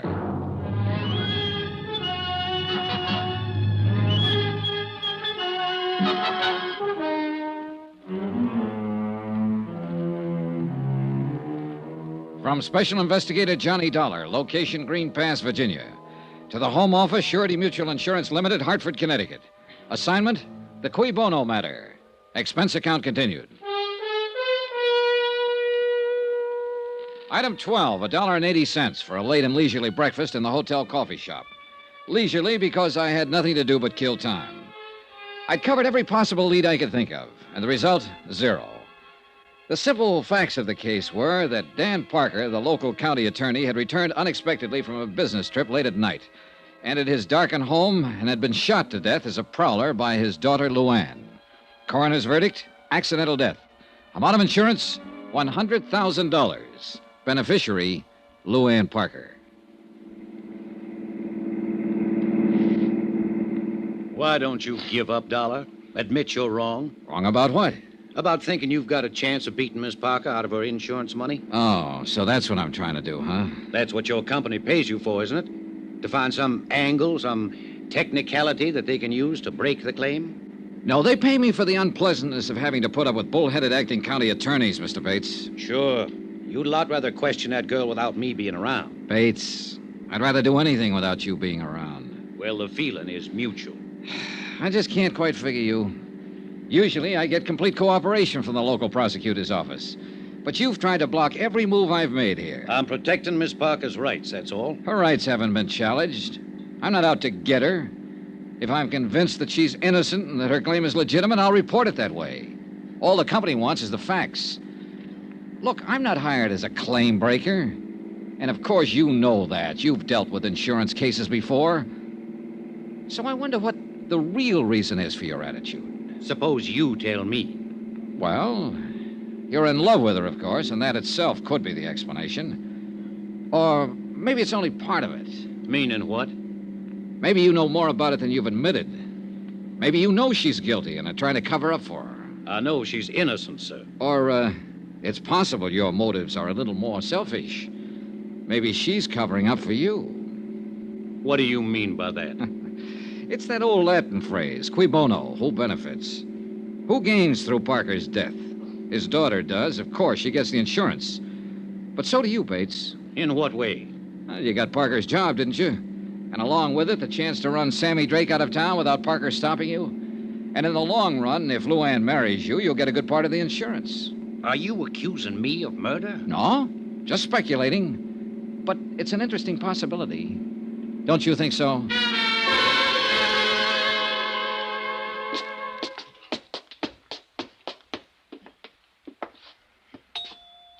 Any particular subjects I should avoid, Mr. Bates? Ask anything you want, as long as I'm here to advise her.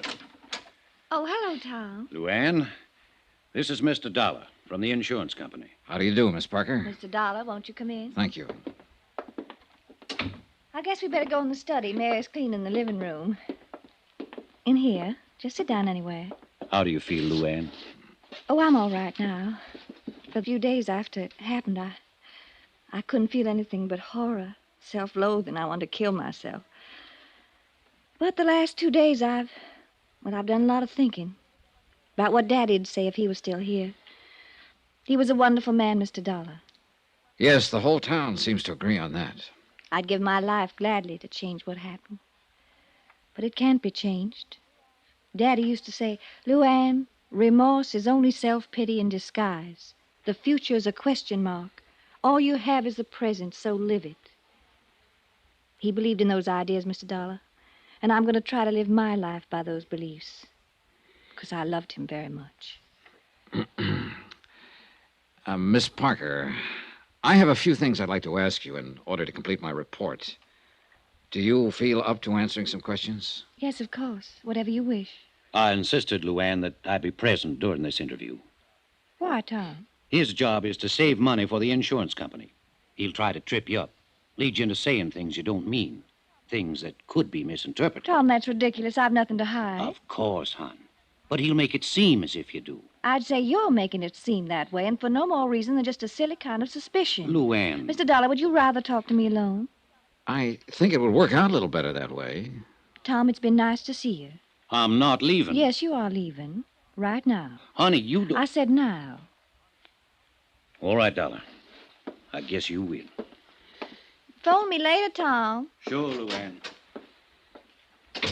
He's nice. He means well, but sometimes he can be an awful idiot. Oh, his actions are fairly normal for a man in love. Or one who thinks he's in love. Well, it usually adds up to the same thing. Cigarette, Miss Parker? Oh, thank you. Well, what is it you'd like to know, Mr. Dollar? First, let me tell you a few things. I've talked to quite a number of people during the last 2 days. They all worship you. In fact, only one person in the whole town said anything against you. And he's a man whose word on anything would be a little questionable. Sammy Drake, I suppose. Yes. Well, I don't know what he said, but I imagine he thought he was being honest. You see, Sammy's never understood me at all, and I guess I have given him a kind of a bad time. How do you mean? By pretending to take him seriously. Most people seem to think of me as a child, Mr. Dollar, but actually in my attitudes and awareness, I'm quite a lot older than my age. Of course. And I saw right through Sammy the first time I met him. He's just a silly little would-be tough, but he likes to think of himself as a smooth, wicked mobster type. So I pretended to go along with it, even put on an act of my own in return. And what do you think happened? You had another Tom Bates situation on your hands. Sure. Sammy took me seriously. Well, I didn't want any part of that, so of course I ran for cover. And he has never forgiven me. Well, I guess you can stand having one detractor, Miss Parker. You got a big team on your side. I like people. I guess that's why they usually like me. I've had a wonderful life, Mr. Dollar. And I'm very grateful, especially to Daddy. He did everything possible to make me happy. I think if I'd asked for the moon, he'd have tried to get it for me. There was one thing, though, that I understand you disagreed on. You mean my wanting to go to New York? That's right. I guess the only arguments we ever had was over that. If I'd only known how short a time he was going to be with me, well, it didn't matter that much. I felt I was right, that the only reason he was against the idea is because he still thought of me as a child. Parents usually do that. I know. And it just didn't matter enough to hurt him when he had so little time. But you can't go back. I wonder if you would try to go back for just a moment, Miss Parker, and tell me in your own words just what did happen that night. Well, Daddy had gone to Richmond on business. None of us expected him back that night. All right, go on. Well, Mary, she's our housekeeper. She went to bed early. I read till about 11, and then I went to bed. And shortly after midnight, something woke me, a noise down on the terrace. I looked down from my window, and I saw sort of a dark shape slip across the terrace toward the back of the house. I was scared stiff. I'd heard prowlers outside twice before during the past month. Yes, the sheriff told me you did. Yes, well, I realized it was up to me because Mary would have just gone to pieces if I'd waked her. All I could think of was getting to the phone down at the bottom of the stairs. When I started out of my room, I could hear somebody fooling with the lock on the back door. And that's when I thought of the gun. Where was it? In the drawer of the night table beside my bed. Daddy'd put it there himself after the night I heard the prowler, but I'd almost forgotten it. All right. Then what did you do?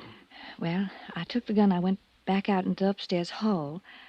All I had in mind even then was to go downstairs and get that phone. But when I reached the stairway, I heard someone moving down below, and I realized that whoever it was had already got in the house, that they were starting up the stairs. And I could see just a vague blur, dark shape against the shadows. I was petrified. I remember thinking he's probably got a gun.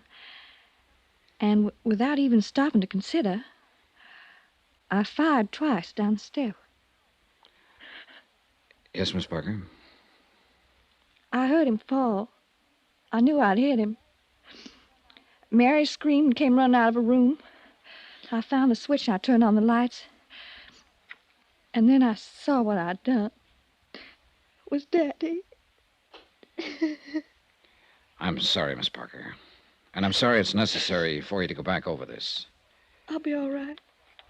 There was one thing that wasn't brought up at the inquest. Your father apparently tried to make a phone call from the railroad station that night, and he told the agent all he was getting was a busy signal. Could he have been trying to call here? I don't know. I didn't know about it. Would he be likely to call you, coming in unexpectedly that way? Oh, he'd be more likely to call Jake Digley. Jake runs a taxi service here. Yes, I met him. Well, he might have tried that. But Jake was out at Sammy's place that night. Well, the reason I say that is because Daddy would have known that our phone is usually off the hook at night. Was it off that night? Well, I don't remember. Maybe Mary knows. One or the other of us was always taking it off because we had to go clear downstairs to answer it. Yes, Miss Luann? Oh, Mary, the night Daddy was killed, do you remember whether the phone was off the hook or not? Yes, Miss Luann, it was. I remember when I picked it up to phone the doctor. Well, I ain't sure if you left it off that night or I did, but it was off all right. Thank you, Mary. Yes, ma'am. Well, Mr. Dollar, what other questions do you have? None, as a matter of fact.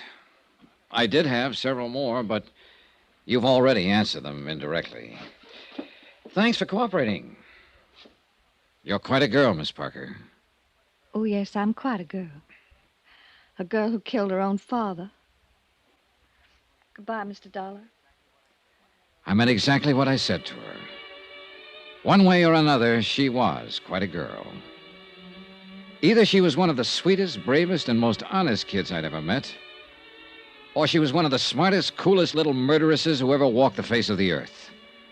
And I was very much afraid that I'd never be quite sure which.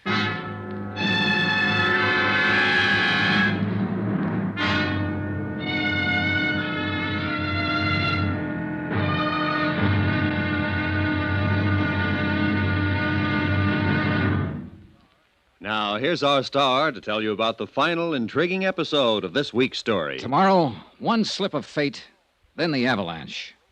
And a wind-up that'll raise the hair on the back of your neck. Join us, won't you? Yours truly, Johnny Dollar.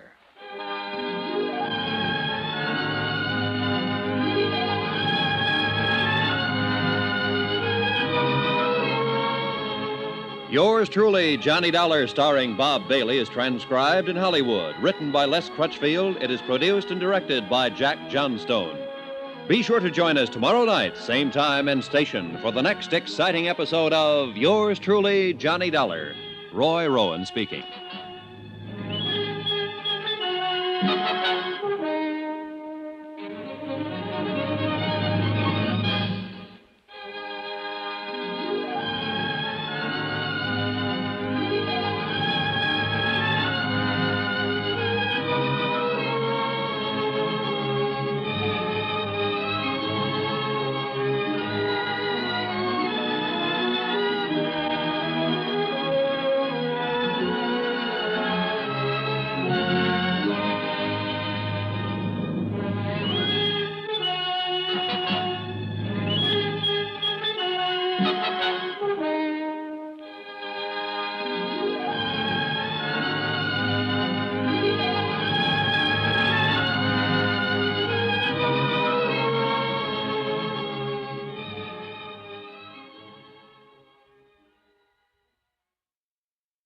From Hollywood, it's time now for Johnny Dollar. Jim Peterson, Mr. Dollar. Oh, hiya, Sheriff. I understand you talked with Miss Parker this afternoon. That's right, I did. Well, what do you think now? I think I'm going back to Hartford the first thing in the morning. So, you finally decided the girl is innocent. I don't know, Sheriff. And I probably never will know. I'm just finishing up my report now. I'll send you a copy of it. Well, I'll be mighty interested in seeing it. On the basis of my investigation, I'm sure the company will pay her claim without question whenever she's ready to file. I'm beat, hands down, and there's no use denying it. Well, you can't win every time, Mr. Dollar. It's not that, Sheriff. But this is the first time I've ever had to end a report with a question mark.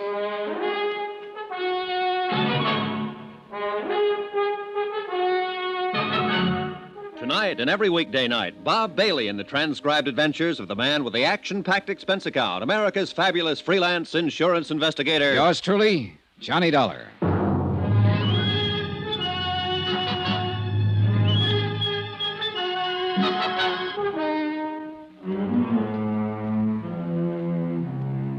From Special Investigator Johnny Dollar, location Green Pass, Virginia, to the Home Office, Surety Mutual Insurance Limited, Hartford, Connecticut.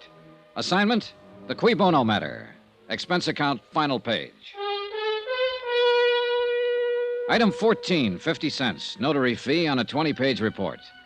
A report that covered everything and told nothing. But it was the best I could do. I had no more leads, no new ideas. The bare facts of the case still stood. Dan Parker had returned unexpectedly from a trip, entered his darkened home late at night, and had been shot to death as a prowler by his daughter, Luann. Amount of insurance, $100,000. Beneficiary, Luann. I checked through a half a dozen theories and been forced to throw out every one of them. And the whole case finally came down to just one simple question. When Luann pulled that trigger and fired down the dark stairway, did she or did she not know that she was shooting at her father? I couldn't answer it, and I didn't believe anyone else would ever be able to. Except, of course, Luann herself. Item 15, $1 even. Transportation out to the Happy Hollow Roadhouse, where the steaks were good, the drinks were good, and a beaten-down guy could kill an evening. Well, wrap me up and nail me south. Here's that dollar man again. How's it going, Sammy? Business gets any worse, I'll open an artery. You here for kicks tonight, or are you going to put the arm on me again? Let joy reign unsuppressed. That's the word, man. That's the word. Come on over. I'll let you buy me a drink. You're riding on a swindle sheet. Or better yet, I'll let you buy me one. You own the joint. Okay. Set us up, Joe. Make mine a usual fusel. What'll you have, sir? Scotch on the rocks. You ever get through to that Parker chick? Yeah, I talked to her this afternoon. Well, what do you think, man? Was I right or was I right? About what? Is she a cool fool or not? I don't know, Sammy. She's a tough one to figure. She's just a tough one, period. Well, here's to the housekeeper's daughter. Yep. Whew. This stuff is murder. I don't know why the customers stand for it. So what comes next, Tex? I'm going back to Hartford in the morning. And little Cookie gets her payoff. 100 G's. Man, it's really going for broke.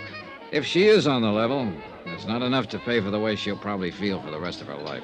Feel? That one? I'm telling you, man, I know that little fluff. She's got a heart about as big and warm as the olive in a martini. You could be right. I know I'm right. She's took you, man. She's took you good. Bang, bang, and the little lady wins a prize. Maybe so. A big, fat 100 G's.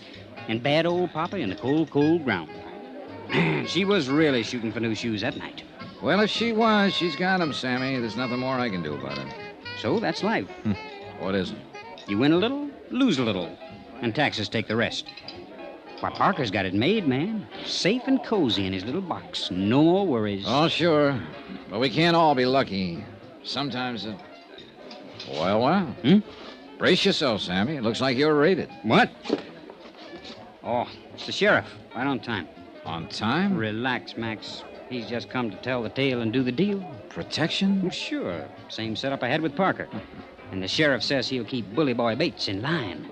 How about that, huh? Well, life goes on, I guess. Well, I wasn't expecting to run into you out here, Miss Dollar. I don't imagine. Finish your report? Yep. Right down to the last comma, Sheriff. And the last question mark. Oh, now, I don't reckon there's any question mark. You got to the truth, all right. Just wasn't what you'd expected, that's all. Maybe so. You got a minute, Sammy? Sure thing, pal. Let's go back to the office. Stick around, Dollar. The joint will be jumping. Fine. I can hardly wait. Let's have another one here, bartender. Coming up. Sir, would you do me the honor of having a little drink with me? Well, thanks. I'm having one with you. I've already got it. Well, so you have. Well, another little one never hurts, though. Later, maybe. Thanks, anyway. Any time, friend. What line you in? The insurance racket. Well, that's all right, I guess. Oh, thank you, bartender. Thank you very much. I'm in ladies' ready-to-wear myself. Must be fascinating. A wholesale. I work out of Baltimore. Cover 3 whole states. Oh, I got a great little line of merchandise. I really don't need anything. Oh, the heck with business. Let's live a little, shall we? Mr. What? Dollar. Johnny Dollar. Oh, yes. Well, here's looking at you, Dollar. You know, I always believe in living while I can. Because you never know. Now, that's a very profound thought. No, sir, you just never do. Because it can happen to anybody. Just like it did to a fellow I met last week. Man right here in this town, too. A fellow named Parker. Parker? That's right. He was a fine chap. I met him on the train coming out from Richmond. And I was on my way to Roanoke. Oh, we were laughing and we were joking and everything. And that very night, he got killed. And I read about it in the paper. So you just don't never know. Hey, look, tell me something. Are you the man who got off the train with him, talked with him on the platform while the train was standing in the station? That's right. He wanted me to meet his daughter. And that's all he talked about. It was his daughter. Oh, he was crazy about that kid. Well, did he expect her to be there at the station? Yes, but she wasn't. I guess he got the wires crossed. He tried to phone her, but he didn't have any luck. So I get back on the train. He walks off down the road, and a half hour later, he's dead. I'm telling you, you just never know. On the train, on the way down, what did he say about his daughter? Oh, you know, the way a guy talks about his kid. He worshipped her. Yes, he did. That's all. He was telling how they were always kidding each other, and they were... Oh, say, here, take a look at this tie I'm wearing. Yeah, sure, it's a nice tie. Sure, it's a nice tie. That's what anybody would think, just to look at it. Yeah, it's a nice... Come on. I want to show you something about this tie. Well, can't you show me without going No, you got to go outside, so come on. Mr. Parker gave me this tie. He was wearing one on the train, and I liked it, so he gave me one. He said he had 3 of them. His daughter gave them to him the week before. He got them from some novelty house. So come on. Well, look, what is it you want to show me about it? Oh, come on. We got to go down there at the corner of the building. Oh, boy, this'll knock you out. No, I'm telling you, it's just real crazy. Yeah, it must be. Parker never would have given it to me except he had 3 of them. He figured he could never wear them all, so... Well, come on, let's see the trick. All right. Look, it's just a nice necktie, isn't it? That's all. Yeah, that's it. Nothing out of the ordinary. Now, come on around the corner here out of the light. Oh, boy, this is going to fracture you. Now, look. Well, I'll be... Good Lord. How about that, eh? Is it crazy? That daughter of Parker's really must be something, huh? Yeah, she is. Can you imagine a kid thinking up an idea like that? Can you? Giving her dad a necktie that glows in the dark.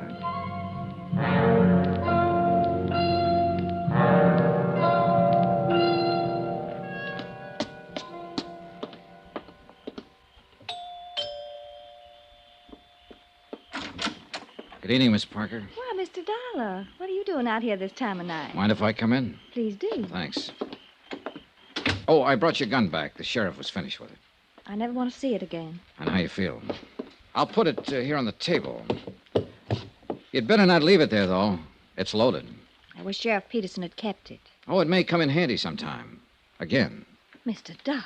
I was planning to leave town in the morning, Miss Parker. I'd already made out my report and given you a clean bill of health. Well, I didn't even realize I was under suspicion. What was I supposed to have done, Mr. Dollar? Deliberately murdered your father in order to collect $100,000 in life insurance? You've got a pretty horrible mind, haven't you? Maybe, but I wouldn't trade it for yours. Haven't you noticed my necktie, Miss Parker? I thought you'd tag it the first thing. Why should I? Because it belonged to your father. A special gift from his loving daughter. He gave it to a man he met on the train, and I bought it for $10 this evening.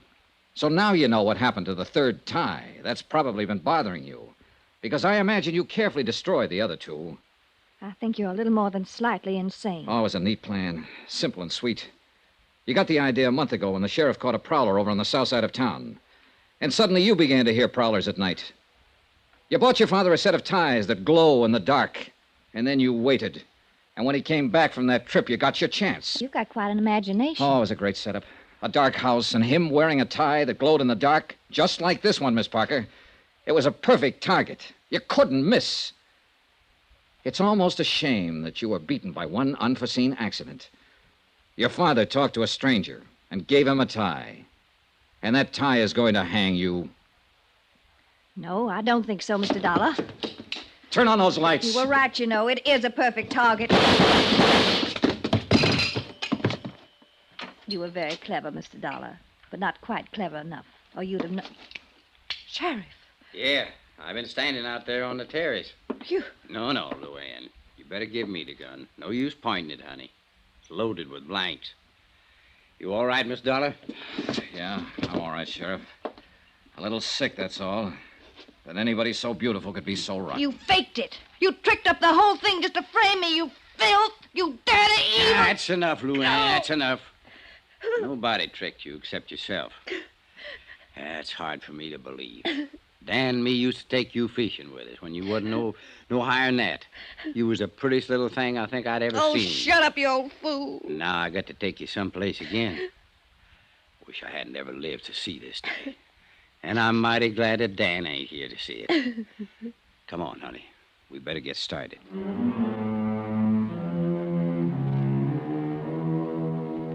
Expense account item 16, $148.30. Hotel and incidentals in Green Pass and transportation back to Hartford. Expense account total, $382.65. End of account, end of report. Remarks.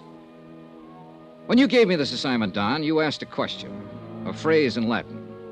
Cui bono? Who benefits? So here's your answer. Nobody. Yours truly, Johnny Dollar.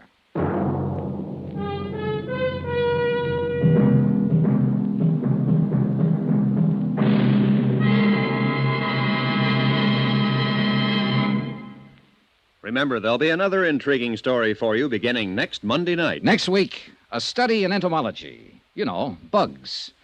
And this one's the deadly variety. a firebug. Join us, won't you? Yours truly, Johnny Dollar.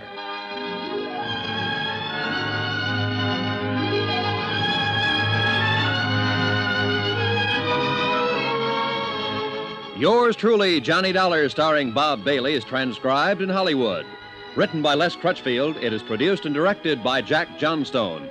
Heard in this week's cast were D.J. Thompson, Mary Jane Croft, Forrest Lewis, Byron Kane, Russell Thorson, Sam Edwards, Dal McKennon, and Howard McNear. Musical supervision by Amerigo Marino. Be sure to join us on Monday night, same time and station, for another exciting story of yours truly, Johnny Dollar. This is Roy Rowan speaking.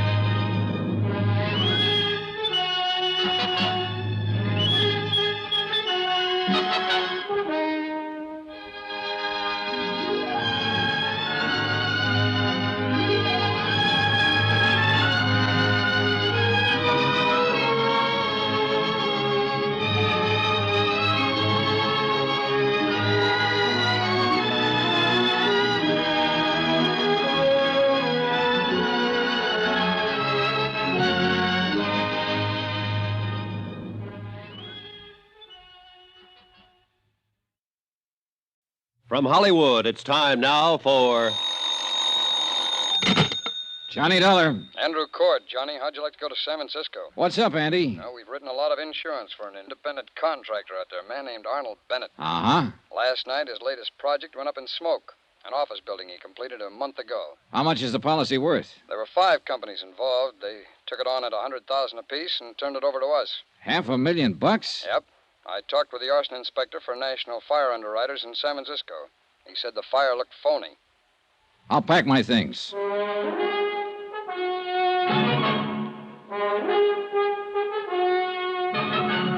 Tonight and every weekday night, Bob Bailey in the transcribed adventures of the man with the action-packed expense account, America's fabulous freelance insurance investigator. Yours truly, Johnny Dollar.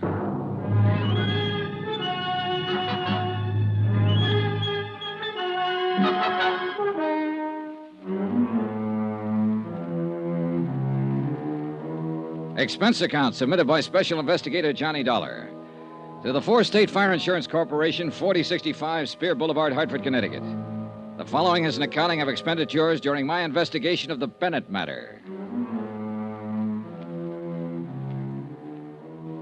Expense account item 1, $15, flowers for my girl. I wasn't able to keep our date. Instead, I met Four State Fire Investigator Andrew Cord at his office, and we made immediate arrangements to fly to California. Item 2, $25.06, one raincoat. Item 3, $144.15. Air transportation, Hartford, New York, San Francisco. En route, Andrew Cord filled me in on the details concerning Arnold Bennett.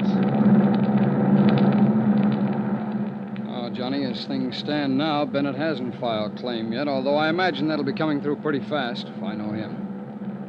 I met him once when he was in New York getting money to finance one of his big subdivisions. Yeah, it seems I've heard of him. Oh, he's made time and life a couple of times each. Oh, yeah.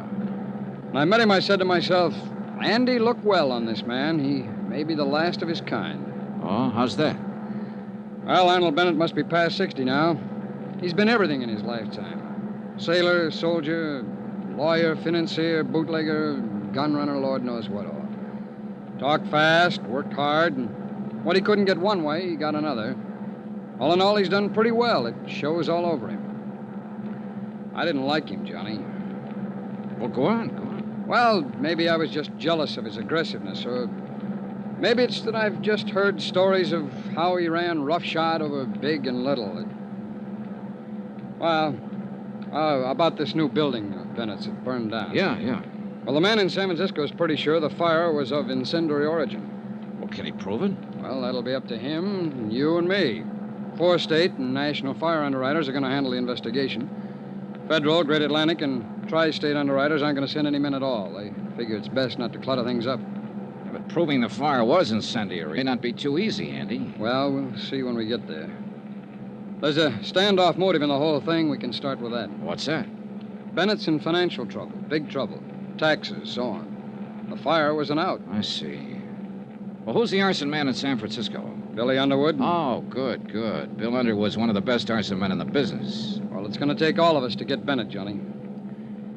We'll split it 3 ways. We'll let Underwood handle the fire evidence. You can play front force with Bennett, and I'll comb around in the financial situation. Yeah, well, we sure got our work cut out for us. But listen, Andy, you sound sort of scared of this guy, Bennett. I am, kind of. Why? Nobody's ever beat him. Expense account item 4, $7.50. Incidentals upon arrival in San Francisco. Andy Cord and I checked in at the Fairmount, then went downstairs, rented a car, and drove out to the scene of the fire. Bill Underwood was already there, had been there all day. We all shook hands, and then Underwood broke it down. Bill was a bit of a pedant, had things pretty well organized for us. Now, it's this way. The watchman on duty saw a man loitering in the vicinity of the building when he came to work at 6 o'clock. Uh-huh. 3 other witnesses remember the same man. A druggist, a filling station attendant on his way home from work, and a newsboy. Got a description? Mm-hmm. Right here. Male, Caucasian, 25 to 30, medium build, approximately 170. Dark hair, dark complexion. That's it. Have you talked to the police yet? Haven't had a chance, Billy. You know they got 8 men on this? Well, with that much of a description, it might make it easier. I sure hope so. So far, the description hasn't fitted anyone in the files yet. The newsboy swears that he saw this man sneak around the side of the building about 6 o'clock. The fire broke out about 6:30. Anybody see him leave? Mm-hmm. The newsboy says he saw him catch a bus on the corner right before the fire broke out. Might help us.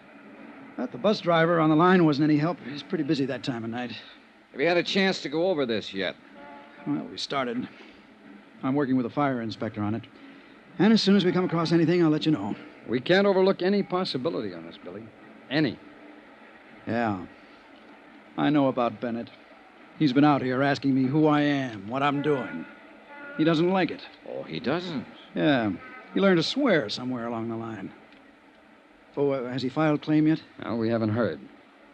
But it's a professional firing job, I'm sure of it. You're sure?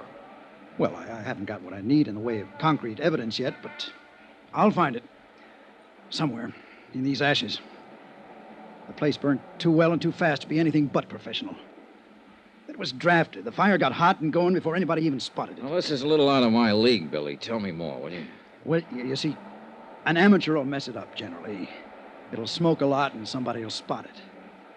Now, a bug, a nut, he'll do as good a job as a professional. Oh?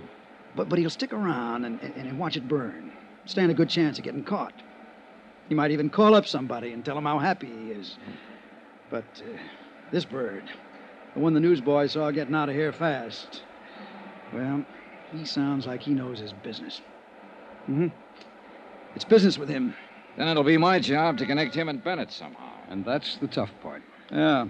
All I got to do is play around in the ashes. Oh, Johnny. Yeah? Watch your step with Bennett. Sure. He doesn't care about anybody.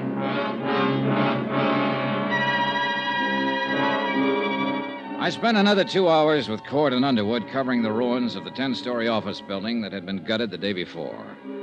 Underwood acquainted Cord and me with all of the necessary details, all he could. That night, we sat with the 3 witnesses at a special show-up in the Hall of Justice. 60-odd suspects were paraded out. There were no identifications. The next morning, while Cord and Underwood carried on with their part of the investigation, I went out to Arnold Bennett's real estate office near the Presidio. Remember that old saw, how a woman in love is always beautiful? When I walked in, I had no idea Elizabeth Bennett was in love and no idea that she was beautiful. Her sallow face without makeup, framed in a wisp of stringy blonde hair, wasn't flattered by the shapeless black dress and low-heeled shoes she was wearing. Certainly not the going idea of beauty. Now, did her conversation reveal anything to indicate love? Yes, Yes, sir. May I help you? Mr. Bennett, please. My name's Dollar. Dollar? D-O-L-L-A-R? He's not expecting me. Your business, Mr. Dollar. Four State Fire Insurance Corporation. It's about the fire that destroyed the office building. Oh, yes. Just a moment, please. Well, what is it, Liz? Mr. Dollar is here, Uncle Arnold. I don't want to see anybody today. I told you that, you idiot. Mr. Dollar's from Four State. It's about the fire. Oh. Well, send him in. And go out to lunch. Yes, sir. It's all right, Mr. Dollar. Straight ahead. He always like that? He's nice today. Thanks, Elizabeth. That's your name, isn't it? Yes. I'm Elizabeth Bennett. Go straight ahead. Dollar? That's right. Mr. Bennett? Come in, come in. I'm not going to ask you to sit down. I know why you're here. You have insurance investigator written all over your face. Well, in that case, we can get right down to the business at hand. What caused the fire? They don't know yet. It was deliberate. What? Somebody started that fire, that's what. And I know who. Get him and you'll save yourself some work. Tony Midas. Tony Midas? Who's that? The crackpot that set fire to my building. He's out of prison now, and he swore he'd get me. Well, now, look, maybe you'd better tell me just who he is and why he'd want to get you. Tony Midas worked for me once. I caught him stealing money, and I prosecuted him. He was sent to prison for 5 years, and he's the one you want.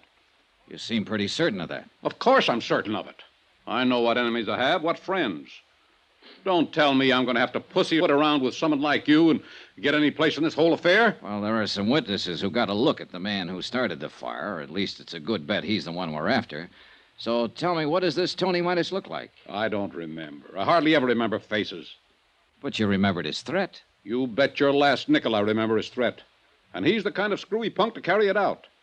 Last week there was a small story in the newspaper that he was being released from prison. Well, then we'll certainly look him up and have a talk with him. That's very good of you, I'm sure. Oh, now, look, this can be a very difficult thing all the way around, or we can all cooperate, Mr. Bennett. I'll cooperate. I know why you're in town. I know who you came with. I met that glorified fire inspector yesterday. Underwood, you people don't fool me, and I'm not trying to fool you. Get Tony Midas, and you've got your man. Did you tell the police about Midas? No, I was waiting for some bird like you to walk in here with your high-handed attitude. Now I've told you, now you can get out and get busy looking for him.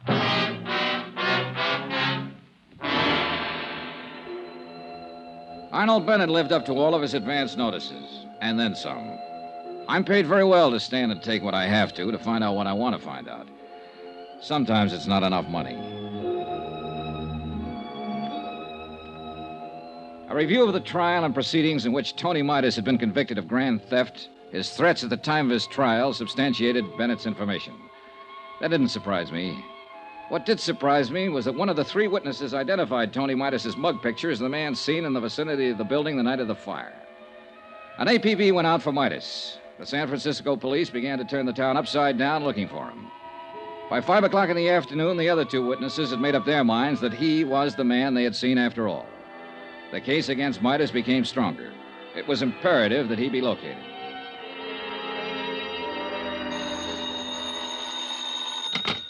Johnny Dollar. This is Elizabeth Bennett, Mr. Dollar. Remember in my uncle's office? I remember. Mr. Dollar, you're looking for Tony Midas, aren't you? You don't have to answer. I know you are. I think I can help you find him, but he's not the one you're looking for. Look, if you turn him in... Let me finish, and then we'll talk about him. I live at 1038 Murata Drive. I'll be home in an hour. We can talk there. 2 minutes later, when I was putting on my coat, I received another phone call. This one from Bennett's lawyer. He advised me that Arnold Bennett had filed claim and would bring suit if his claim was not honored in the prescribed length of time. I thanked him for the information and went downstairs and began to look around for a cab. A police car careened into the driveway, and a familiar hat on top of a familiar head leaned out. Hey, Johnny, go! Yeah, Andy Cord. Hustle up, kiddo. Hop in. Okay. It's Inspector Truck and Inspector Kane. Hi, what's up? Somebody shot Arnold Bennett 10 minutes ago.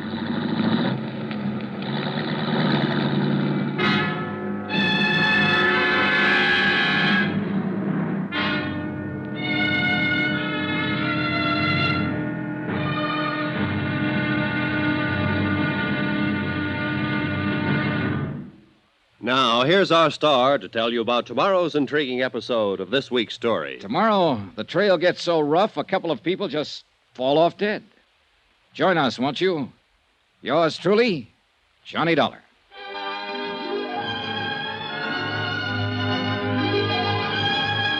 Yours truly, Johnny Dollar, starring Bob Bailey, is transcribed in Hollywood.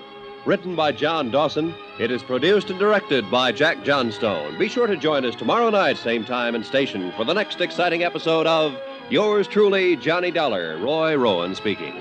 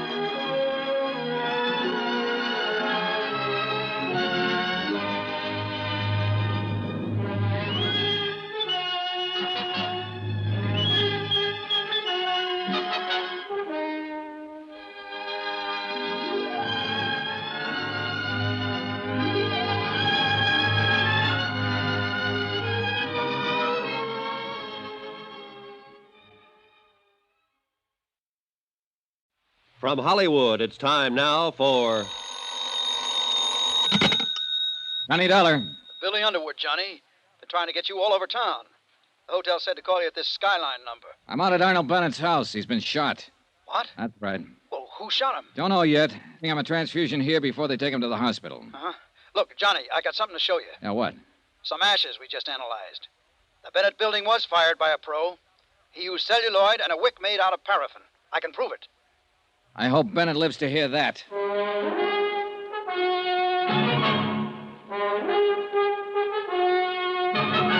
Tonight and every weekday night, Bob Bailey in the transcribed adventures of the man with the action-packed expense account, America's fabulous freelance insurance investigator. Yours truly, Johnny Dollar.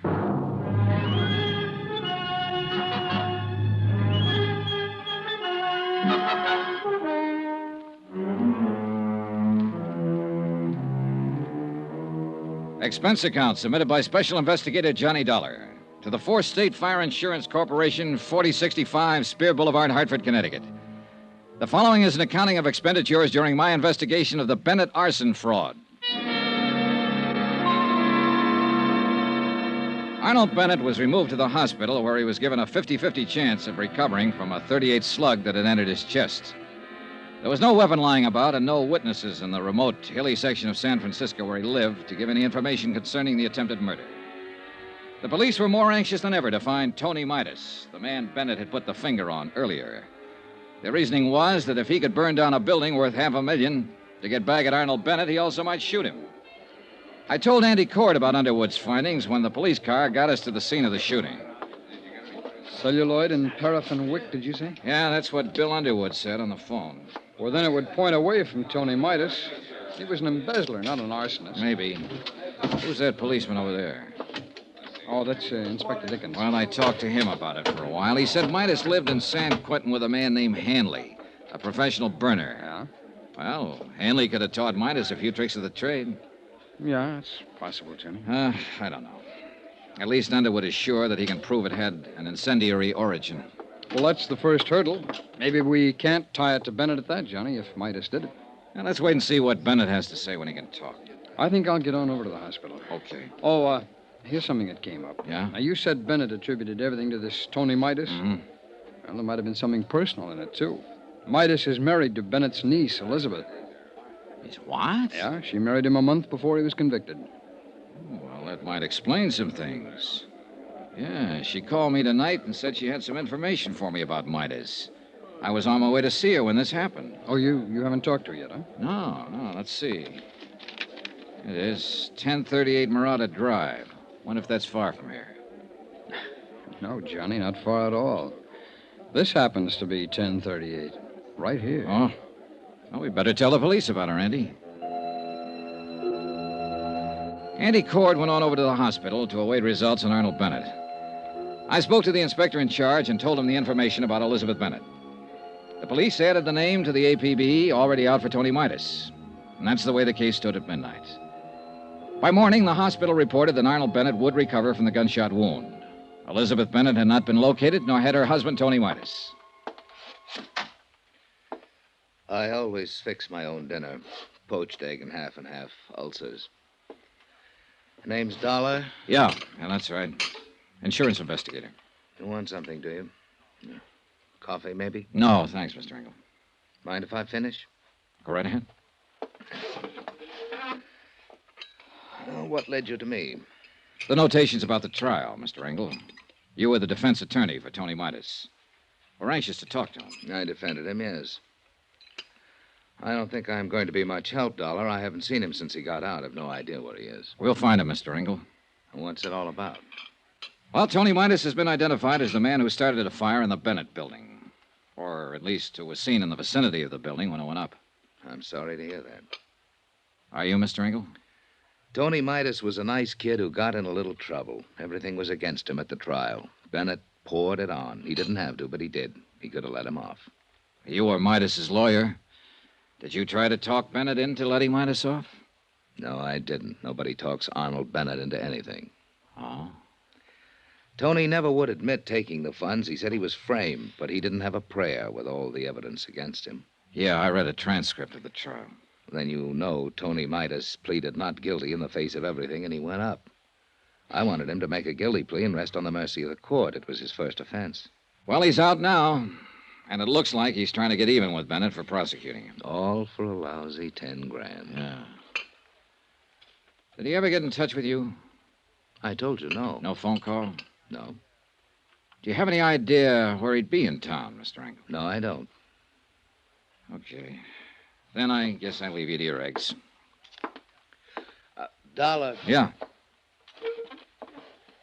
If you find Tony Midas, I'd like to know about it.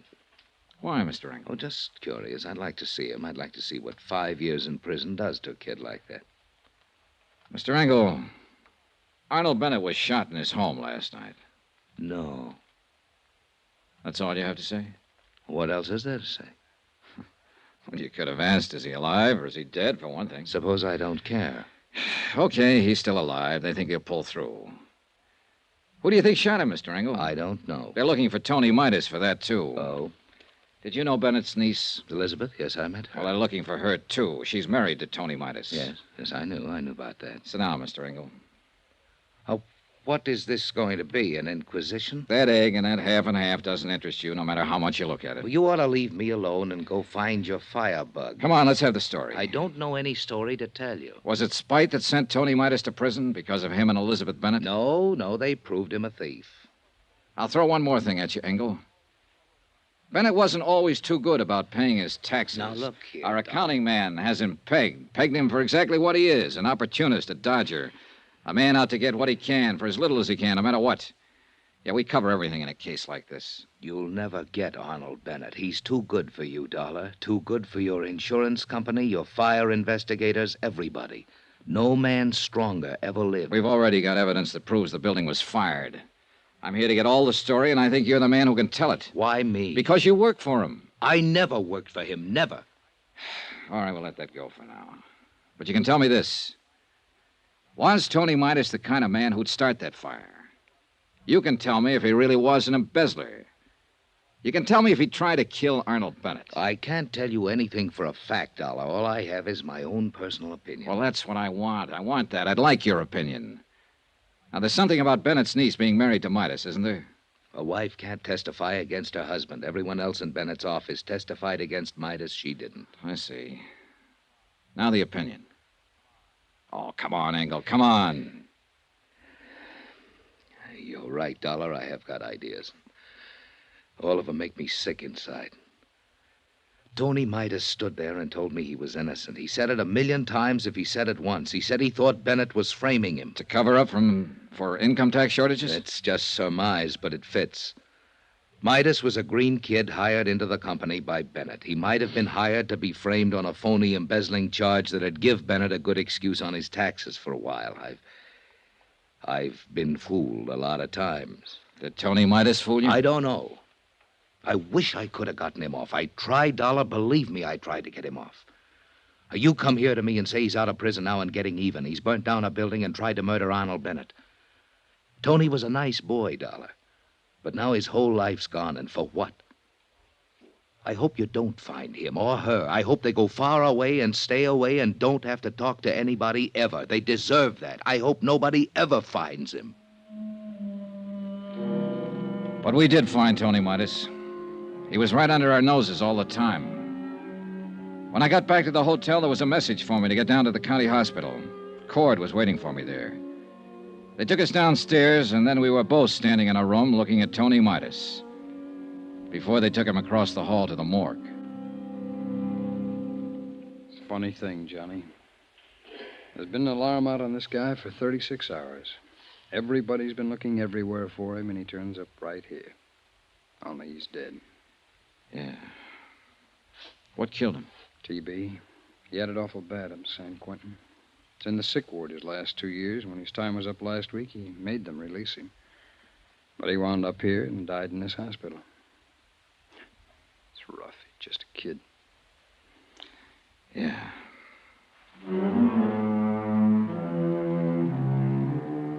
Up until that time, there had been some kind of a case against Tony Midas.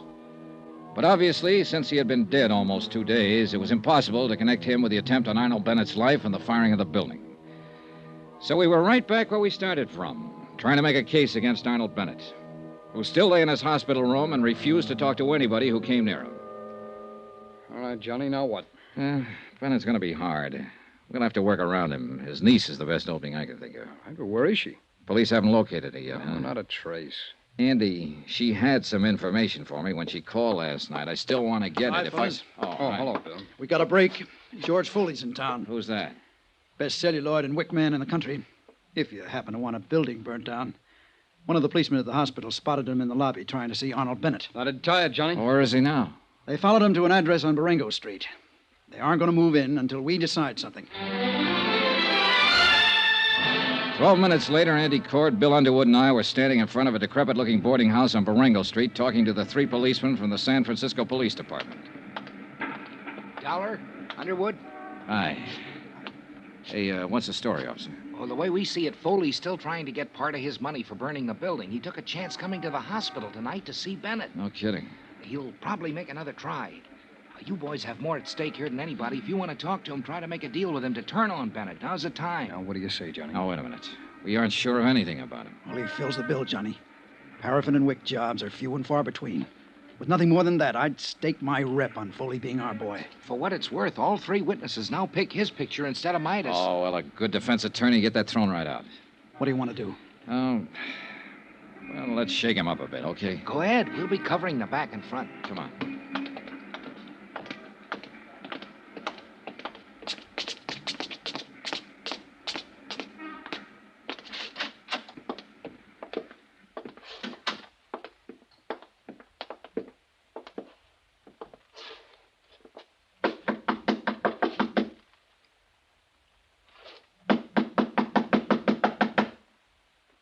We know he's in there, Johnny. Let's bust it in. No, wait.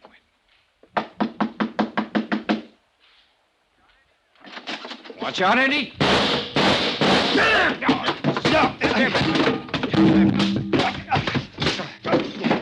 All right. That's enough. You okay, Bill? Andy? Okay. Yeah. All right, tough boy. Get on your feet and let's get out of here.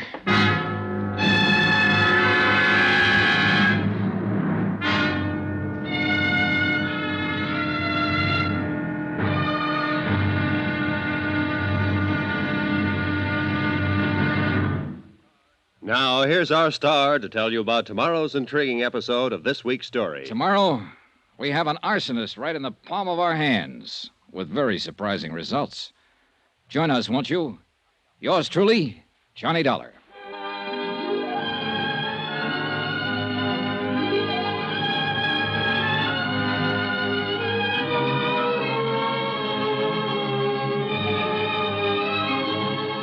Yours truly, Johnny Dollar, starring Bob Bailey, is transcribed in Hollywood. Written by John Dawson, it is produced and directed by Jack Johnstone.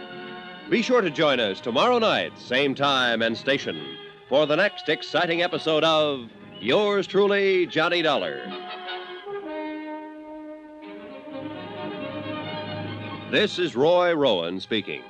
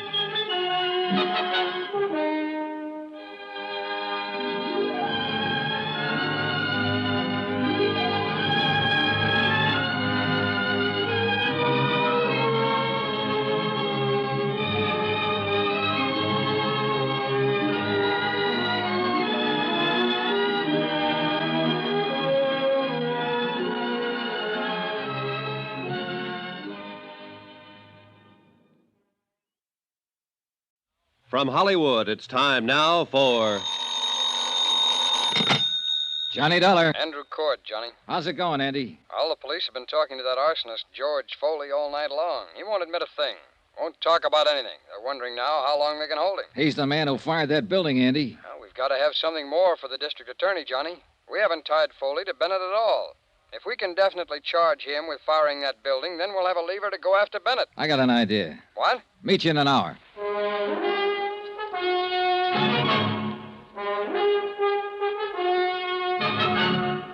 Tonight and every weekday night, Bob Bailey in the transcribed adventures of the man with the action-packed expense account, America's fabulous freelance insurance investigator. Yours truly, Johnny Dollar.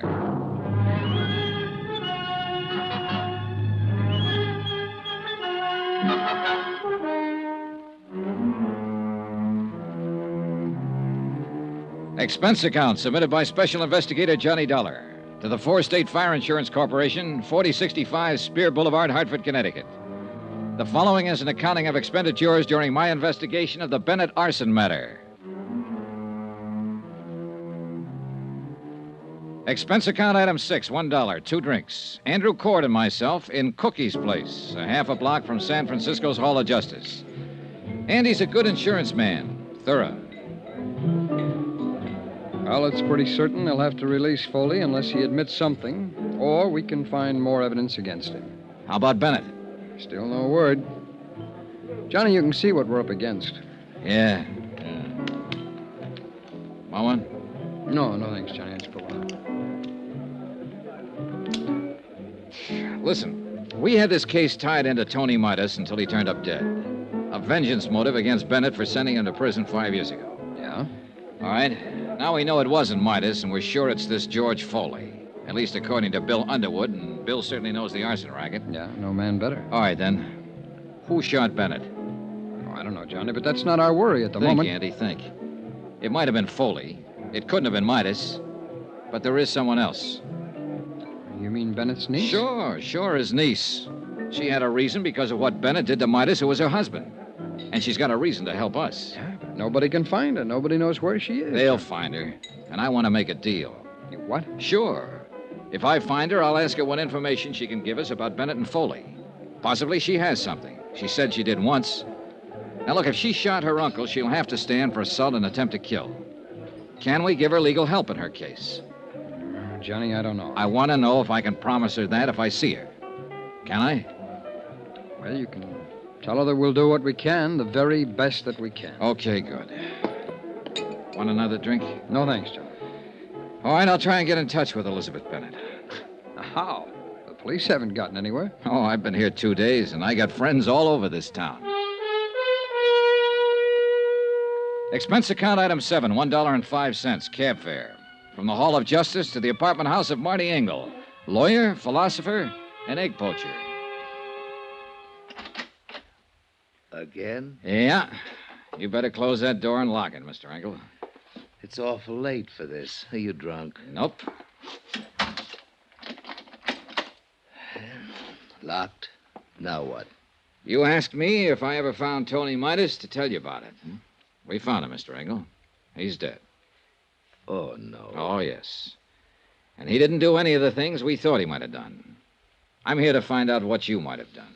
How did he die? Tuberculosis. He's had it for 2 years. Didn't know. No, I didn't know. I didn't know about it. I don't know how to figure you, Engel. I haven't been able to ever since I met you. Doesn't make any difference what I think of you, but it does make a difference how you answer one question. A lot of difference to you. What is it? Did you help Arnold Bennett frame Tony Midas and send him up to San Quentin? You say Tony is dead. Now, what difference? Did you help Bennett frame him? No, I told you I defended Tony Midas in court. I tried my best to get him off. That's the truth. You sure of that? I'm an honest man, if not a successful one. I told you the truth. All right, then, if that's the truth, you're not in any trouble and you can unlock that door. But if it's not the truth, you might get yourself killed. Why do you say that? Because somebody took a shot at Arnold Bennett last night. But he was lucky. It didn't kill him, but it came pretty near. You know who that somebody was? Elizabeth? That's a good guess. She hasn't got anything to lose now. She lost her husband. She might be out getting even for him if he was framed. And she thinks you helped frame him. I tell you, I didn't frame him. I defended him. I think Bennett stacked everything against him. I told you that once. I think Midas was an innocent man, but there was nothing I could do. Oh, wait a minute. What? Shh. Who are you expecting? No one. Ask who it is. Go ahead, ask who it is. Who is it? Elizabeth Bennett, Mr. Engel. Tell her just a minute. Just a minute, Elizabeth. Okay, over there. Go on, get down fast. Right,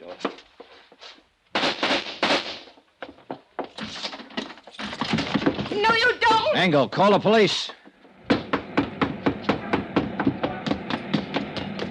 Hold it, Elizabeth, hold it up.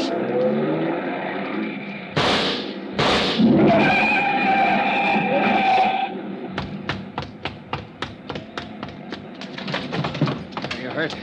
You? Are you hurt? No, I'm all right. Did I kill him? Did I kill him? No, Elizabeth, you didn't kill him. He ought to be dead. You don't know what you're talking about. He didn't have anything to do with framing Tony. He just told me. And he was lying. He should be dead. He and my uncle. None of this will bring Tony back to you. Come on now, come on. Let's get back.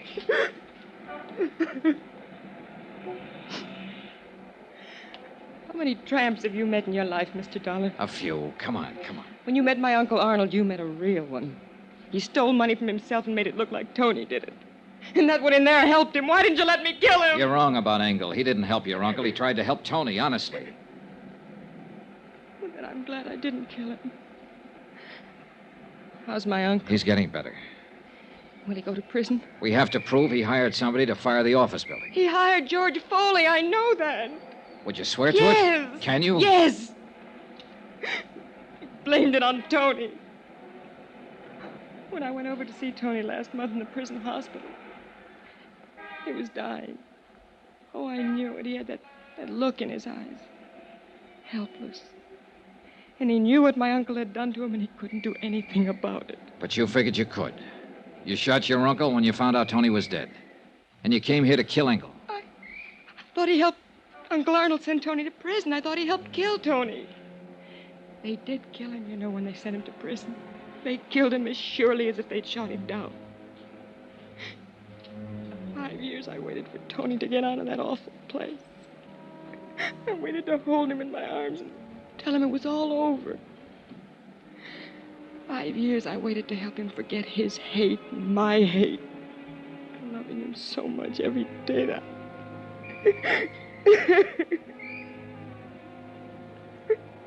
Now he's dead. What can you or I or anybody do about what they've done to Tony? Look at me, Mr. Dollar. I'm not what you'd call beautiful. I'm not even pretty. Nobody ever looked at me twice until Tony. He looked at me and he loved me. And now he's dead. And I'm dead inside.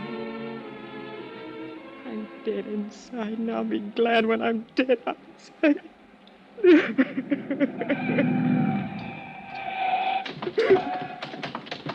Shooting in this neighborhood? Wait a minute, officer. What's that? No one's hurt. Come on, Elizabeth.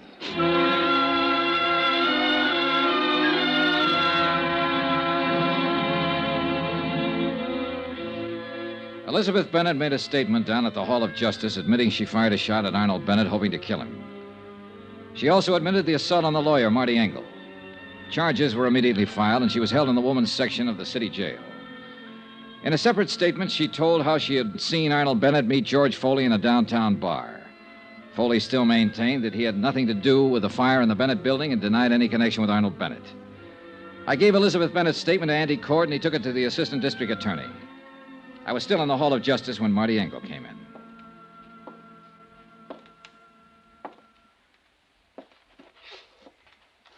Dollar? Oh, hello, Mr. Engel. How is Elizabeth? They're holding her. I'm not going to press any charges. Well, that's pretty decent of you, Mr. Engel. She's a pretty unhappy girl. I'd like to help her. Her uncle will probably press charges against her. I'd like to defend her. What? She needs a lawyer. I didn't do very well for her husband. Maybe I can do better for her. I hope so. Funny world, isn't it? Not tonight, it isn't. No, I guess not. Yeah. Well, I'll see you, Mr. Dollar. Right. Johnny? Oh, Andy, hi. Well, kid, you ought to pat yourself on the back. They're going to go ahead against George Foley for the arson job. Enough for them now, huh? That's a pretty good case against him, whether he opens up and talks or not. A statement from him would still be better. Always. But he's been around, Johnny. He hasn't given anybody the time of day yet. Yeah. Oh, about Elizabeth Bennett. I can arrange counsel for her. She's already got a lawyer, Andy. Okay, then we'll pay his fee. He doesn't want any fee. What's the matter, kid? Boy, maybe all this has been a little too much. Hey, what time is it? 10:15.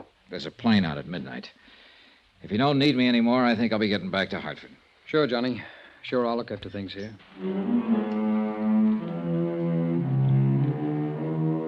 Expense account item 7, $49.65. Hotel and meals in San Francisco. Item 8, same as item 3, transportation back to Hartford. I caught the midnight plane and was in Hartford at 2 o'clock the next afternoon. I went directly to my apartment and went to bed. I was awakened the following morning about 7 o'clock. What the...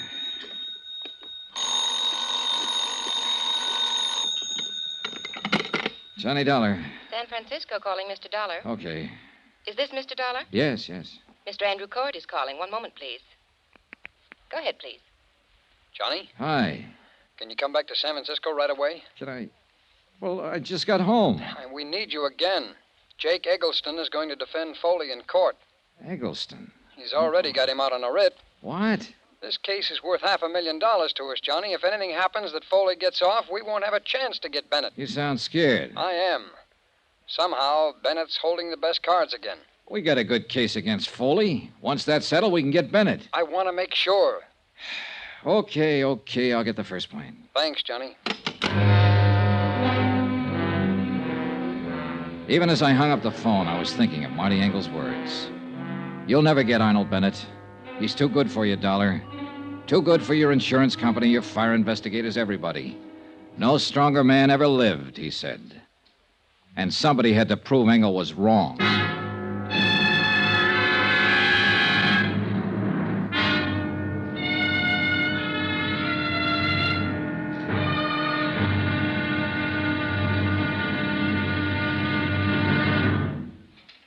Now, here's our star to tell you about tomorrow's intriguing episode of this week's story. Tomorrow, a fight against a strong man and one of the cleverest lawyers in the country. Join us in court.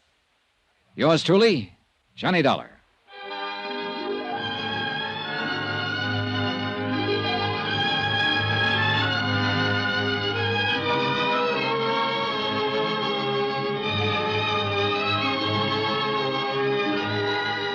Yours truly, Johnny Dollar, starring Bob Bailey, is transcribed in Hollywood. Written by John Dawson, it is produced and directed by Jack Johnstone.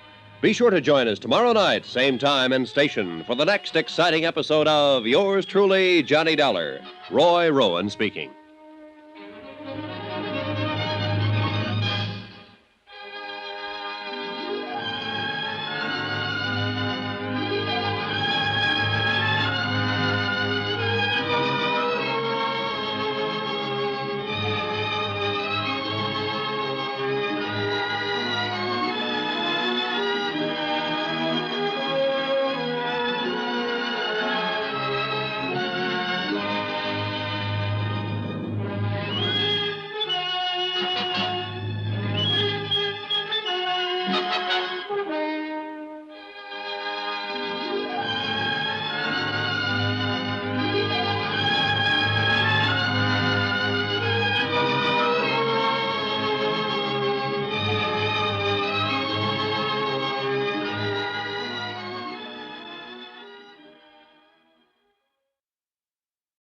From Hollywood, it's time now for...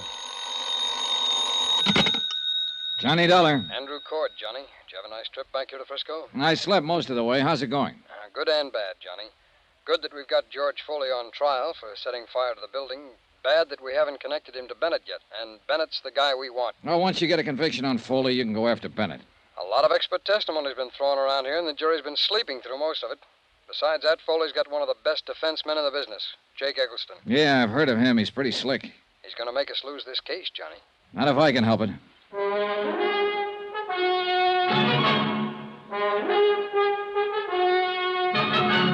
Tonight and every weekday night, Bob Bailey in the transcribed adventures of the man with the action-packed expense account, America's fabulous freelance insurance investigator. Yours truly, Johnny Dollar.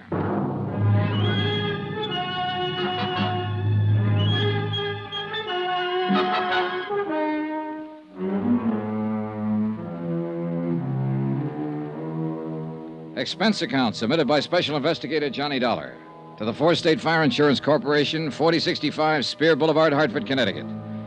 The following is an accounting of expenditures during my investigation of the Bennett matter. Expense account item 9, $124. Air transportation, Hartford back to San Francisco again, and the Bennett case, which I thought was finished with. I was at the Hall of Justice by 9:30. I met Andrew Court outside of the Superior Court. This may be the last day of the trial, Johnny. Anything new since I talked to you on the phone, Andy? Well, I may be worrying for nothing, since Finley's handled it all pretty well for the state. He's one of the assistant DAs, but Foley's still holding on to a not guilty plea. Well, isn't that just coaching? Well, maybe. But you remember Foley didn't make any statement when we took him, and the police got nothing out of him at all. Foley had something like 28 arrests besides 2 convictions. He knew the ropes. Yeah. Well, that's okay, yeah? Sure.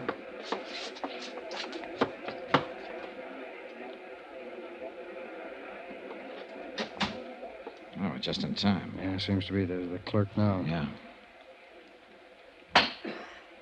Court is now in session. His Honor, Judge William J. Bainbridge presiding. Everybody stand.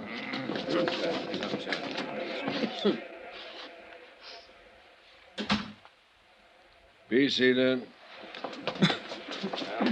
John Dollar. Hey. Well, I didn't think they'd call you first. No.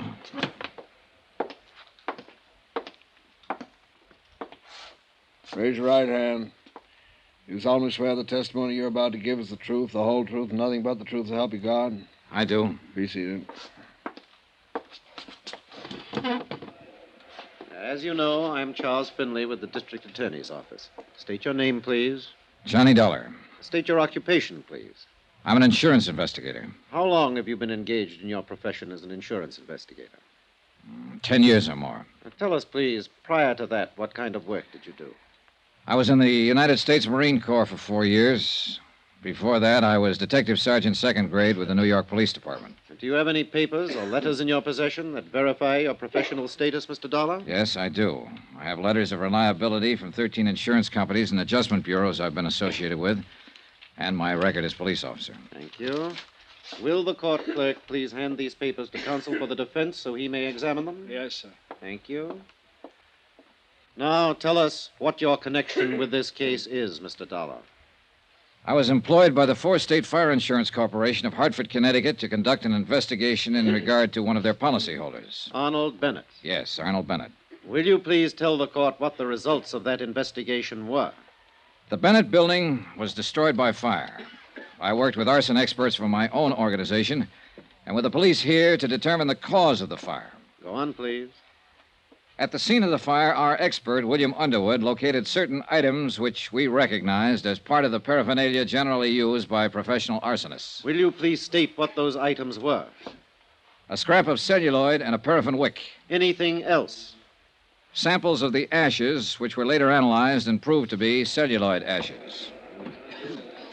I wish to remind the ladies and gentlemen of the jury that the public fire adjuster, the gentleman from the Skyline Laboratories, and the 2 gentlemen from the Fire Inspection Department have previously testified as to the identity and uses of these items. Will you continue, Mr. Dollar?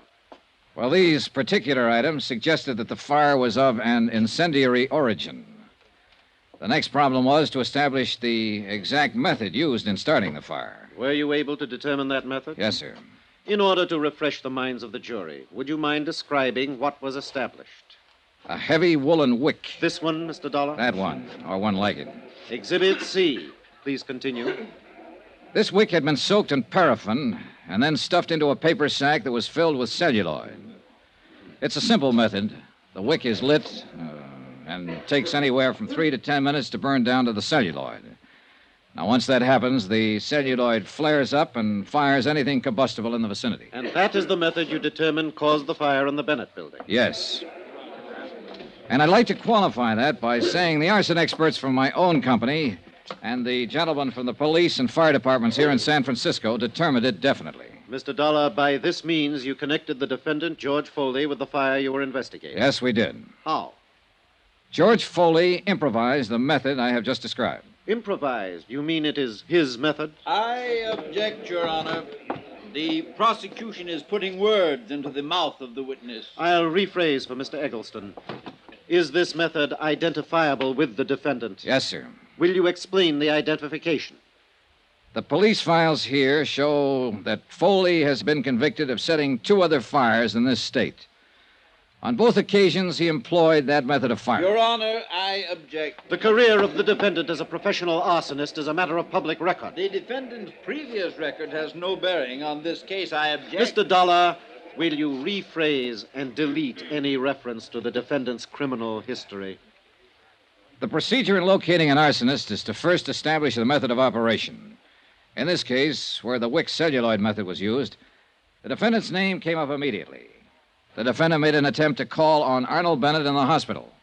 The defendant was positively identified by 3 witnesses as the man they had seen near the Bennett building prior to the fire. I remind the jury of the testimony of those witnesses.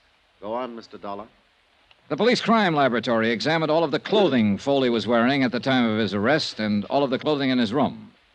There was definite evidence that he had been in the Bennett building. Will you tell us what sort of evidence, please? Well, paint smudges on the soles of his shoes and metal filings in cuffs of his trousers, compared with samples that were still available in the building, where certain painting and metal work had been in progress. You connected him with the improvised method of firing. You proved that paint smudges and metal filings came from the Bennett building. The defendant attempted to contact Arnold Bennett. What else? Arnold Bennett's niece, Elizabeth Bennett, informed me that her uncle, Arnold Bennett, hired the defendant to fire the building to collect insurance.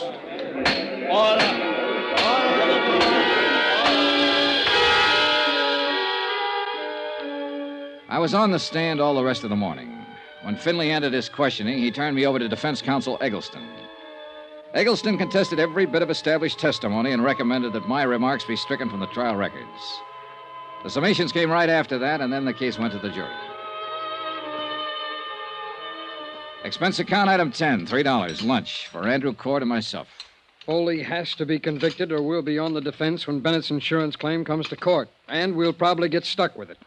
Hey, while the jury's out, why don't I go over to the jail and talk with Foley? Now, what good would that do, John? Well, Foley must know they'll give him the works if he admits something He'll to us. admit nothing. He sits there in court like they were talking about someone else.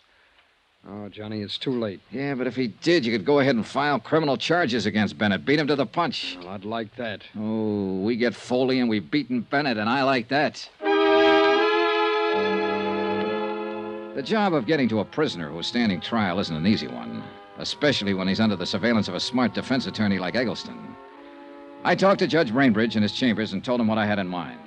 I broke down the case against Foley as the insurance company saw it, and the possible case against Arnold Bennett if Foley was found guilty. Judge Brainbridge arranged for me to see Foley. He was sitting on his cot. Eggleston was standing nearby. Hello, Dollar. Hello, Eggleston. Hi, what do you want? Well, I thought we ought to talk about this thing while there's still time. If it's okay with you, Mr. Eggleston. It's okay with me, Dollar.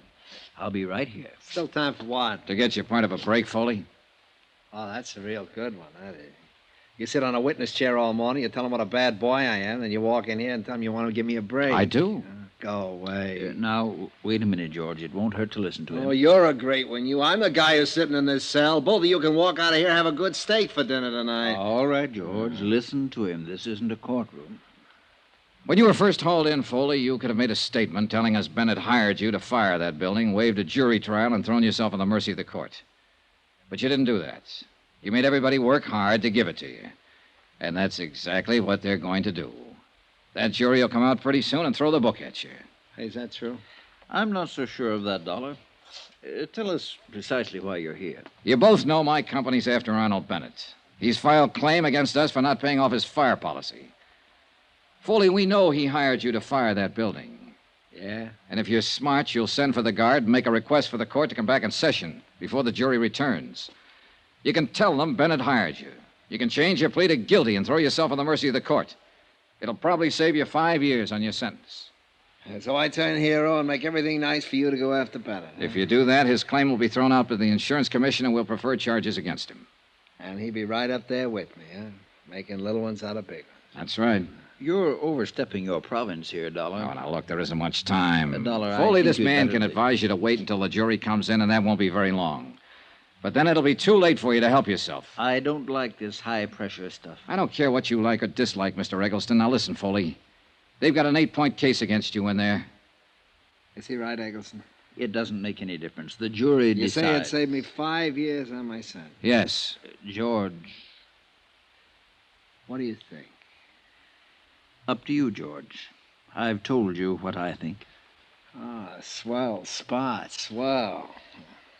Well, come on. What is it? I'll risk it. You're crazy. There's a chance those 12 clunkheads will walk out and tell everybody I'm not guilty. Come on, get out. Those last 5 years will be pretty hard ones. Guard. Thank you for the offer just the same, Dollar. You don't use your head much, Foley. If it hadn't been for you, I wouldn't be in here. So don't worry too much about what happens to me. If it weren't for guys like you, I wouldn't be in business. And I'm not worried. Dollar? Yeah? Yeah, I hope they let me loose on this one. For your sake. Don't plan on it. On account of... I'd like to kill you or something.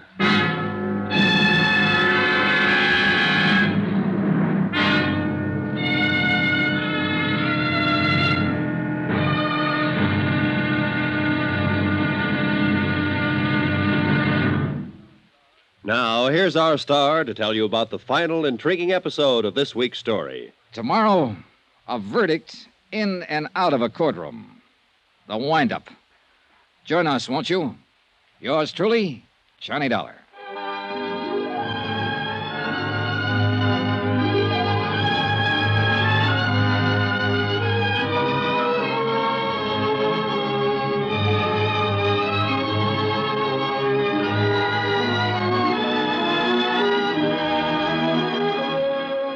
Yours truly, Johnny Dollar, starring Bob Bailey, is transcribed in Hollywood. Written by John Dawson, it is produced and directed by Jack Johnstone. Be sure to join us tomorrow night, same time and station, for the next exciting episode of Yours truly, Johnny Dollar.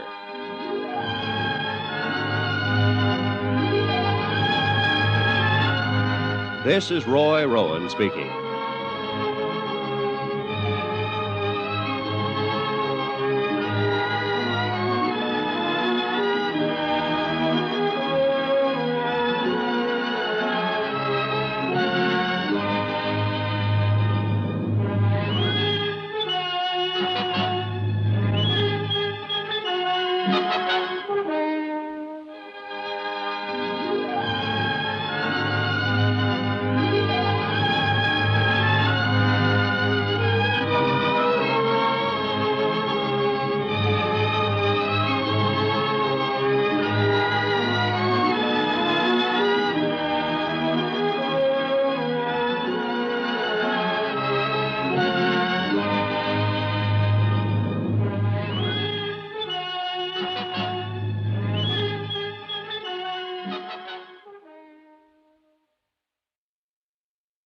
From Hollywood, it's time now for... Johnny Dollar. Hi, Johnny. Andy, I saw George Foley. I wasn't able to make him change his plea. Well, it was a good try, Johnny. Jury's still out? Yeah, that means they're arguing all the technical evidence. I was just thinking. No one really believes we'll get Arnold Bennett. What do you think? I think we will. I know we will. Well, if we can get Foley, we can get Bennett. Hey, wait a minute. Hey, the jury foreman just sent for the bailiff. I'll be right there.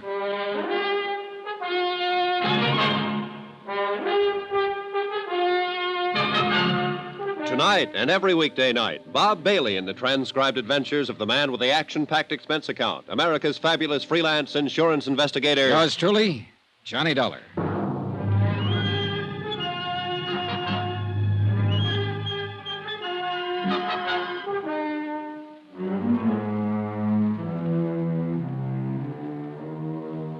Expense account submitted by Special Investigator Johnny Dollar to the Four State Fire Insurance Corporation, 4065 Spear Boulevard, Hartford, Connecticut.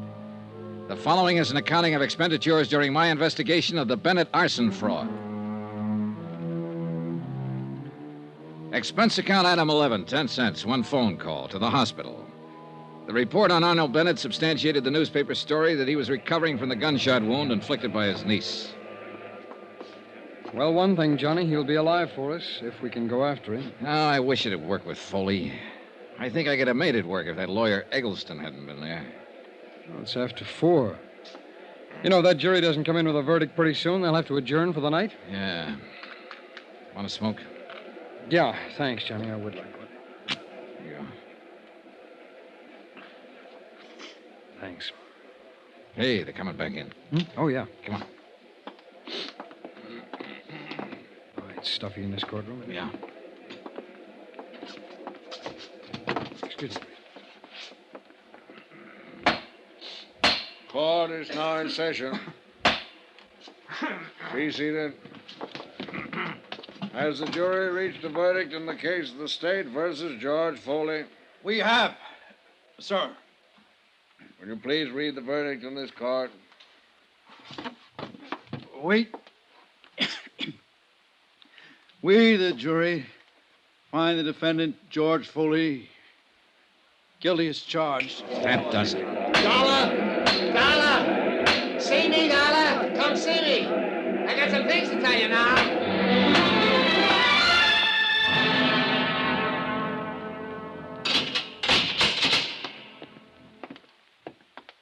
Who's this with you, Dollar? Andy Cord with the insurance company. Oh. Now, look, I haven't got any deals to offer, Foley. You know that. Yeah, I know. So I took a chance. It's a lousy 5 more years. What about Arnold Bennett? You're a little anxious.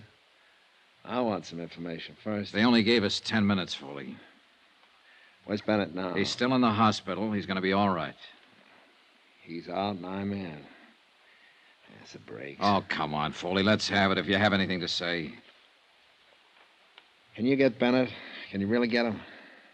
I'll tell you frankly. We think we can get him with or without your help now. It doesn't make too much difference. Maybe it'll take longer without your help, but we'll get him. The fact that the court is going to convict you for having set fire to Bennett's office building is the lever we've needed. We can go after him now. You want to help us, Foley? I don't want to help you or your stinking insurance company, but I hate the idea of Bennett. Mr. Know-and-do-everything, running around eating good food and sleeping in his nice bed while I'm rotting away in prison. Sure, he hired me to fire his building. He paid me $2,500 to put the torch to that lousy building of his. He said he could throw all the blame on a guy named Tony Midas if it ever came up. We want the facts, Foley. How'd he first contact you? Well, I got a friend who knows things, see? And my friend told me to contact him. When? A couple of days before the job. Come on, Foley. Who's your friend? I'm not going to tell you everything. Did you talk to Bennett in person about firing the building? I talked to him on the phone after my friend told me about him. Bennett said he wanted the place to go down because he's having money trouble, taxes and all, and he offered me $1,000 for the job. Now, wait a minute, Foley. You just said you got $2,500. I did. I hung up on him when he offered me the $1,000. I called him back later on and told him I wanted $4,000. Well, we argued about it and finally hit on the $2,500. Did you meet him then? Sure. No, I never met him. I saw him once, and I walked by the building and looked it over, but I never met him. Bennett's niece said she saw you two together, Foley, a sworn statement. Yeah, she's a liar. How about the money? How'd he pay it to you? He left it for me in the check stand at the bus terminal over on 4th Street. I told him how to do that and when to leave it. Now, let me get this straight, Foley. You made the deal to fire the building over the phone. Then you went ahead and looked at the job. You never talked to Bennett in person? That's right. And you made arrangements for him to pay you $2,500 by leaving it in the check stand at the bus terminal? Yeah. When did you make these arrangements? The day before the job. How'd you work it? I just told you. I mean the money. Oh, half of it the first time, and after the job was over, he left the other half for me. And you got it all? Sure, in cash. Why were you trying to see him in the hospital after he was shot? Try and shake him down for another 5. Oh, brother. Come on, let's start over. Well, what do you mean? Oh, you're trying to sell us a bill of goods here. For what reason, I don't know, but I know this. You had to meet Bennett. You had to see him, Foley. You had to talk it over with him personally. I just told you I picked up the money in the bus terminal. I don't believe that. Bennett wouldn't have left the money for you to pick up. You could have just gone away with it. And after the building was burned, if it had been that way, Bennett didn't have to pay you the balance. Now, when did you see him? It's pretty important to know when and where and how many times you and Bennett got together. Thought you said you could get him whether I told you anything or We not. can, brother. Don't ever doubt that. But if you tell us some facts, we can get him faster. All right, now. Where did you first meet him? Was it in a restaurant? Someplace with people around? No. I met him in his car. He was parked on Market Street near 5th. That's the way we arranged to meet each other over the phones. Did anybody see you meet him? People on the street, I guess. When did this meeting happen? Night I torched his building? He paid you then? Yeah. The whole $2,500? Yeah, all of it. What'd you do with the money? Never mind. Do you still have it? Never mind. Oh, this is a waste of time. You aren't telling us anything. Well, why should I? Well, why'd you call us here if you didn't have anything to say?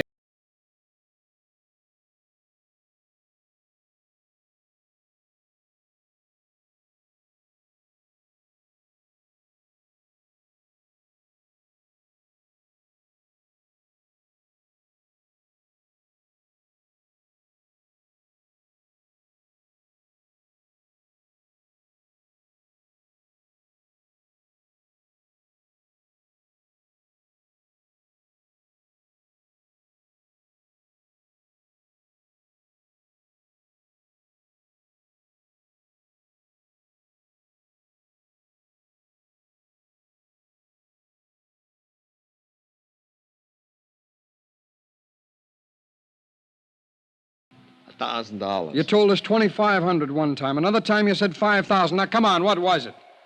$1,000. And when did he pay you? Right after I fired the building. I met him right afterwards down on the street in his car. He asked me if it was all set, and I told him to listen for the sirens. And pretty soon, somebody put in the alarm, and the fire engines come out. He paid me then, all right. The place was 3/4 gone by that time. He knew I did a good job. Where was this you met him now? Couple of blocks from the building. Did anybody see you together? No. Where did you telephone him from? From my place. The same night you started the fire? Yeah. And he brought you the money that night, and you cased the building that night, and you started the fire. All this in one night. Now, you got...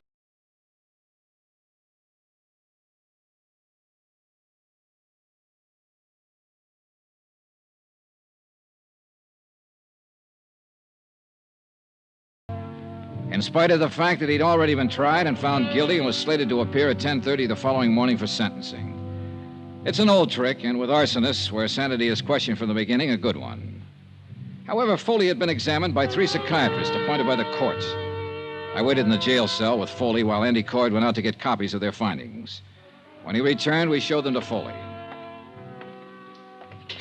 Okay, good. Here you are, John. Well, what do you show me these things for? To let you know there's no way to get out of it now, Foley. These are from psychiatrists. All of them had a good look at you. You're sane. You're all right. You remember when they looked at you? No. All right, look at the dates on the paper. You can read, can't you? Sure. January 15th, January 16th, January 21st. Witnesses were around for all the examinations. Well? Well? Are you through playing games now? Okay, Dolly, you guys win. Come on, give us the story. I met Arnold Bennett at the Hopkins bar about a month before the fire. I made sure I'd meet him there. Now, what do you mean, Foley? Well, I've been setting fires for a living for a long time now. I always have a list of people like Bennett who could use a fire. They get around. I knew he was in trouble 4 or 5 years ago with the income tax people. They sent a guy to prison for cover-up. Tony Midas. Yeah, it's Tony Midas. I figured he'd be needing another one pretty soon, so we had a drink. I brought it up. Who paid for the drinks? He did. Who saw you together? The bartender. His name is Alfred. There was a maitre d' there, a couple of people at the table. I put the proposition up to him. How'd he like to have his building burnt down and collect his $500,000 to get himself out of trouble? Well, he said he'd like that fine. I told him it cost him $5,000 in advance. Said he couldn't raise that much, but he did manage to get $3,500 together. I took it, and I did the job. What'd you do with the money? I still got it. Where? It's not going to do me any good now. I buried it in a gallon can in a vacant lot over by the tower. I could show you where. Okay. We'll get you to do that. Swell, I'll be glad to. Hey. What? I can send Bennett up the same way you're sending me up. Huh? I can testify against him at his trial.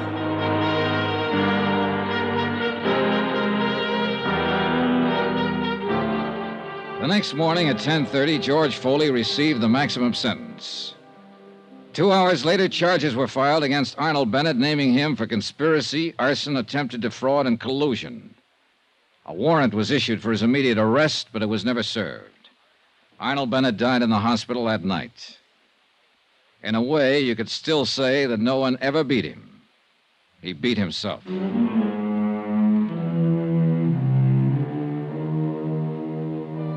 Expense account item 13, $87.50, hotel and board in San Francisco. Item 14, another $125, transportation back to Hartford. Item 15, $35, miscellaneous. Expense account total, $1,440.37. Remarks? Nothing. Yours truly, Johnny Dollar.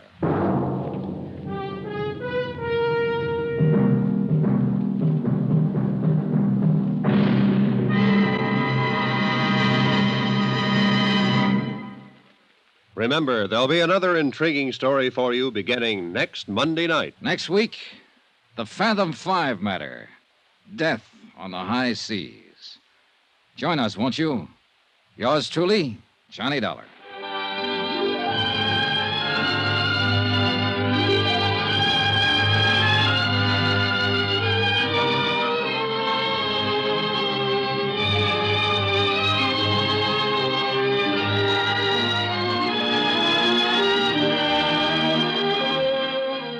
Yours truly, Johnny Dollar, starring Bob Bailey, is transcribed in Hollywood. Written by John Dawson, it is produced and directed by Jack Johnstone. Heard in this week's cast were Lillian Baeff, Stacey Harris, Chet Stratton, Will Wright, Marvin Miller, Hans Conried, Edgar Barrier, and Parley Bear. Musical supervision by Amerigo Marino. Be sure to join us on Monday night, same time and station, for another exciting story of yours truly, Johnny Dollar. This is Roy Rowan speaking.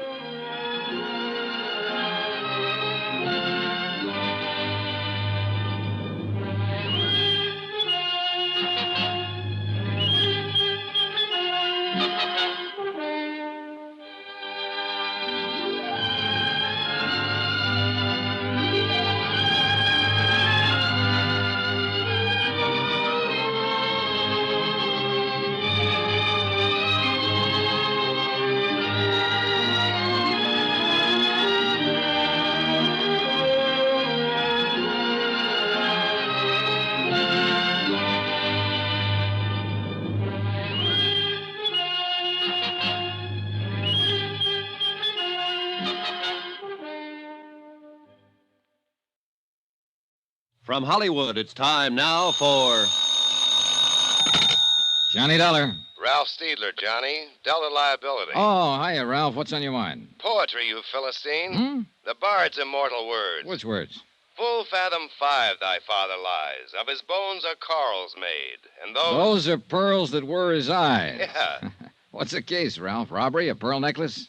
Life insurance. $75,000 worth of bones. Down on the bottom of the deep blue sea. Or so they say. So who say? The insured's wife. The insured's best friend.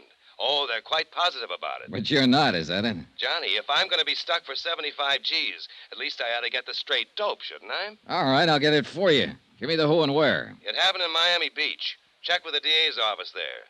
The insured was a man named William Markey. And the beneficiary? His wife, poor wretch. Oh, you're biased, Ralph. Sure, I'm paying alimony. So look it over, Johnny, and keep in touch.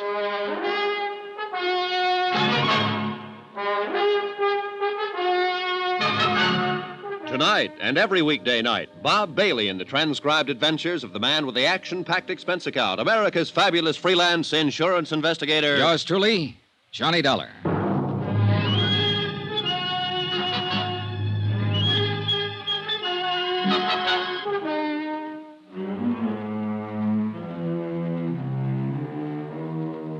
From Special Investigator Johnny Dollar to the Home Office, Delta Liability, Hartford, Connecticut. The following is an accounting of expenditures during my investigation of the Fathom 5 matter. Item 1, $143.40. Transportation, tips, and incidentals, Hartford to Miami. Purpose of assignment, aside from a chance to get a look at the sun, to check into the death of one William Markey, or to find out if there was a death, and how it happened, and where was the body, and if not, why not, and if so, how? Or rather to determine...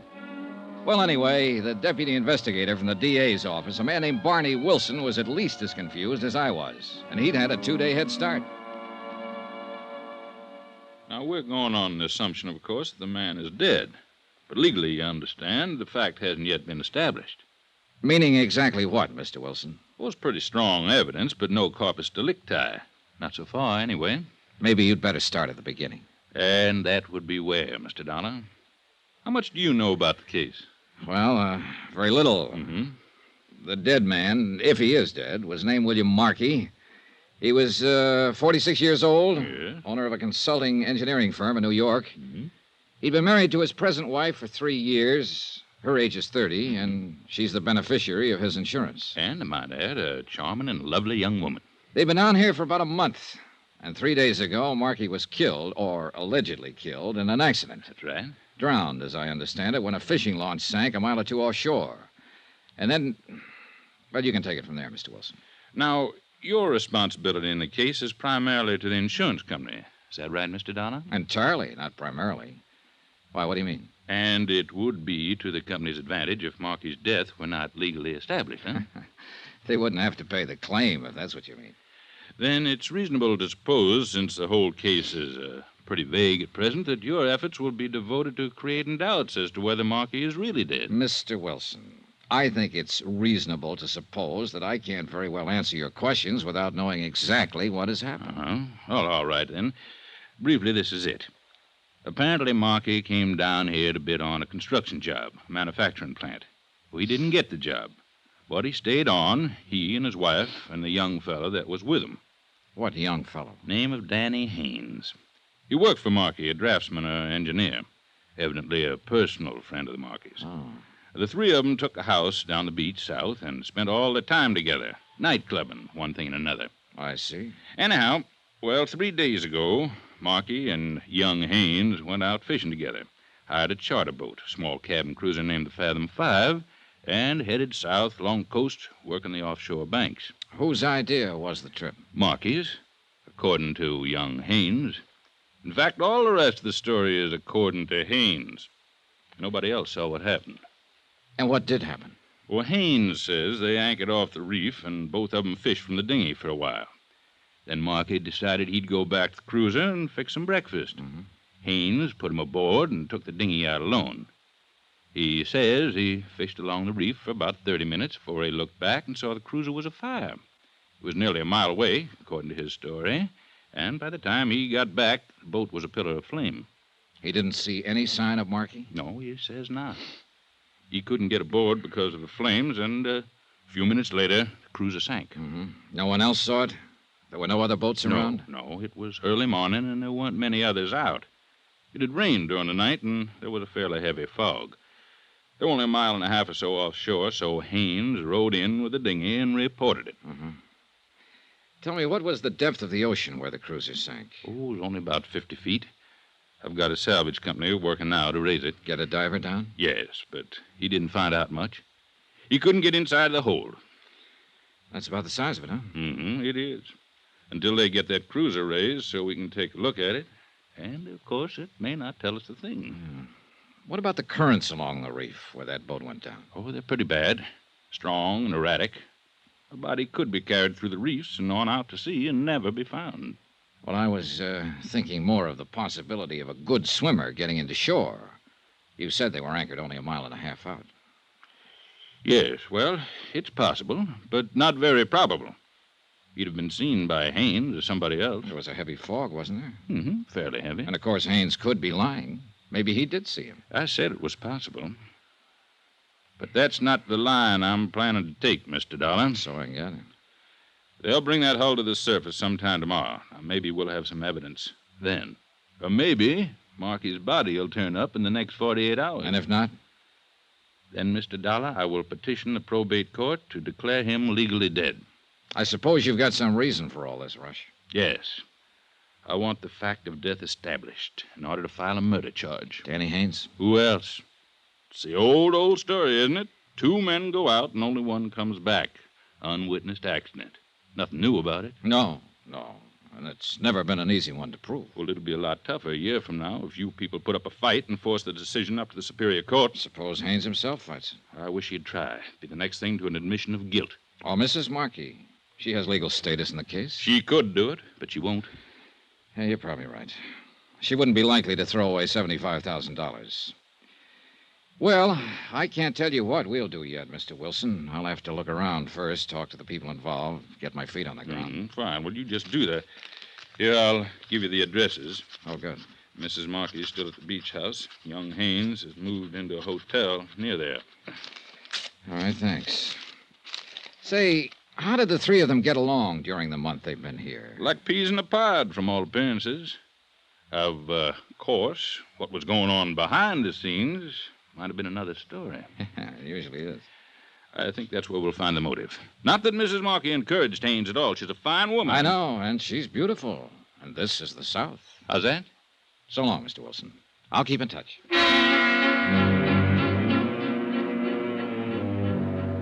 Expense account item 2, $3.35. Telegram to Hartford requesting an investigation of the Markey firm's financial status, both currently and over the past 3 years. And a similar check of Markey's personal financial status. Item 3, $4.10, taxi to the Pompano Beach Hotel to talk with the DA's prime suspect, Danny Haynes. Look, Mr. Dollar, I've been over the whole thing with the police a half a dozen times. I'd still like to ask you a few questions, if you don't mind. They've got the whole story, all I know about it. They had a stenographer to take it down. Why don't you go to them with your questions? Maybe I got different questions. I told them everything I know about it. Look, Danny, you don't have to talk to me, but if you're smart, you will. Why so? Because the police already have their minds made up. Or at least Barney Wilson has. Sure.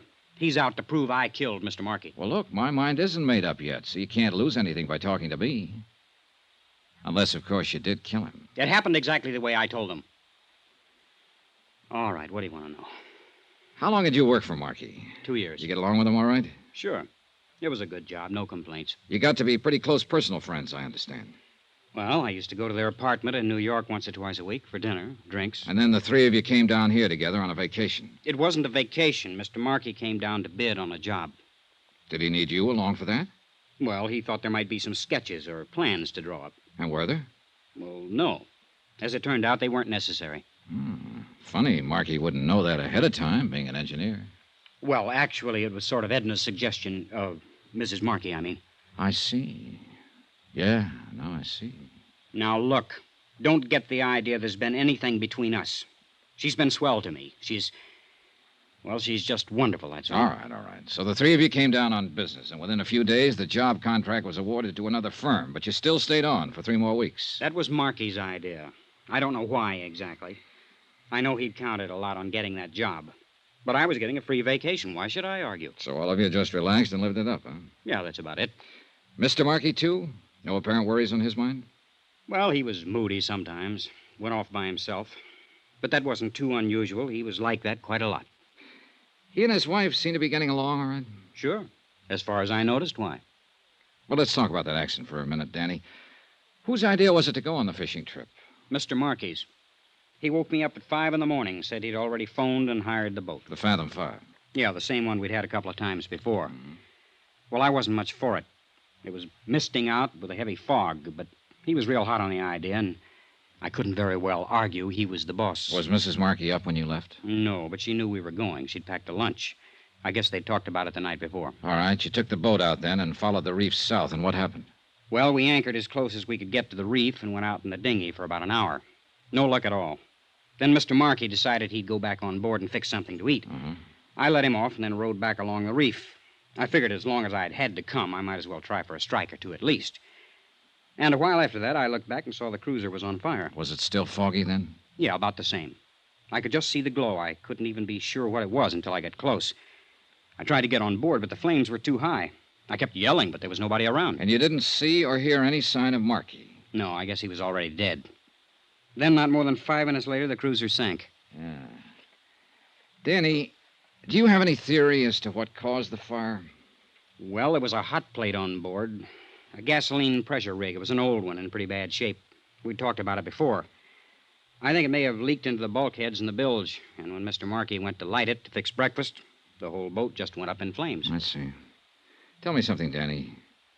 Do you think Markey could have committed suicide? Suicide? Why? For what reason? Oh, maybe losing that contract. You said it was pretty important to him. Or maybe he thought he was losing his wife. What do you mean? Well, maybe he misinterpreted your friendship with her, Danny. You're crazy. You're in love with her, aren't you? That's my business. I told you there was nothing between us. All right. But did Markey know that? Look, you're the same age she is, and he was 15 years older. A man like that might get to wondering... Knock it off, Dollar. Nobody's private life is going to be dragged into this. You better stop and think, Danny, while you've still got time. A defendant in a murder trial doesn't have any private life.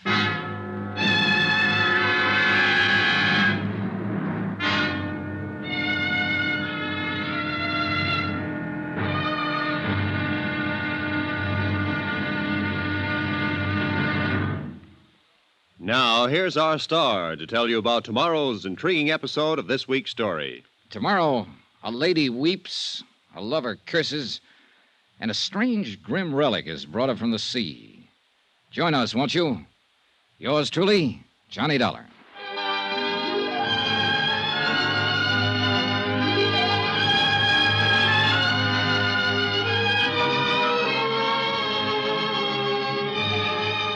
Yours truly, Johnny Dollar, starring Bob Bailey, is transcribed in Hollywood. Written by Les Crutchfield, it is produced and directed by Jack Johnstone. Be sure to join us tomorrow night, same time and station, for the next exciting episode of Yours truly, Johnny Dollar. Roy Rowan speaking.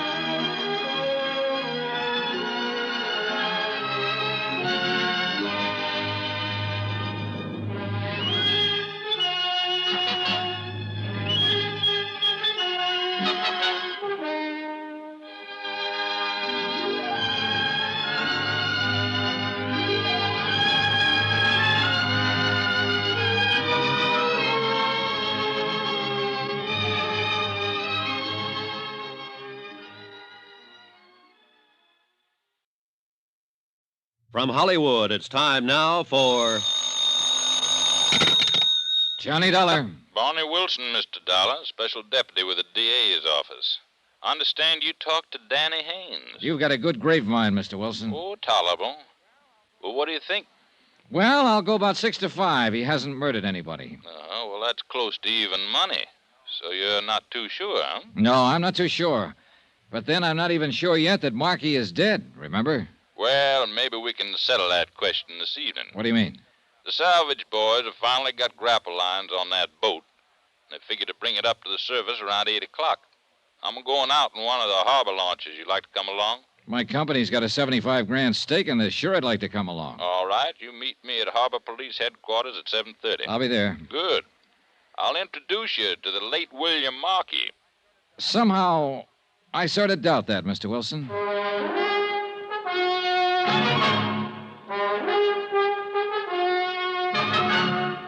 Tonight and every weekday night, Bob Bailey in the transcribed adventures of the man with the action-packed expense account, America's fabulous freelance insurance investigator. Yours truly, Johnny Dollar.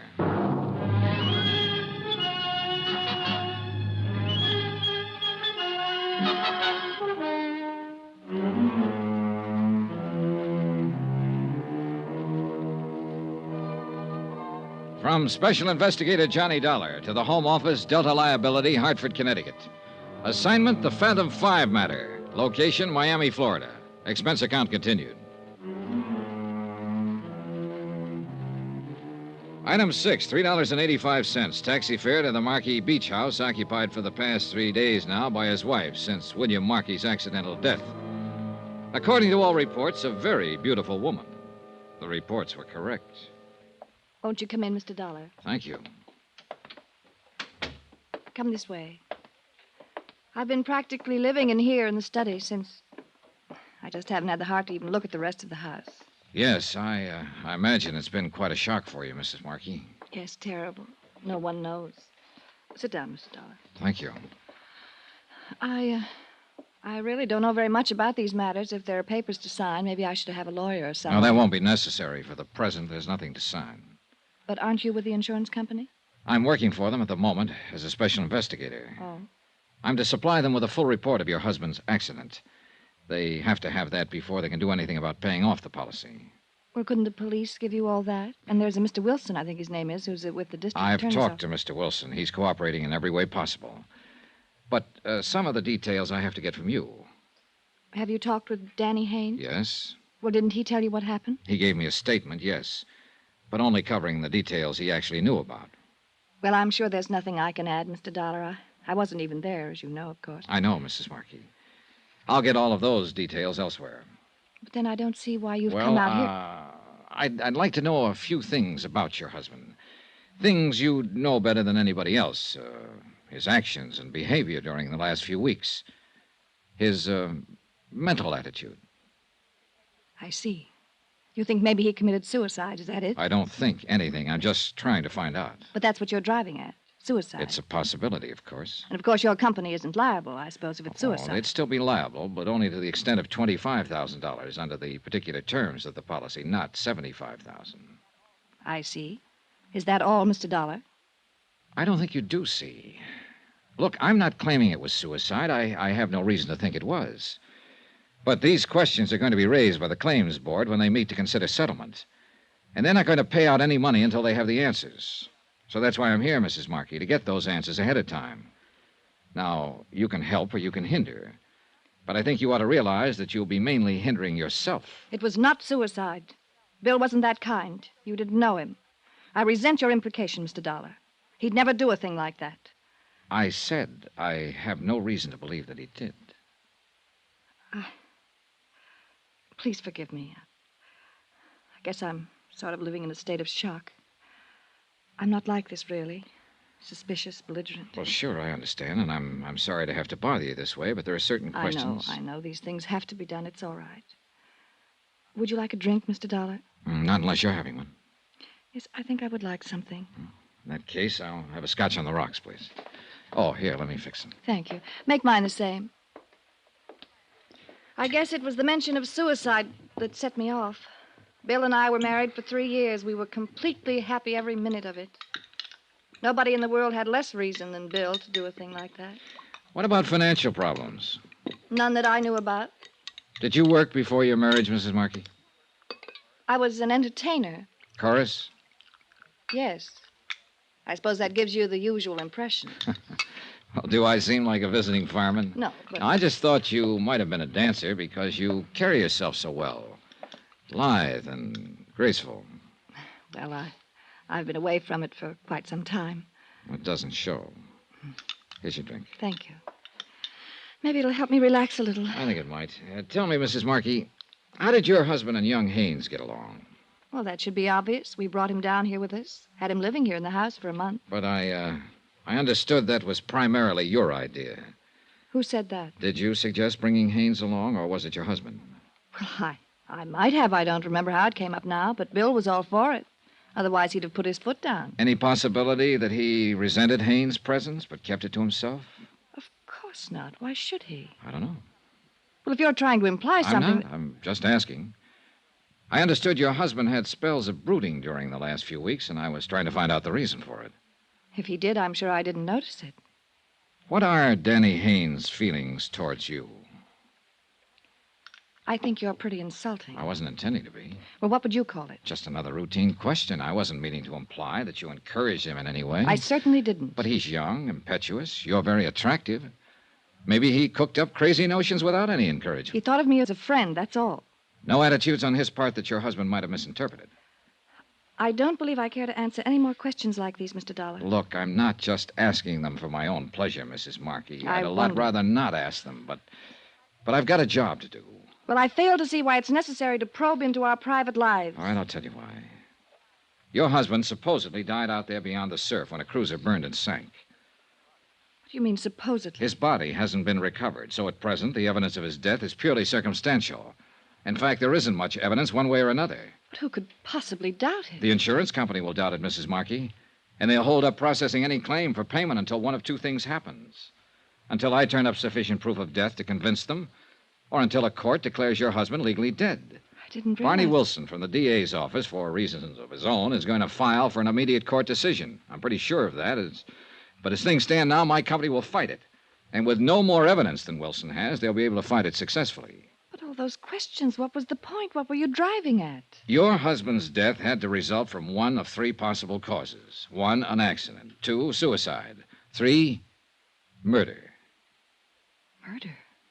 But there was no one with him except... Do you mean Danny? That's one possibility. 1 out of 3. Oh, no. I've no reason at the moment to give it any more weight than the other 2. But there is one thing certain, Mrs. Markey. In view of the circumstances, not one cent of insurance is going to be paid until one of those causes is proved. But what can I do? I don't know anything about it. Maybe you don't. Or maybe there's something you've forgotten, don't think is important. Or something you haven't wanted to talk about. I don't know, of course. But it might be worth thinking about. It was nearly dark when I left the house, and I wouldn't have noticed the man standing under a palm tree by the driveway if he hadn't made a sudden move to get out of sight. Then when I walked toward him, he scurried out of the drive and slipped into a car parked at the street. I could see it was an old model, but I couldn't identify the make. I caught the last 3 numbers on the license plate before it disappeared around a bend. I couldn't quite figure it. It might have been Haynes, or some ghoulish swindler who was scared off when he saw the widow wasn't alone. The numbers were 642.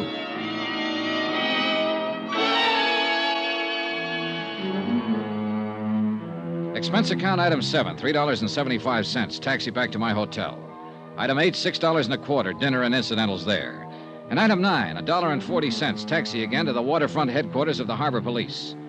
30 minutes later, I was in a police launch with Deputy Agent Barney Wilson, several miles down the coast, skimming across the water toward a bright cluster of spotlights where a salvage barge was working into the night to raise the burned hulk of the charter cruiser Fathom 5. You still got your mind set the same way, Mr. Dollar? What way was that? That there hasn't been any death or any murder? Oh, come now, Mr. Wilson. You're mistaking an honest scientific skepticism for a set of mine. Well, that's very pretty, Mr. Dollar. What does it mean? Well, I haven't taken any definite position yet. But I've got to see more evidence before I'll consider proof of death to be established without a question. That means you'll file a demurrer against a declaration by the courts, huh? It's not up to me. It's up to the company. But I can tell you right now that if you petition, they'll move to block it. You have no real evidence, Mr. Wilson. I'm getting it, though, piece by piece. The sea is starting to give up its prey, Mr. Dollar. What do you mean? The boys found his shoe late this afternoon, washed up in the surf, just about where you'd expect to find it if it had been carried in by the current. Identifiable? From the same New York shop that Marky's other shoes came from. Same size, same style. Well, it's something, all right, but it's still not conclusive. Well, what do you ask, that Marky walks up and tells you he's dead? No, I guess I'd settle for just seeing him that way. Oh, by the way, I wonder if you could have an auto license checked for me. A partial license on a used car, Florida plates. The last 3 numbers are 642. Well, it might take a while with no more than that to go on. Well, I've got an idea the car may have been purchased within the last 3 weeks or so. Maybe that'll narrow it down. You got an idea it may mean something? Look, I have no idea at all. I'm just playing the hunches. But it's about time something in this case started meaning something. We edged the launch up the side of the barge, tied up to a stanchion, and climbed on deck. The power winches on the derricks were still grinding away, and the sunken hull of the burned cruiser was nearing the surface. A crew of men waited with salvage pontoons, ready to float the supporting cradle into place as soon as the waterlogged hulk was raised. Wilson and I stood by the rail, watching, not talking, wondering, I suppose, what answers the wreck might supply us with. The taut steel cables inched their way slowly up from the depths. And finally, the boat itself broke the surface of the water. Then the men moved in with the pontoons, and other crew members dropped a suction hose into the water-filled hull and started to pump to empty. Finally, the whole thing was high enough so we could see that the cabin and the deck were badly burned, almost destroyed. But strangely enough, the hull itself seemed to be undamaged.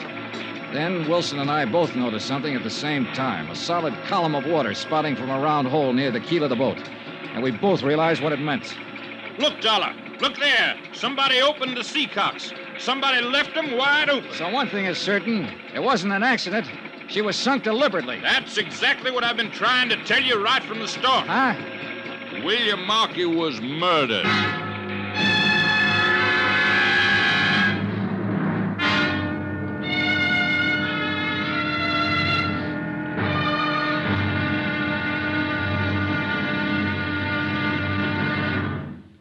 Now, here's our star to tell you about tomorrow's intriguing episode of this week's story. Tomorrow, a photograph, a silver cup, a harried widow, and the dead begin to stir with life.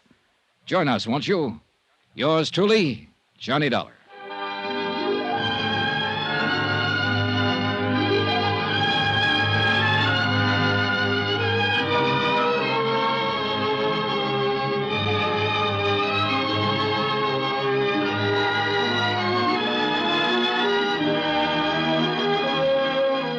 Yours truly, Johnny Dollar, starring Bob Bailey, is transcribed in Hollywood. Written by Les Crutchfield, it is produced and directed by Jack Johnstone. Be sure to join us tomorrow night, same time and station, for the next exciting episode of Yours truly, Johnny Dollar. This is Roy Rowan speaking.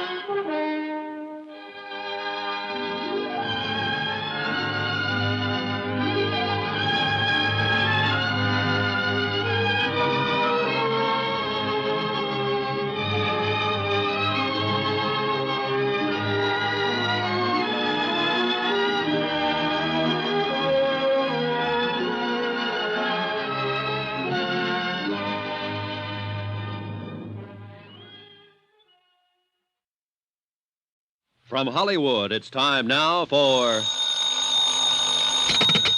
Johnny Dollar. Barney Wilson, DA's office. Oh, morning, Mr. Wilson. Say, you're on an expense account, aren't you? That's right. Good, I'm not. How about buying me a lunch? You got a deal. 12 o'clock here at my hotel. Sold. Found any more shoes? No, and no bodies. Not yet, anyway. I'm amazed.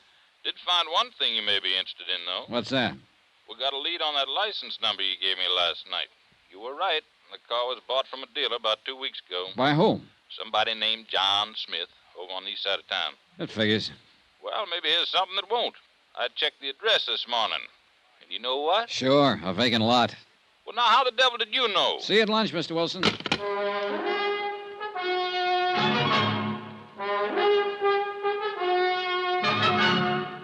Tonight and every weekday night, Bob Bailey in the transcribed adventures of the man with the action-packed expense account, America's fabulous freelance insurance investigator. Yours truly, Johnny Dollar.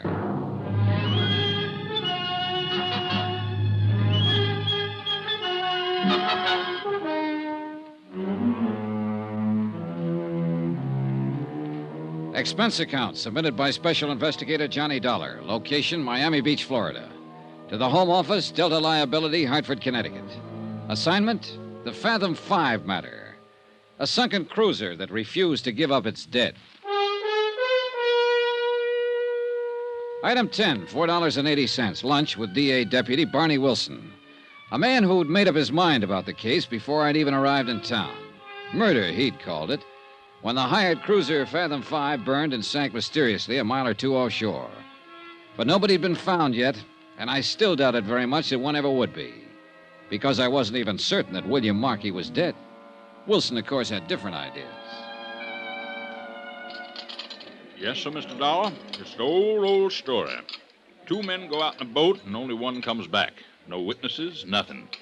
And if that doesn't indicate murder, I'd say pass the sugar, will you, please? Sure, here. You're convinced it's murder, and you're convinced young Danny Haynes did it. Well, who else? Well, now that would be a fine argument to advance in court, wouldn't it? Sure. Certain conviction, simply because you can't produce any other suspect. Wilson, I don't think there's been any murder at all. Now, you can pass me the sugar. All right. Suppose you let me tell you how I figure it. While I'm eating my dessert? Markey and his wife took a liking to this Haynes kid and practically made him one of the family. And right there was their mistake. It usually is. Because Haynes started getting ideas about his boss's wife. You have to admit Mrs. Markey's a mighty pretty woman. Who could deny it? She's Haynes' own age, and her husband was older. So the kid, in that bird brain of his, figured he had it all tagged. Figured she actually went for him. I think he probably started bothering her, making a nuisance out of himself. And I'll lay you odds she'll admit he did, once she's convinced he's guilty. Well, I got a sneaking hunch you may be right on that. Oh, thank you. So what happened? Markey finally noticed the kid was getting a little out of line. Probably didn't even take it seriously at first, but eventually he must have decided he'd better get Haynes straightened out. So, he took him out on that fishing boat in order to talk to him alone, is that it? Now you're with a dollar. But the thing backfired. Haynes probably got mad, maybe started a fight, knocked Markey out, and that gave him his big idea. Spur of the moment, huh? Yes, sir. Now, with the boss out of the way, he'd have a clear field with the widow. So he threw Markey overboard, set fire to the cruiser, opened the seacock so to be sure and sink, and then rowed away in the dinghy. And how could he be sure the body wouldn't be found? Washed ashore by the currents. Oh, he couldn't be sure. But what if it was? There was a heavy fog. Nobody saw what happened. He knew it'd be mighty tough to prove anything on him. Oh, brother, that's an understatement. As a matter of fact, it'll be impossible to prove that story. Yeah, well, once he's arrested and interrogated, I figure he'll break down and tell us the whole thing. Not unless he's completely simple-minded. No, you haven't even got the shadow of a case, Mr. Wilson. All you've got is a wild theory that doesn't even fit the facts. You got a better theory, I suppose. I think so. And would it be the kind that would take your company off the hook on that $75,000 life insurance policy? Now, by coincidence, it just so happens that it would. In fact, that insurance policy is the key to the whole thing. Uh-huh. I sort of thought you might say that. I didn't have any pet theory at first, but I do now. I'm pretty sure this thing is an out-and-out insurance fraud, and Danny Haynes is being used as the fall guy. Oh, do tell. And what are you finding for evidence, Mr. Dollar? Oh, a lot of little things that are sort of starting to add up. For one thing, I got a long telegram this morning from a firm of confidential investigators in New York. I forwarded a request through Hartford yesterday. Yeah, they turned up quite a lot on Markey. Such as? His financial status for the main thing. Oh, well, go on. Well, when he and Mrs. Markey were married 3 years ago, the firm was in first-class shape. But they've been living high, living up his capital. If he got that contract he came down here after, it might have pulled him through, but he didn't get it. Net result, he was flat broke. So what? A lot of people are broke. But not many of them have a $75,000 policy. I thought that's what you were getting at. What I am getting at is what I think happened. And I think Danny Haynes is telling the truth. I think Markey did send him off alone in that dinghy. Then Markey fired the boat, opened the seacocks, and while she filled up and sank, he swam ashore in the fog. And he's waiting it out somewhere now until his widow collects the insurance. Well, I don't see where you've got any more evidence than I have. Well, there's not much, I'll grant you. Not so far. But what there is adds up. I guess I'm just stupid, Dollar. All right, look. Take Mrs. Markey's attitude, for instance. She's trying hard to play the role, but it doesn't come off. Now, does she act to you like a 4-day widow? Well, she's got a lot of self-control. Oh, I'll say she has. I tried to goad her yesterday when I talked to her, came right out and practically insulted her. And how did she react? Never took her eyes off that main chance, the $75,000. Well, you know, it's not exactly unheard of for a widow not to mind too much being a widow. Oh, no, that's not the impression she gives. She's tense enough, nervous as a cat. But it's not because of grief or any feeling of relief either. It's because she's afraid she might say the wrong thing and let her foot slip. Well, Everybody's got a right to their own opinion. Another thing is that Marky's body hasn't turned up. Now, I talked to the harbor master this morning. He knows the currents along this coast backwards and forwards. He says it's the only one chance in 100 that Marky's body would have been carried out through the reef instead of thrown up on the beach about where you found that shoe. So this is the one time in 100. That was a mighty fine lunch, Mr. Dollar. We're going to fight you, Mr. Wilson, if you petition the court to declare Marky legally dead. Yes, I sort of figured you would. Hensley and Davis phoned me this morning and said you'd retained them as counsel. That's right. Well, I've been fought before. Expense account item 11, 10 cents. Phone call to Edna Markey, widow of the allegedly deceased and beneficiary of his insurance policy. Hello? Mrs. Markey? Yes? This is Johnny Dollar. Oh, I didn't recognize your voice. I wonder if I could ask a favor of you. Well, if it's something I can... I'd like to borrow a photograph of your late husband for a few hours. Well... I'll take good care of it. Make sure it gets back to you. Well, the fact is I really don't have one. Oh, well, you must have forgotten. I noticed one yesterday afternoon on the mantel in your study. Well, I meant not a good one. Well, that one will do fine, and thanks a lot. Has something new come up, Mr. Dollar? Yes, you might say that. I'll send a messenger out to pick it up. Goodbye, Mrs. Markey. Item 12, $3.80, messenger service. Item 13, $1.90, taxi fare to the used car lot of one Truthful Tom, the dealer who'd sold a car to a man named John Smith. A car that had departed suddenly from the vicinity of the Markey Beach House when its driver saw me come out of the house. I wasn't too sure whether Tom was truthful or not, but one thing was certain. He was typical. I notice you looking at that little gray job, friend, and I say to myself, Truthful Tom, don't you go trying to get the best of that lad, because he's walked right in here and spotted the best doggone buy on the lot before he's even turned around. Well, I wasn't really thinking of buying it. Friend, with the price I'll make you on that car, you can't afford not to buy it. No, I'm not really in the market. It's an economic society, friend. We're all in the market when the price is right. No, I just happened to notice that it looked like the car a friend of mine had stolen a few weeks ago. My dear friend, I'll make you... Did you say stolen? Oh, it may not be the same one, of course. I've got papers on that car. I've got papers on every last car on this lot. Did you have papers on the one you sold to John Smith 2 weeks ago? If he says I didn't, he's a liar. Now, wait a minute, mister. And I can get a dozen witnesses to prove it. You remember him, then? Well, do you? Remember who? Look, I'm a special investigator for the Delta liability. It's a frame-up, that's all it is. Whoever it is says they got a hot car deal on this lot is lying. Truthful Tom never turned a dishonest penny in his whole doggone life. Good, then we'll forget it. And any low-down rat that says I did's a two-legged snake, and I... What'd you say? I don't care anything about your deals. I'm trying to locate a fellow who bought a car from you. Well, friend, that puts a different light on it. John Smith, you said? That's the name he used. I can't say I recollect anybody by that name. Here's a copy of the title registry on the car. Now, let's see now. 6842, dark green... Oh, that was that old clunker that... of course, it was well worth the price I was asking. Do you remember the buyer? You bet your life. You know why? Because he paid cash. Not a check, cash. I mean the real long green Missoula. Would you recognize a photograph of him? Well, I might if... Oh, is this it? Well, let's see now. Well? No doubt of it, friend. That's the lad, all right.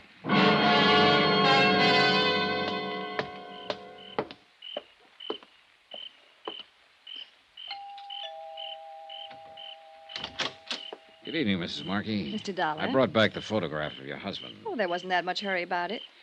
Did it help any? Quite a bit. Do you mind if I come in? Well, all right, of course. Thank you. You know, I've been trying to think all day long what you could possibly want with that picture. I still can't imagine. You can't, huh? Sit down, Mr. Dollar. Thanks. It's a terrible picture, of course. That's why I hesitated about giving it to you. Doesn't look a thing like him. It looked enough like him, Mrs. Markey. Enough like him? I don't think I know what you mean. Did you know your husband bought a second-hand car the week before his so-called death? You must be mistaken. He'd have told me about it. The car dealer positively identifies his photograph. He used the name John Smith, paid for it in cash. What did you mean, so-called death? William Markey isn't dead. I think we're both aware of that. Well, Mrs. Markey, aren't we? Do you mind telling me what you're talking about? It wasn't even a very smart scheme to start with. Your husband must have been really up against the wall, or he'd have known better than to try it. But I suppose he thought he had to in order to hang on to you. I imagine you're pretty expensive to support. I think you'd better leave right now. Actually, it would serve you both right if I did. But I decided to give you a chance. I came here to let you know exactly where you stand. And where is that, if I may ask? 1 step away from prison. Take that step, and you're in up to your necks, you and your husband both. What step? So far, we have no case against you for attempted fraud because you haven't filed a claim yet. But take my advice, Mrs. Markey. Don't file one, because the minute you do, we're going to hit you with both barrels. You've got some pretty crazy ideas, haven't you? You've had fair warning. I've had one of the biggest bluffs I've ever heard about. Why, you people would do anything, wouldn't you, to keep from paying off on a policy? Better talk it over with your husband before you do anything foolish. My husband is dead, Mr. Dollar. No one but you even doubts it. I'm a cynic. How much proof does it take to bring you to your senses? Mrs. Markey, as this case stands right now, there's only one way you could convince me that William Markey is not alive. Show me his dead body.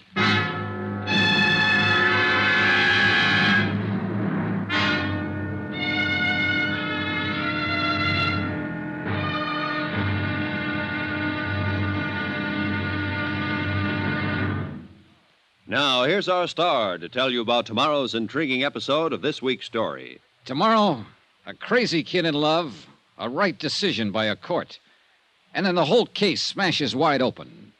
Join us, won't you? Yours truly, Johnny Dollar.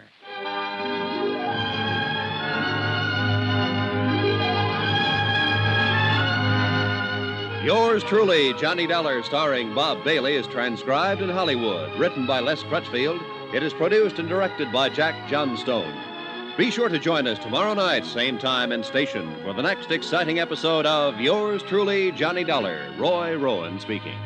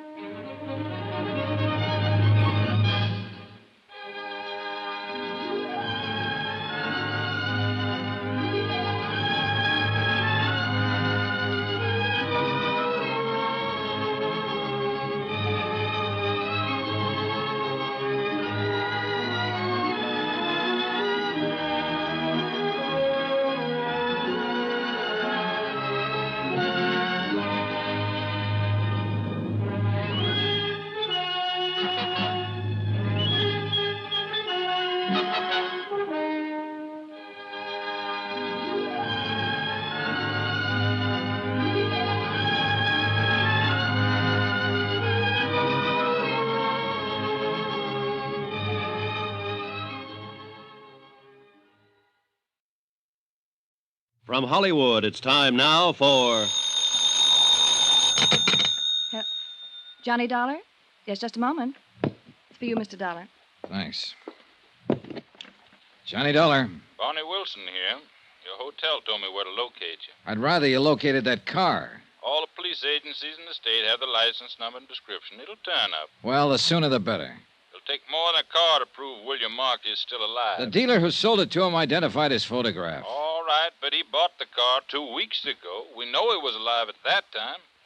In case you've forgotten, Mr. Dollar, the Fathom 5 sank only 4 days ago. That's when Markey was murdered. Okay. We're not going to settle it by arguing. That's why I phoned. It's going to be settled tomorrow morning. You've petitioned for a hearing? 10 o'clock in Judge Campbell's chambers. You're making a mistake. See you in court, Mr. Dollar.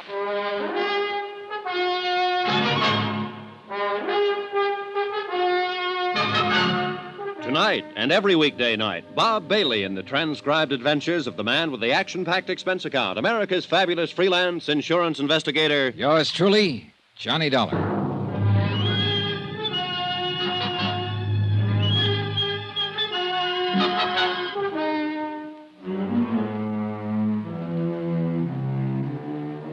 From Special Investigator Johnny Dollar, location Miami Beach, to the Home Office, Delta Liability, Hartford, Connecticut. Assignment, the Fathom 5 matter.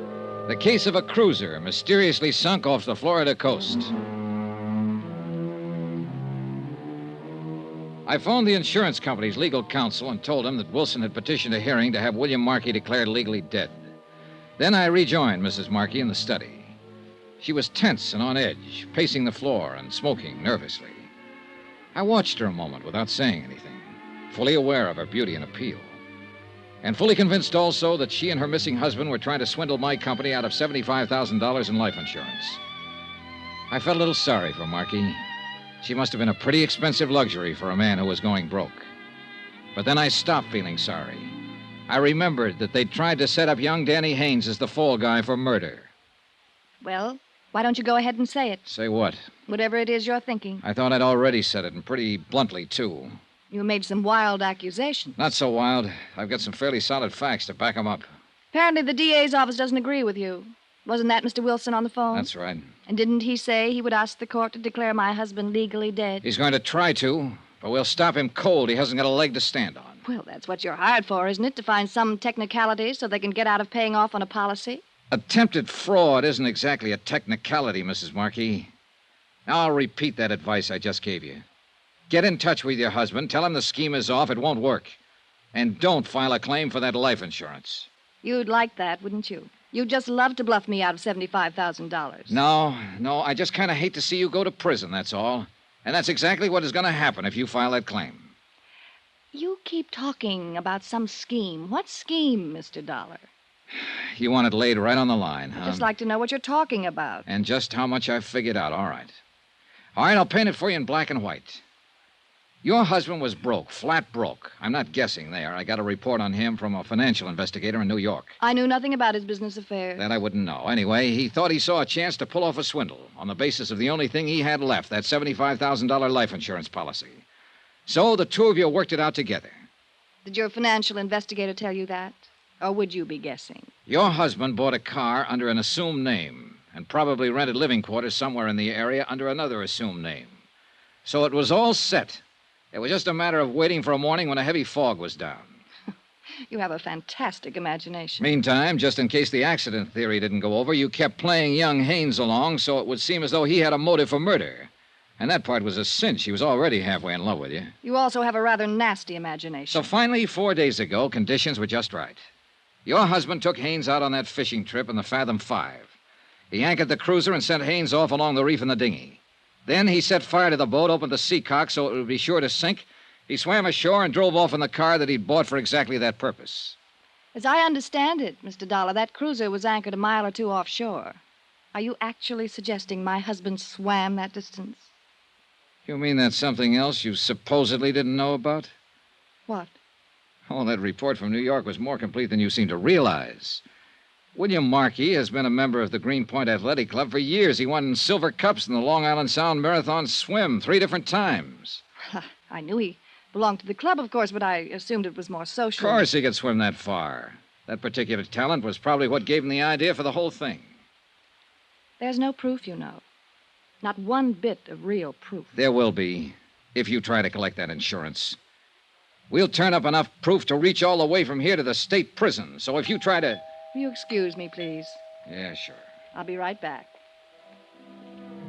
I lit a cigarette and waited for her, wondering why I even bothered to come here. I was fed up with it, sick of the whole thing. Fraud cases are like that, messy and dirty. You see people with a mask down and you get a look inside. And you get to wondering if everybody's like that. Wondering if you'd be like that yourself, maybe, if the price were right. And if you are, you hope you never find it out. All I wanted at the moment was to leave the house, wind the thing up, and get out of town. I'm sorry, Mr. Dollar. It was somebody looking for an address. I mean, they had a wrong address. I see. Well, I think we at least understand each other now. Yeah, I'm sure we do. And I can say only one thing. You're wrong. You're completely and absolutely wrong. Maybe. I wish you weren't. I wish my husband were still alive, even under the circumstances you believe. Maybe I wouldn't be on the verge of a nervous breakdown, trying to hold on to my sanity. Maybe I wouldn't be crying alone at night. You have my deepest sympathy, Mrs. Markey, for everything you're going through. There's no use at all in trying to talk to you, is there? Not unless you care to tell me where to find your husband. Good night, Mr. Dollar.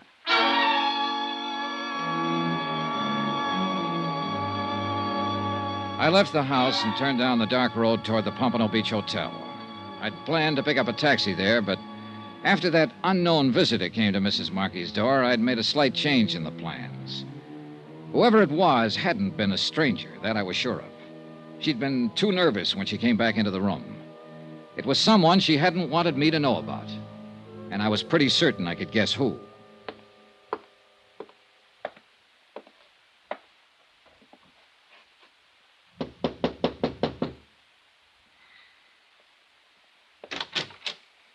Evening, Mr. Haynes. What? Oh, you're Mr. Dollar, the insurance investigator. Mind if I come in? Well, all right, sure. You, weren't asleep, were you? No, I was just reading. Been here all evening? Yeah, sure, I've been here. Why? You haven't been out in the last half hour? I said I'd been here all evening. You weren't down the road at the Marquee place a few minutes ago? No, I wasn't. Now, look, I've answered just about all the questions I'm going to you or to anybody else. So what are you trying to get at? What's the point? All right, forget it, Danny. Sure, forget it. It looks like you're out to try the same thing Wilson's doing, trying to tag me on a murder rap. And you're trying to drag Edna into it, Mrs. Markey. Oh, she told me how you talked to her last night. And I suppose you've been over there again this evening. Oh, relax, Danny. I'll tell you one thing right now. You better leave her alone and stop trying to push her around. She doesn't deserve it. She's had too much of that kind of stuff as it is. Oh? From whom, Danny? From Markey, that's from whom. She tell you that? I suppose you'll claim she's lying. You think everybody is lying. But you don't know her like I do. She's a sweet kid, Dollar, and she's had a raw deal out of life. Such as? Markey. The way he treated her, things he made her do. Oh, not when anybody would see it, pin it on him. He was too smart for that. But she told me about it. And there were plenty of times I could hardly keep from smashing him in the face. Oh, brother, she's got you really set up good. What do you mean by that? If you talk this way to Wilson at the DA's office for 2 minutes, he'd slap a murder indictment on you so fast it'd make your head swim. I didn't kill Markey. Hating a guy is one thing, but I didn't kill him. Yeah, I know. Because he's still alive. Well, maybe he is. I don't know. All I know is what I saw out there that morning. And you saw only as much as he wanted you to see. Well, maybe so. But I'll tell you one thing. If he is trying to pull something crooked, he's doing it on his own. She's not in on it. It'd be a little hard for him to collect his own insurance, wouldn't it? Oh, maybe he figured to get it away from her afterward. I don't know what he might be planning on, but I know she's got nothing to do with it. She's a great girl. I've never known anybody like her before. No, I don't imagine you have. I'd lay down my life for her if it ever came to that. And I imagine that's exactly what they were counting on. Good night, Danny.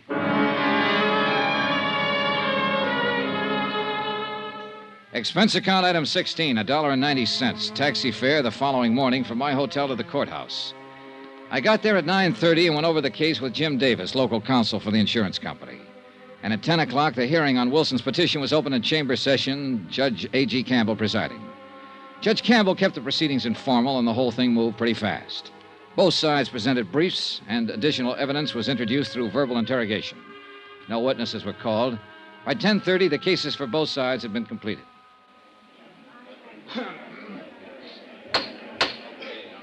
Very well.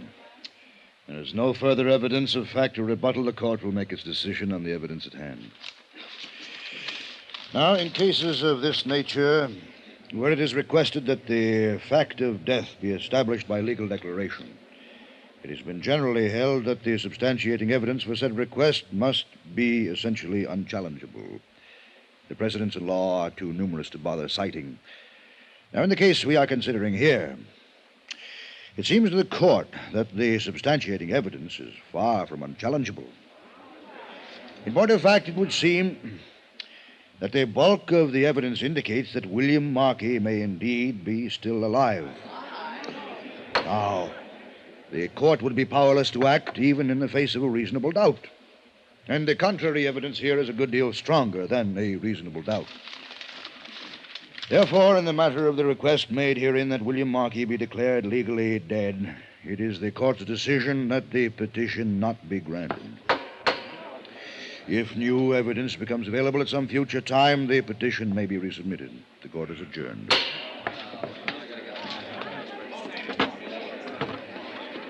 Well, looks like you won, Mr. Dollar. I told you what would happen. I sure do hate to see that kid get away with murder. Oh, forget it. Markey is walking around somewhere just as alive as you or I. Well, we've all got a right to our opinions, Mr. Dollar. I see. He's floating around out there in the Atlantic somewhere. That's what he meant for us to think. Maybe so, but Pardon me, Mr. Wilson. A message was phoned in for you, but they wouldn't let me in the courtroom. Oh, thank you, old man.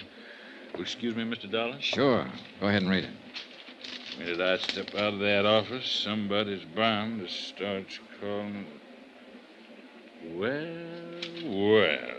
What's the matter?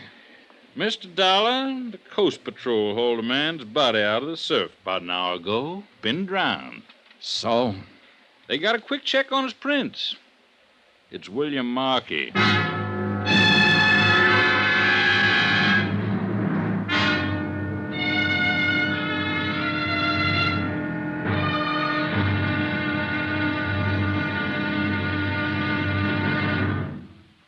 Now, here's our star to tell you about the final intriguing episode of this week's story. Tomorrow, a dead man tells a tale, but not the tale he was meant to tell, and thereby hangs the wind-up. Join us, won't you? Yours truly, Johnny Dollar.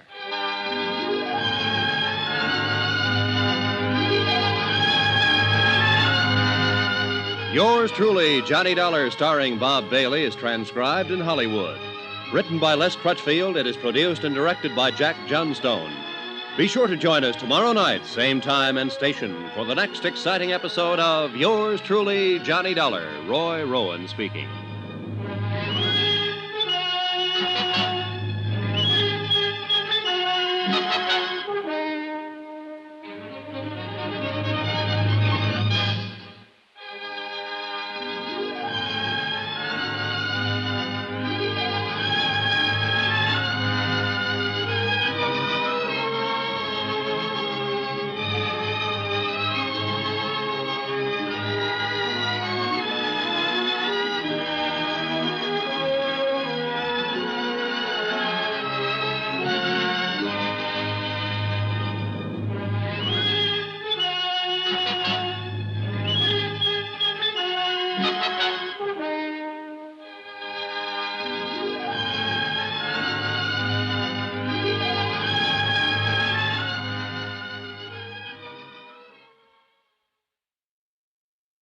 From Hollywood, it's time now for Johnny Dollar. Barney Wilson here. All right, Mr. Wilson, I'm braced. Rub it in. Well, you were a little overconfident. Overconfident? Let's face it, I made a jerk of myself. After I apologize to you, I've got to crawl out there and apologize to Mrs. Markey. I wouldn't be too hasty about it. I've been putting it off for the last 2 hours. After the way I talked to her, I'd rather walk into a cage of lions than face her again. But I thought her husband was alive, and I thought she knew it. Then your boys have to go and pull his body out of the surf. Well, that's why I called. I had a tag for an out-and-out insurance fraud. Mr. Dollar, the way it looks right now, I don't know what it is. It was probably murder. What else? Look, if you want to lose your mind, you come on over here to the morgue. Why? What do you mean? Mr. Dollar, I've been a detective for 20 years, but I've never hit one before that was as crazy as this.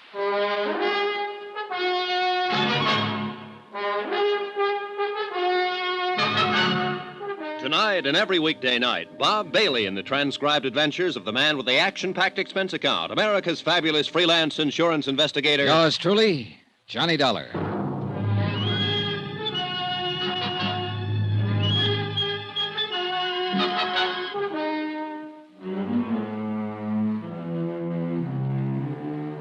From Special Investigator Johnny Dollar, location Miami Beach.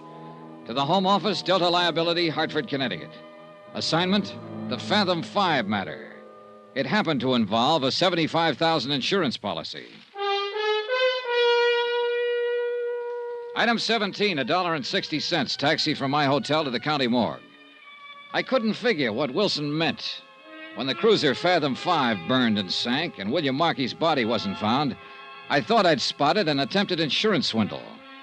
I'd even warned Mrs. Markey not to try to file a claim. And then, a few hours ago, Markey's drowned body had been washed up on the beach. Wilson should be happy. He'd been proven right. But instead, he'd sounded more mixed up and uncertain than he'd been before.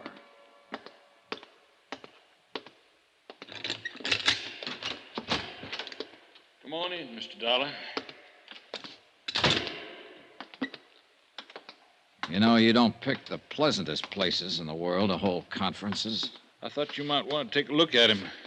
Though I'll be eternally blasted if I know what anybody could tell by looking. Well, there's the lad who's given us all the trouble, Mr. Dollar. William Markey, number 423. I never thought I'd see him here. I told Mrs. Markey that the only thing that would convince me he wasn't alive would be to see his body. All right, I'm convinced. And I'll never try to outguess an ocean current again. Everything seemed to add up to... Oh, now, wait a minute. I wondered how long it'd be before you noticed. Doesn't make sense. Like I said on the phone, this one is crazy. This was pulled out of the surf this morning? Right. And the cruiser sank 5 days ago. That's when Markey supposedly drowned. You're on the beam, Mr. Dollar. This body hasn't been in the ocean for 5 days. You win the 4-day trip to Bermuda and a complete new wardrobe. Have you had an autopsy? Doc Morgan just finished it 20 minutes ago. That's why I called you. Doc wouldn't stick around himself. You know, I think he went out to get drunk. How long does he think Markey has been dead? Not over 18 hours, since sometime last night. Looks like we were both right, for whatever good it is. He was alive after the sinking, just like you claimed, and now he's dead, just like I claimed. What was the cause of death? Drowning. Only you haven't heard the real crazy part yet. Why? What do you mean? You remember we found one of his shoes washed in a couple of days ago? Yeah? The body was wearing 2 shoes when they pulled it out. They always make one slip, don't they? A couple in this case. Huh? It's the second one that nearly pushed Doc Morgan off his rocker. What second one? Markey was drowned, all right, but not in the ocean. Huh? It was fresh water in his lungs, not seawater. Was Morgan sure? Swore by it, and then at it. That's what threw him. Yeah, I imagine.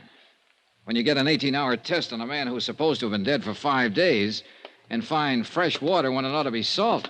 Well, I guess the late Mr. Markey can't tell us much of anything else.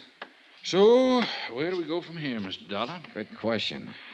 You haven't found the car yet, huh? The one Markey bought under an assumed name? No, but I gave the boys an extra prod to bear down on it. Half the town force is out looking for it now. Wonder where he was hiding out for those 4 days. What I want to know is who killed him and how and why. Oh, the why is fairly easy. It's the who and how that carry the question marks. That fingerprint ID was certain, huh? There's not the slightest doubt but what this is William Markey. Oh, you're looking for an easy way out, Mr. Dollar. Yeah, I guess I am at that. Well, then it looks like our number one is the lad you've been after all along. Young Danny Haynes, huh? What do you say we go and have a talk with him?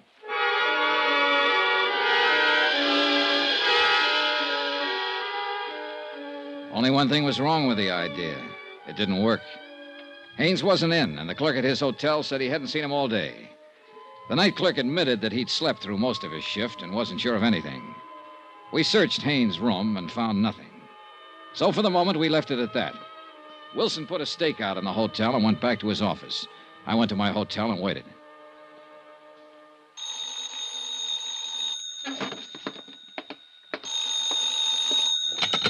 Johnny Dollar. Barney Wilson. Yeah, what's up? We finally got a break. The boys found that car. Where? Parked at the curb out on the east side of town. May have been abandoned there, or it may be where Markey was hiding out. It's in front of an apartment house. Have they checked through it yet? No, they haven't touched it. I'm leaving to go out there now. Want me to swing by and pick you up? If you don't, I'll sue you. I'll meet you out in front of the hotel. We stopped a block away and walked up to the apartment house. The car was still parked at the curb, and the plainclothes man watching it said no one had been near it. We went on inside and found the landlady, identified ourselves, and started questioning her. Luck seems to still be with us. Well, you see, most of my guests are permanent, as you might say, or at least as permanent as renters ever are. Yes, we understand. In fact, the only unit I've let in the last 2 months is number 14. That's up one flight with a pull-down bed. When did you rent that one? Well, let's see now. I think it was about 10 days ago. He paid a month's rent in advance. What was his name? Mr. Jones. A very nice, quiet, middle-aged fella. He lived by himself? Oh, yes, and never went out much. After he moved in, that is. He didn't stay here for the first 4 or 5 days after he rented it. Until the night the Fathom 5 sank. When did you see Mr. Jones last? Well, it's a funny thing. He went out yesterday evening and he didn't come back at all. What kind of a car did he drive? Well, good heavens, I don't know. But you can look for yourself. It's parked out there at the curb. A friend of his brought it by a while ago. What? What's the friend's name? Why, I didn't ask him. He's an awful nice young fella. He said Mr. Jones was going on a trip and sent him to pick up his belongings. And he had Mr. Jones's key, so I decided it was all right. He's up there packing now.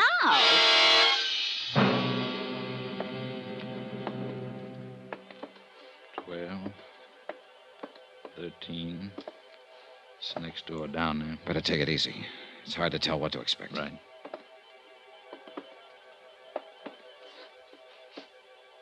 He's in there, all right. Try the knob. Easy. It's locked. And there isn't much choice. Who is it? Open up, Haynes. We want to talk to you. I said open up. Get away from that door. Watch it, Wilson. I'm warning you. Don't try to come in. Well, we know now what to expect. I'll cover the door here, Dollar. You go down and tell Dave to cover the outside windows and call in for a couple of squad cars. Right. Hey, he's going out that window. There must be a fire escape. Come on. Let's hit the door.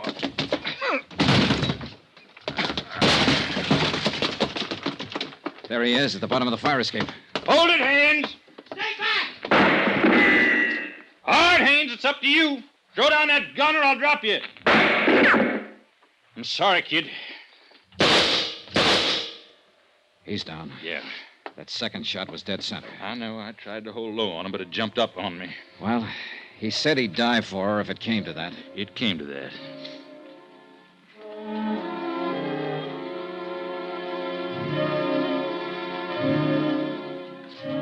It was after dark when Wilson and I drove out to the Marquee Beach House. There were no lights on and nobody answered the doorbell. So Wilson forced entrance and we shook the place down. We found evidence of a struggle in the study and in the bathroom. Water from the bathtub had overflowed behind the tile and was still seeping out along the baseboard. We found a dressing gown of Mrs. Markey stuffed in the back of a closet, soaking wet. Piece by piece, Wilson collected his evidence, and the picture became more and more clear. He phoned in for a fingerprint crew and went on working. I left him there and went back into town to my hotel and took the elevator up to my room.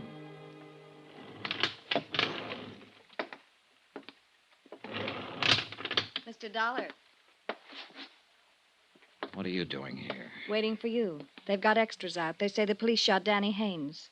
I thought maybe you could tell me what it's all about. Sure. And what you mostly want to know is how much he talked before he died. Isn't that it, Mrs. Markey? I don't know what you mean. Then go on out to your house and ask Wilson. He's out there with a fingerprint crew. And I imagine he can tell you anything you want to know by now. I slipped up last night. I thought it was Haynes who came to your door. But it wasn't. It was your husband. And you told him to come back later. Then when I left, you called Haynes and had him come over. If he said that, he lied. I even gave you the idea for it myself. When I said the only thing that could convince me your husband wasn't alive would be to see his dead body. So you talked Haynes into helping you provide the evidence I said I'd have to have. My husband's body was found in the ocean. They told me that this evening. Yeah, but he didn't die there. He was drowned in the bathtub at your house, and you and Haynes did it. You're out of your mind. Danny Haynes was lying. Then go tell Wilson. It's his job now, not mine. Maybe you'll be able to convince him, but I doubt it. And I'm pretty sure you won't be able to convince a jury. You think not. I'll get the best lawyer money can buy. Yeah, you do that, Mrs. Markey, but don't plan on using any of that insurance money for it. Why not? Because there won't be any. That policy was already void when you and Haynes killed your husband last night. What? An attempted fraud cancels a policy the minute it's committed. In other words, Mrs. Markey, 5 days ago when your husband sank the Fathom 5 and tried to play dead. I don't believe it. You've lost out all the way around, Mrs. Markey. Your husband, your boyfriend, your insurance claim. And now you stand a pretty good chance of losing your life. A 4-time loser. That's really a record.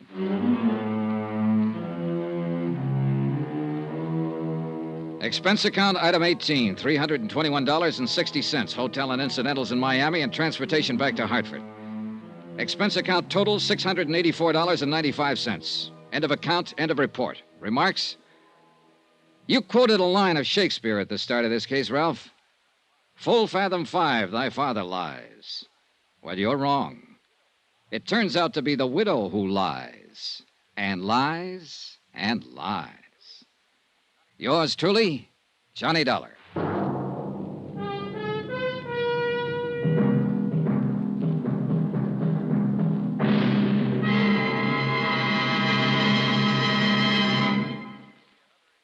Remember, there'll be another exciting story of yours truly, Johnny Dollar, beginning next Monday night. Next week.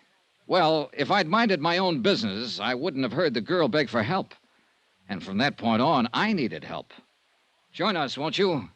Yours truly, Johnny Dollar.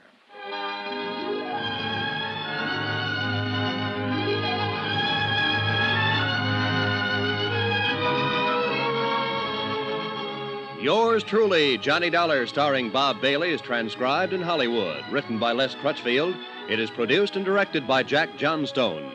Heard in this week's cast were Mary Jane Croft, Barney Phillips, Carlton Young, Eleanor Audley, Sam Edwards, Shep Menken, and John Daner. Musical supervision by Amerigo Marino. Be sure to join us on Monday night, same time and station, for another exciting story of yours truly, Johnny Dollar. This is Roy Rowan speaking.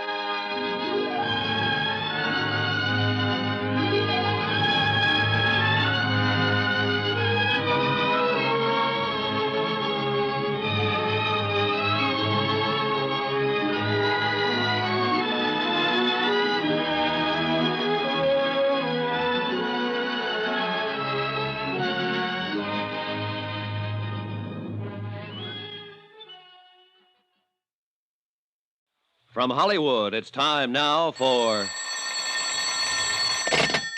Johnny Dollar. This is Mr. Costello at the Plantation Hotel in Vicksburg, Virginia. You left word? Oh, yes, Mr. Costello. I'm acting for Eastern Seaboard Casualty Insurance. You know, investigation. Oh? I understand you had a burglary down there. We sure did, Mr. Dollar. Well, the main reason I wanted to talk to you, Mr. Costello, was to let you know I'm getting the first plane out of Hartford as soon as the weather clears. You're coming here to Vicksburg? Yes, that's right. Eastern Seaboard Casualties asked me to investigate the burglary for them. Good. Then I'll expect you when I see you. And I'll be there.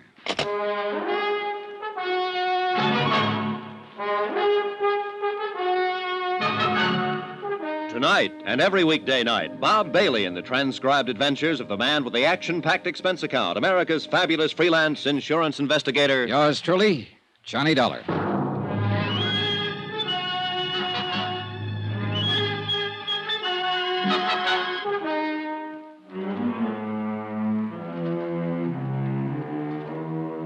Expense account submitted by Special Investigator Johnny Dollar to the Chief Accountant, Eastern Seaboard Casualty Insurance Company, Providence, Rhode Island.